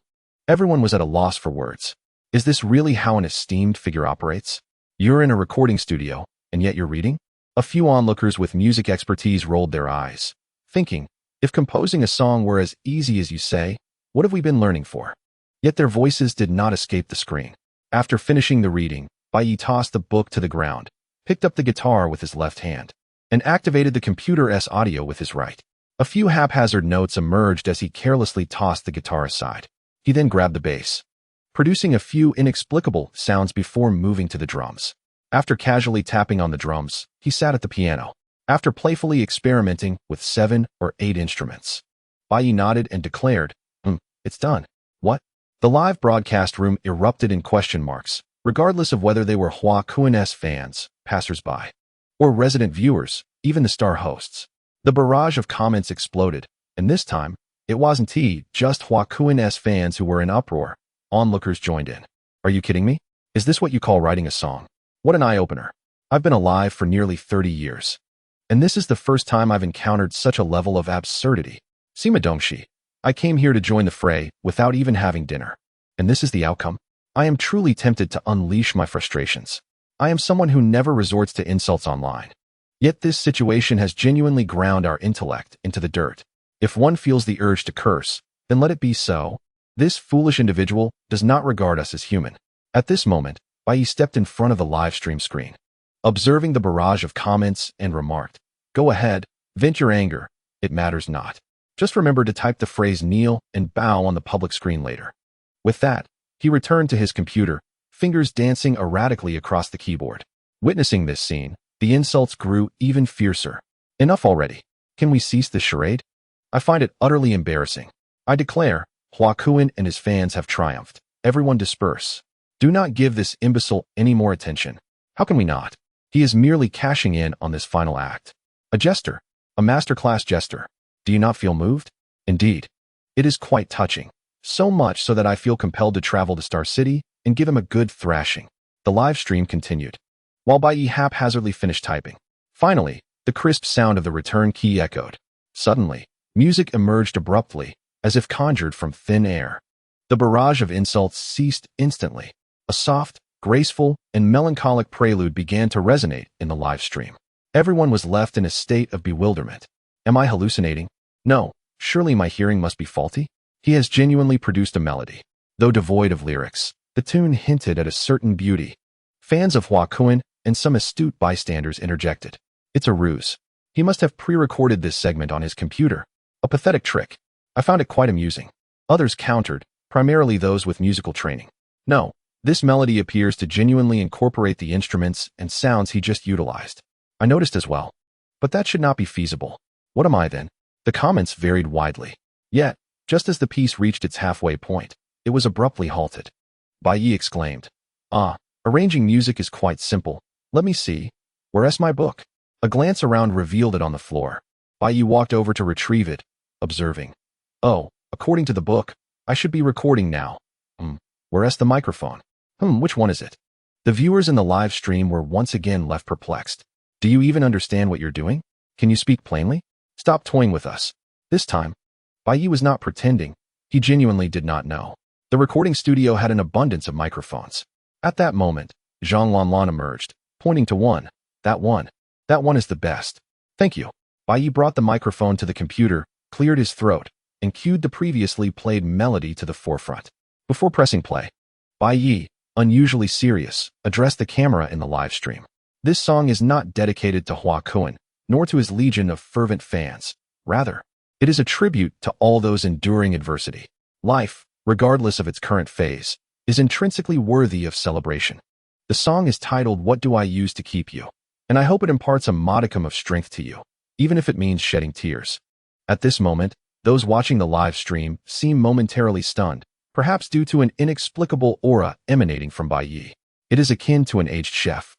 Having devoted a lifetime to his craft, finally wielding his ladle, one instantly perceives that a feast is at hand. The essence that Bai Ye embodies is even more profound, akin to the weight of Mount Tai pressing down upon one. They utterly fail to comprehend why someone with no prior engagement with music could evoke such an experience. Yet there is no time for contemplation. The music has commenced, and Bai Ye begins to sing. You forget the chilling wind that grazes your wounds, believing that a life devoid of pain is indeed a life lived. Astonishing. This voice, whose misguided information stated he had never encountered music. Who could it possibly be? This sentiment flashes through the audience's minds before being submerged in the melody.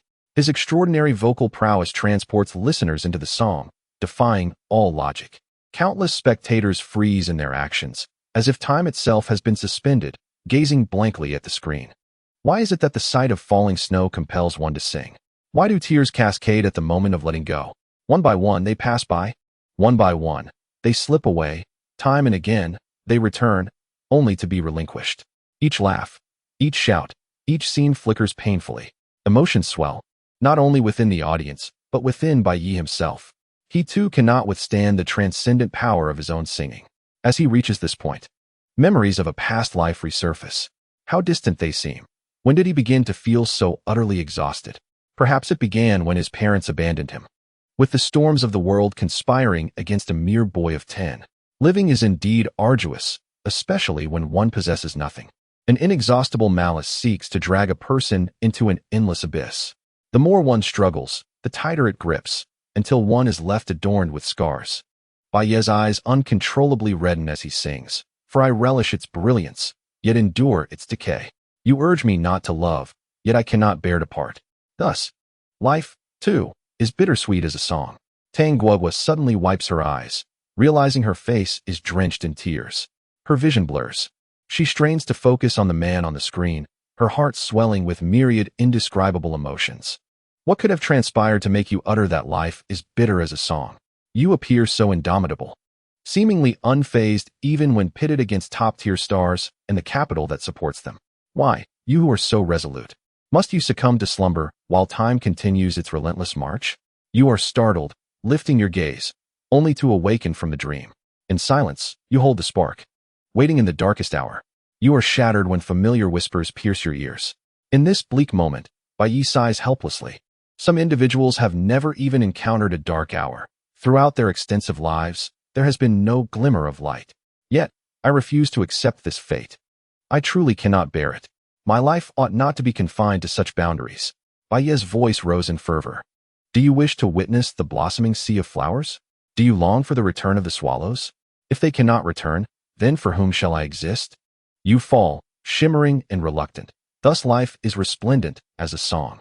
You must behold the flowers bloom. You must await the swallows' return, clinging to the hope that they will all come back. You vow to exist for these reasons. As the music fades, the crowd disperses. Countless souls feel as though they have traversed a lengthy journey of life. Chapter 38. First slay the master, then the minion. No, it should be, the music ends. Yet the crowd remains. Bai Ye sat in a chair, gently catching his breath. It was not the song that exhausted him, but the stirring of his own emotions. What resonates with the heart is never merely a song or a phrase, but the essence of your own life. Ah, how embarrassing. Did my eyes just turn red? I hope no one noticed. Bai Ye's cheeks flushed as he sheepishly recalled his earlier demeanor, feigning a casualness while hastily touching his face behind the camera. Thankfully, he had not cried. What a relief. Suddenly, a voice emerged beside him. It was Zhang Lanlan. Mr. Bai Ye. Before she could finish, she broke into sobs, trembling in a heart-wrenching manner. Hearing this commotion, the audience in the live stream finally emerged from the melody, many discovering their own faces damp with tears. On the Douyu platform, Meng Sihui's live stream aired Bai Ye's performance. Given the excitement, even if she had no desire to watch, her viewers would compel her to observe. It was the first time her audience witnessed the usually composed Meng Jie cry so profoundly. Brothers, this is so heartbreaking. I'm reminded of so many things from when I was struggling financially. As she spoke, her phone chimed with a message. With tear-filled eyes, Meng Sihui opened her phone and exclaimed, "What the hell? Are you sending me discount offers?" Amidst her exclamations, she scolded, "Discounts at the lowest price of the year. A high-definition camera slashed by $699. Damn it." As she scrolled and cursed, she suddenly added, "Thanks to the non-fish sauce airplane." The audience, initially absorbed in the song, noted Meng Jie's ability to thank for gifts even in such a moment, exclaiming that she indeed possessed a strong work ethic. It would be a waste of talent not to learn to change her expression. After expressing her gratitude, Meng Sihui realized it was somewhat inappropriate, calming her emotions before shifting the topic. "So, what do you all think is going on with Bai Ye?" The statement lacked coherence, yet the audience understood. Why did Bai Ye write such a song, and why did it evoke such poignant feelings? This question remained unanswered. Meng Jie, don't you fish with him every day? Why not ask him? On the other side, in the orange-themed live stream, she appeared significantly more reticent than Meng Sihui. Not a single word escaped her lips. She merely stared blankly at the screen, her reddened eyes betraying that she had recently wept. Countless viewers, scattered across various locations, likely shared a similar sentiment. Some managed to suppress their tears, while others could not. Particularly for Huaquan's fans, each felt an overwhelming and intricate mix of emotions. They had come to denounce Bai Ye. Yet the song was imbued with such profound sentiment, its divine performance an irresistible force. As Huaquan supporters, they felt compelled to defend their idol against Bai Ye's criticisms. Yet as emotional beings, they could not disregard their innate feelings. The conflict between these two emotions was intense, a tumultuous struggle that left them at a loss. Back in the recording studio, Bai Ye observed Zhang Lanlan, who was sobbing on the floor, feeling rather helpless. He had underestimated the power of a masterful performance. He could only say, "Comrade reporter, please try to remain calm. I have millions watching the live stream." Zhang Lanlan nodded through her tears, hastily retrieving a tissue from her pocket to dab at her face, apologizing. "I'm sorry for disturbing you." Bai Ye shook his head, choosing to ignore her as he turned his attention back to the live stream, exclaiming, Where did the comments go? Didn't I just see a plethora of dogs barking?" This sudden mention of dogs interrupted the emotional atmosphere. The viewers in the live stream were at a loss for words, taken aback by his apparent lack of sensitivity. How could he have moved us to tears one moment, and then reverted to such flippancy the next? Tang Guoguo, unable to contain her laughter at his demeanor, inadvertently blew a bubble with her nose. Indignant, she turned to the group video and asked, "Did any of you see anything?" The individuals in the video shook their heads vehemently. After scrutinizing the situation for a moment, Tang Guoguo remarked, "I hope you didn't see anything." She then looked back at the live stream, exasperated. This person is truly infuriating. How can someone rely solely on their talent, yet choose to act so provocatively? Had she been in the recording studio, the audience would undoubtedly have applauded her words. Noticing the lack of activity in the comments section, Bai Ye questioned, "Could it be that a single song has swayed you all to betray your loyalties? What has happened to your love for Huaquan? Where is your steadfastness as fans? Why have you stopped berating me?" Other viewers could no longer bear the situation. "This is utterly heart-wrenching. Even a condemned prisoner deserves a hearty meal. Can't the fans be given a moment to breathe?" He was both audacious and shameless, yet there was an undeniable quality about him that left others speechless. Setting aside whether he had penned the song, his vocal prowess was unparalleled. "In all my years of listening to music, I had never encountered such an empathetic voice. I have a foreboding sense that Huakuin and his fans are in for a significant setback. I am merely a bystander, but I find this song truly exceptional. Is anyone recording this? Please share. Bitter as the song may be, it shines brilliantly, for life is ever twofold. The melody is exquisite, the lyrics profound, and the singing transcendent. Wait a moment, some of the IDs among you seem familiar. Weren't you the ones mocking Bai Ye earlier? How is it that now you have all changed your tune? Damn it. Just type out the 6 words "I kneel and bow my head to you" before saying anything else. The time has come for the loyal fans of the old dog to revel in their glory. I want to see "I kneel and bow my head to you" flood the entire screen. As the bystanders just finished their exclamations, they glanced at the barrage behind them and felt as though they had been slapped in the face out of nowhere. Damn, why do you all speak like the streamer? Always bringing up the most inappropriate topics? Us. Was that sarcasm? That was a reasonable suspicion, all right? Are we not allowed to voice our opinions? I may not know how other streamers conduct themselves, but in Bai Ye's stream, such a proud tradition indeed exists.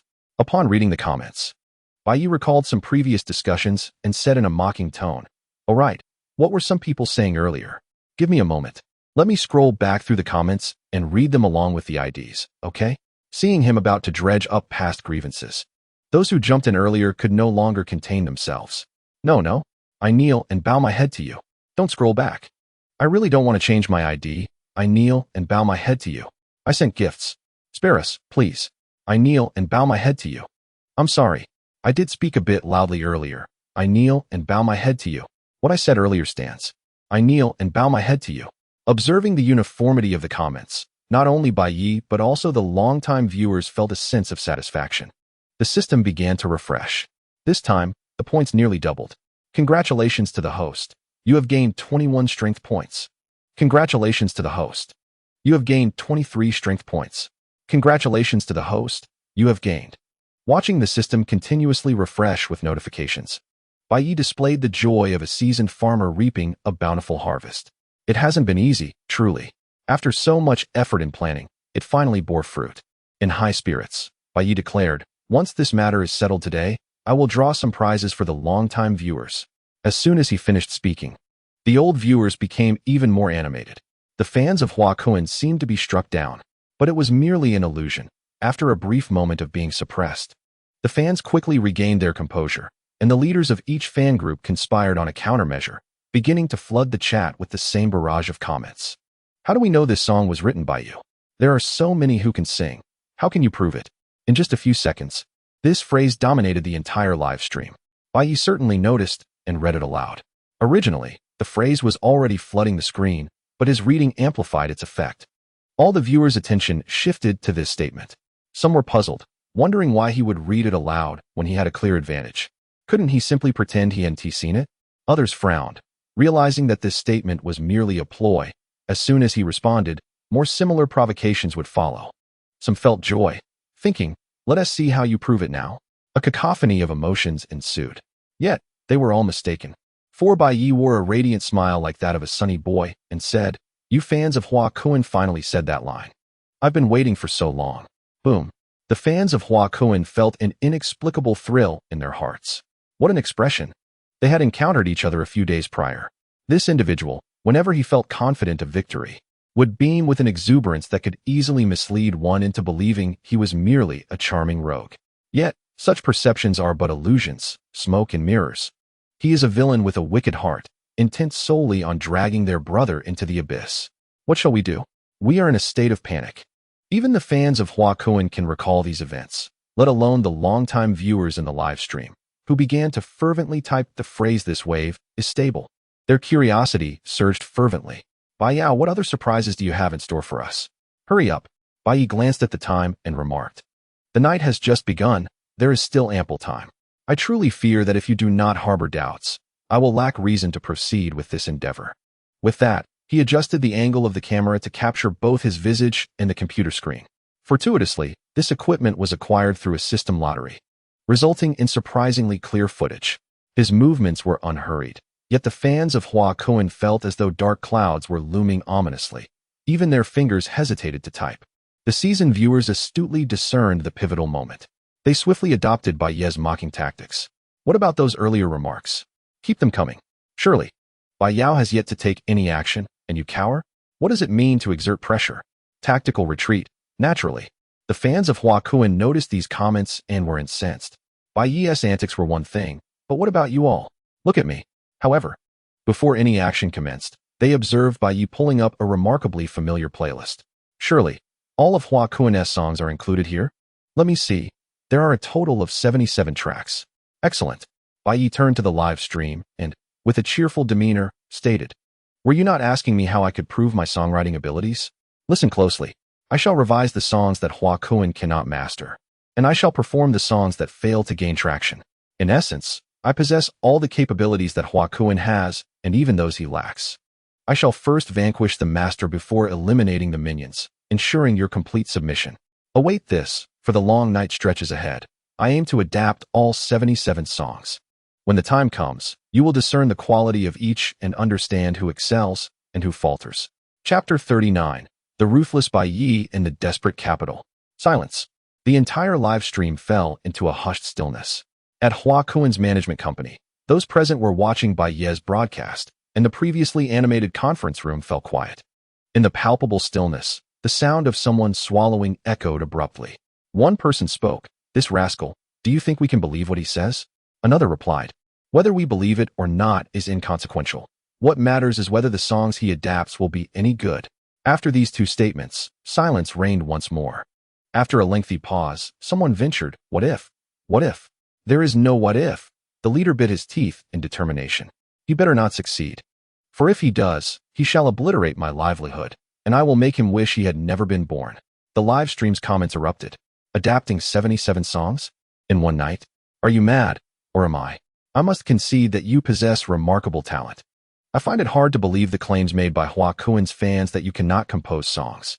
However, is this not a bit far-fetched? While I can manage a few adaptations, completing 77, that is preposterous. Are you aware, dear host, of how many of these 77 songs were penned by other lyricists and composers? Many esteemed veterans have contributed as well. What gives you the audacity? Such arrogance is hardly warranted. To those present, I must remind you that you have only recently finished your fervent applauding. Though I joined in the ovation, that does not mean I have lost my capacity for sound judgment. Clearly, this feat is beyond human capability. Indeed, even if he is exceptionally talented, I cannot fathom how he could possibly adapt 77 songs. Whether he can accomplish it remains to be seen. I am merely stating my position here. And should he have the audacity, let him prove me wrong. A curious scenario has unfolded, as it appears the initial skepticism originated from bystanders. After a lengthy discussion, only then did Hua Kun's fans emerge, undoubtedly to mock Bai Ye, albeit initially taken aback. One should simply observe. Bai Ye, smiling at the camera, should feel no pressure. After all, one becomes accustomed to kneeling. How infuriating. Once again, that tone is utterly vexing. Bai Ye pays them no mind and turns to his computer, declaring, "Let us begin, without further ado, starting with the first song." 77 songs is indeed a considerable number. There exists a legend from a past life that prior to his debut, Jay Chou was told by Wu Zongxian that if he could compose 50 songs within a week, he would help him release an album. Jay Chou undoubtedly delivered, albeit taking the full week, and the veracity of this tale remains uncertain. However, it is evident that during his peak creative period, even the prolific Jay Chou required at least a week to produce 50 songs, a notion that one could reluctantly believe. Bai Ye intends to adapt 77 songs in one night. How can anyone accept this? Yet, there is no denying that he possesses extraordinary musical prowess and has an abundance of classic songs from previous lives to draw inspiration from. Adapting a single song need not consume much time. For instance, at this very moment, fortune favors him, as the first song is one composed by your beloved Hua Kun himself. Let us listen briefly. 3 minutes later, Bai Ye's expression mirrors that of someone in distress. In his former self, such a song would have elicited little reaction, merely an ordinary tune. However, now his ears are clamoring for silence, overwhelmed by the sheer mediocrity. Rubbing his ears, he exclaims, "What on earth is this? It's not even fit for a dog to listen to. Are your ears truly that impaired?" Every viewer in the live stream feels an itch of discomfort, for this song has enjoyed a modicum of popularity, having once gone viral on Douyin, and they have, to some extent, been exposed to it. This could be classified as an AoE attack. Bai Ye asserts. Let us not even discuss the rest. This song is rife with inconsistencies. Can you not discern that it is clearly not the work of a single hand? It's akin to having a beautiful nose, lovely eyes, and decent lips, yet when combined, it results in an atrocious visage. While speaking, he rewound the song. I harbor doubts about Hua Kuan's claims of songwriting prowess. It seems rather implausible. Look here, are there any music arrangement scholars in the live stream? Observe closely, the foundational bass notes are evident. And Bai Ye meticulously pointed out each flaw in the composition. Even those without formal music education seem to recognize his profound understanding. Bai Ye, growing increasingly agitated, could not help but exclaim, "Are we truly placing a pumpkin atop a watermelon? Is this a joke? Do you not even consult the basic music theory texts? According to the literature, wait, let me check the book." He flipped through the music fundamentals textbook, causing veins to bulge on the foreheads of those who had studied music. Could you possibly set aside that wretched textbook? There are countless ways to insult someone. Must you resort to this? It's akin to a high school student struggling with a problem while someone retorts, "Isn't it stated in the elementary school textbook? Look here, pull out the elementary book." Ugh. Bai Ye read aloud. One of the fundamental logics of good music is harmony, and questioned whether Hua Kuan had ever read a book. Furthermore, regarding the lyrics, they were supposedly penned by Hua Kuan as well, a chaotic jumble. The lyrics are steeped in ancient style, while the melody is purely pop. What do these lyrics even convey? Were they generated by a machine? Let us pull up the lyric sheet. The desolate moonlight bets your yearning into a river, transforming into spring mud to nurture me. The brilliant sky dims, enveloped in smoke and fire, descending into the mundane world, heartbroken. Bai Ye rubbed his temples. I cannot comprehend it, yet I am profoundly shocked. Some matters are such that if left unspoken, no one pays heed. However, once illuminated, everyone experiences a moment of revelation. The audience in the live stream was just like that. They had heard the song before, but not scrutinized it closely. Now, after Bai Ye's commentary, they were taken aback. Indeed, we may not grasp the melody, but can we not understand the lyrics? What is this nonsense? Bai Ye sat immobile before his computer, even neglecting to glance at the barrage of comments. Some in the live stream began to chime in again. Have you been complaining for so long? Unable to change? I'm amused. Why the silence? Weren't you just so articulate? Pointing out flaws here and there, then why not amend them? Everyone can engage in verbal sparring. I could ramble on about world-famous compositions. Bai Ye sighed, surveyed the comments, and smirked. It's not that I cannot amend it. It's that there are too many flaws. And I scarcely know where to begin. Forget it. This song does not merit extensive revision. Let us time it. 3 minutes. I shall only revise for 3 minutes. And the lyrics will be replaced with classical poetry. Without hesitation, Bai Ye's fingers danced across the keyboard, mesmerizing the viewers. As the 3 minutes concluded, he pressed the return key. Bringing the microphone to his lips, he began to sing. The audience in the live stream was left bewildered. This sensation was oddly familiar. Yet something felt amiss. The melody had indeed transformed, albeit subtly. Comparing it to the flaws Bai Ye had previously identified, wow. It truly harmonized much better and was infinitely more pleasing to the ear. A horizontal comparison between two songs may lack clarity. However, a vertical comparison of two versions of the same song becomes indisputable if the alterations are genuinely commendable. The ears do not deceive. Fans of Hua Kuan began to sense an unsettling shift. Reluctant to acknowledge it, they realized the unfolding events were drifting beyond their grasp. The screen erupted with praise, 666, as the melody transformed into something far more melodious. Replacing the lyrics with classical poetry brought an exhilarating sense of clarity. I could discern the essence. Awaiting the barrage of comments, as one song concluded, Bai Ye disdainfully remarked, "Let this song be as it is. Further modifications would be tantamount to crafting an entirely new piece. Let us move on to the next." From start to finish, no more than 15 minutes had elapsed. The audience in the live stream began to grind their teeth in dismay. Do not be so dismissive. We just extolled your efforts, convinced that your rendition had improved the song. Their discontent suggested that Bai Ye's disdain reflected poorly on their own taste. Unfazed, Bai Ye sought to hasten the pace. 10 minutes later, the second arrangement was completed, astonishing the audience with its significant enhancement. Cold sweat began to bead on the brows of Hua Kuan's fans.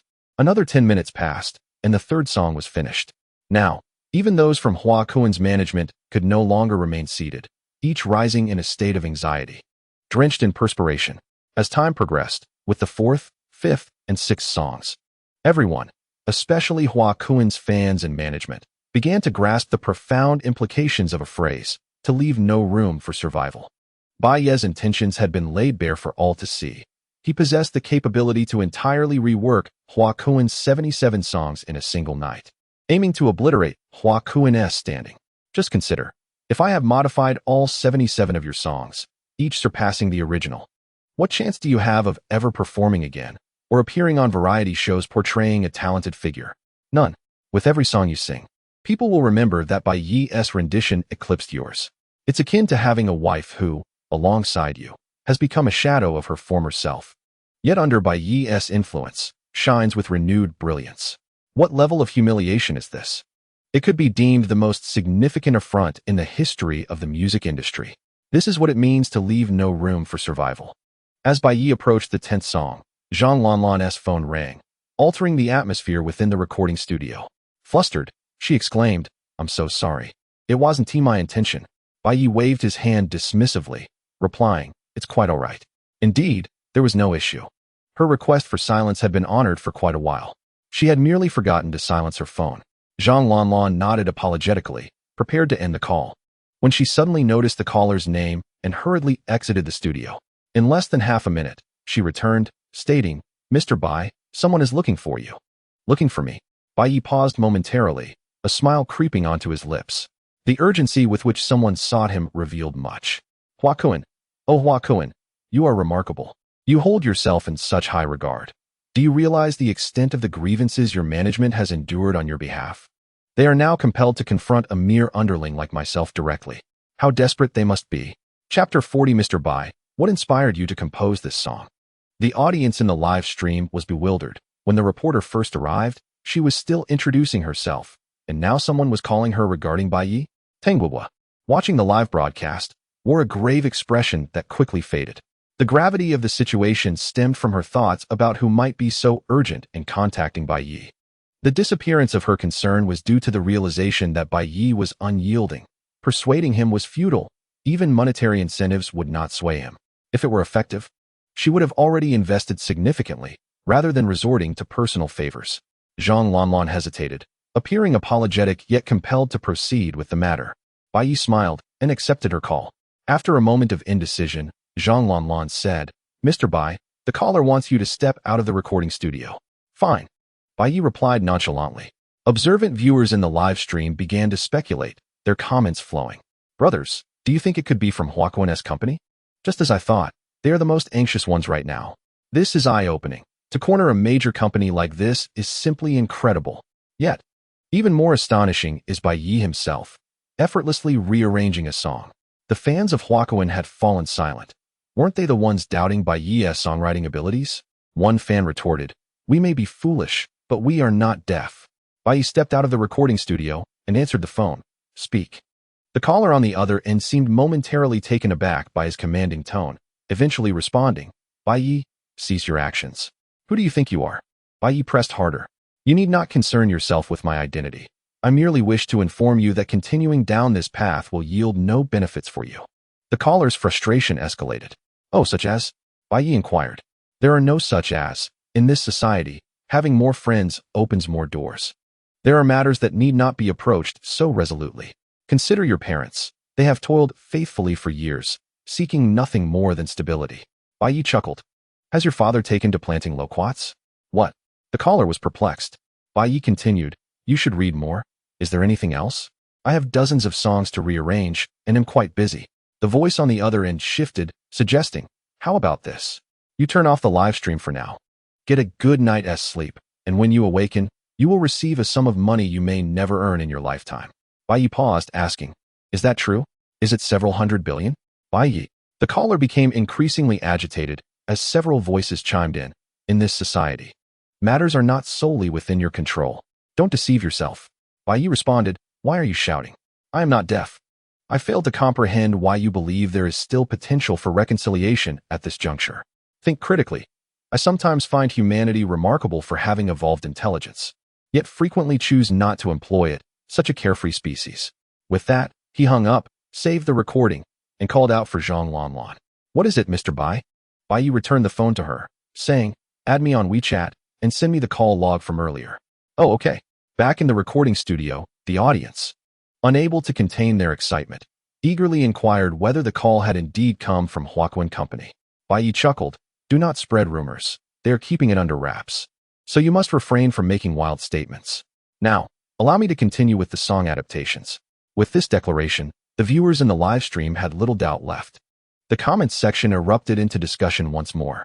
As time passed, the number of adapted songs steadily increased, with nearly one-third of the work already completed.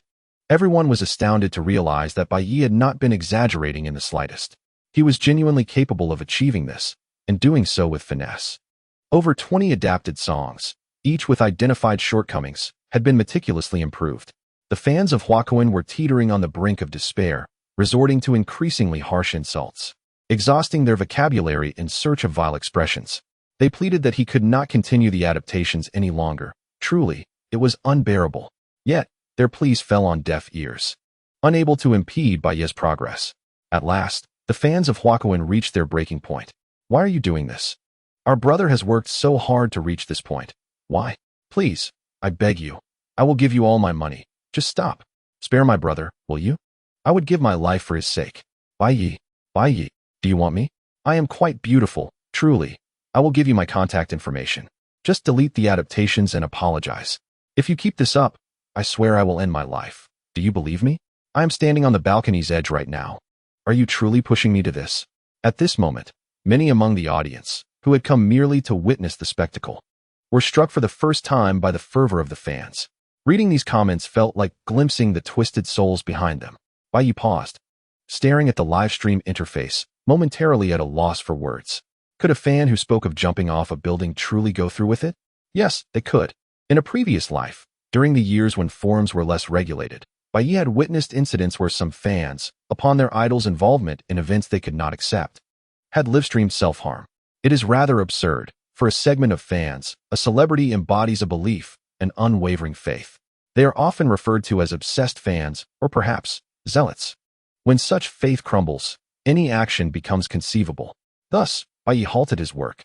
Just then, the power in the recording studio abruptly cut out, plunging everything into darkness.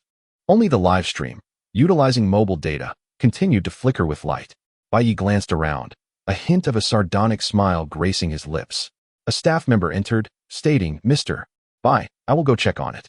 Bai Ye shook his head, replying, "No need. You will not be able to fix it." In this moment of darkness, who else could be responsible for the power outage? In the shadows, Bai Ye's face seemed to emerge and fade like a specter. I paused. Not due to a power outage. If necessary, I could simply change recording studios. Nor was it to engage in discourse with you, my fans. For reason must be presented to those willing to listen. Certainly, it was not because of any threats you posed to me. In this world, lives fade away daily. Your absence would neither add nor subtract from that reality. The live broadcast fell into silence, and the barrage of comments diminished. Bai Ye's voice remained unperturbed as he remarked, "I merely thought of your parents. This world is perplexing. Even as an outsider, I find myself contemplating your parents. While you do not." "Enough," he continued. "I am aware that representatives from Huaquan's management are observing this stream. Apologize to me and remove the song Cancer voice, or I shall continue to alter my music tomorrow. Remember, I have now returned the power of choice to you. Your lives as fans are in your hands. How you proceed is entirely your decision." He could not ascertain whether the threatening comments originated from genuine sentiment or were incited by external influence. However, it mattered little. The game of blame shifting was familiar to all. As the audience dwindled, Huaquan's fans began to exit one by one. Bai Ye stood, grasped the broadcast rod, and prepared to conclude the stream. After a night devoid of much activity, Zhang Lanlan spoke up. "Mr. Bai, may I interview you for a moment?" Perhaps due to the earlier events, Bai Ye felt a touch of irritation but conceded. "All right, ask away." Zhang Lanlan, brimming with excitement, inquired, "Firstly, what experiences inspired you to compose the song What Do I Use to Keep You? Surely there is a story behind it?" Bai Ye shook his head. "No, it simply came to me." He was quite satisfied with his response. After all, honesty was paramount, even amidst imperfections. However, Zhang Lanlan disagreed, asserting, "How could that possibly be true? I saw you perform, and your eyes were red." Bai Ye's expression darkened. "Are you a war correspondent?" Interviewing on a minefield? That wasn't the case. He quickly retorted, you mustn't say such things. Impossible. I saw it clearly, Zhang Lanlan insisted, preparing to review the footage. I have it all recorded. Hey, Bai Ye exclaimed. What I mean is, why not ask something else? Zhang Lanlan replied curiously. But this is what I most want to know. I believe many viewers in the stream are equally curious. Just look at the comments. Upon hearing this, the remaining audience in the live stream knew precisely how to react. The comments flooded in, ha ha ha ha. As a longtime viewer, I can conclude that Bai Laogo is flustered. Red eyes? Did he make himself cry? Bai Laogo, you still have a heart. Miss Reporter, I will pay a high price for that footage. Remember to share it. I want to use Bai Laogo's teary image as my profile picture on every platform. Ha ha ha ha ha. Add me to that list. I want to make it into a meme. Bai Ye cast a glance at the live stream, sensing a foreboding atmosphere. He hastily said, listen to me. There are some individuals who can write songs without having to experience life. Can you comprehend that? Zhang Lanlan pondered seriously and replied, I cannot understand. Bai Ye felt a surge of frustration and exclaimed, why on earth can't you understand? Zhang Lanlan explained, when I used to write essays, if it was a fictional story, my writing wasn't as good. However, if I wrote about my own experiences, I received high marks. Bai Ye's toes curled tightly. The two stared at each other, frozen in silence. All right, I will share my story with you, Bai Ye contemplated and stated, but I have one condition. Zhang Lanlan, feeling pleased, inquired, what is the condition? Bai Ye replied, you must either give me the footage from your camera or delete it. Zhang Lanlan hesitated slightly. Bai Ye insisted, there's no room for hesitation. My footage is worthless now that it has been live streamed. Do you want to hear it or not? Reluctantly, Zhang Lanlan agreed and deleted the video under supervision. What she was unaware of was the anguish of those in the live stream as they watched her actions unfold. Each one of them wished they could leap through the screen to stop her. You've been tricked. Keep the video. We would crowdfund to buy it at a high price. Frustrated, Bai Ye felt a stark contrast in emotions as he let out a long sigh. Zhang Lanlan asked, so, Mr. Bai, can you speak now? Yes, Bai Ye replied, settling back into his chair, narrowing his eyes as he began. It was a winter, and I had just entered society when I encountered a significant event. Wait, Zhang Lanlan interrupted, apologetically saying, I didn't have time to start the recording before. I'm so sorry. Ugh, you've interrupted my emotions. Bai Ye expressed his dissatisfaction. Zhang Lanlan clasped her hands together. It won't happen again. Please continue. Bai Ye sighed once more. Squinting his eyes again as he recounted, having just graduated, I was unwilling to ask my family for money, so I gritted my teeth and ventured to the deep city, where I squandered half a year without achieving anything, unable even to earn rent, and resorted to sleeping under bridges. As he slowly narrated, a story emerged. The young Bai Ye found himself alone in the big city, penniless, often enduring hunger, from June through the harsh winter months. In the midst of his dire circumstances, he began to feel ill, succumbing to a high fever. On a night when snow fell heavily, he collapsed by the roadside, his last conscious thought being, surely I won't die here. But he did not die. A homeless man rescued him, offering the last of his meager funds to buy him fever medicine and providing him with a sheltered spot to sleep, away from the wind. As the night wore on, Bai Ye's fever worsened, and the homeless man, uncertain of what else to do, decided to remove his thin clothing and wrap Bai Ye warmly. They endured a night of suffering together, and Bai Ye's fever eventually broke. However, just as the homeless man began to feel relief, he suddenly collapsed, never to rise again. That snowy morning marked the darkest moment of Bai Ye's life, a time when he sensed the capriciousness of fate. This is the origin of that song. Uncertain whether Bai Ye possesses an exceptional storytelling ability or if Zhang Lanlan is simply overly emotional, she weeps uncontrollably, her voice trembling as she questions, is that why your lyrics say that seeing snowflakes makes one want to sing? Bai Ye scratches his head and mutters, I suppose so. But that interpretation is entirely your own. Upon receiving his affirming response, Zhang Lanlan's sobs deepen, and she collapses onto the ground. Seizing the opportunity, Bai Ye hastily makes his escape, rushing down to the parking lot beneath the recording studio. Glancing back, he exhales in relief. Thankfully, no one is pursuing him. Regretting his earlier agreement to be interviewed, he reflects that the weight of his earlier annoyance seems to have dissipated. Perhaps it is for the best. Turning his attention to the live stream, he notices the barrage of comments inquiring about the story he just shared. No way, Bai Ye, is your tale true? Were you really that miserable back then? Wow, I'm a bit shaken. That homeless man truly was a good soul. What happened next? Did you give him a proper burial? No wonder I understood so many lyrics from that song now. Sighing. He thinks to himself that it's late, and he feels a knot in his heart. Observing these comments, Bai Ye smirks. Did you genuinely believe that? Can you not think critically? If I were truly in such dire straits, wouldn't I just collapse at the hospital or the police station? Am I foolish? That was merely a fever, not a critical illness. The audience in the live stream, who had just been grieving, is now bewildered. Chapter 41. Awakening to become the fifth most vulnerable online. It's not surprising that Zhang Lanlan and most viewers in the live stream would believe this story. Primarily, it is due to Bai Ye himself. In his past life, before experiencing better days, he engaged in various sales jobs. The profession of sales often entails a level of exaggeration. Those who understand know what I mean. Bai Ye possesses a natural talent for storytelling. His narratives filled with genuine emotion, often leaving his colleagues in astonishment. This instance was no different. The added element of music naturally led everyone to subconsciously believe that his words were the inspiration behind the song. People enjoy hearing such tales. Bai Ye chuckles, a sharp smile gracing his lips. I had thought you all had spent enough time with me to possess a modicum of common sense. I was mistaken. Your understanding is far less than I anticipated. Woe is me, I weep. Alas, I fabricated it. The new viewers, who just joined the stream that evening, are now overwhelmed with indignation, feeling a surge of anger coursing through them, directed straight to their minds. Damn it, I truly can't hold back. Anyone willing to team up to take down Bai Ye? Sign up with me. My girlfriend cheating on me didn't break me as much as this has. Bai Ye. Let us take him down. Where's the justice? I want to strike him down. The atmosphere has escalated. The story, though not solely his, has become intertwined with his identity. I genuinely immersed myself in that narrative. Bai Ye, you truly lack a heart. Where is the group for offline retribution against Bai Ye? Count me in. Add me too.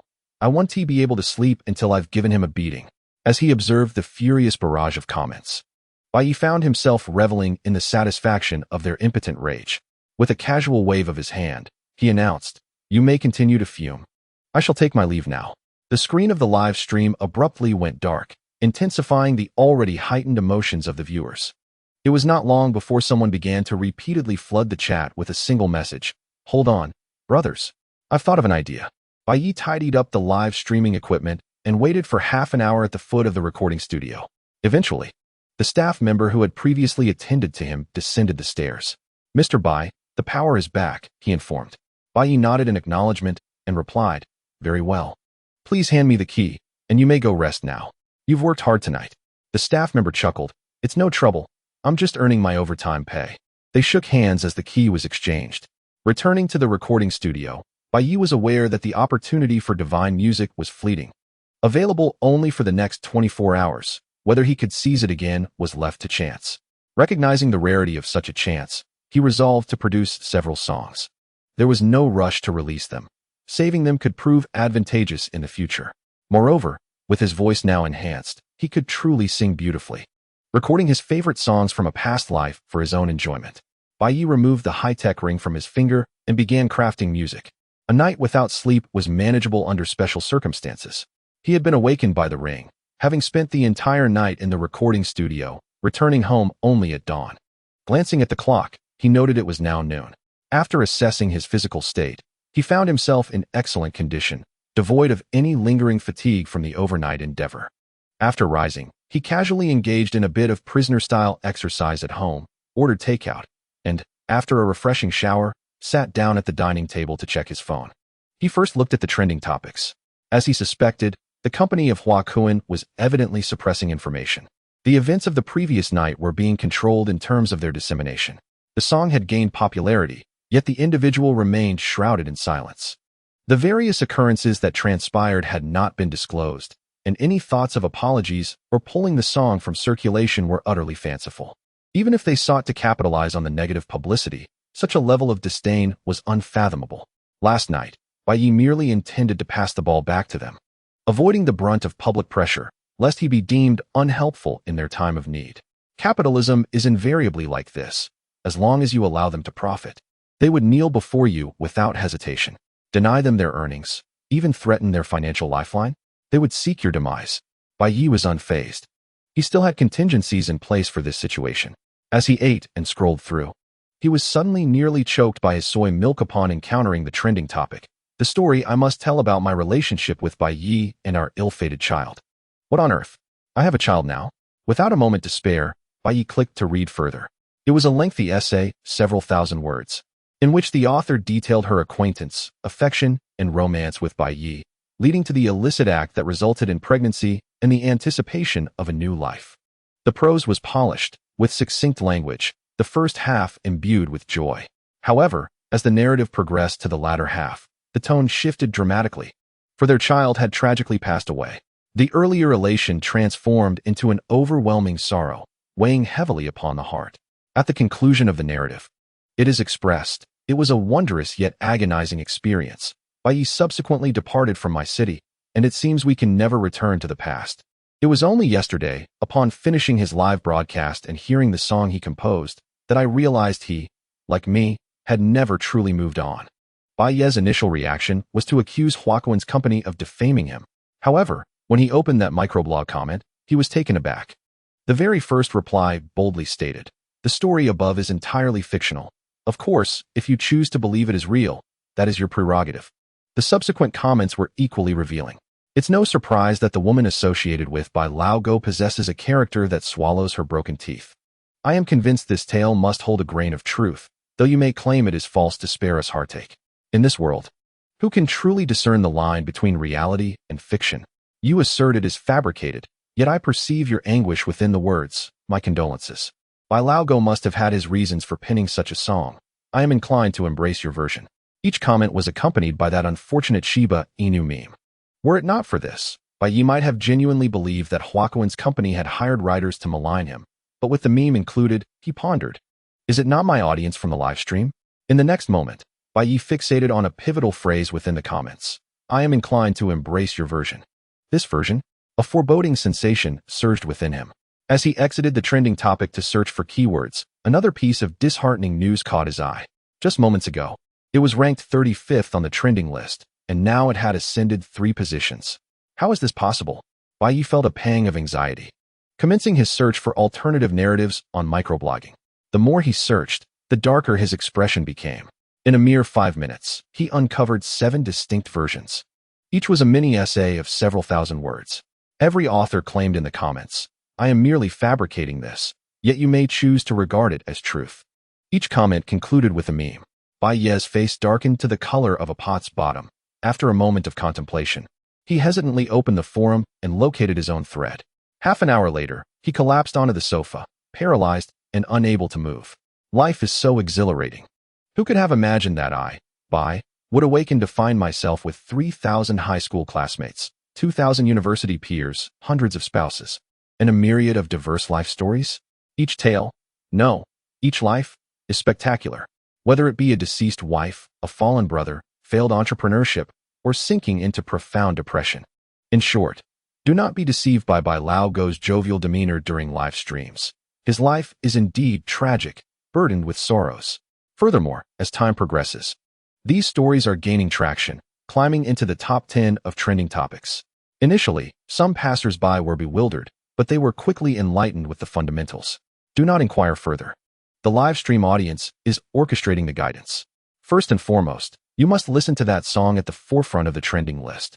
Furthermore, there undoubtedly lies a narrative behind this song. For instance, Bai Ye ventured alone to the north after his graduation, spending over half a year there. Surely, there must be a tale within that experience. Indeed, there is. However, the creator of this song, Bai Ye, remains reluctant to share it.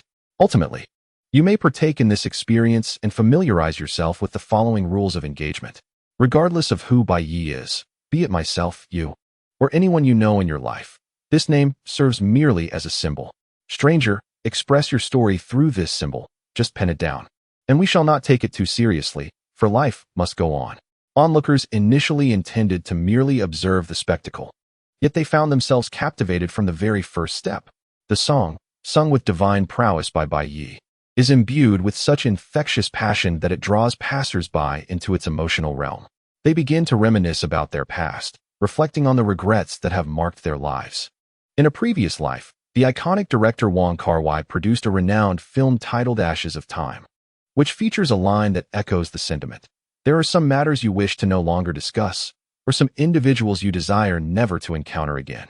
This encapsulates the fundamental reason why casual observers become involved.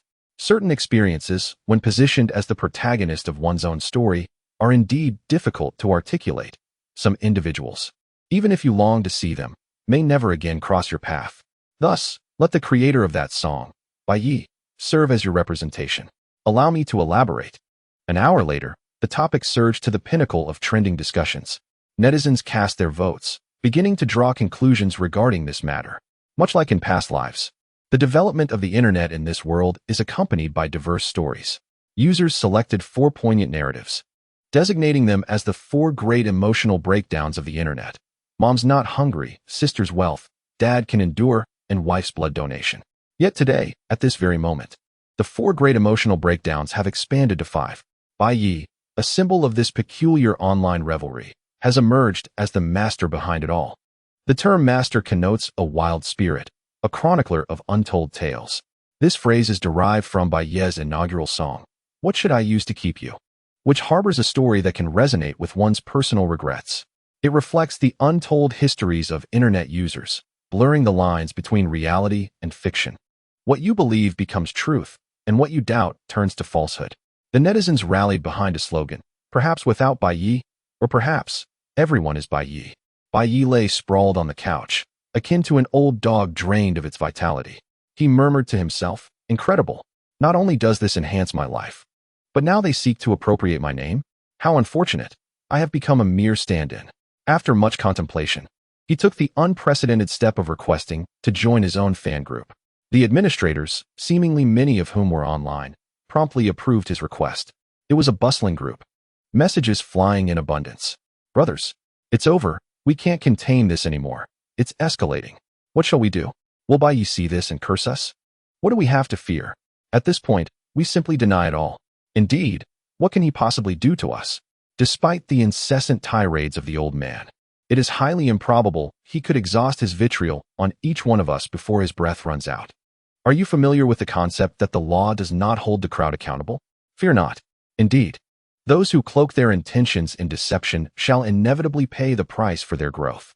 This is a lesson from the elementary moral education textbooks. One cannot blame the old man for his lack of literary pursuits. I have no extraordinary tale to share, at least none that exists in this world. Bai Ye is utterly tempted to unleash a torrent of invective upon them. However, at this juncture, such outbursts would prove futile. Just then, the phone rang.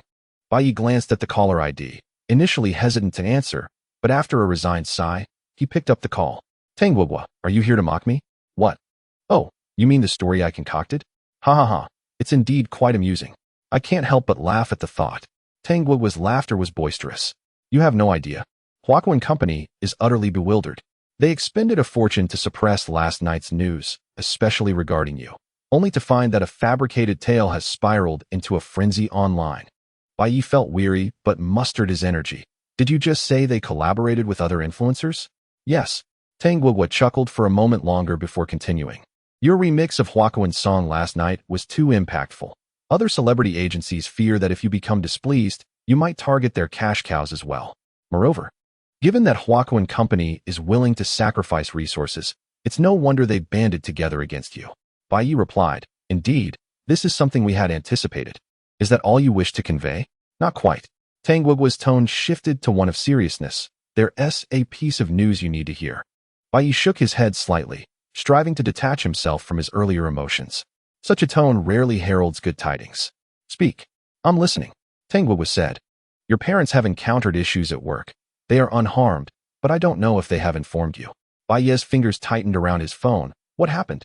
Tangwugwa continued. Your mother was reported by numerous parents this morning for various reasons, such as charging for tutoring, corporal punishment, and poor teaching attitude, leading to demands for the revocation of her teaching license. As for your father, he has already been dismissed from his company. Additionally, your relatives, former close classmates, and friends have faced similar predicaments. They likely Haven-T reached out because they couldn't get through to you. And your parents may have chosen not to tell you for fear of causing you distress. Bai Ye maintained a steady voice. I understand. Tangwugwa suggested. Should we expedite our plans and take action now? Chapter 42. Only I, Bai, stand firm. Bai Ye pondered for a moment. His rational mind indicated that this was not the opportune moment. Yet, when family is involved, one must act decisively. There is no endeavor that necessitates waiting for 100% certainty before taking action. All right, you should release that video of Huakuan first. Then follow it up with the news of their suppression. Tang Guoguo nodded. The first part is manageable, but the latter might not yield the desired impact, as they have quite a few allies this time. Bai Ye replied, no matter, you proceed with the first step. I have other strategies for the rest. Very well. I shall commence immediately. After finishing the call, Bai Ye tidied up his belongings, preparing to commence a live broadcast. As he descended the stairs, before he even reached his car, he unexpectedly encountered Meng Sihui and Qingzi. Oh, what a coincidence. Are you two here to invite me for a fishing trip? Bai Ye greeted them. However, their expressions were serious, lacking their usual demeanor. Meng Sihui replied, indeed, we are looking for you. There is something I just learned that I must convey to you. Bai Ye, intrigued, inquired, what is it? Meng Sihui continued. A fan of Huakuan has been unable to reach you. Consequently, she spent money to send gifts and entered my fan group, eventually contacting me through the group leader. Is that so? What a convoluted route. Bai Ye frowned, pondering the situation. Another fan of Huakuan? Are they planning to jump off a building in front of me? Meng Sihui shook her head. No, the girl is waiting for you to save her. What? Bai Ye was bewildered, questioning whether he had misheard. Yet, Qingzi interjected. You should set off immediately. We will send you updates on the way. That girl is at the train station. Meng Sihui nodded in agreement. Yes? You should head there right away. It would be best to broadcast live. I cannot ascertain the truth of this matter, and I apologize. But we truly cannot intervene this time. Bai Ye contemplated for a moment before affirmatively responding. Mysterious indeed. The train station, you say? Very well, I shall go. Once in the car, Bai Ye initiated the live broadcast. Today's audience was somewhat larger, second only to those two occasions when fans of Huakuan caused a ruckus. Upon entering, the viewers began to express sentiments that Bai Ye found rather displeasing. The Weibo Spectacle Group has arrived. Is the host Bai Ye? Hello. I am Bai Ye number 7515. The broadcast has begun. I have waited so long for this. Greetings, Holy Master. I am Bai Ye number 79009. Allow me to introduce myself. I am one of Bai Ye's wives. A bit shy upon first meeting, but darling, you are truly handsome. Let me introduce myself. I am one of Bai Ye's psychologists, and the patients are showing significant improvement. This barrage of comments left even the veteran viewers astonished, leading them to feign ignorance. Well, this has nothing to do with us. We cannot comprehend what they are saying. Not a single comment was made. A glance at the screen revealed that the atmosphere of the live broadcast had transformed entirely. Bai Ye observed the screen, a cold smile gracing his lips. Ah yes, I am indeed Bai Ye. To those little brats, do not think that just because you refrain from commenting, I am unaware of your mischief. Let's just say, the days ahead are long. Do not provide me with an opportunity. In an instant, the comments surged. The veteran audience could no longer contain themselves. Oh, how disheartening. We have known each other for so long, yet you dare to suspect us? What about trust between people? Slander. Absolute slander. We were all asleep last night, knowing nothing. To be fair, I suspect the mastermind is Snake Emperor. Be confident. Eliminate the word suspect. It is undoubtedly Snake Emperor. He is a traitor. Damn it. It wasn't me. I was home, playing games after the broadcast. Snake Emperor, stop pretending and admit it. Do not let your brothers take the blame. The new viewers exclaimed in astonishment. Wow, what a show right from the start. This live broadcast is indeed something extraordinary. Bai Ye taunted, do not attempt to cast all blame upon the little snake. You underestimate me. I am merely in search of the instigator, but time is scarce. Now, I have other matters to attend to, so you may observe. With that, he ceased to engage with the live stream and accelerated towards the train station. Along the way, Meng Sihui and Qingzi gradually shared the messages they had received in their group chat, and Bai Ye's expression grew increasingly grave. If this matter were indeed true, then a genuine opportunity had presented itself. Could it be that the virtuous are aided while the malevolent are forsaken? At the Xingqing train station, amidst the ebb and flow of people, Bai Ye raised his live broadcasting rod, scanning the surroundings. The audience appeared bewildered, uncertain of his sudden arrival at this location. Fortunately, the station was not extensive. Following the directions, Bai Ye located a girl clad in a black cotton jacket, sporting a ponytail and wearing white glasses. At the exit of subway line 2, Xiaofan, Bai Ye approached and inquired. The girl, initially curled up in a corner, appeared exceedingly fatigued, but upon hearing his voice, she instantly lifted her head. Within less than half a second, her eyes brimmed with tears as she nodded repeatedly. Yes, I am Xiaofun. Bai Ye asked, how long have you been waiting here? Xiaofun replied, since 4 a.m. this morning. Let us go. Bai Ye sighed. I will find us a place to eat. Xiaofun shook her head vigorously, resembling a bobblehead. I do not wish to eat. I am not hungry. Mr. Bai, I implore you, please help me. Bai Ye reassured her. Now that I am here, I will not leave immediately, but we cannot discuss this matter at the subway exit, can we? Noticing the passers-by glancing their way, Xiaofun became aware of their surroundings. All right, she quickly agreed. Not far from there, they found a restaurant near the train station. They reserved a private room, requested a few dishes from the waiter, and then closed the door. Meanwhile, the audience in the live stream was utterly perplexed. Who is this girl? Waiting since 4 a.m.? Not a single bite to eat? Goodness, Bai Ye, did you do something to wrong her? How foolish. If he had, would he still be live streaming? The girl had previously asked Bai Ye for help, but what kind of assistance was she seeking? Bai Ye addressed the live stream audience. You have witnessed my purpose in coming here. Let Xiaofun explain the specifics. He positioned the live broadcasting rod, ensuring Xiaofun faced away from the camera, deliberately avoiding capturing her face since their initial meeting. Now, there are not just myself here, but a large audience as well. Xiaofun, please recount the events from beginning to end. All right. As time passed, aside from the waiter interrupting twice to serve dishes, the private room, or rather, the entire live stream, was filled solely with Xiaofun's voice.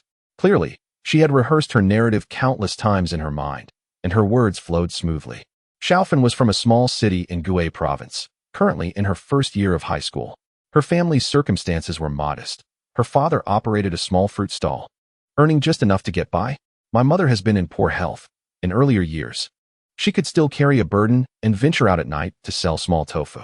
However, last year, a cervical issue was discovered, and although she contemplated surgery, she found herself unable to muster the necessary funds.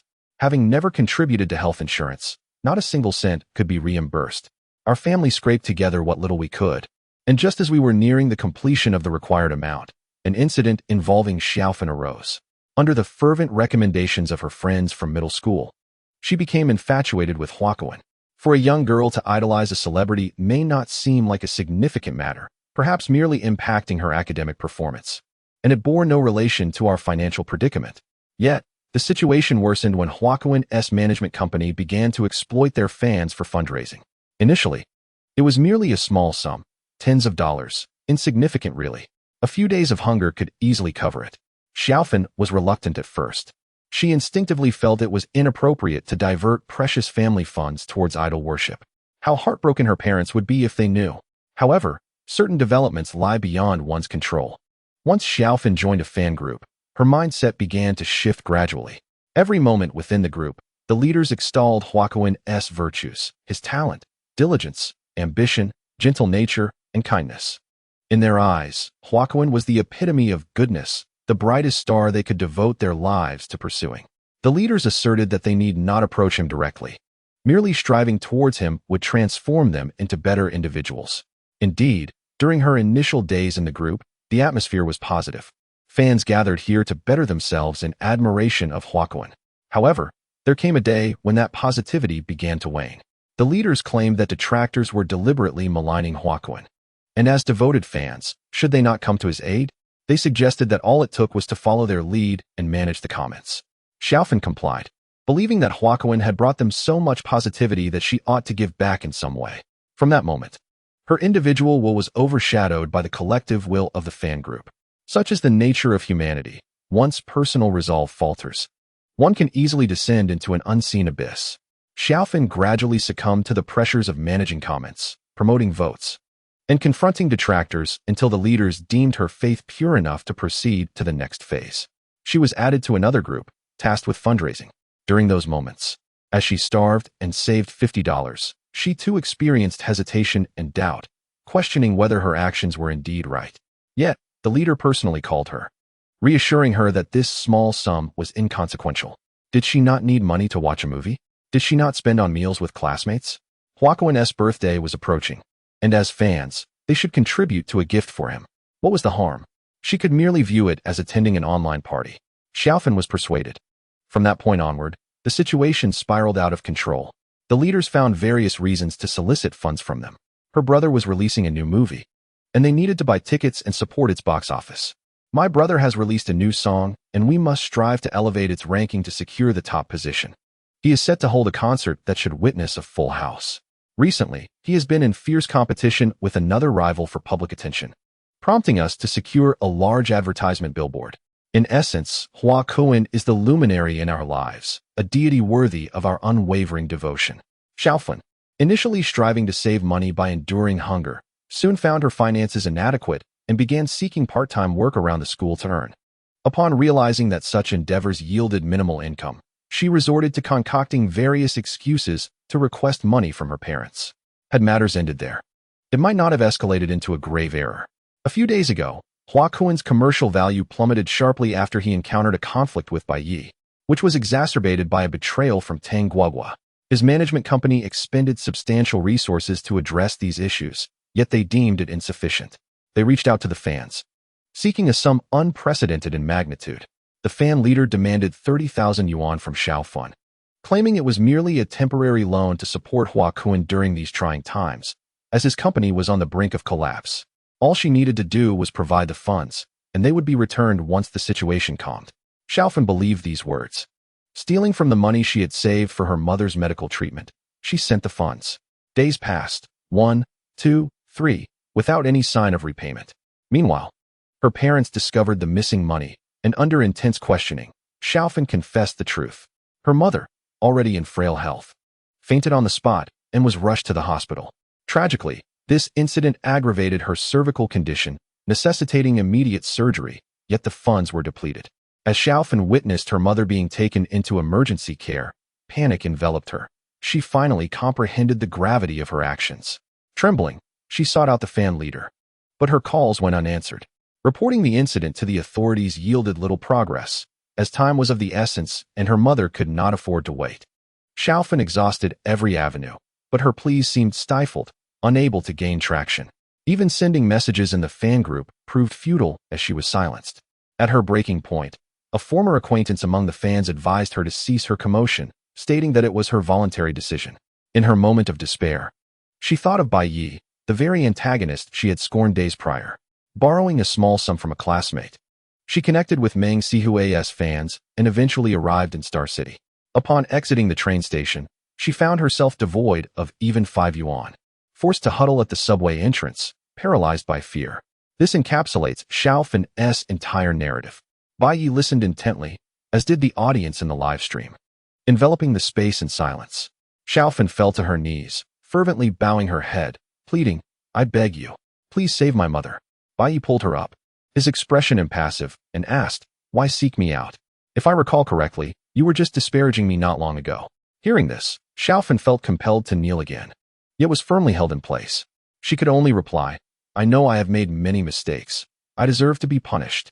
My words were interrupted by Bai Ye, who inquired. I asked, "Why did you come to find me?"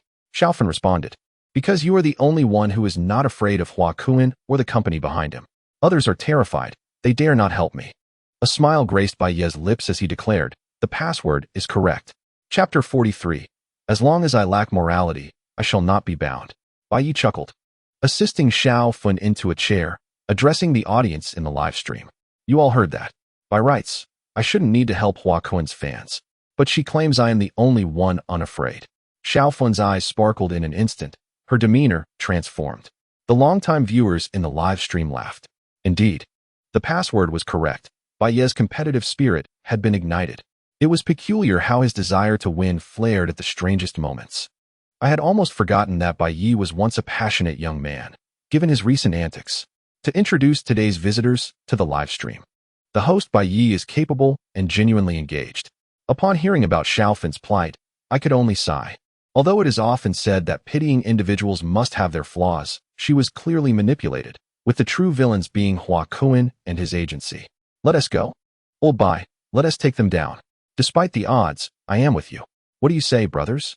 No need for words. Today, I, the Serpent King, will once again delve into the realm of flammable materials. Serpent King, rise. We still have yet to discern your true nature.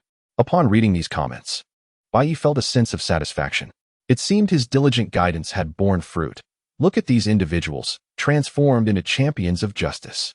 Thus, the 6 steps for the vengeful youth to defeat the flowing evil began its concluding battle. In the afternoon, a lawsuit made headlines, swiftly climbing to the top of trending news, aided by the resistance of Tanggua's online army and Bai Ye's fans. The popular streamer Bai Ye, representing a minor fan on behalf of Hua Kun, filed a lawsuit against Hua Kun and his agency, Kyoto Fenghua Cultural Media Company, Limited, for 5 charges, including illegal fundraising, defrauding fans, and inducing minors. The internet erupted in outrage. This marked the first instance in the age of internet celebrity where someone directly sued a star and their agency. The report made it abundantly clear, detailing the experiences of minor fan Xiao Fun and revealing the dark underbelly of fan community fundraising. Outrage swept across the online populace, as this situation was undeniably egregious. A high school girl had been brainwashed into incessantly spending on her idol, ultimately parting with 30,000 yuan, which should have been used for her mother's medical treatment, leaving the latter still languishing in a hospital without funds for surgery. The traditional saying ingrained in the hearts of the Chinese people through the ages holds true: life is of utmost importance. What exactly do these idols seek? To amass wealth while endangering lives? If the previous frenzy within fan circles, characterized by malicious reviews, data manipulation, and other such antics, merely elicited disdain, this incident has escalated from mere aversion to outright loathing. Are you exploiting minors? Do you dare to seize emergency funds? Is this what humanity has come to? This matter has truly spiraled out of control, particularly as the focal individual, Xiao Fun, was live-streaming in Bai Ye's room while throngs of people flooded in. The viewership surged dramatically. Bai Ye had just emerged from the courthouse with Xiao Fun and had not yet reached his vehicle when he was abruptly intercepted by reporters. There were quite a few of them. A rough count revealed at least 10. Given their fervor, it was evident that more reporters were hastening towards them. Upon arrival, they bombarded Xiao Fun with flashes, rendering her unable to open her eyes. Bai Ye initially intended to disregard them, planning to escort Xiao Fun to the car and depart.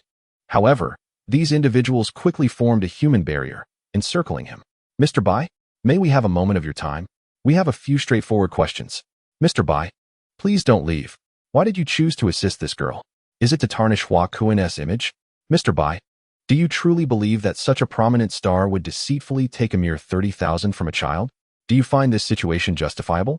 Mr. Bai, are your actions merely a ploy for attention? Their clamorous inquiries were a cacophony, causing a headache. The livestream audience felt a tightening in their chests, acutely aware of the reporters' tenacity. What were they even asking? Was there a shred of decency in their words? Bai Ye ignored the reporters, directing his gaze towards the live stream, stating, "I'd like to leave as well, but how can I?" Seeing him pause, the audience grew increasingly anxious. Just go? Don't engage with these reporters. It's infuriating. Indeed, it's utterly unnecessary. They wouldn't dare lay a finger on you. Just get in the car and leave. Their presence was exasperating. They seemed to relish their sensationalist pursuits, devouring the drama like vultures. The level of moral coercion they displayed was astounding, rendering any argument futile. Bai Ye made a concerted effort to move a few steps, placing the live-streaming apparatus inside the vehicle, and addressed the camera. "Let us set aside everything else. Are you not irritated by these reporters? If you are, type 1. Instantly, the screen flooded with ones. A sound akin to a notification resonated in his mind. His competitive spirit ignited. Bai Ye chuckled. Thus, I cannot depart. The most vital aspect of being human is to remain true to oneself. Do you recall what I said at that lakeside restaurant? Your troubles are my troubles. If you are aggrieved, I must seek retribution.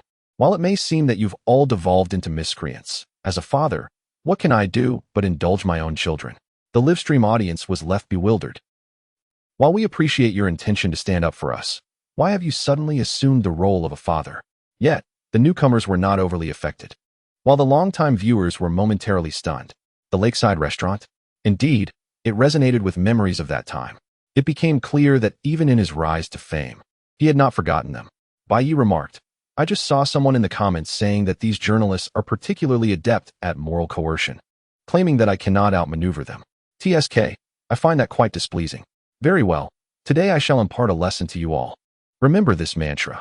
In the face of moral coercion, as long as I possess no morals, they cannot bind me. As per tradition, I shall demonstrate this only once.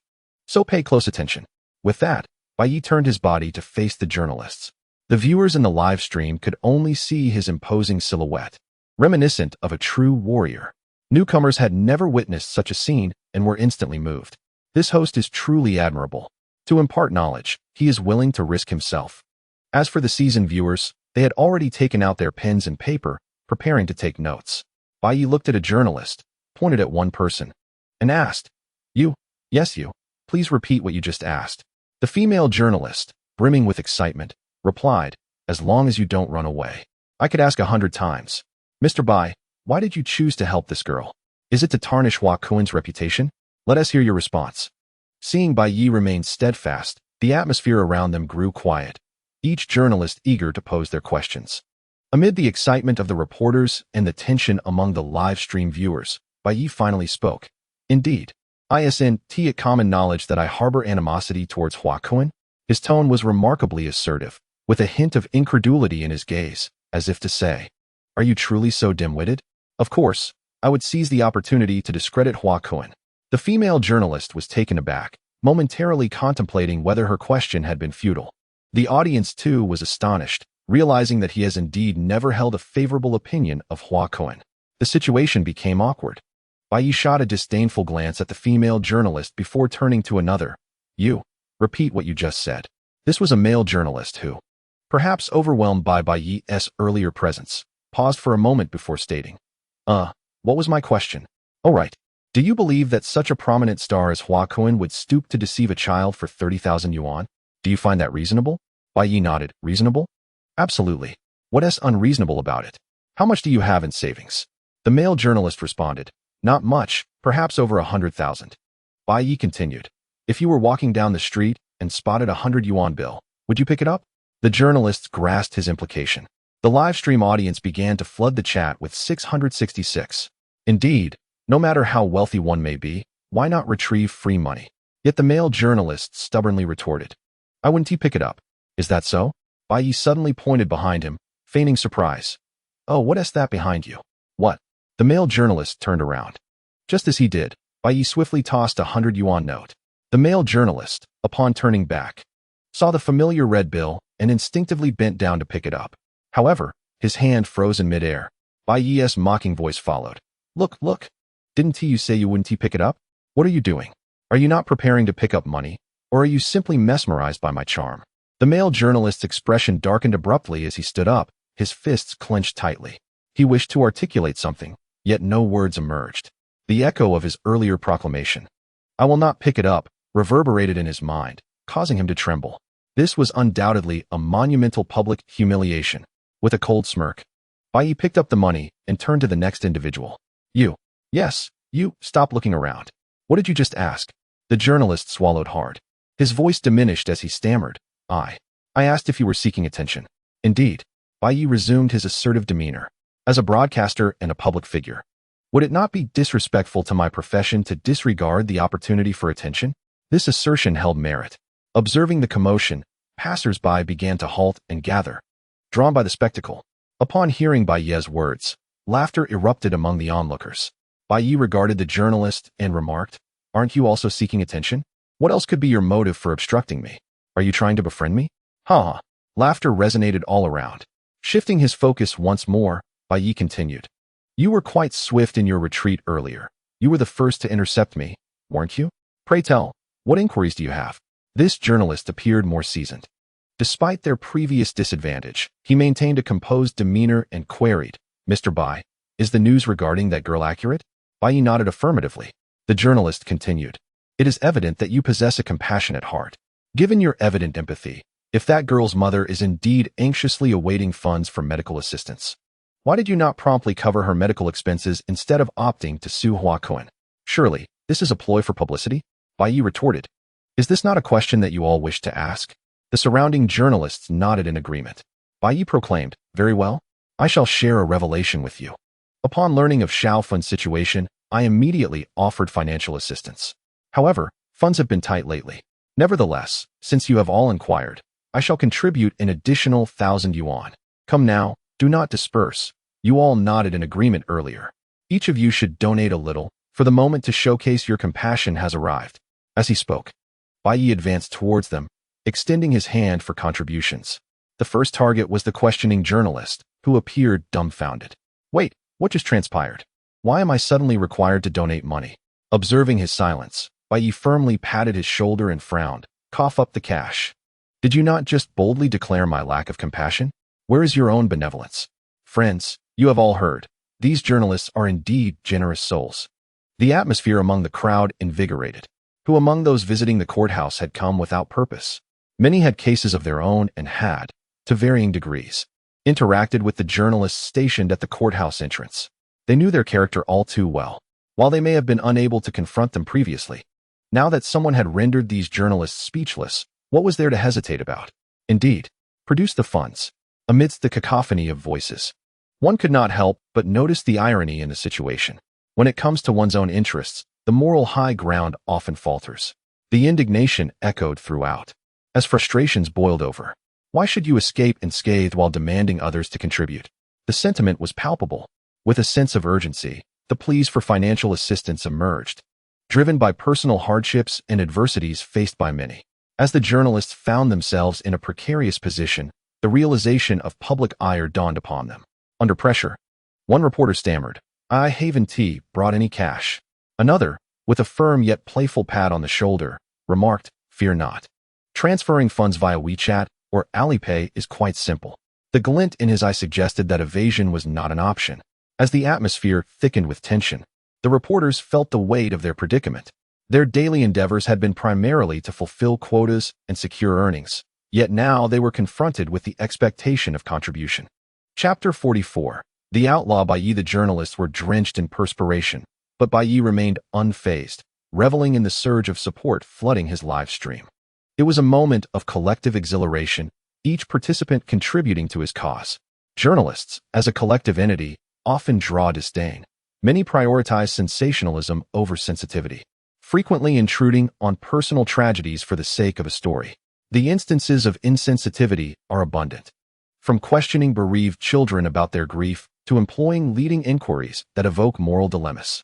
However, not all journalists are culpable. The industry is marred by a few rotten apples. At this juncture, a veteran journalist spoke up, urging calm. "Let us assure you, we intend to donate to Xiao Finesse cause. Should there be genuine need elsewhere, we are willing to extend our support, but our primary focus must remain on interviewing Mr. Bai. We hope to fulfill our obligations." His appeal was measured, grounded in reason. Gradually, the crowd quieted, and Bai Ye raised an eyebrow, recognizing the seasoned tact of the journalist. "What is it you wish to inquire?" he prompted. The journalist replied, "Might Mr. Bai be aware of the legal standing regarding fundraising within fan circles? Is it indeed lawful?" Bai Ye responded, finally a thought-provoking question. "I am aware." The journalist pressed on. "So, you assert that fundraising within fan circles is not unlawful?" Bai Ye nodded affirmatively, reiterating, "You've asked this already." "I've answered, I know." It was a straightforward matter, easily verifiable through online resources. The regulations concerning illicit financial institutions and activities are clearly articulated, with explicit definitions regarding illegal fundraising. Notably the promise of returns. Regardless of whether Xiao Fin spends 3 yuan or 30,000 yuan, it is entirely voluntary. Neither the fan club nor the management agency ever promised her that her expenditure would yield returns. It is as straightforward as that. The journalist then inquired, "Since you are aware that the illegal fundraising you are suing for does not constitute a crime, but you still chose to pursue it, can I infer that your actions are motivated by ulterior motives, perhaps to generate publicity? Please respond directly." Bai Ye replied, "Sure, I will answer directly. I am actually pursuing justice." Justice? It seemed that this statement struck a nerve with the journalists, who responded with knowing laughter, their previous expressions evaporating. The sound was jarring. Clearly, this seasoned individual was their anchor, at least acknowledged as a figure of authority by them. Even some onlookers in the live stream shared this sentiment. Justice? Are you jesting? The longtime viewers felt a pang. This was indeed a challenging question to respond to.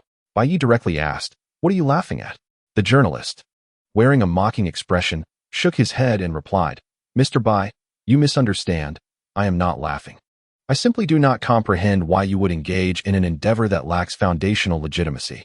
His mocking demeanor was intentional. Many interviewees often become heated under such expressions, revealing thoughts they might otherwise conceal.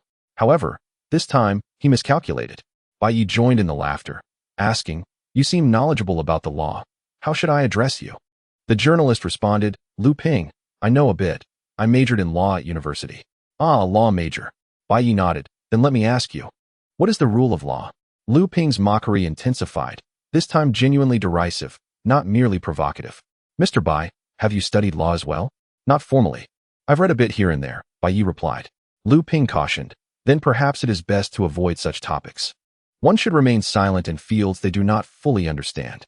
The crowd included court staff and lawyers, who shook their heads at this. Why divert to legal matters when the discussion was going well? This was not a subject that could be casually addressed. Longtime viewers of the live stream, although uncertain of how he would respond, could not help but feel a sense of anticipation. "Ah, you have triggered Bai Ye's sensitive spot. He cannot abide such provocative tones. It seems we are in for an interesting turn." Bai Ye stated, "Why should I not speak on it? In my view, the rule of law pertains to private rights. As long as the law does not prohibit it, it is a citizen's right. Regarding public authority, anything not authorized by law is prohibited." As soon as he finished speaking, those knowledgeable in law around him were taken aback, including Lu Ping, who stood stunned. Such words could not be articulated without a serious understanding of the law. Bai Ye continued, "Rights encompass not only legal rights, but also moral rights. Morally speaking, if I were to find your ID card, Lu Ping, and demand 3,000 yuan from you, would that be reasonable?" Reasonable. This statement was not uttered by Lu Ping, but rather by an individual dressed like a lawyer in the vicinity. Bai Ye nodded at him and remarked, "Indeed, as for whether you, Lu Ping, grant me what I seek, that remains your concern. The law shall not interfere with my pursuits. Are there not many cases of such nature in judicial practice?" He then turned to the individual who had just provided a reasonable response. "The rights of a convicted individual to appeal during the execution of criminal law ought to be protected by law. One cannot hastily dismiss their legitimate appeals as mere expressions of non-contrition. You should be familiar with the story behind this statement, correct?" The crowd grew larger. The lawyer-like figure stated, "I know, the Ligua case." Upon hearing these three words, many professionals in the crowd understood. The Ligua case is a significant milestone in the advancement of modern legal reform. Observing the perplexed expressions on many faces, the individual in lawyer attire continued. "The Ligua case is quite renowned.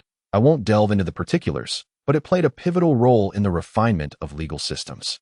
I believe that is what Mr. Bai intends to convey." Bai Ye smiled and said, "Indeed, in any society and era, the law is perpetually imperfect. However, does imperfection warrant an action? Journalist Lu, have I answered you now? Are you beginning to comprehend why? Despite my awareness that suing Hua Kuan and his management company for illegal fundraising would be futile, I still chose to proceed with the lawsuit." He stepped forward, closing the distance to the journalist, his gaze sharp as a blade. "Look at that little girl in the car. Did your years of legal studies amount to nothing? All our laws must be interpreted with an inclination towards benevolence and justice. Are you unaware of this? Now, answer me. When I claimed my actions were for justice, what? Pray tell, are you laughing at?" Lu Ping opened his mouth, his face flushing red, yet no sound emerged. The other journalists were similarly struck dumb. Many of them had not studied law like Lu Ping, and if even he could not find his voice, how could they possibly respond? Furthermore, Bai Ye's prior inquiries were substantial, filled with specialized terminology, and he effortlessly recited relevant statutes. At this moment, to confront him would require a reservoir of knowledge they simply did not possess. Goodness, today they have truly encountered a formidable challenge. The tricks they had relied upon paled in comparison to his expertise. This was utterly confounding. At this juncture, Bai Ye's expression morphed into one of derision as he cast a sidelong glance and remarked, "Do you know what you journalists resemble to me? Like online trolls." Lu Ping was provoked. He was accustomed to inciting the emotions of interviewees. Yet this time, the tables had turned, and he retorted loudly, "Mr. Bai, don't you think that's rather disrespectful?" Bai Ye replied, "Not at all. I merely observed that one of the most prominent characteristics of the internet is its anonymity, which allows the darker aspects of human nature to surface." The Western philosopher Plato recounted a tale of a shepherd who discovered a peculiar ring that granted him invisibility. With this newfound power, the invisible shepherd committed the most heinous acts he could conceive, including cuckolding the king and even murdering him, all because he could not be seen. Do you not see the resemblance? Holding a press card, cloaked in the guise of a journalist, you seem to have detached yourself from the realm of ordinary individuals, as if you believe you have achieved anonymity. Thus, You behave like an internet troll, speaking indiscriminately to any interviewee, relentlessly probing into the matters they wish to evade. In your mind, you are a journalist. I must correct myself. It's not merely that you have misappropriated the law, but you have also forsaken the ethics of journalism. Well said. Applause erupted among the onlookers. After delivering these remarks, Bai Ye wisely chose to withdraw, ignoring them and departing in his vehicle. Upon entering the car, he triumphantly addressed the live stream. What do you think? Have you learned? Of course, the latter part is beyond your grasp. It requires a modicum of professional knowledge. His pride swelled at this, recalling how he often watched the esteemed lawyer Luo De. A saying rings true: if Zhang San excels, the lawless cannot escape. Although the audience in the live stream seemed somewhat exasperated by his display of arrogance, they nonetheless acknowledged the lesson learned. Without transaction, there can be no violence, devoid of morality. There can be no abduction. I find it curious how Bai, the old dog, appears to possess an understanding of everything. How delightful. Yet ultimately, he failed to extract any funds from that group of journalists. They would not acquiesce. To desire money from them is indeed naive. The atmosphere within the car was harmonious. Conversely, the environment at Huaquan Company was grim, for they faced significant financial losses, even more severe than previous instances. They struggled to quell the sudden wave of lawsuits, a task requiring considerable effort. Bai Ye's fans, the hired internet warriors of Tang Guogua, and discontented bystanders were all joining the fray. The trending topics reflected a tug of war. Even Bai Ye's recent confrontation with reporters at the courthouse had found its way into the limelight. After all, he was at the eye of the storm. Thus, Huaquan was compelled to invest heavily once more to suppress the uproar. However, as time progressed, the company gradually began to gain the upper hand. Their financial outlay was substantial, and Huaquan boasted a considerable fan base. Initially, those who vociferously defended Xiao Fan engaged in spirited exchanges with Huaquan's supporters, but such fervor proved fleeting. They had their own lives to lead, work, studies, and so forth, and could not afford to be as reckless as Huaquan's fans, who would stop at nothing for their idol. Furthermore, those fervent fans would relentlessly bombard them with private messages, leading many to capitulate or merely observe from the sidelines. In Bai Ye's livestream, the loyal viewers returned defeated. It's not that we lack resolve, lamented Bai, but those fervent fans are behaving like lunatics. I merely stated that enticing minors to spend recklessly is wrong. And lo and behold, I received hundreds of abusive messages. I too engaged for an hour, yet our numbers dwindled while theirs swelled. The bystanders are simply too wavering. After just a few exchanges, they would feign ignorance when confronted by Huaquan's fans. Alas, we've done our best. Bai Ye has done his best. But this world is truly unforgiving. Those capitalists act with impunity. Xiao Fan's news trends for a moment, only to be swiftly retracted. We push back, and they pull it down again. My fingers are weary from typing. Victory seems elusive. Bai Ye trouble brews. Your scandals are rampant online. I have just seen it as well. There are all sorts of comments. Goodness, if I weren't already familiar with your character, I might have believed them. Before Bai Ye could respond to these barrage of comments, Tang Guogua called. She opened with, I've been discovered. A big shot called me, urging us to settle down.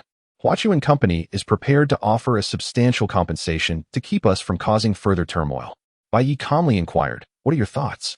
Tang Guogua replied with a wry smile. Huaquan Company is willing to go to great lengths. They are currently their most lucrative asset, and they must safeguard it at all costs. We are, in essence, under siege. Which celebrity does not engage in fundraising to reap profits? If you manage to resolve this issue, how will we profit in the future? Bai Ye asked, so what now? Tang Guogua said, do not adopt that tone with me. Once I decided to assist you, there was no turning back. Having placed my bets, I won't leave until I have earned enough. However, I find myself at a loss for ideas. Suddenly, Bai Ye chuckled. How significant is this big shot you mentioned? Tang Guogua responded, it is not a matter of significance. He is genuinely one of those rare, top-tier figures. You know Ancient Capital, right? They are industry leaders. Regrettably, my resources are insufficient, and my family's influence does not reach such heights. Bai Ye continued to smile. Tang Guogua, irate, exclaimed, what are you laughing about? I have tolerated you for long enough. We are in a perilous situation, do you understand? Bai Ye cleared his throat and said, I am not laughing at you. You are clearly laughing at me. You have not stopped. Tang Guogua retorted angrily. Do you think I am inadequate? Bai Ye replied earnestly, I truly am not. I merely thought of something amusing. Tang Guogua, do you know what infernal affairs means? Infernal affairs? Tang Guoguo was taken aback. I have never heard of it. Oh, it seems that this world lacks that film, Bai Ye remarked. In that case, betray me. Chapter 45. The live stream room is banned in Guangqing at a modest self-media studio. A young man at the forefront leaned out from behind his computer and clapped his hands. Folks, we have work. Quickly, 6 heads popped up from behind 6 computers. The young man continued, we've just received another task related to Bai Ye, and it's another smear campaign. Upon hearing this, a girl laughed oddly, my goodness. This Bai Ye truly elicits some pity, even from those of us in this profession. Another chimed in, indeed. The capital behind those top-tier stars must harbor great resentment towards him. How many defamatory articles have we published today? At least 50. Digging up someone's ancestral grave would be no different, right? Pretty much, severing someone's financial lifeline. It would be strange if they did not harbor animosity. The young man laughed. Who cares about that? As long as we profit, let's wrap this up quickly so we can enjoy a good meal later. Absolutely. Similar scenes unfolded across numerous self-media outlets. They were astonished to discover that the intensity had escalated once more. Opening any socially oriented app at this time, one would invariably encounter defamatory articles about Bai Ye. Who is Bai Ye? A clown seeking attention, or a self-scripted genius? Unraveling the story of Bai Ye's high school bullying incident. The first scandal of the year has emerged. The streamer Bai Ye has intruded upon and disrupted 6 romantic relationships. Is he an unpatriotic host? Bai Ye once openly declared his disdain for his homeland. We must resist detrimental streamers. Let us urge the Douyu platform to dismiss Bai Ye. Observing these headlines, the sentiments of onlookers oscillate like a roller coaster. Bai Ye? I am familiar with him. Just yesterday, he penned a rather splendid song, and today we have spun many tales around his name. Is he truly such a person? Initially, driven by an affinity for his music and the joy of engaging in memes, the public was reluctant to believe these allegations. However, the volume of disparaging reports was overwhelming and each was presented with alarming conviction. With testimonies from classmates and accusations from those directly involved, skepticism began to seep into the minds of the onlookers. Before long, a more significant wave of outrage surged forth. An overwhelming influx of internet trolls inundated the comments. Bai Ye? He is truly a despicable individual, neglecting his parents to bask in the limelight. What? How did his parents come into this? The public, bewildered by such comments, began to inquire further. The more they probed, the more bizarre the revelations became. It turned out that Bai Ye's parents had been doxxed by fans of Hua Kun. His mother, a teacher, was bombarded with various reports and is now at home undergoing investigation. His father fared even worse, having been dismissed from his job. Furthermore, relatives and friends faced varying degrees of repercussions. What a shocking state of affairs. Are the fans of Hua Kun even human? Wait a moment. Was I not just criticizing Bai Ye? As I continued to read, new comments emerged. Bai Ye, this wretched creature, is a master of deceit, preying upon minors. The public surged into the discussion, only to be taken aback once again. It was revealed that Bai Ye had previously wagered with Hua Kun's fans, claiming he would learn to write songs. However, it later became evident that he was proficient in a myriad of instruments, effortlessly composing, arranging, and mixing music.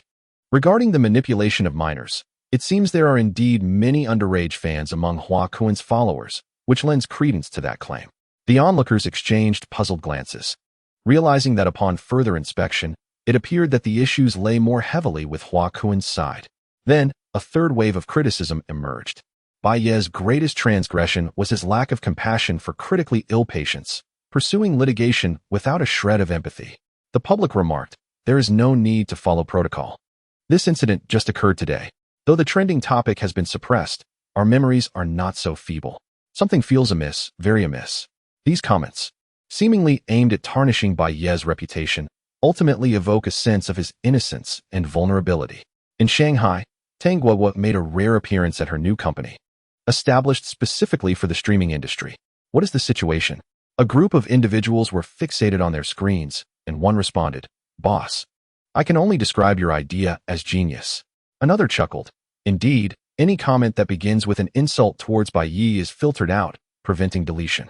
Thus, as the insults continued, lo and behold, the entire event was elucidated. The boss is truly remarkable. Indeed, Tang Guoguo let out a hum, saying, although I would like to claim this idea as my own, I must apologize. It was Bai Ye who suggested it. She recalled the earlier phone call where Bai Ye had uttered a few words, Xiao Tang, do you know what high emotional intelligence betrayal means? This individual truly harbored a wealth of malice. Yet, perhaps it was for the best, as it would momentarily leave Hua Kuin's side in the dark. They likely still believed they had genuinely betrayed, reveling in their misguided triumph, just as she had predicted. In Xingqing, Bai Ye had just escorted Xiaofan to a hotel, urging her to rest. He had also transferred some funds to her father to ensure her mother could undergo surgery. Human life, after all, must always take precedence. The viewers in the live stream were preparing to inquire about his plans, as the entire internet was rife with scandalous rumors, nearly drowning him in disparagement. Contemplating this, a sense of unease enveloped everyone. Is it truly the case that capital can drive a person to such extremes? The situation was far from over. As Bai Ye exited the hotel, he was intercepted. The individual stood 2 meters away, obscured by a mask. "Mr. Bai, do you recall my voice? I called you last night. May I invite you for a cup of tea?" The words were polite, yet the gaze was anything but courteous, filled with derision. As if observing a battered stray dog, Bai Ye regarded him and replied, "I remember." Indeed, he did. It had not yet been 24 hours, and his hearing was remarkably acute. The man continued, "It's not far, at the Guojin Center. Would you grace me with your presence?" The viewers in the live stream shouted their warnings, urging him not to go, sensing trouble. A banquet of treachery awaited. However, Bai Ye disregarded their concerns, nodding in agreement. "Very well, lead the way." Their vehicles trailed one another, and soon they arrived at their destination. Throughout the journey, no matter how fervently the viewers bombarded the chat with messages, Bai Ye feigned a pensive demeanor, resisting the urge to look. Of course, it was merely an act. The figures behind Hua Kuin had indeed come to meet him. He had to comply, diverting their attention. How could the narrative unfold without staging a scene of desperation? More importantly, Bai Ye was curious to discern the identities of these individuals, to recognize their faces and avoid any missteps later. They disembarked, meandering through the bustling streets for a few minutes until they reached a secluded courtyard. At the entrance, Bai Ye's live streaming equipment was confiscated, and 2 security guards thoroughly searched him several times. Only after confirming he carried no recording devices were they satisfied to allow him entry. The live stream went dark. Upon entering the room, Bai Ye immediately spotted a pretentious figure. There were 4 individuals inside. 3 were seated, while the last stood by the window, facing away from him, gazing at the trees in the courtyard. An unmistakable air of villainy enveloped the scene, prompting Bai Ye to mentally scoff, as if sensing the disturbance behind him. The middle-aged man by the window turned around. With a slicked-back hairstyle, silver-framed glasses, and a tailored overcoat, he greeted, "Bai Ye, it's a pleasure to meet you. Please, have a seat." Someone promptly brought forth a chair for Bai Ye. "Allow me to introduce myself. My surname is Chun Litiao." Bai Ye took a seat and inquired, "Mr. Chun, what brings you here?" At that moment, one stood while the other sat, and due to their proximity, Chun Litiao's gaze held a vantage point over Bai Ye. This might explain why he had his subordinate bring a chair. Lighting a cigarette, Chun Litiao smiled and proposed, "Why not come work for me? The young daughter of the Tang family can no longer assist you, and given your current predicament, it would be challenging to continue your live streams. Climbing the ranks to the entertainment industry, no company would dare sign you." As he exhaled, Chun Litiao's eyes flickered with intrigue. He continued, "You see, you possess talent, and I happen to be someone who respects gifted individuals. If you sign a contract with me, you could secure a respectable position. In that case, you could assist Hua Kuin in reworking his upcoming songs, and we can present it as if he has done it himself, thus enhancing his commercial value." Chun Litiao began to pace, circling Bai Ye twice before finally halting at his side. He placed a hand on Bai Ye's shoulder and said, "What do you think? I will arrange for your mother's situation to be handled, and I will also find your father a security position at our company, ensuring he has benefits. As for you, you can quietly withdraw from the internet and work behind the scenes, ensuring a stable livelihood." Upon concluding his statement, Chun Litiao stepped directly in front of Bai Ye. His gaze rested upon Bai Ye's face, reminiscent of an ant struggling to escape a glass jar, only to inevitably fall back. The scene was intriguing. It must be said that from Bai Ye's perspective, Chun Litiao was quite adept at putting on a show. For instance, his measured pacing just moments ago was executed with an impressive rhythm, perhaps a technique worth emulating for future use. Noticing the silence, Chun Litiao remarked, "Opportunities are fleeting. Your time is running short." Bai Ye remained unresponsive, his eyes fixed on the courtyard. Chun Litiao's brow furrowed slightly, and he signaled to his subordinates.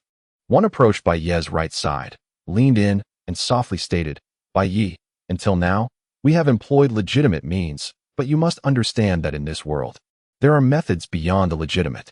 Another man moved to Bai Ye's left, mirroring the gesture. "Bai Ye, you are no longer a child. I believe you can perceive certain truths. This era is not one where mere passion can pave the way for success. Why must you collide with walls until your head is bloodied?" In an instant, Bai Ye found himself encircled by the three men. Admittedly, there was a palpable sense of intimidation. Had he been an ordinary person, he might have struggled to articulate his thoughts. Observing the two men closely, one could discern the scars adorning their exposed skin, a clear indication of their tumultuous pasts, which they could not conceal. As Bai Ye continued to remain silent, gazing out the window, the man on his right grew impatient. Casting a glance outside, he inquired, "What do you see?" Bai Ye stood and walked toward the door, stating, "The leaves outside are swaying violently. It seems a storm is brewing in Star City." He carefully memorized the faces of these men before departing without a backward glance, leaving them behind. That was not an option. This was a bustling area, and he had come under the watchful eyes of numerous viewers in his live stream. These individuals are not afflicted with cerebral palsy. Chen Litiao glanced at the leaves outside, letting out a peculiar chuckle, and remarked, "All right, I have already granted face to the Tang family. If he seeks his own demise, then no one can voice any objections." One of his subordinates inquired, "Shall we proceed?" Chen Litiao nodded affirmatively. "Yes, contact a few more parties. Let this young man thoroughly comprehend that he cannot engage in this realm. Subsequently, you shall approach him once more and demand that he alters Huaquan's song." Bai Ye exited the courtyard, retrieving the live streaming equipment before returning to the car. The live stream room was reopened. "It's live. Bai Laogo, what transpired?" "Goodness, you're still alive. Is the person in front daft, thinking this is a movie set? Our country upholds the rule of law, does it not? Were those individuals from Huaquan's management company? What did they say? Damn it, they acted as if they were dealing with some major figure, even inviting someone for tea. How ridiculous. Although it feels unpleasant to admit, those individuals are indeed significant compared to us." Bai Ye observed the live stream and chuckled. "They didn't say much. Those people wished to consider me their grandfather, but I declined. Am I that old? At most, I could let them consider me their father." In the courtyard, Chen Litiao, feeling a sudden whim, glanced at Bai Ye's live stream. Upon opening it, he heard this statement, and his expression darkened. He waved his hand, ordering, "Make arrangements to expedite progress. I want to see him vanish by tonight." Before sunset, Bai Ye's scandalous information had proliferated to an extent that could not be augmented further, gradually achieving a uniform narrative. Whether it be passers-by, Bai Ye's fans, those who enjoyed his music, or individuals who engaged with his memes, there were always astute observers among them. Even those who initially lacked insight began to grasp the situation after the emotionally intelligent betrayal from Tang Guogua's online army. Yet, the situation remained intriguing. A person who had done nothing but criticize a trending celebrity and expose the truth behind fan club fundraising found himself in such dire straits. Netizens had made efforts, only to discover that the fans of top stars seemed to have united. For every statement made, they would respond with 10. There was organization, discipline, and professional rhetoric. How could one possibly win such an argument? The netizens fell silent, and the entire internet descended into an eerie state. Everyone understood that Bai Ye was not in the wrong, that the scandalous rumors were likely fabricated, yet it was the innocent one who faced the ire. The truly blameworthy, such as those trending celebrities, continued to run their engagements and earn substantial profits. It was unclear who initiated it, but the number of viewers in Bai Ye's live stream steadily increased. "Bai Laogo, fly without worry. Should anything arise, I will take the blame. We cannot bear it." Were there any fans of Huaquan in the live stream? How could you criticize Bai Ye so vehemently? Since you have chosen to cast insults, spare us from your ire. Bai Laogo's woman refused to concede, but thankfully, I am a man. Unable to contend with the insults, I joined in. "Bai Laogo, you are truly pathetic." Bai Ye gazed at these comments in disbelief, wondering when this crowd became so clever. Just as he was about to retort, his phone rang. He did not mute it, for the number belonged to an official from Douyu. "Hello, speak," he answered. Understood." Bai Ye hung up the phone, gazing at the live stream with a smile, and declared, "I have some splendid news for you all. My live stream is about to be shut down." Chapter 46. I simply do not wish to allow the world to change me. At the moment he received the call, Bai Ye was driving. After listening to the notification from the Douyu official staff, he made a sharp turn, steering towards the riverside. Upon stopping the car, he walked to the scenic area along the Xiang River. The weather in this world was frigid, and few ventured out for a stroll. The river wind howled, immersing the audience in the live stream in its chill. What a biting cold wind, they collectively thought, astonished. His live stream was actually going to be shut down? The call had indeed come from an official? No, why on earth? Although they were accustomed to humorous banter, they had never anticipated such an outcome. Surely this must be a mistake? What had warranted the closure of the live stream? Was it not permissible to criticize a few internet celebrities? Damn it. Being universally criticized while facing a live stream ban. How absurd. Those uttering such sentiments were longtime viewers and fans of Bai Ye. Yet, the newcomers from other platforms had a different reaction, merely sighing. Let it be. Don't contend with those capitalists. You did right by Xiao Fun. And I'll send you a gift, considering I've contributed in my own way. It was somewhat amusing that I only discovered you today. Yet I feel a tinge of guilt. Bai Ye, just concede. What else can be done? Let us not engage with the rabid dogs on the road. If they bite, let them bite. Just promise to inform us when you release new songs. I will surely support you. Apologies, Bai Ye observed the barrage of comments. Witnessing a screen filled with words urging him to let it go or to apologize, yet his expression remained remarkably composed. Noticing his demeanor, the influx of viewers gradually ceased their comments, sensing something was amiss with Bai Ye's emotions. Indeed, it was perplexing, with the imminent closure of his live stream. Anyone would harbor thoughts. Do you know a saying? Bai Ye seated himself by the river, resting the live stream pole beside him, his tone remaining unperturbed. When I observed an increasing number of internet celebrities on variety shows who failed to deliver any entertainment value and resorted to silly grins, I did not voice my concerns. For I do not watch variety shows. When I saw an abundance of internet celebrities in dramas, lacking in acting skills and unable to recite lines, I kept silent. For I do not watch dramas. When the film industry filled with internet celebrities, whose salaries far surpassed those of skilled actors, I remained quiet. For it was not my financial loss. When the Chinese music charts became dominated by the inferior songs of internet celebrities, whose vocal abilities were abysmal and lyrics laughable, leading to an auditory assault, I chose not to speak up, for I still had old songs to enjoy. Then, one day, when I wished to indulge in variety shows, dramas, or films, having grown weary of old songs, I discovered that no quality content remained, and no one came forth to voice my grievances. A sardonic smile spread across Bai Ye's face. Do you understand what it means for bad currency to drive out good? In a circle where malevolence thrives, virtue finds it impossible to flourish. You, who incessantly lament online about the absence of fine films, captivating television, and melodious songs, whom do you blame? When capital presented a bowl of excrement at the table, none among you voiced dissent. It is not merely that a particular type of film attracts its audience. Rather, it is the audience that shapes the films produced. You have willingly consumed the refuse. Bai Ye spoke at length, his words resonating in the minds of the live stream audience. To be candid, these sentiments were not ones he felt compelled to express. As long as he could harvest a portion of the lucrative gains, that sufficed. He was no saint, indifferent to the world's transformation. Yet, for reasons unknown, upon seeing the dismissive comments in the chat, he recalled his past life. At a certain juncture, the entertainment industry succumbed to the tyranny of popularity. Countless times, he had eagerly purchased tickets to films, only to return disheartened after witnessing the glaringly poor performances of traffic stars. Similarly, he had scoured various music apps in search of fresh melodies, only to find none worth listening to. In earlier days, he, like the current audience, deemed many matters trivial and thought, forget it.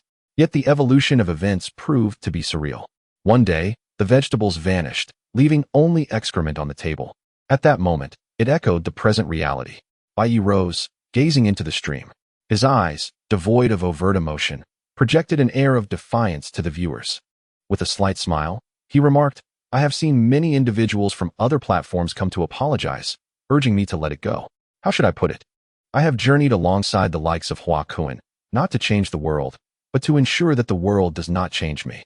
If his previous words had merely buzzed in the audience's minds, this statement struck their hearts like a heavy hammer. You have traversed this path not to alter the world, but merely to resist its alterations, have you not? They stared, bewildered, at the young man standing by the riverbank. The wind tousled his hair and fluttered his garments. yet it could not disturb the intensity of his gaze. What manner of person was Bai Ye? Perhaps even he could not articulate it. But in that moment, the fans beheld the figure on the screen, standing tall like a steadfast spear, conjuring vivid scenes in their minds. He had clawed his way up from the depths, bearing the stains of struggle, perhaps bowing his head countless times, uttering soft words, and offering smiles in humility. For he had little capital left to bargain with. In times of desperation, the only currency one possesses is dignity. Yet, he yearned for more than a life of submission. There would come a moment when he would refuse to bow again. The cessation of his streaming mattered not. Earning less was inconsequential. Losing his job held no weight. But to compel him to lower his head again? Absolutely not. He knew he had never erred. A palpable aura emanated from Bai Ye, as if summoned from thin air. At this moment, the viewers in the live stream seemed to witness the valiant heroes from the annals of history, traversing the river of time to stand beside Bai Ye. They laughed heartily, merging into his very being. In a world rife with injustice, it is the righteous who speak out. The audience was truly astounded. Even in the face of widespread criticism and entrapment in the mire, did they dare to think Bai Ye would bow his head? Who do you think you are? I couldn't help but feel a sense of suffocation within myself. After watching Bai Lao Go's streams for so long, I realized I had never truly grasped what kind of person he was, although reluctant to admit it. I must confess that what he stands for is something I could never achieve in my lifetime. How frustrating. I merely wished to enjoy some gossip. Yet now I feel as though I have a problem. Indeed, there is a problem. The capital truly wants us to consume excrement, and we have not resisted. Suddenly, I felt as if I had made a mistake. Bai Ye, of course, was oblivious to the viewer's overreaching imaginations, as he was preoccupied with another matter. Oh, this world is truly fascinating. It seems that good people are destined to be bullied. Just as he thought this, two figures approached in the distance. Bai Ye, there are matters you must attend to with us. The audience initially assumed they were representatives from Huaquan Company, but upon closer inspection, they were taken aback. Inspectors? How could this be? Bai Ye smiled and replied, no problem, but may I ask what has transpired? One of the inspectors stated, did you meet with a high school girl named Xiaofan today and take her to court to sue a certain celebrity's company? Bai Ye nodded affirmatively. The inspector continued, Xiaofan's father just called us, claiming that their family has never received the 30,000 yuan from her. It was all a performance orchestrated by you, and you abducted their daughter. The audience was left in shock. Their minds were overwhelmed by this revelation. Wasn't Xiaofan a fan of Huaquan? Wasn't she deceived out of 30,000 yuan and seeking Bai Ye's help? Was this all a ruse concocted by Bai Ye? Before they could process this information, Bai Ye said, all right, I'm willing to accompany you for an investigation, but may I have some time to pack up my streaming equipment and speak to my audience? They consented, not objecting. Bai Ye turned to the camera, his expression transforming once again, reverting to his usual sardonic demeanor. He even smiled. It seemed there was no other way. After all, I have made my efforts. If, after all this, I am to be taken away, then I shall leave you with a parting gift. I only hope that in the future, you will not perceive your current selves as overly timid. The screen of the live stream went black. Bai Ye had ended the broadcast. To be precise, he was taken away. Yet the viewers remained. After a brief silence, the comments exploded. What on earth is real, and what is false? What is the truth behind Xiaofan's situation? Even the inspectors have arrived? This must be a fabrication. Would Bai Lao truly go to such lengths to stage this? What benefit would it bring him? Can't you use your brains to think this through? Xiaofan's father must have been bribed by Huaquan Company. Is it true that good people do not receive good returns? What good people are we talking about? Only you can see clearly, right? Could it be that the police would arbitrarily detain individuals? Nonsense.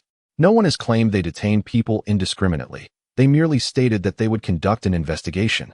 The audience in the live stream held divergent opinions, engaging in a heated debate.